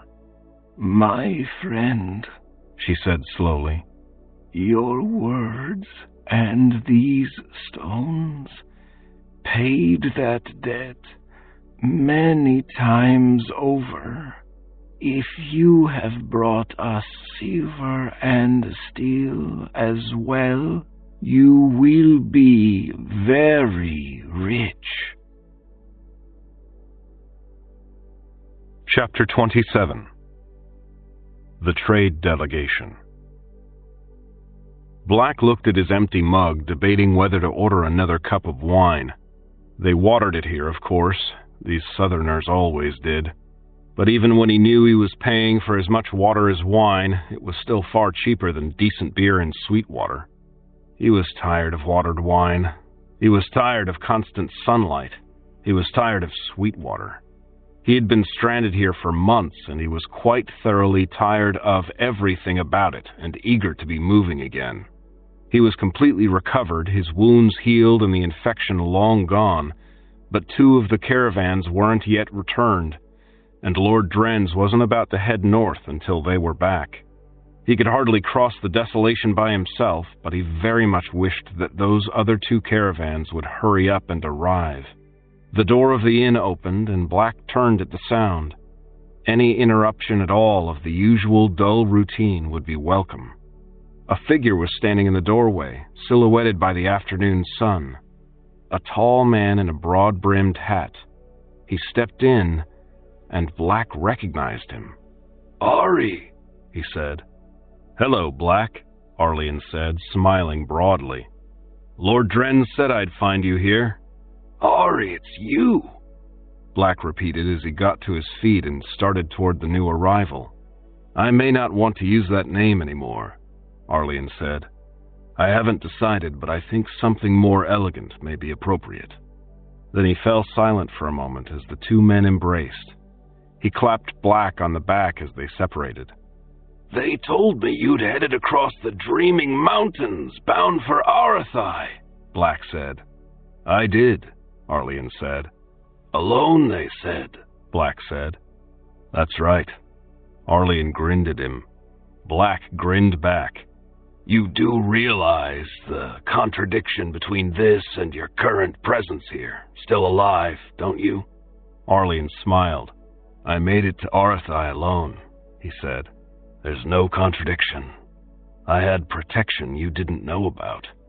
The smile twisted awry. "For that matter, I didn't know about it either." "I see," Black said. "And this mysterious protection also saw you safely back to Sweetwater? Or am I to understand otherwise from your phrasing?"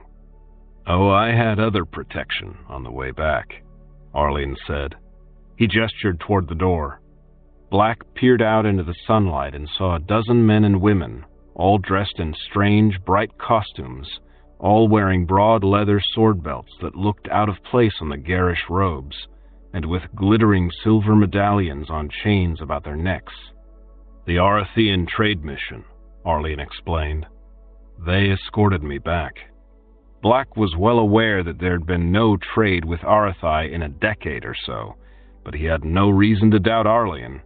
He had never seen an Arathian, but he had no reason to think these strangers were anything else. "Of course," he said. He stepped up to the door and looked out. Arlene's familiar battered wagon stood in the town square, just behind the Arathians.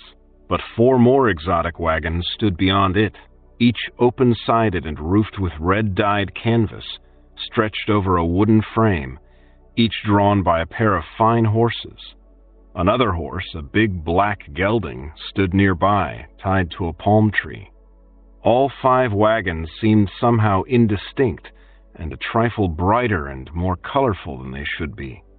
Black had been in the borderlands long enough to know what that meant. Magic, he said. Quite a bit of it, yes, Arlene said. It's what the Artheans do best, and I think they were quite generous with me. Black nodded. You found a market for your weapons, then. Good for you, my lord. And a market for the silver, too. I brought the metal that made those pendants. Black studied the nearest Arthean's necklace. A purple stone was set in it, he noticed. Excellent. Arlene glanced at the wagons. Let me introduce you, he said. If you like, Black said as he followed Arlene out into the sun. The Arthean names were strange, and Black doubted he would remember them all. The head of the Arthean delegation was a thin, eagle-eyed man called Thirif, but a plump, smiling woman named Hlur was to serve as the new ambassador to Manfort. I wasn't aware a new ambassador was needed, Black remarked. Sahassin is, Arlene began. He hesitated, then said, Well, let us just say that I think a new ambassador will be needed. Black did not ask for further explanation. He continued with the introductions. It became clear that only about half the Artheans had even a smattering of man's tongue, but all of them smiled and nodded and seemed pleased to be in the lands of man, and pleased to meet Black. The wagons were so full of magic that even standing near them made Black's skin prickle. He could not resist looking in the open side of one at the bundles and boxes. Arlene noticed his glance. That's all prepared enchantments, he said. Thousands of them. Powders and potions and gems. Decoctions of herbs and dreams in iron cages. All of them things unknown in the lands of man. I'll have something to sell at every town on the road north, from Stonebreak to Benthintara, and should still have most of it left when we reach Manfort. Indeed, Black said in a non-committal tone. The Artheans tell me that even the greatest magician can't make magic from nothing in Manfort, Arlene said. There's something lacking in the air or earth, but they can bring these prepared magics there to sell. Sorcerers seem to manage, Black pointed out. Arlene waved that away. The Artheans don't seem to consider our sorcery to be true magic, he said. They tell me that these are all spells that sorcerers can't make. What sort of spells? Oh, any number of different ones, Arlene said as the 2 men strolled around the wagon, looking in at its contents. Poisons and protections and aphrodisiacs, love filters and enthrallments, illusions and glamours. I don't know all of them myself. The House of Derai had been stockpiling them for 20 years against the day they found a way to reopen trade. And are all these yours to sell, then? Most of them, Arlene admitted. My old wagon and 2 of the others are mine. The other 2 belong to the House of Derai, allies of mine. And these Artheans who came with you? Well, Shibiol and Isane and Kulu work for me, Arlene said. The others are merely traveling with us. Thirif and Hlur and 1 or 2 of the others plan to join the caravan and accompany us to Manfort. After all, an ambassador would hardly be any use anywhere else. The rest have already had enough of adventure in getting this far and prefer not to cross the desolation. I can scarcely blame them for that. They'll be staying here in the borderlands, trading for the things Arathai lacks. Black nodded. Those first 3 you mentioned are your slaves, then? You bought them? Arlene stopped dead, shocked. He turned to stare at Black. No, he said. I would never own slaves. I have been a slave and lived among slaves. I won't hold another in bondage. These are free people in my employ. Employees? Black said. Then you are truly a lord now, and not merely playing the part. Yes, Arlene agreed. I am a lord, and I think, he said, that at last I'm ready. Black looked at him inquiringly. I'm a grown man now, Arlene said. I'm strong and whole, and have, you say, the heart of the dragon. I've learned the manners of a lord and found the money to establish my claim to the title beyond question. You've taught me the basics of swordsmanship, and on the roads I've killed a man and a dozen monsters. The Aratheans have provided me with more magic than almost anyone else in Manfort could possess. I believe that in wits, courage, and capabilities I'm a match for most men. He took a deep breath and let it out slowly.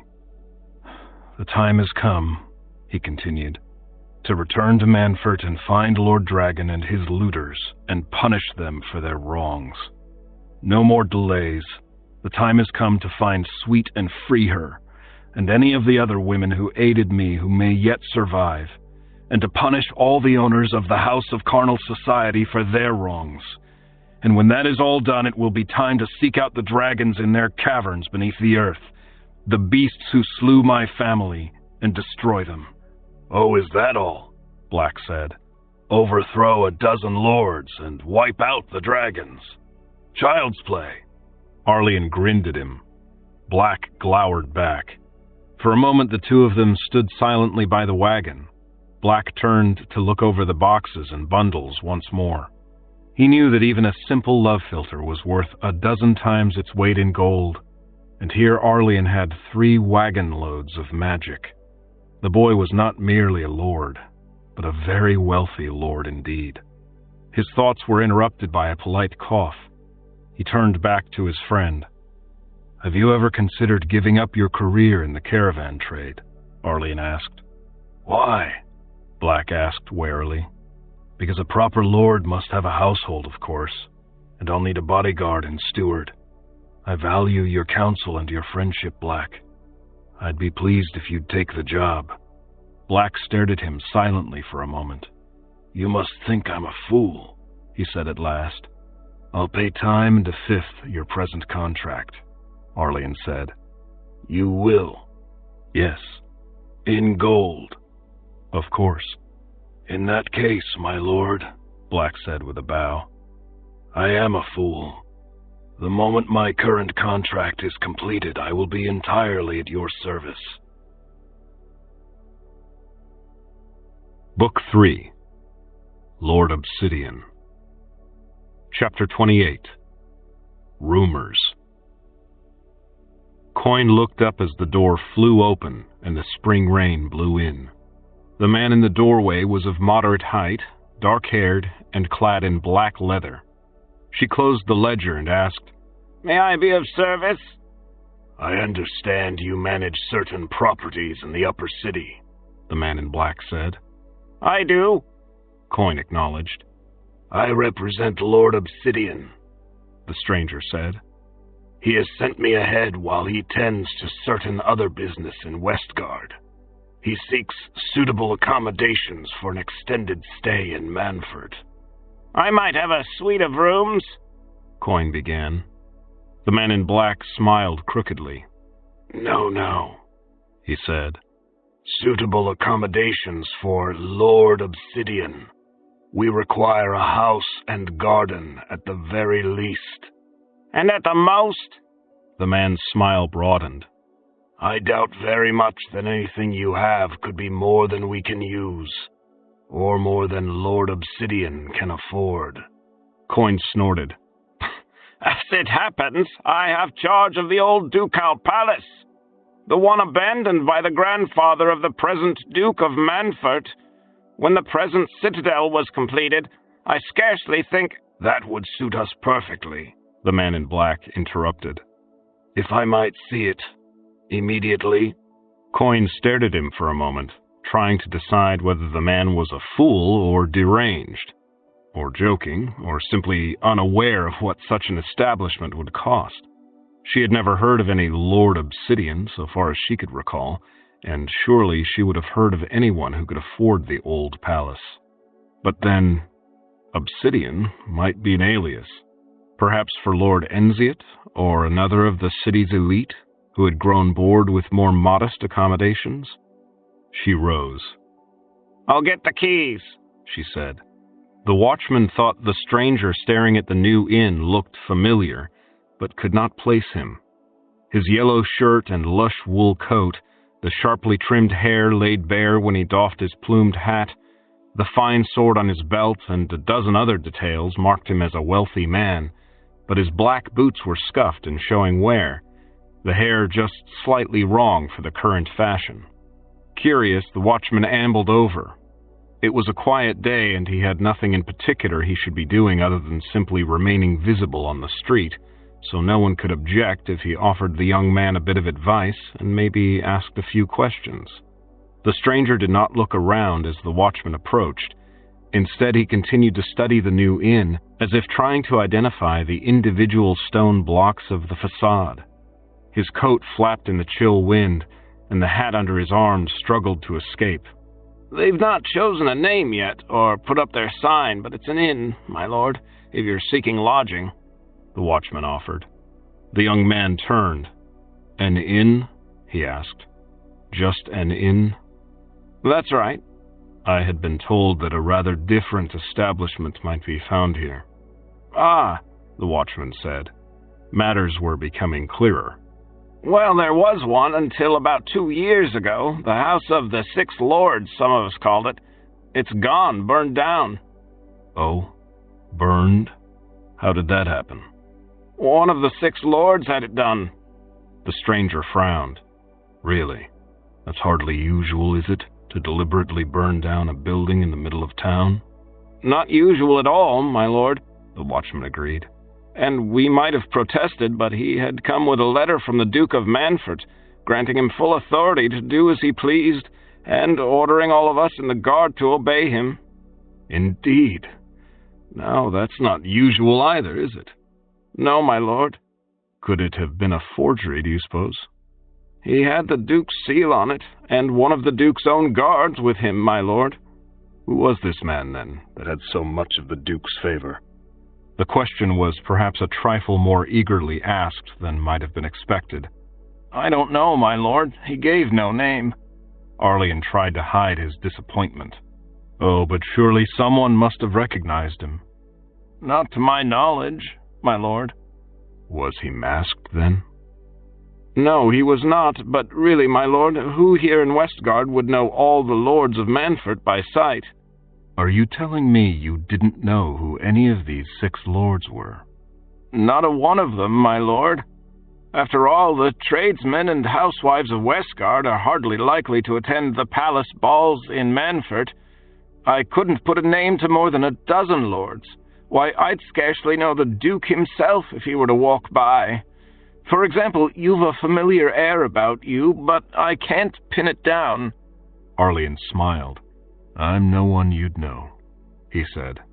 He turned and walked away, clapping his hat back on his head and holding it against the wind. The watchman hesitated but did not pursue. Prying into the affairs of the wealthy was no part of what was expected of him. On the contrary, it could be very unwise. And really, the handsome young lord was probably just reluctant to have it known that he had come seeking an infamous brothel. Word of the mysterious Lord Obsidian's impending arrival spread quickly through Manfort. The city's tradesmen watched as men and wagons arrived, both local and foreign, and the work of restoring the old palace to habitable condition began. Several of these tradesmen found their way to the postern to inquire whether the household might need their services. The steward, a formidable man who called himself Black, was cautious in making his choices.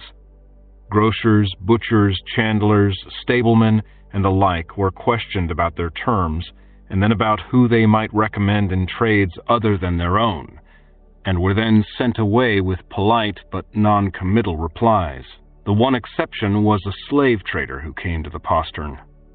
He introduced himself, then began, "Naturally, while I don't know Lord Obsidian's particular desires, we can provide almost anything he might require. All ages, both sexes." "Lord Obsidian does not hold slaves," the steward replied disdainfully. all our staff will be free. Ah, but surely there are certain roles, the slaver wheedled. The steward did not allow him to complete the sentence. Lord Obsidian does not hold slaves, he repeated. The slaver frowned and suggested, Then perhaps you might be interested yourself. No. Lord Obsidian need not know. I said no.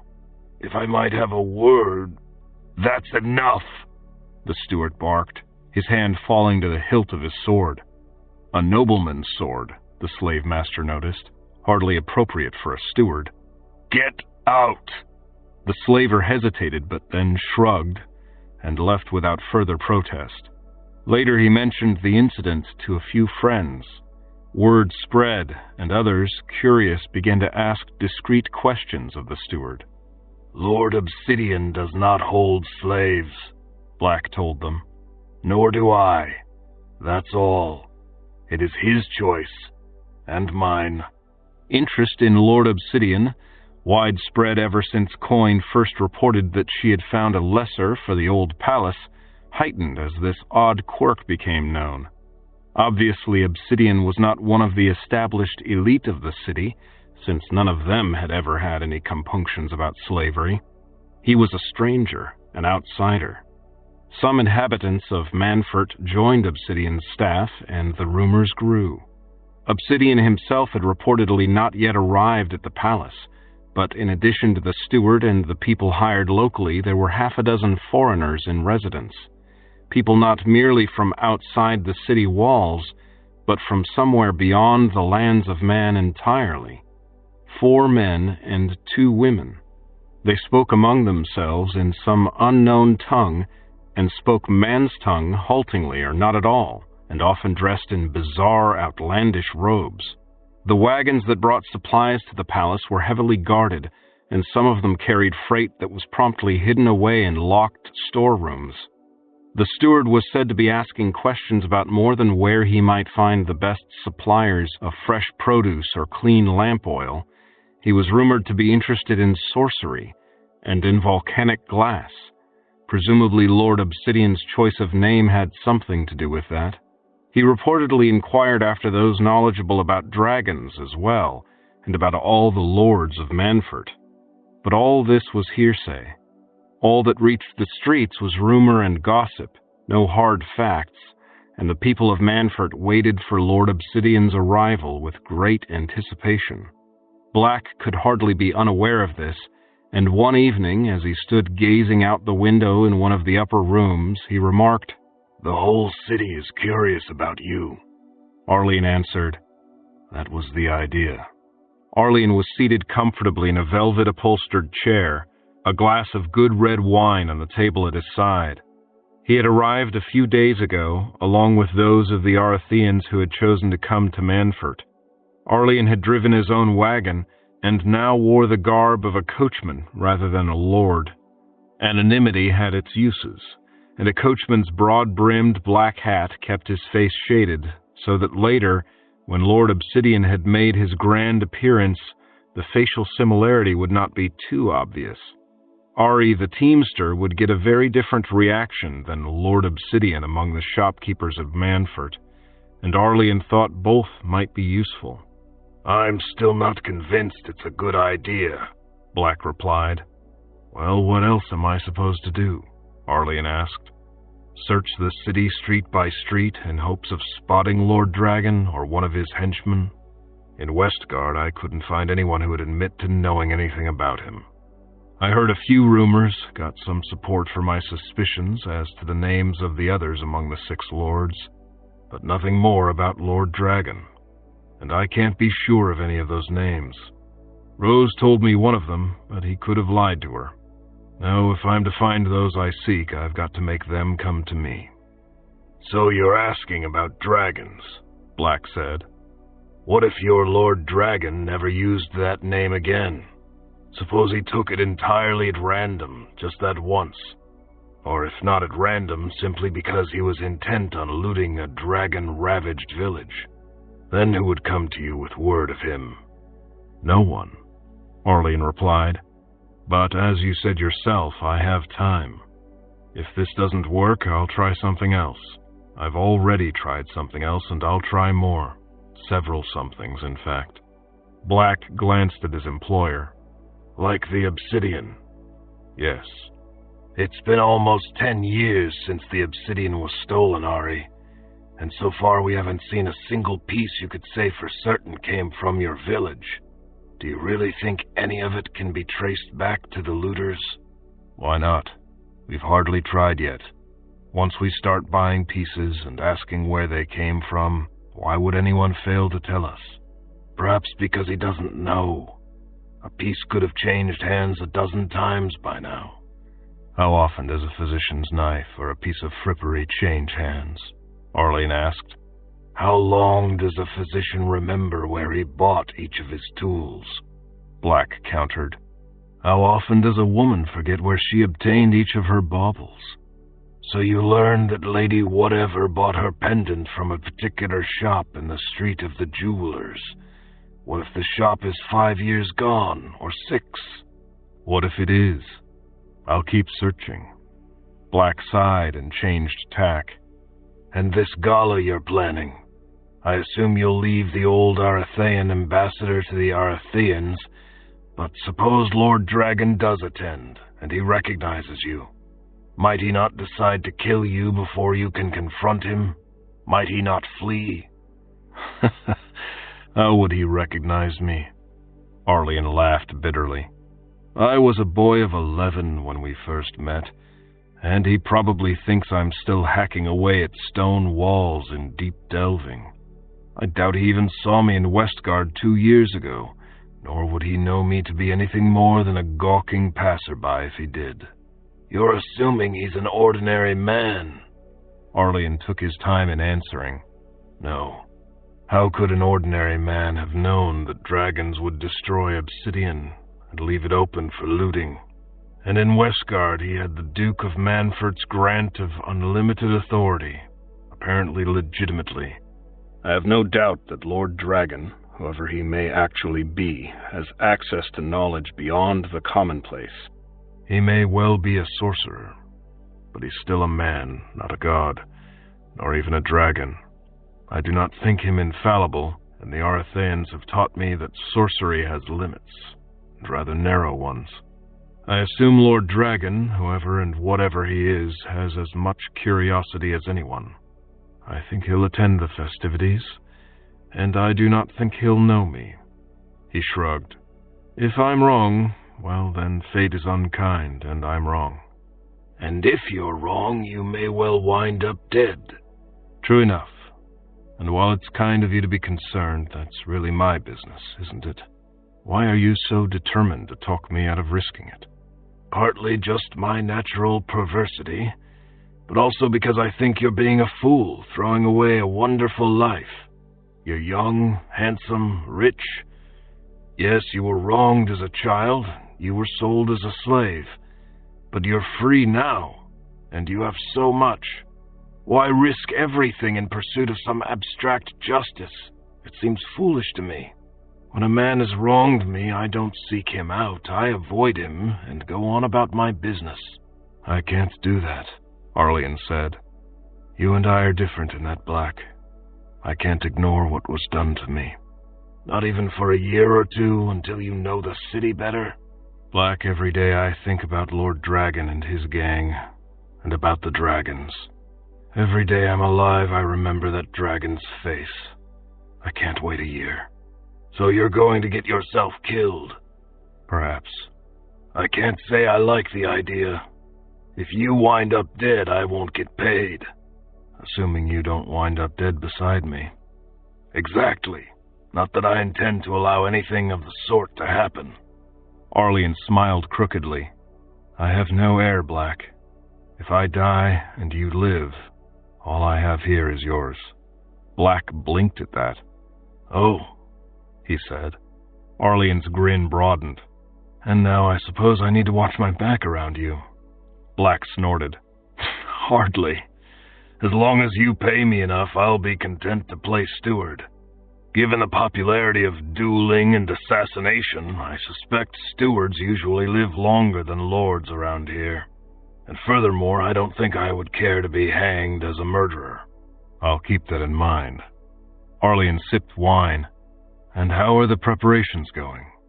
Black sighed and began an accounting of everything that was being done to ready the once elegant old palace for the planned debut of Lord Obsidian in Manfort's high society. Arlian listened carefully. He was aware that Black's criticisms of his plan might have some truth in them, but he could think of no better way to locate those members of Manfort's elite whom he intended to destroy. As well as Lord Dragon, there were the other 5 lords who had owned the brothel. He only knew one name, that of Lord Keruvan. He knew that Lords Inthior, Drasheen, Salisna, and Jerial had been patrons and might have been owners, and he intended to get a good look at each of them. He also wanted to know about any others who had been involved in the creation and destruction of the House of Carnal Society. That might well be a significant portion of the city's elite. An unrelated member of the elite who Arlian thought deserved attention, as Black had mentioned, was Sahassin of the House of Slihar, the Arathaean ambassador whose faction had almost certainly been responsible for Hafet's enslavement. Locating the ambassador and dealing with him was no problem. The Arathaeans who had accompanied Arlian and Black to Manfort would tend to him, and there was no reason for any natives of the lands of Man to involve themselves.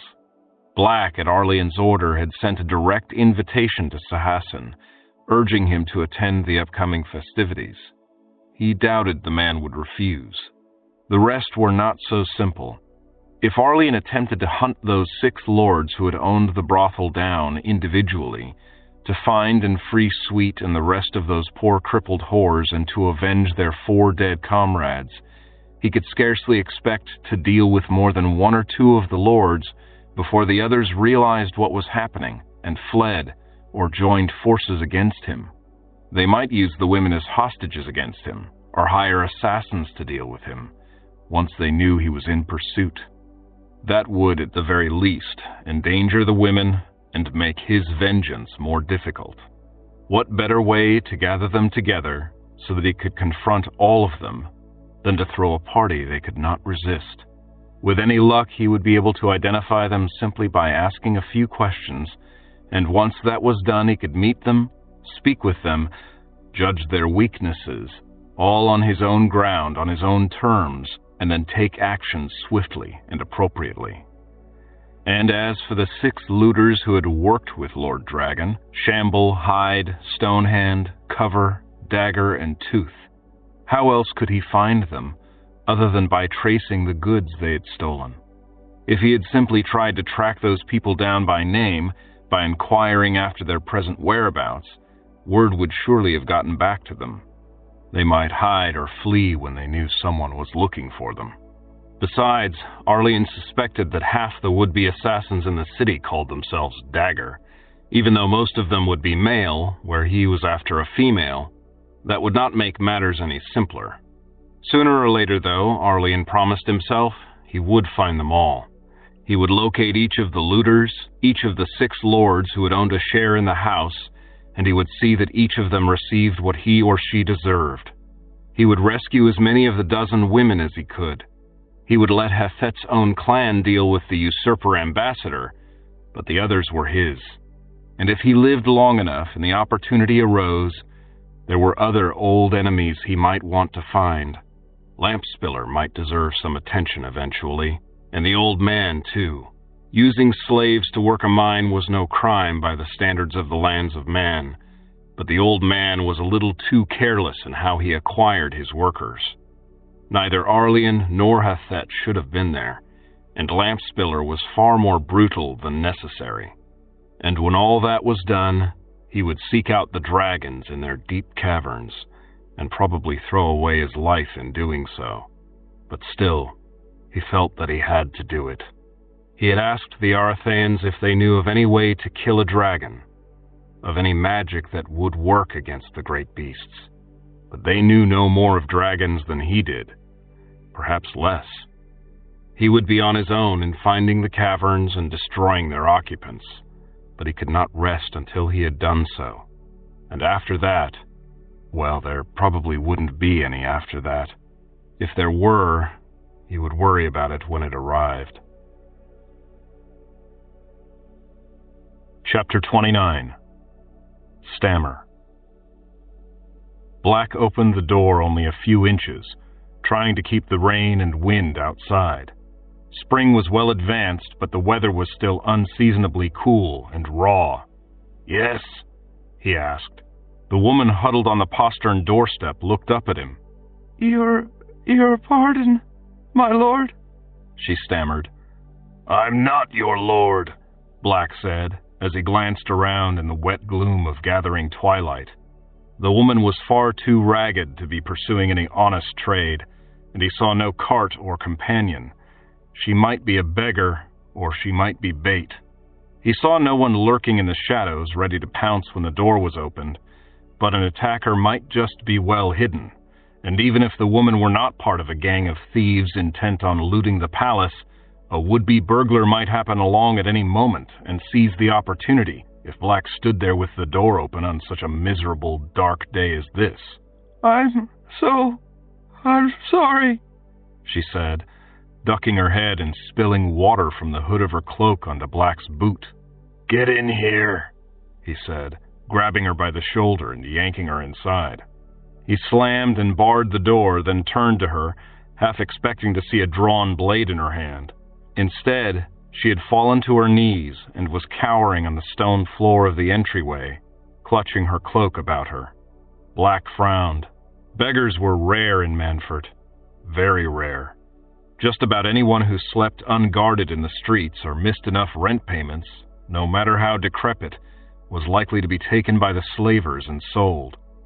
Still, this woman probably was a beggar, he decided, one the slavers hadn't caught yet, drawn to the old palace by the local gossip, looking for somewhere to get out of the rain and get a bite to eat. Anything else was just his morbid imagination, driven by the miserable weather and the uncertainties of his present situation. The announced date of Lord Obsidian's arrival and reception was approaching rapidly, and it was getting on his nerves. The woman was almost certainly harmless. Her obvious terror was probably because she expected him to sell her into slavery, despite the rumors, not the result of nervousness about her involvement in some dire scheme. Get up, he said. She hesitated. He reached down and snatched away her cowl, revealing short-cut hair and a bony, half-starved face that might have been attractive if better fed. It was hard to judge, given her condition, but he guessed she was perhaps 30, no more than 40. She cringed. Get up, I said. He grabbed her arm and hauled her upright. She stood unsteadily, looking up at him. Now, what did you want? He asked. Food? A drink? She shook her head and fumbled with the inside of her cloak. I heard, she began.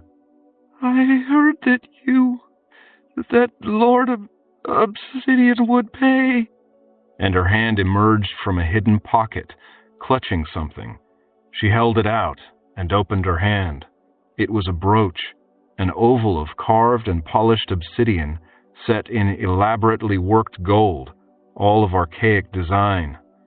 A black velvet backing that would keep it from chafing appeared to have been added later. It was almost certainly stolen, Black thought. The woman's cloak was ancient, stained and ragged, and what he could see of the dress beneath was no better. This woman could hardly have come by so fine an item honestly. It was probably a family heirloom she had snatched from an unguarded room somewhere. Still, it was obsidian, and perhaps she could be convinced to say where she had stolen it. He and Arlian had looked at 24 pieces already, brought to the door by jewelers, merchants, and people of less obvious employment, and had noted down 6 names for further investigation. One more would do no harm, and chasing the poor creature back out into the rain seemed unnecessarily cruel. Come on, he said. Let me get you something to eat, and you can sit by the fire while I see if Lord Obsidian's jeweler is available. He settled her on a stool beside the kitchen hearth, with a heel of bread and a cup of tea to dunk it in. He hadn't gotten a look at her teeth, but they were probably in bad shape. If she opened the door before he got back and let in a horde of thieves, it would serve him right for being too soft-hearted, Black thought, as he hastened up the stairs to fetch Arlian. If the palace had had a full-time staff in place, he would have put a guard on her, but so far only he, Arlian, and the 6 Aratheans who had made the long journey to Manfort slept there. For now, the locally hired servants all worked days and returned to their homes at night. That made it easier to maintain the fiction that Lord Obsidian had not yet arrived. Black looked forward to the day after the grand gala. Once that was over and done with, he could hire a proper household staff. A few minutes later, when Black and Arlian returned to the kitchen, the woman was still there, huddled on her stool, her cloak steaming in the warmth of the fire. Black hurried past her to check on the postern and found the door still securely barred. "Let me see this brooch," Arlian said, holding out his hand. He wore coachman's livery in black piped with white, the colors he had chosen for himself, representing the black of obsidian and the white of justice. He doubted this woman would recognize his attire as inappropriate for a jeweler. She set down her empty teacup and fished out the brooch. It's all we have left," the woman said as she held it out. "It was my betrothal gift." Black was just re-entering the kitchen when Arlian accepted the brooch and got his first good look at it. Black saw the young lord's jaw drop, his eyes snap wide open. He saw Arlian's body tense, his back arching as if he had been struck. "Sorcery," Black said, his sword in his hand. Suddenly he was at the woman's side, the blade at her throat. "No," Arlian said, holding up a hand. No, I'm fine." His voice was rough. He blinked away tears. "Then what?" "The brooch," Arlian said, holding it up. The gold sparkled redly in the firelight. Black did not lower his sword, but kept it at the woman's throat, his left hand on the back of her neck. He could feel that she was rigid with terror. "What about it?" he demanded. "It's my mother's," Arlian said. The woman gasped, then let out a low, sobbing moan. Black was not yet entirely convinced there was no sorcery involved. His hands did not move. "You're certain of that?" he asked. "See for yourself," Arlian said, turning the bauble over and peeling away the velvet backing. "Don't," the woman said, starting to snatch at the brooch, but Black's sword held her in place. Arlian held up the golden surface thus revealed and pointed at an inscription. "It's hard to read with the glue on it," he said.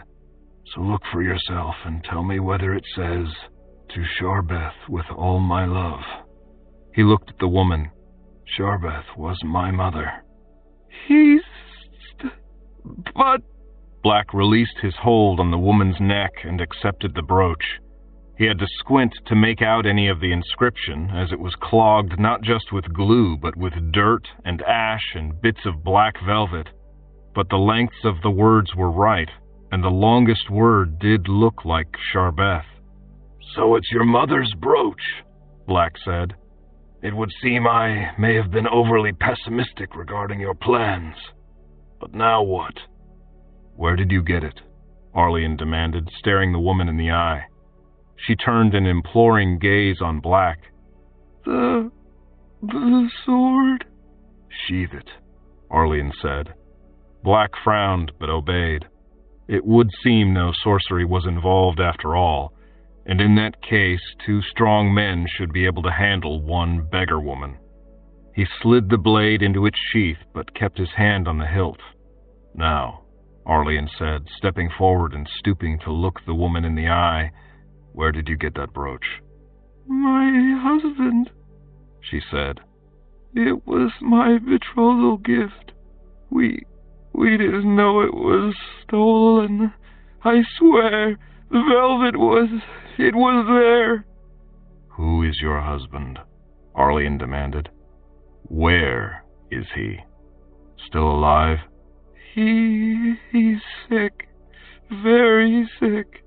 That's why I needed money. He didn't want all these years. She stared at the brooch in Arlene's hand. "What's your husband's name?" Arlene demanded. "Where is he?"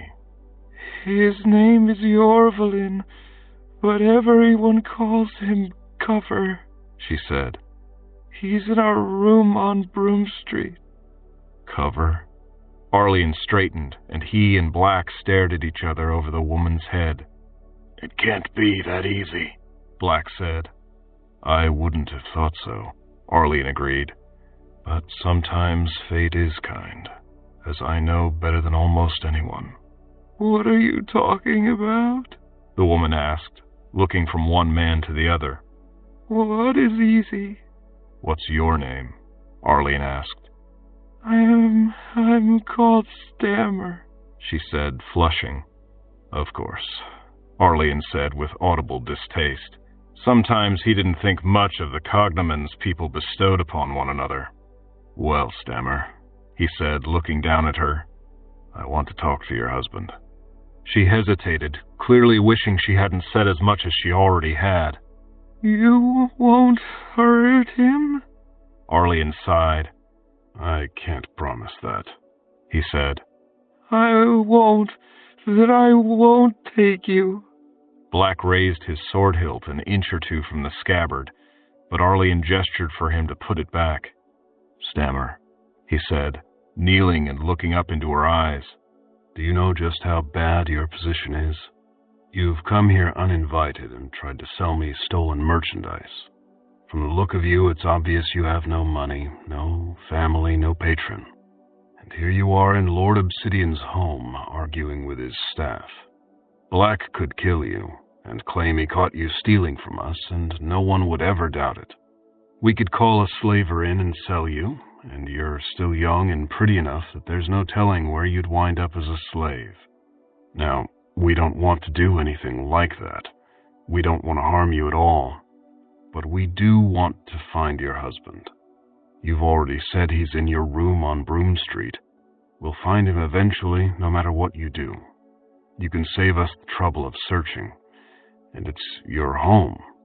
If we released you, we would follow you, and sooner or later, wouldn't you go back to your husband?" He fished in his pocket and pulled out a gold ducat. "I'll pay you for your trouble if you like. Or not, if you think that would be too much like selling him." She stared down at the coin. I'll sell you the brooch," she said. "The brooch is mine by right," Arlene said coldly.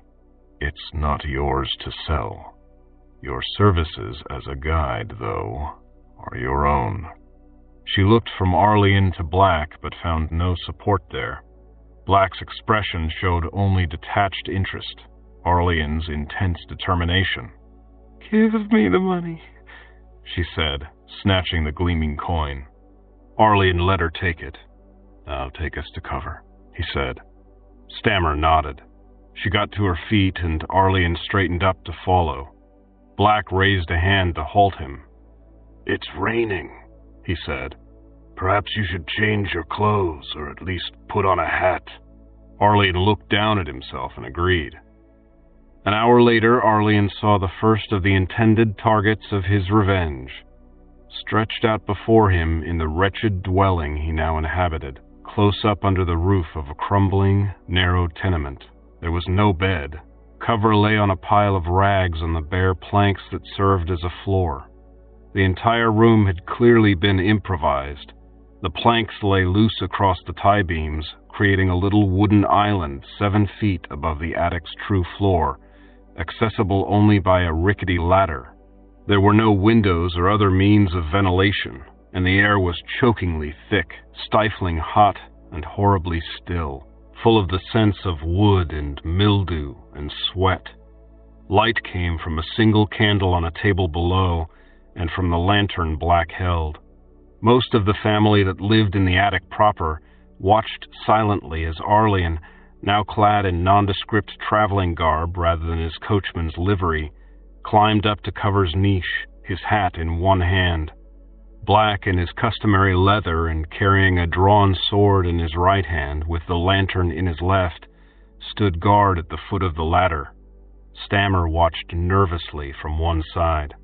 The mother of the Attic family sat in one corner with her youngest at her breast, ignoring the entire affair, and two of the other children were too busy squabbling to pay attention. But Arlian still had half a dozen pairs of eyes focused on him.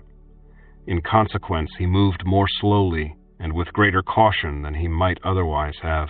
He was eager, very eager, to see whether this was in fact the Cover he had met all those years ago in the ruins, the man who had lifted him up out of the cellar where Arlian's grandfather had lain dead. The man on the rag pile did not look at Arlian as he rose into view, or at anything else. He lay on his back, his eyes closed, his breath rasping feebly. His skin was mottled with patches of an unhealthy red, plainly visible even in the dim, uneven light. Arlian swung himself off the ladder, stooping under the rafters, and stepped across the platform so that he leaned over the sick man. "Cover," Arlian said. The man licked his lips, but otherwise did not move. "Look at me, Cover," Arlian demanded. The sunken eyes opened, and the head turned, and Arlian knew that this was indeed the same man. He had lost weight, a great deal of weight. His flesh was stretched tight over his bones, and Arlian could count his ribs through the filthy, frayed shirt that covered his chest. But it was Cover. Despite the heat of the stuffy attic, Arlian shivered. For years he had intended to punish this man for his crimes, for robbing the innocent dead of the village on the Smoking Mountain, and for allowing Lord Dragon to sell Arlian into slavery. But what could he do to punish this pitiful creature who lay before him? "How did you come to this?" Arlian asked. "When I last saw you, you were well and strong, working for Lord Dragon." Cover stared at him for a long moment, then spoke. "It's you?" he asked, his voice faint and breathy. "The boy from the cellar?" "You recognize me?" Arlian asked, startled. "Dreamed of you," Cover said. "I'm so sorry." Arlian stared at him silently. He had not expected contrition.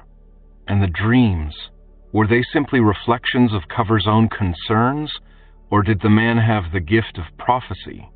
After his experiences in Arathai, Arlian no longer doubted that some dreams were more than just the sleeping mind at play.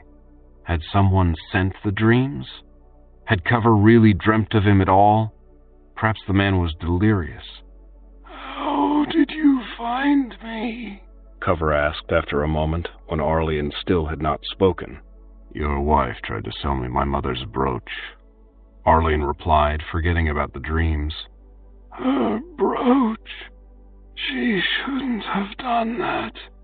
I told her she must never sell it. I gave it to her." He coughed, cutting off his speech. "She had nothing else left to sell," Arlian said. "But it wasn't ours. Not really. I never told her, but I knew you'd come for it someday. I gave it to her for our betrothal, so she would never part with it." "How could you know I would come?" Arlian demanded, suddenly angry. "Why didn't you tell her it was stolen?" "I couldn't," Cover said. "I'm a coward. Couldn't stop thinking of you and your village. I wouldn't work for Lord Dragon after that. That was my first job, and I couldn't stand it. Saw your face everywhere after that.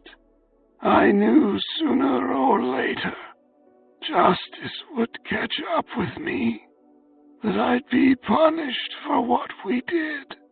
That explained why Cover remembered Arlian so clearly. If he had never again joined in looting or raiding, the one event would stand out. "What did you do then?" "I looked for other work, but I didn't know a trade, and I couldn't get work from any of the lords after that. Once I had told Lord Dragon no, the Dragon Society cast me out. marked me as unclean. The Dragon Society? Lord Dragon's friends, the other lords, they wouldn't help anyone he frowned upon. You didn't beg his forgiveness? You never went back to work for him again? Couldn't find him, and I didn't want to.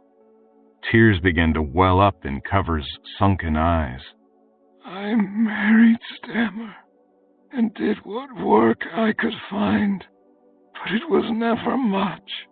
We stayed one step ahead of the slavers, and then last year I got sick. And you never tried to find me in all those years to make amends? Arlene asked. You never came to the mine to buy me free? You never tried to return the brooch or any of the rest of it? No, Cover said weakly. I didn't dare, and I needed my share of the money to live on. He held out a trembling hand. I'm sorry. Arlene stepped back toward the ladder and did not reach for the hand. So am I, he said. He gripped the hilt of his sword, but he hesitated and did not draw the blade. He could not punish this man. Cover had already punished himself far more effectively than Arlene could. Killing him would be no worse than letting him live. Arlene was wealthy.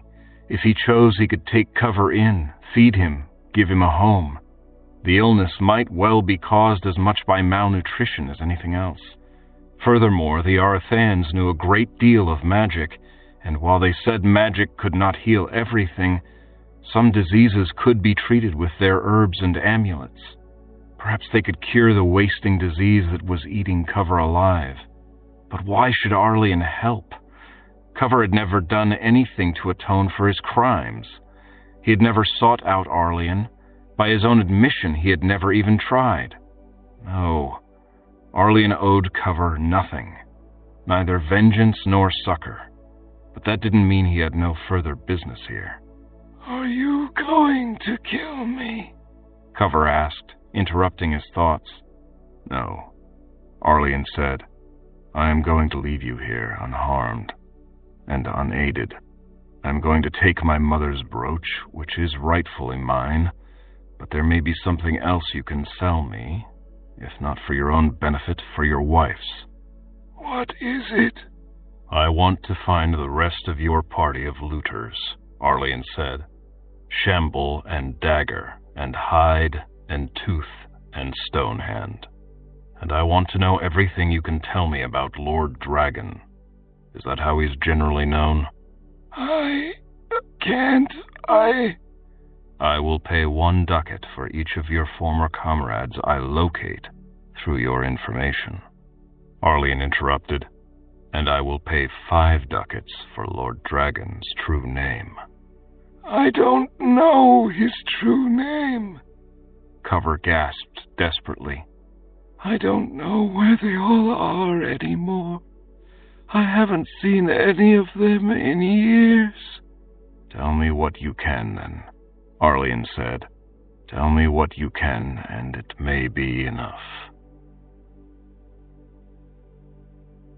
Chapter 30. Cover.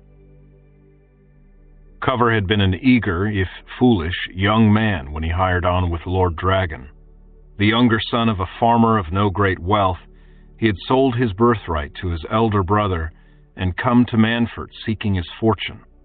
He had instead found taverns and gaming and bad companions, and one good one, the girl Stammer, who he had befriended when others mocked her. But then the money had run low, and his friend and drinking companion Hyde had offered him employment with Lord Dragon. He took the job gladly, and he and the others had followed Lord Dragon out of Manford to the south and west, and up the slopes of the Smoking Mountain. The sight of the burned-out ruins and the scattered bodies had changed Cover. The horror of it had settled into his heart. He had looked upon the devastation the dragons had left behind, and at the other looters, and he had realized that his companions were blind to the evil he saw there. They saw only unguarded valuables waiting to be taken. When he and the others had pulled Arlene from the cellar, Cover had seen it at first as a sign that they were not simply thieves desecrating the dead. They had saved the boy. They had done something good, something to redeem themselves and to balance what they stole. And then Lord Dragon had sold the boy as a slave, and Cover's hopes of redemption were dashed. Later, when they were almost back to Manfort, Lord Dragon had told them he had another job for them in the east, and Cover had refused. He had demanded his share of the profits and returned to his old haunts in the city. At first everything had been fine, but then the others had completed whatever task they had had in the east and come back to Manfort, and word had begun to spread. Cover never learned just what was said, but he found that his credit had been cut off at the taverns. The odd jobs he had done for spending money were no longer offered, and he was not welcome among people who had been his friends. One of those former friends mentioned that Shamble had spoken a few words of warning. Others would not give even that much reason. Stammer had stayed with him, though. Throughout it all, she had remained loyal and true. He had married her, giving her his only remaining thing of value, Sharbeth's brooch, as a betrothal gift. "Why did you stay in Manfort if you could find no work here?" Arlene asked. "Where else would I go?" Cover replied. Arlene had seen enough of the world that he could easily have listed a dozen places, but he did not bother. "Go on," he said. That was really all there was to it. Cover and Stammer had survived as best they could, finding whatever work was available. They had had a daughter, their only child, who had died of a fever when she was 3. And then Cover had begun to sicken, and the last of their money had run out. The last Cover had heard of Shamble had been 4 years ago.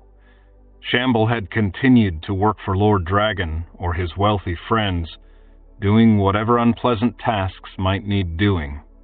Stonehand had joined the Duke's personal guard some 6 years past, and for all Cover knew was still there. Tooth had disappeared long ago. There had been rumors about involvement with a sorcerer. Dagger had killed a well-connected man 2 years after the destruction of Obsidian and had fled from Manfort. Cover had heard nothing of her since. And Hyde had saved up the proceeds from his work for Lord Dragon and had opened a fashionable little shop in the upper city, dealing in baubles and curiosities. Cover and Stammer had never spent much time in the upper city, and ragged and ill-fed as they were, they had not dared venture there in years. But Cover believed the shop was still there. "And Lord Dragon?" Arlene asked. "You want his real name?" Cover whispered. "I don't know it." "Do you know where I can find him?" Cover shook his head, which triggered a coughing fit. When he had recovered and taken his hand from his mouth, Arlene saw bright blood smeared across the fingers. "No," Cover said. "I only knew of him through Hyde. I know he goes by several names, and that he's important, very rich. He has the Duke's ear, I think, and knows something of sorcery. It said he's a master in one of the secret societies. Maybe there really is a dragon society. I meant it as just a turn of phrase to describe those around him, but perhaps it's the truth." Arlene frowned. He had known from his stop in Westgard that Lord Dragon had more than casual contact with the Duke of Manfort. This confirmed it. As for the rest, secret societies. Cover waved a hand helplessly. "Rumors. There are said to be secret societies throughout the lands of men, but most particularly here in Manfort. Societies of lords, societies of sorcerers." He began coughing again. "A society of whores," Arlene muttered under his breath. He suddenly understood that the name of the House of Carnal Society might be a joke of sorts, a cruel parody of these supposed secret societies. And in which society did Lord Dragon claim membership? Cover, still coughing, shook his head helplessly. He didn't know. All he could provide was rumors. Arlian saw that now. "I will pay you for stone hand and hide," he said. 2 ducats. The others, we'll see. Cover managed to speak again through a foam of bloody spittle. "Thank you," he said. "Forgive me." "Perhaps in time I will," Arlian said. "For now I will merely withhold judgment." He turned and climbed carefully down the ladder. At the bottom, he tucked his hat under one arm as he opened his purse and drew out 2 ducats, which he handed to Stammer. "You earned the first that I gave you before," he said. "Your husband earned these others." She stammered, and he held up a hand. "Go to him," Arlian said. "He's very ill. I don't think he has much longer." She gasped and hurried to the ladder. Arlian did not watch her climb. Instead, he beckoned to Black, and the 2 men started down the stairs. "He's dying?" Black asked as they descended. He walked a pace behind, holding the lantern high. The stairwell had no other light. "He's coughing up blood," Arlian said. "I never saw a man do that for long and live. Oh, a few drops from a scratched throat, perhaps, but this blood was bright and red." He shook his head. "I take it you feel no need to hasten his end under the circumstances?" "None whatsoever," Arlian agreed. They had reached the 3rd-floor landing. They wheeled onto the next flight down and continued in silence. They had just started down from the 2nd floor to the 1st when Black spoke again. "I take it you feel no need to make any attempts at healing him, either?" Arlian did not answer immediately. In fact, they were on the front stoop, just a step from the street, when he replied. "I thought about it," he said, clapping his hat on his head and tugging his collar up to keep out the drizzling rain. "I'm still thinking about it." Black grimaced. "And if you did heal him, would you then slay him?" "No," Arlian said immediately. "I'm not so vindictive as that. He robbed the dead of my village, but he's been punished for it ever since, by his own conscience, and he has not otherwise wronged me, nor anyone to my knowledge." He stepped out into the street and turned toward the upper city. "Ah, he's repented?" "Maybe. He may know what's in his heart, I don't." Black looked at the younger man's face. "And do you know what's in yours, my lord? You seem troubled. Isn't it an easing of your burden to know that you found this man, and he has suffered for the wrongs he committed? While you toiled away in the mine and drove your wagon across the desolation and fought through the dreaming mountains to Arthai, he was not making merry with his ill-gotten gains, but was instead suffering as well. And now, when you are free and rich and able to do as you please, he lies dying on a heap of rags in a Manfort attic. This would seem to me to be a fine display of justice, of fate working out matters as we would choose, rather than in the perverse and unfair fashion it so often prefers." "I suppose," Arlian agreed unhappily as they ambled up the sloping street toward the old palace. A scavenging dog hurried out of their way, unnoticed. "Then why do I see you with a face more suited to a merchant assessing losses than one counting profits?" Arlian stopped walking and turned to look at his companion. "I don't know," he said.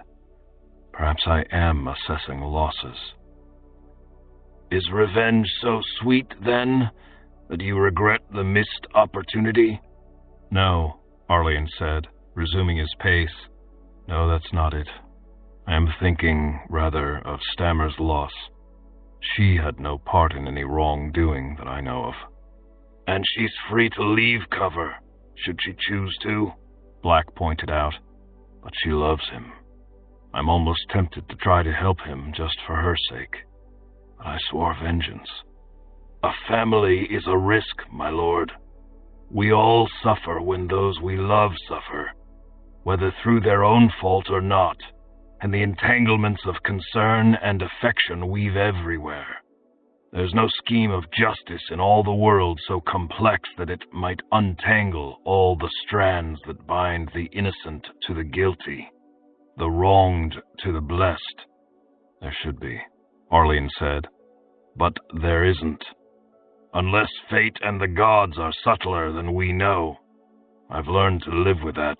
You should too. Arlene shook his head. It's all so complicated, he said. I could show mercy, have the Arthayans look at Cover. Perhaps they could heal him, or perhaps not. But what would come of it? Black shrugged. We never know what's to come, my lord. We can only make our best guess, and that's often wrong.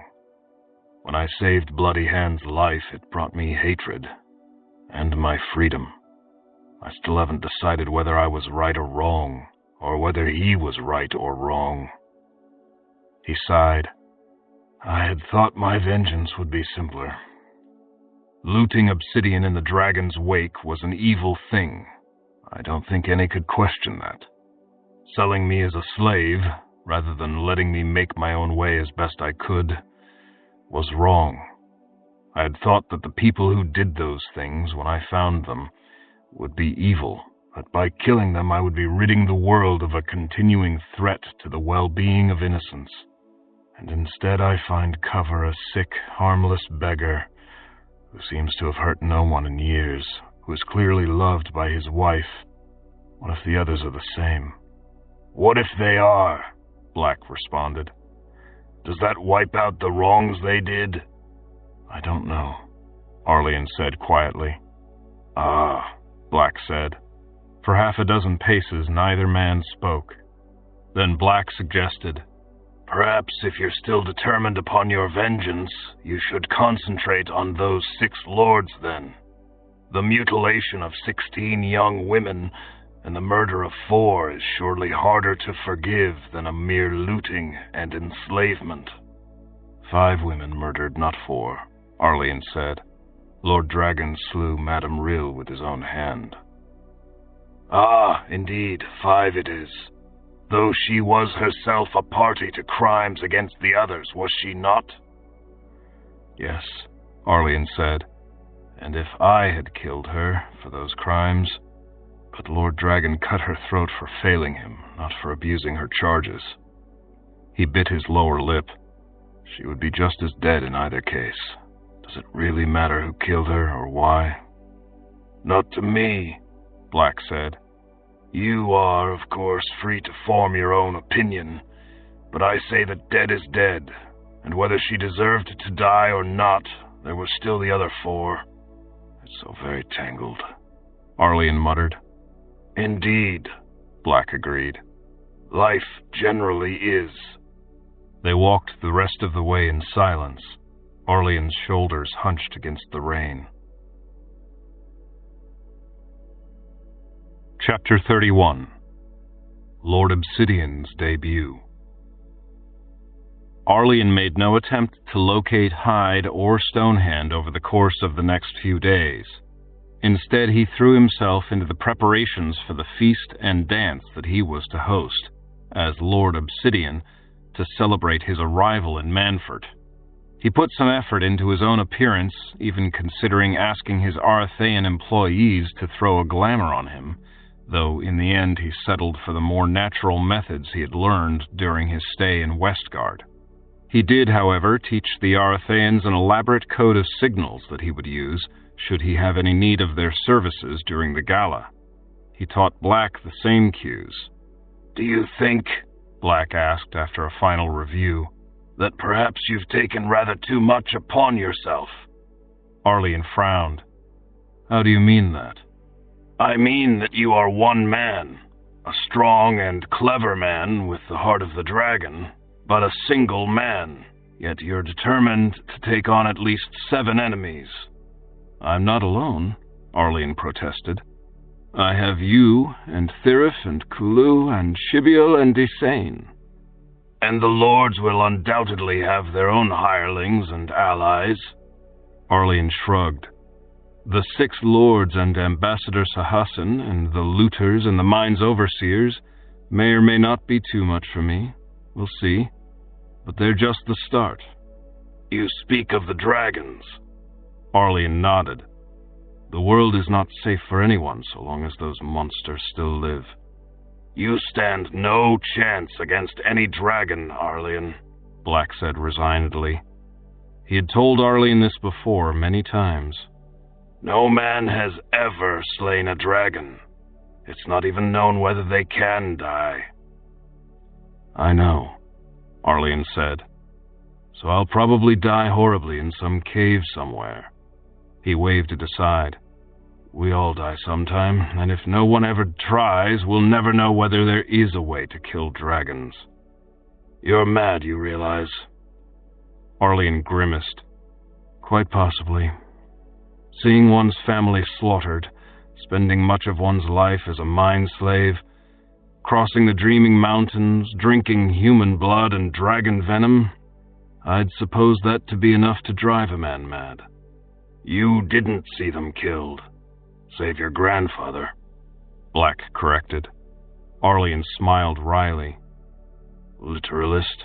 It was close enough. He clapped Black on the shoulder. Come on, let's get on with it. I want this party to be perfect. The first coach arrived at midday.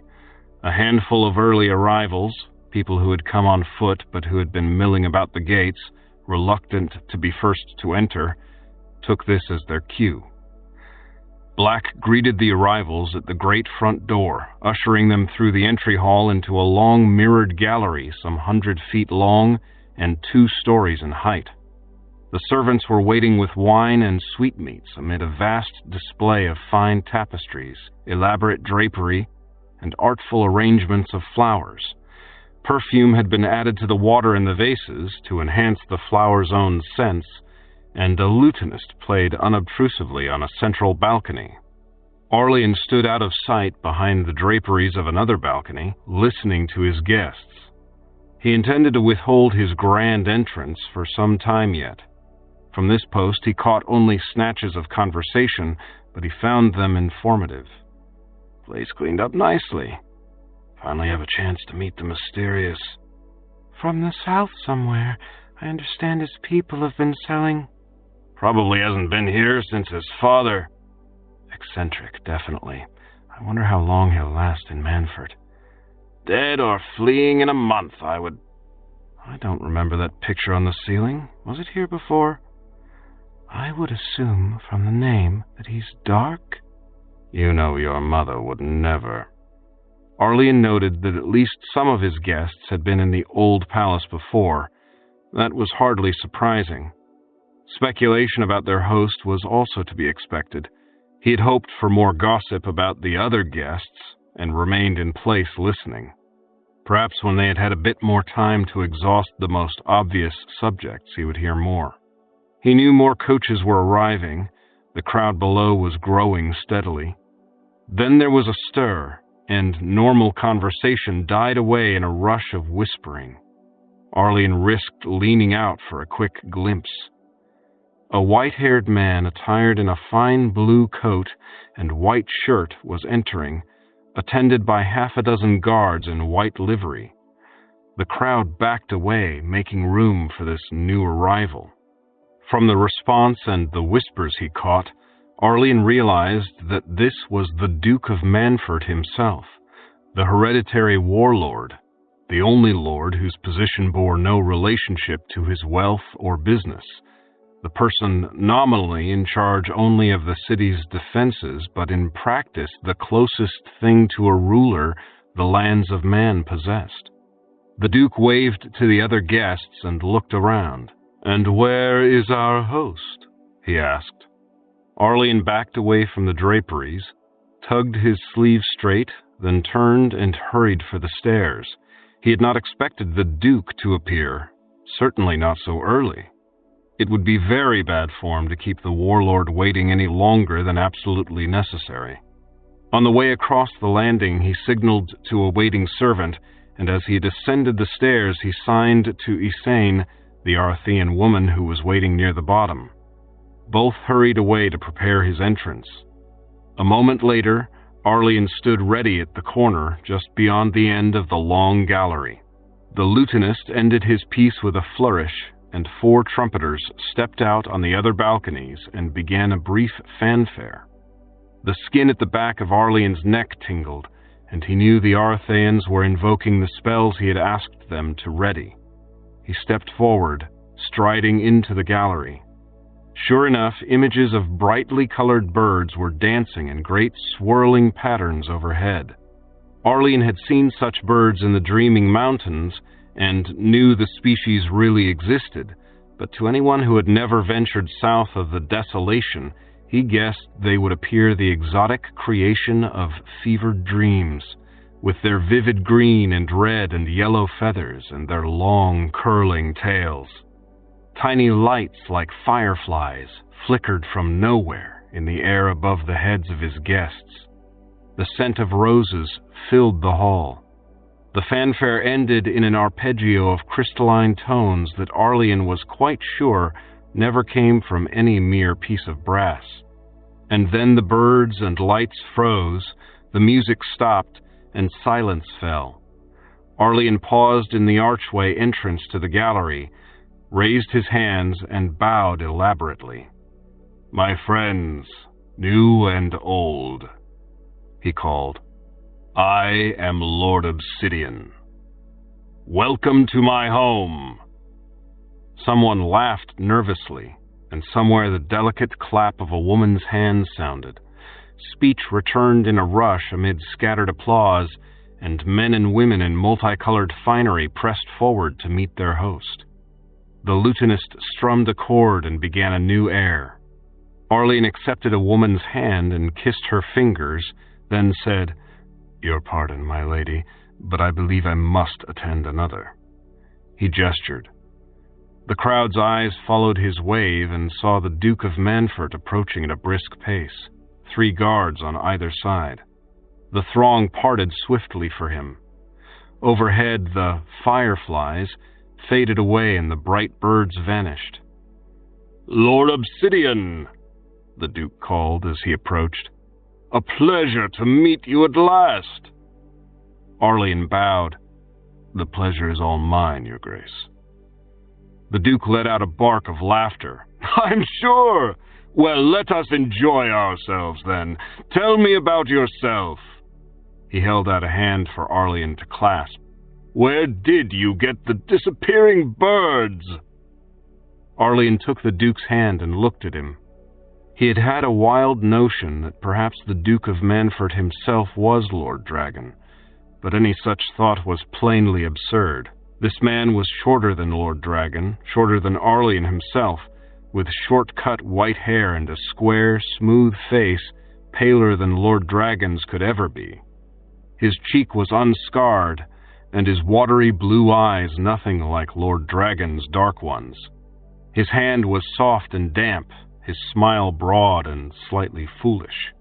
The possibility of an illusion had occurred to Arlian, and he glanced up at Thirith, the Arthian who now stood on one of the balconies.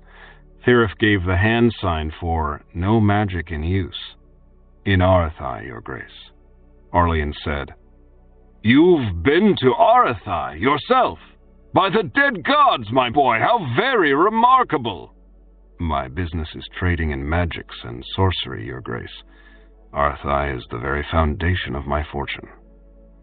The Duke looked disconcerted. "Indeed," he said. Arlian hid a smile. It was not done to speak openly of magic or sorcery in Manfort. "Arthai is not so distant or strange as all that, Your Grace," Arlian said, as if misunderstanding the Duke's reaction. "I understand that the Arthians sent an ambassador to Manfort some years back." "Yes, of course, Sahasin, a fine fellow. I think I saw him as I entered." He gestured vaguely at the crowd behind him. But I don't believe he's been home to Arathai in a decade or more. It's not a safe journey." "Indeed, Your Grace, for most it is not," Arlene agreed. "I have been very fortunate." "Ha! Indeed you must have been, to be able to afford this old pile. You know, one reason my grandfather moved into the Citadel was that it was simply a nuisance trying to keep this place from falling down around his ears, and yet you've made it look quite splendid." "Your Grace is too generous." Arlene bowed again with a flourish. The Duke stared at Arlene for a moment, then waved in dismissal. "Well, it has been a pleasure, my lord, but you have your other guests to attend to. I mustn't monopolize your time." He turned away, immediately turning his attentions to a buxom young lady in lavender velvet. Arlene bowed one last time, and when his head came up again, found himself looking at the back of the Duke's close-cropped head and blue silk collar. He kept his face expressionless as he turned to his other guests. How, he wondered, did that insipid twit manage to keep order in Manfort? Was he really the fool he appeared to be, or was it a carefully cultivated act? That someone had managed to get a letter out of the old fool giving him freedom to do anything he pleased in Westgard no longer seemed quite so surprising. Instead, it seemed surprising that the entire city of Manfort had not devolved into anarchy. But the Duke had advisors, of course, and presumably they were the ones who actually maintained order. Arlene had heard a few of their names during his stay in Manfort: Lord Enziat, Lady Rhyme, Lord Drasheen. Arlene had almost met Drasheen on occasion in Westgard 2 years before. Certainly he had smelled the man's perfume. Rhyme and Enziat were unknown to him beyond their names and association with the Duke, however. He wondered whether any of those advisors were present. Well, there was one person he wanted to meet who almost certainly was present. It was just a matter of finding him. Arlene noticed a worried-looking young man, roughly his own age, and dressed in gaudy red and gold velvets, whose attention seemed to be focused on the Duke. He tapped this man on the shoulder, then bowed, a restrained little bow, not the grand production he had performed for the Duke. "Excuse me, my lord," Arlene said. "I am Lord Obsidian. I don't believe I've had the pleasure of your acquaintance." "Ah," the young man said. "Of course. I'm Lord Redemi, and I'm delighted to meet you, Lord Obsidian." He bowed sketchily, but was clearly still trying to get the... What's up, guys? It would be really awesome if you please like and subscribe for more. Thank you.